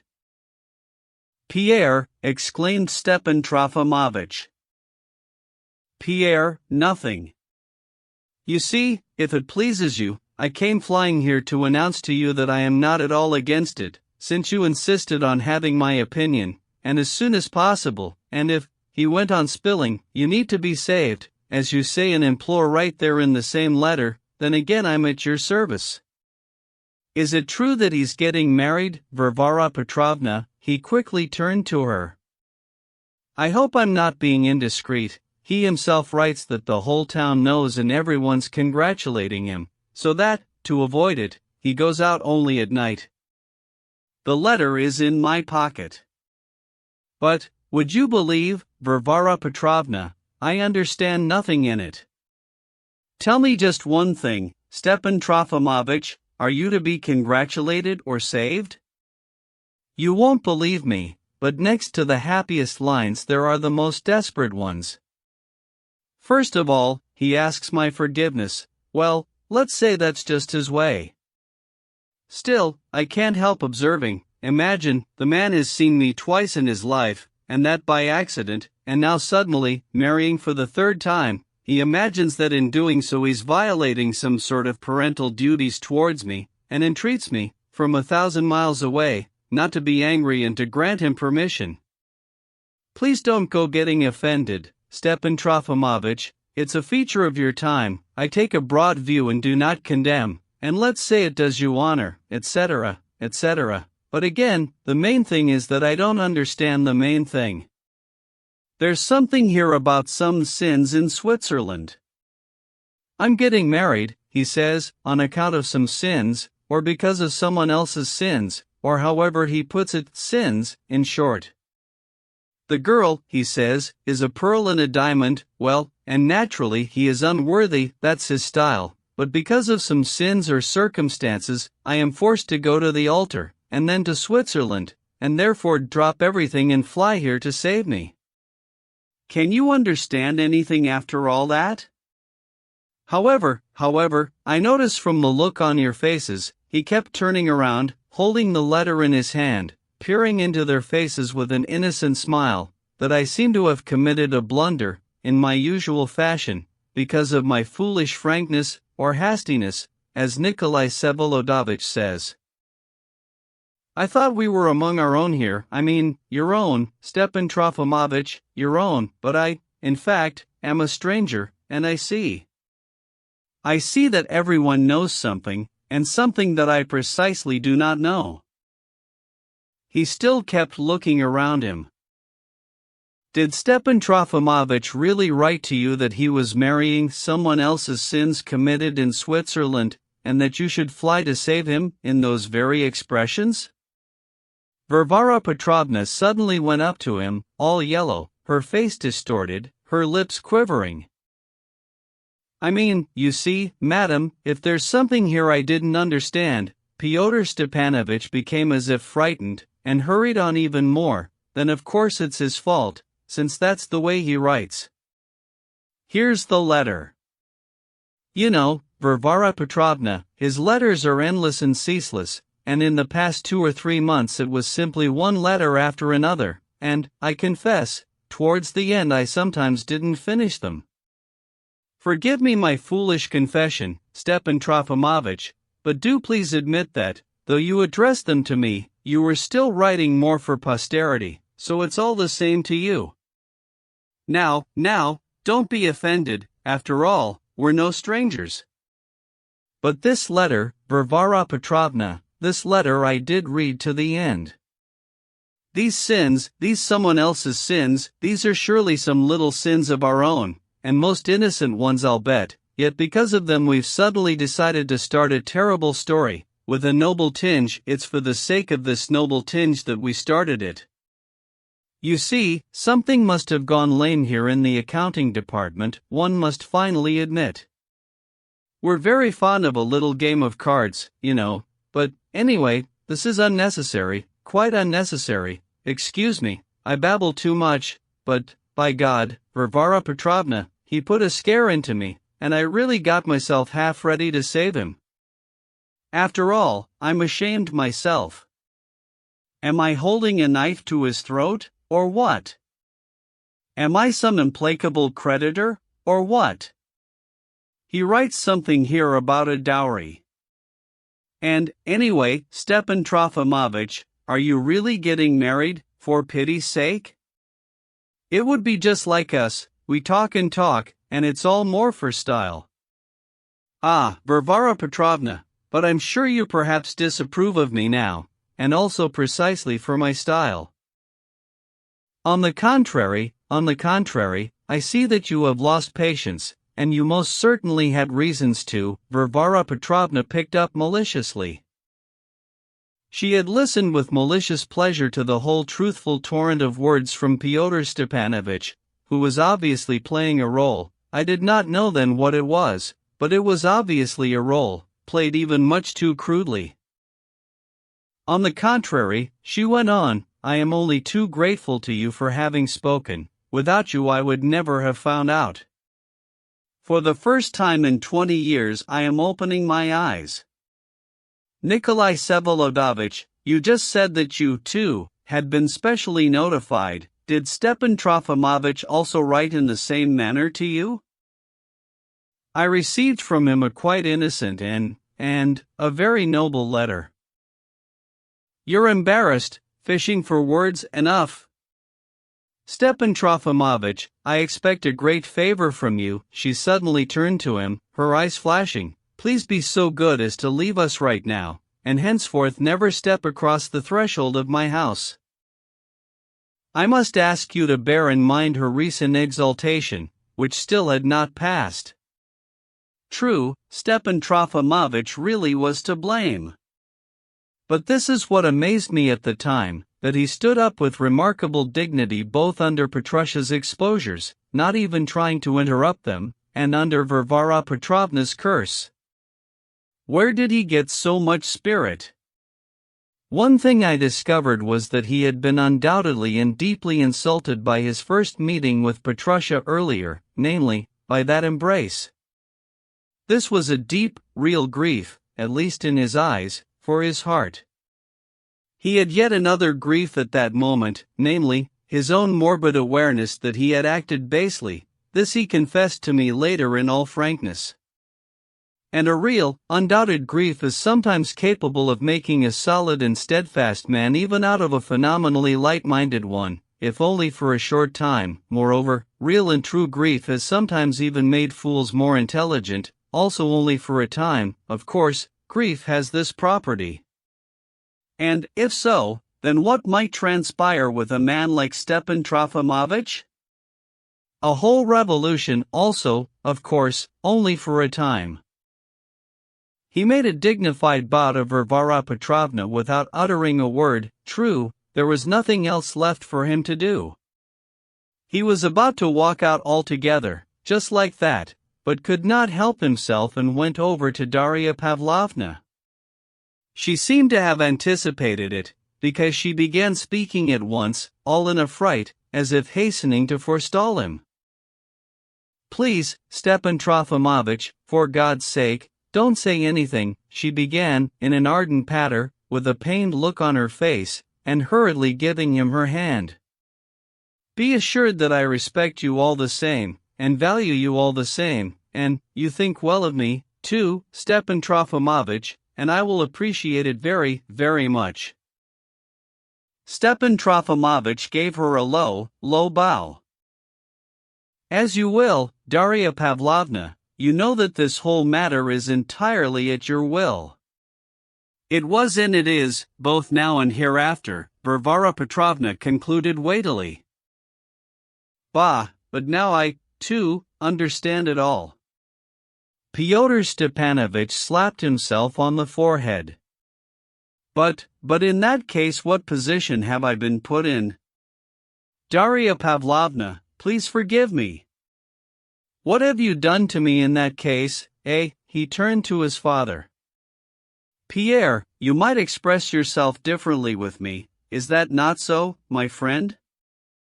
Stepan Trofimovich said, even quite softly. "Don't shout, please." Pierre waved his hands. "Believe me, it's all your old, sick nerves, and it won't help anything if you shout. Better tell me, couldn't you have supposed I'd start speaking the moment I came in? How could you not warn me?" Stepan Trofimovich gave him a searching look. "Pierre, you know so much about what is going on here, how can it be that you really didn't know anything, that you hadn't heard anything?" "What? Such people. So we're not only an old child, but a wicked child as well? Varvara Petrovna, did you hear what he said?" A hubbub ensued, but suddenly an incident broke out which no one could have expected. 8. First of all I will mention that during the last 2 or 3 minutes some new emotion had taken possession of Lizaveta Nikolaevna. She was quickly whispering something to her maman and to Mavriky Nikolaevich, who was bending down to her. Her face was anxious, but at the same time had a look of determination. Finally, she rose from her seat, obviously hurrying to leave and hurrying her maman, whom Mavriky Nikolaevich began helping up from her chair. But clearly they were not fated to leave without seeing everything to the end. Shatov, who had been completely forgotten by all in his corner, not far from Lizaveta Nikolaevna, and who apparently did not know himself why he was sitting there and would not go away, suddenly rose from his chair and walked across the entire room, with unhurried but firm steps, towards Nikolai Vsevolodovich, looking him straight in the face. The latter noticed him approaching from afar and grinned slightly, but when Shatov came up close to him, he ceased grinning. When Shatov stopped silently in front of him, without taking his eyes off him, everyone suddenly noticed it and became hushed, Pyotr Stepanovich last of all. Liza and her maman stopped in the middle of the room. Thus about 5 seconds went by, the expression of bold perplexity on Nikolai Vsevolodovitch's face turned to wrath, he frowned, and suddenly, And suddenly Shatov swung his long, heavy arm and hit him in the face with all his might. Nikolai Vsevolodovich swayed badly on his feet. Shatov hit him even somehow peculiarly, not at all as people ordinarily slap someone in the face, if it is possible to put it so, not with his palm, but with his whole fist, and his was a big, heavy, bony fist, covered with red hair and freckles. If he had hit the nose, he would have broken it. But the blow landed on the cheek, touching the left corner of the lip and the upper teeth, which immediately started to bleed.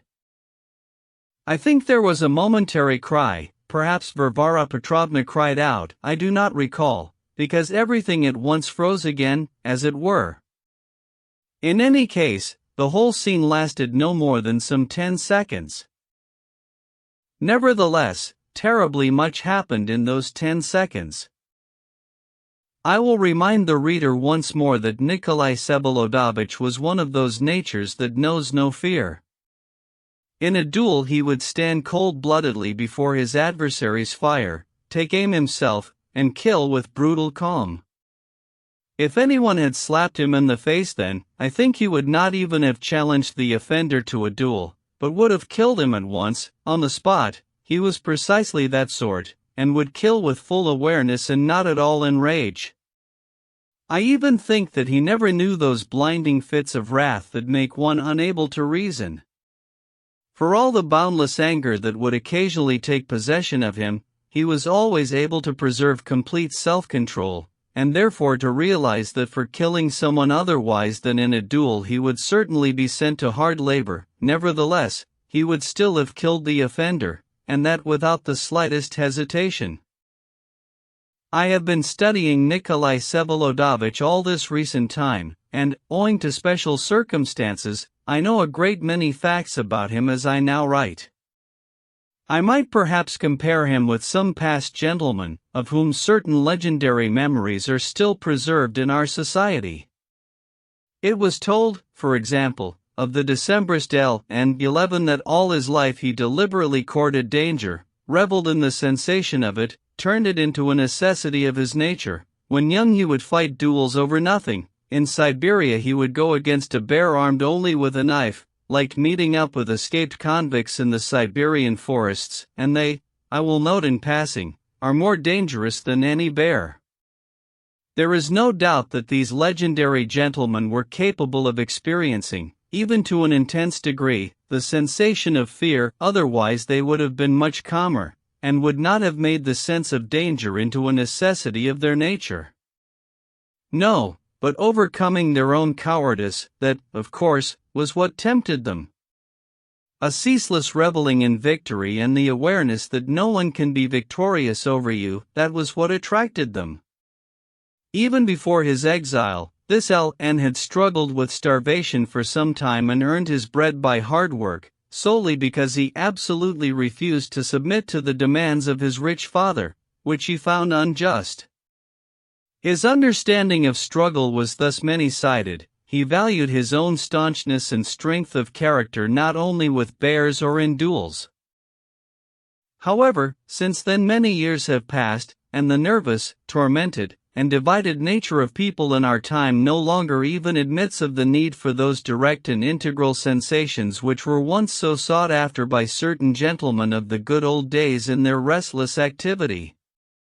Nikolai Vsevolodovich would perhaps have looked down on L.N., would even have called him an eternally strutting coward, a cock though, true, he would not have expressed it aloud. He would shoot his adversary in a duel, and go against a bear if need be, and fight off a robber in the forest, all as successfully and fearlessly as L.N., yet without any sense of enjoyment, but solely out of unpleasant necessity, listlessly, lazily, even with boredom. Anger, of course, constituted a progress over L.N., even over Lermontov. 12 There was perhaps more anger in Nikolai Vsevolodovich than in those two together, but this anger was cold, calm, and, if one may put it so, reasonable, and therefore the most repulsive and terrible that can be. I repeat once more, I considered him then and consider him still, now that everything is over, to be precisely the sort of man who, if he received a blow in the face or some equivalent offense, would immediately kill his adversary right there on the spot, and without any challenge to a duel. And yet, in the present case, something different and wondrous occurred. As soon as he straightened up, after having swayed so disgracefully to one side, almost as much as half his height, from the slap he had received, and before the mean, somehow as if wet, sound of a fist hitting a face seemed to have faded away in the room, he immediately seized Shadov by the shoulders with both hands, but immediately, at almost the same moment, he jerked both hands back and clasped them behind him. He said nothing, looked at Shadov, and turned pale as a shirt. But, strangely, his eyes seemed to be dying out. 10 seconds later his look was cold and, I'm convinced I'm not lying, calm. Only he was terribly pale. Of course, I do not know what was inside the man, I only saw the outside. It seems to me that if there were such a man, for example, as would seize a red-hot bar of iron and clutch it in his hand, with the purpose of measuring his strength of mind, and in the course of 10 seconds would be overcoming the intolerable pain and would finally overcome it, this man, it seems to me, would endure something like what was experienced now, in these 10 seconds, by Nikolai Vsevolodovich. The first to lower his eyes was Shadov, obviously because he was forced to lower them. Then he slowly turned and walked out of the room, but not at all with the same gait as he had just had when approaching. He was walking softly, his shoulders hunched up somehow especially awkwardly, his head bowed, and as if he were reasoning something out with himself. He seemed to be whispering something. He made his way carefully to the door, without brushing against anything or knocking anything over, and he opened the door only a very little way, so as to be able to squeeze through the crack almost sideways. As he was squeezing through, the lock of hair standing up at the back of his head was especially noticeable. Then, before all cries there came one terrible cry. I saw Lizaveta. Nikolaevna seized her maman by the shoulder and Mavriky Nikolaevich by the hand and pulled him 2 or 3 times, drawing them out of the room, but suddenly she cried out and fell full length on the floor in a swoon. To this day it is as if I can still hear the back of her head hit the carpet. Part 2. 1. Night.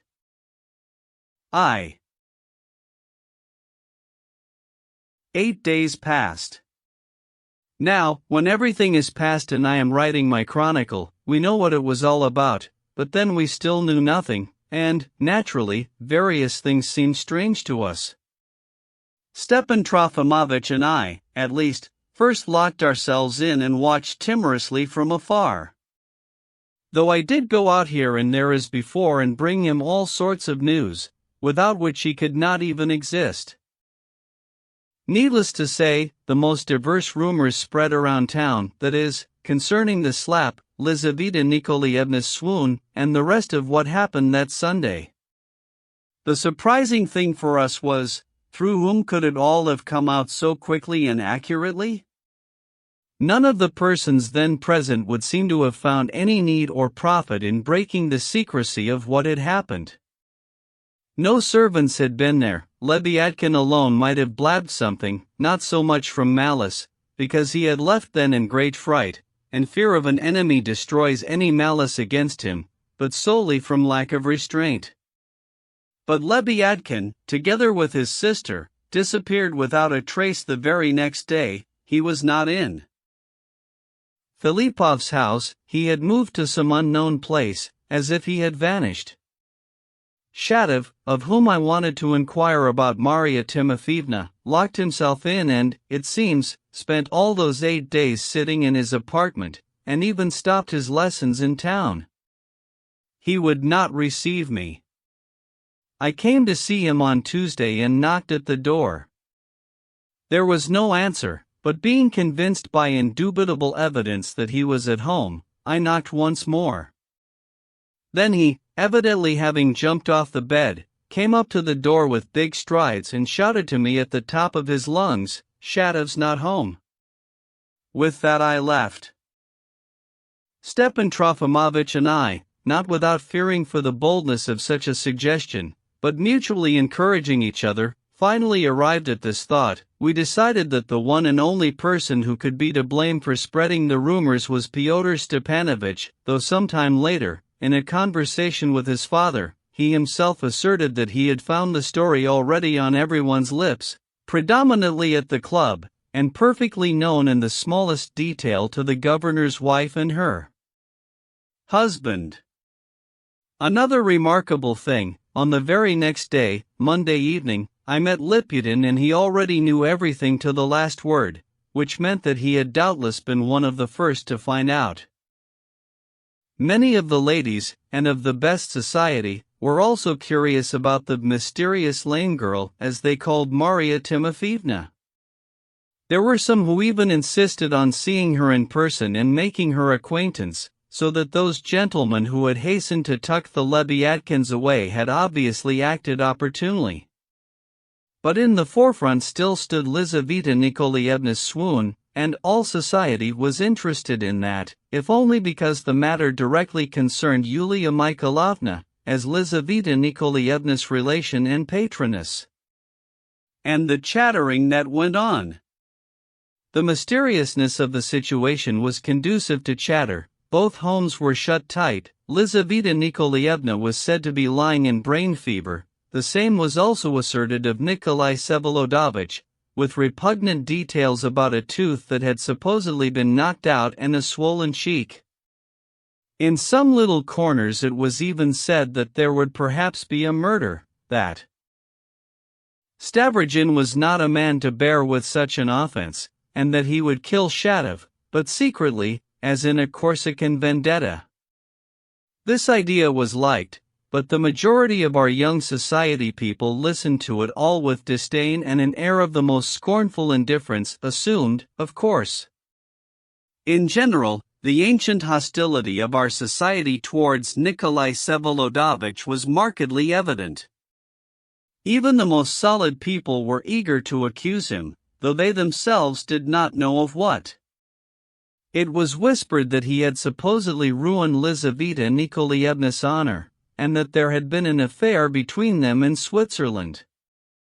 Of course, cautious people restrained themselves, and yet everyone listened with appetite. There was talk of other sorts, not general but private, rare, and almost covert, extremely strange talk, the existence of which I mention just to warn the reader, solely with a view to further events in my story.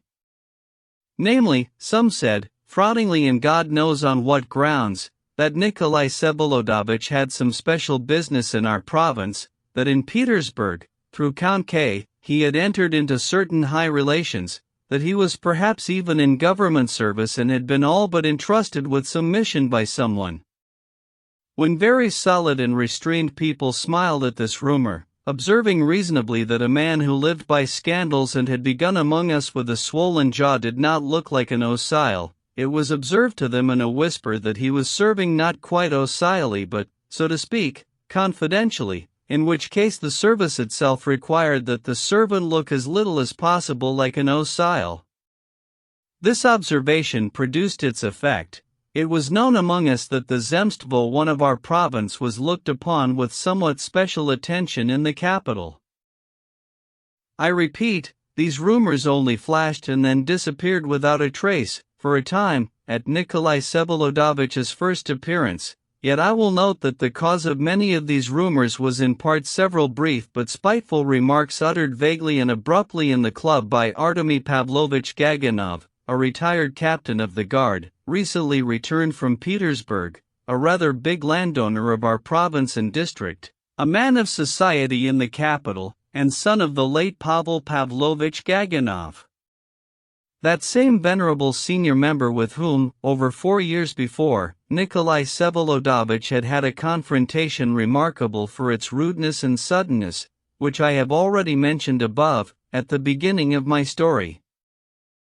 It immediately became known to everyone that Yulia Mikhailovna had paid an extraordinary visit to Varvara Petrovna, and that it had been announced to her on the porch that the mistress was ill and not receiving.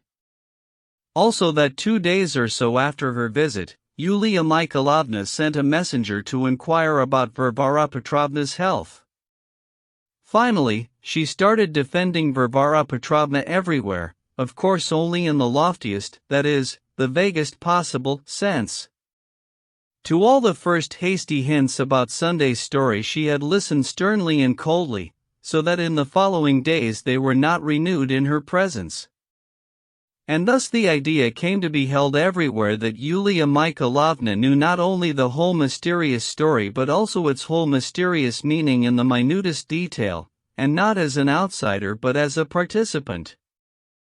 I will observe, incidentally, that she had already begun little by little to acquire that lofty influence among us which she was so undoubtedly striving and thirsting for, and she was already beginning to see herself surrounded. Part of society acknowledged her as having practical sense and tact, but of that later. Her patronage also partly explained Fyodor Stepanovitch's rather rapid success in our society, a success which at the time particularly struck Stepan Trofimovich. Perhaps we were both exaggerating.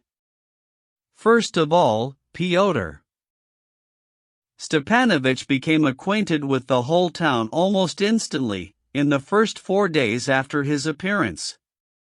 He appeared on Sunday, and already on Tuesday I met him in a carriage with Artemy Pavlovich Gaganov, a proud man, irritable and overbearing, despite all his worldly polish, and with whom, owing to his character, it was quite difficult to get along. Fyodor Stepanovich was also very well received at the governor's, so much so that he stepped at once into the position of an intimate or, so to speak, a much favored young man. He dined at Yulia Mikhailovna's almost daily. He had already made her acquaintance in Switzerland, but there was indeed something curious about his rapid success in His Excellency's house. After all, whether it was true or not, he was once reputed to have been a foreign revolutionary, to have participated in some foreign publications and conferences, which can even be proved from the newspapers, as it was spitefully put in my presence by Alyosha Telyatnikov, now, alas, a retired petty ossile, but formerly also a much favored young man in the old governor's house. Still, the fact remained that the former revolutionary appeared in his beloved fatherland not only without any trouble, but almost with inducements, so perhaps there was nothing to it. Liputin once whispered to me that, according to rumors, Fyodor Stepanovich had supposedly made his repentance somewhere, and had received absolution, after disclosing a few other names, and had thus perhaps already managed to make good his guilt, also promising to be useful in future to the fatherland.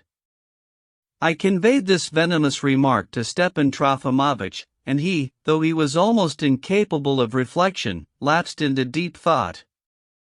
Later on it was disclosed that Fyodor Stepanovich had come to us with extremely respectable letters of recommendation. At least he had brought one to the governor's wife from an extremely important little old lady of Petersburg, whose husband was one of the most distinguished little old men of Petersburg.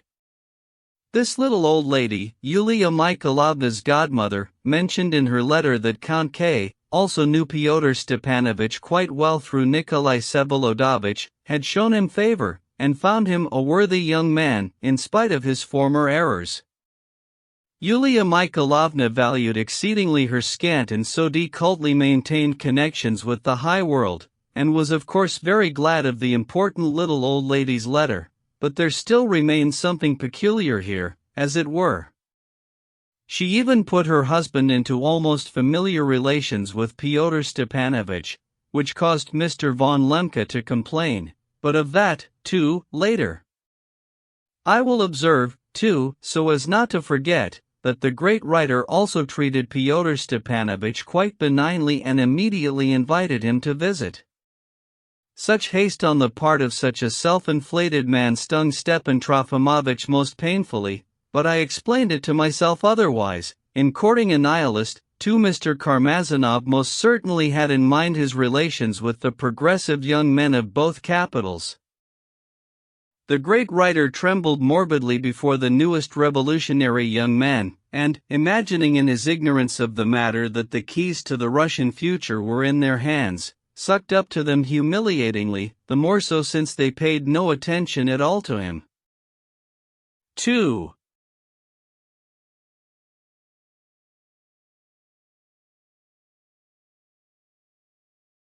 Fyodor Stepanovich also ran by a couple of times to see his father, but, to my misfortune, I was absent both times. He visited him for the first time on Wednesday, that is, only on the fourth day after that first meeting, and even then on business. Incidentally, the settling of accounts for the estate was concluded between them in some unseen and unheard way. Varvara Petrovna took it all upon herself and paid for everything, acquiring the little piece of land, to be sure, and Stepan Trofimovich was simply informed that it had all been concluded, and Varvara Petrovna's agent, her valet Alexey Yegorovich, presented him with something to sign, which he proceeded to perform silently and with extreme dignity. Speaking of dignity, I will observe that I hardly recognized our former old man in those days. He behaved as never before, became surprisingly taciturn, did not write even one letter to Varvara Petrovna from that Sunday on, which I would consider a miracle, and, above all, became calm. He had settled upon some final and extraordinary idea which enabled him to be calm, one could see that. He found this idea, sat and waited for something. At first, however, he was sick, especially on Monday, an attack of cholerine. He also could not do without news all that time, but whenever, leaving facts aside, I moved on to the essence of the matter and voiced some suggestions, he would at once begin waving his hands at me to stop. The 2 meetings with his boy still had a painful effect on him, though they did not sway him. On both days after these meetings he lay on the sofa, his head wrapped in a handkerchief moistened with vinegar, but he continued to remain calm in the lofty sense. Occasionally, however, he did not wave his hands at me. Occasionally it also seemed to me that the mysterious resoluteness he had acquired was abandoning him, as it were, and that he had begun to struggle with some new, tempting flood of ideas. These were just moments, but I make note of them. I suspected that he wanted very much to come out of seclusion and declare himself, to put up a fight, to wage his last battle. I would crush them, escaped him on Thursday evening, after the second meeting with Fyodor Stepanovich, as he lay stretched out on the sofa with his head wrapped in a towel. Until that moment he had not spoken a word to me all day. Phil's sherry, and so on. I agree, all these phrases are nonsense, kitchen-maidish vocabulary, but let it be, I see it now myself. I did not give him food and drink, I sent him off from Berlin to Provence, a nursling, by mail, well, and so forth. I agree. You did not give me drink, he says, and sent me off by mail, and here, on top of that, you've robbed me. But, wretched man, I cry to him, my heart ached for you all my life, even if it was by mail. Il rit. But I agree, say it was by mail, he ended, as if in delirium. Passons, he began again 5 minutes later. I don't understand Turgenev. His Bazarov is some sort of false character, who doesn't exist at all. They were the first to reject him as having no resemblance to anything. This Bazarov is some vague mixture of Nozdryov and Byron. 3 Mod. Look at them attentively, they cavort and squeal with joy like puppies in the sun, they're happy, they're the victors. Forget Byron. And besides, how mundane. What kitchen-maidish, irritable vanity, what a trite little desire to faire du brute auteur de son nom, without noticing that son nom. Oh, caricature. For pity's sake, I cry to him, But do you really want to offer yourself to people, just as you are, in place of Christ? Il rit. Il rit beaucoup, il rit trop. His smile is somehow strange. His mother didn't have such a smile. Il rit toujours. Again there was silence. They're cunning, they had it all set up on Sunday, he suddenly blurted out. Oh, no doubt, I cried, pricking up my ears, it was all patched together, with the seams showing, and so badly acted. I don't mean that. You know, they left the seams showing on purpose, so that it would be noticed by the right people. Do you understand? No, I don't. Tant mieux. Passons. I'm very irritated today. But why did you argue with him, Stepan Trofimovich? I said reproachfully. Je voulais convertir a laugh, of course, go on. Cette pauvre Anti, elle entendra de belles choses. B.O., my friend, would you believe, I felt like a patriot today. But, in fact, I've always considered myself a Russian. Yes, a true Russian cannot but be like you and me. Il y a là-dedans quelque chose d'aveugle et de louche. C'est. Absolutely, I replied. My friend, the real truth is always implausible, did you know that? To make the truth more plausible, it's absolutely necessary to mix a bit of falsehood with it. People have always done so. Perhaps there's something here that we don't understand. What do you think? Is there something in this victorious squealing that we don't understand? I wish there was. I do wish it. I kept my silence. He, too, was silent for a very long time. They say that the French mind, he began babbling suddenly, as if in a fever, but that's a lie, it has always been so. Why slander the French mind? It's simply Russian laziness, our humiliating impotence to produce an idea, our disgusting parasitism among the nations. Ils sont tout simplement des parasites d, and not the French mind. Oh, Russians ought to be exterminated for the good of mankind, like harmful parasites. It was not for that, it was not at all for that we strove. I don't understand any of it. I've ceased to understand. But do you understand, I cry to him, do you understand that if you have the guillotine in the forefront, and with such glee, it's for the sole reason that cutting heads off is the easiest thing, and having an idea is déculte. Vous êtes de paresseux. Votre drapeau est un guenille, un impuissant stade those carts, or how does it go? The rumble of carts bringing bread to mankind is more useful than the Sistine Madonna 4 or however it goes, un bêtise dans ce genre. But do you understand, I cry to him, do you understand that along with happiness, in the exact same way and in perfectly equal proportion, man also needs unhappiness? Il rit. You're tossing off bon mots here, he says, while pampering your members on a velvet sofa, he put it more nastily. And note our new custom of familiar speech between father and son, it's very well when the two agree, but what if they're quarreling? We were silent again for about a minute. Cher, he suddenly concluded, rising quickly, do you know that this will most certainly end with something? That it will, I said. Vous ne comprenez pas, j'ai passons. But, in this world things usually end with nothing, but here there will be an end, most certainly, most certainly. He got up, paced the room in the greatest agitation, and, coming to the sofa again, strengthlessly collapsed on it. On Friday morning, Fyodor Stepanovich went somewhere in the district and was gone until Monday.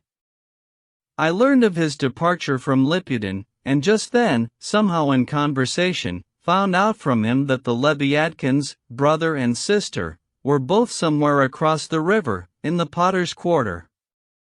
It was I who took them across, Liputin added, and, dropping the Lebyadkin subject, suddenly declared to me that Lizaveta Nikolaevna was going to marry Mavriky Nikolaevich, and though it had not been announced yet, there had been an engagement and the matter was concluded. The next day I met Lizaveta Nikolaevna on horseback, accompanied by Mavriky Nikolaevich, venturing out for the first time after her illness. She flashed her eyes at me from afar, laughed, and gave me a very friendly nod. All this I conveyed to Stepan Trofimovich. He paid some attention only to the news about the Lebyatkins.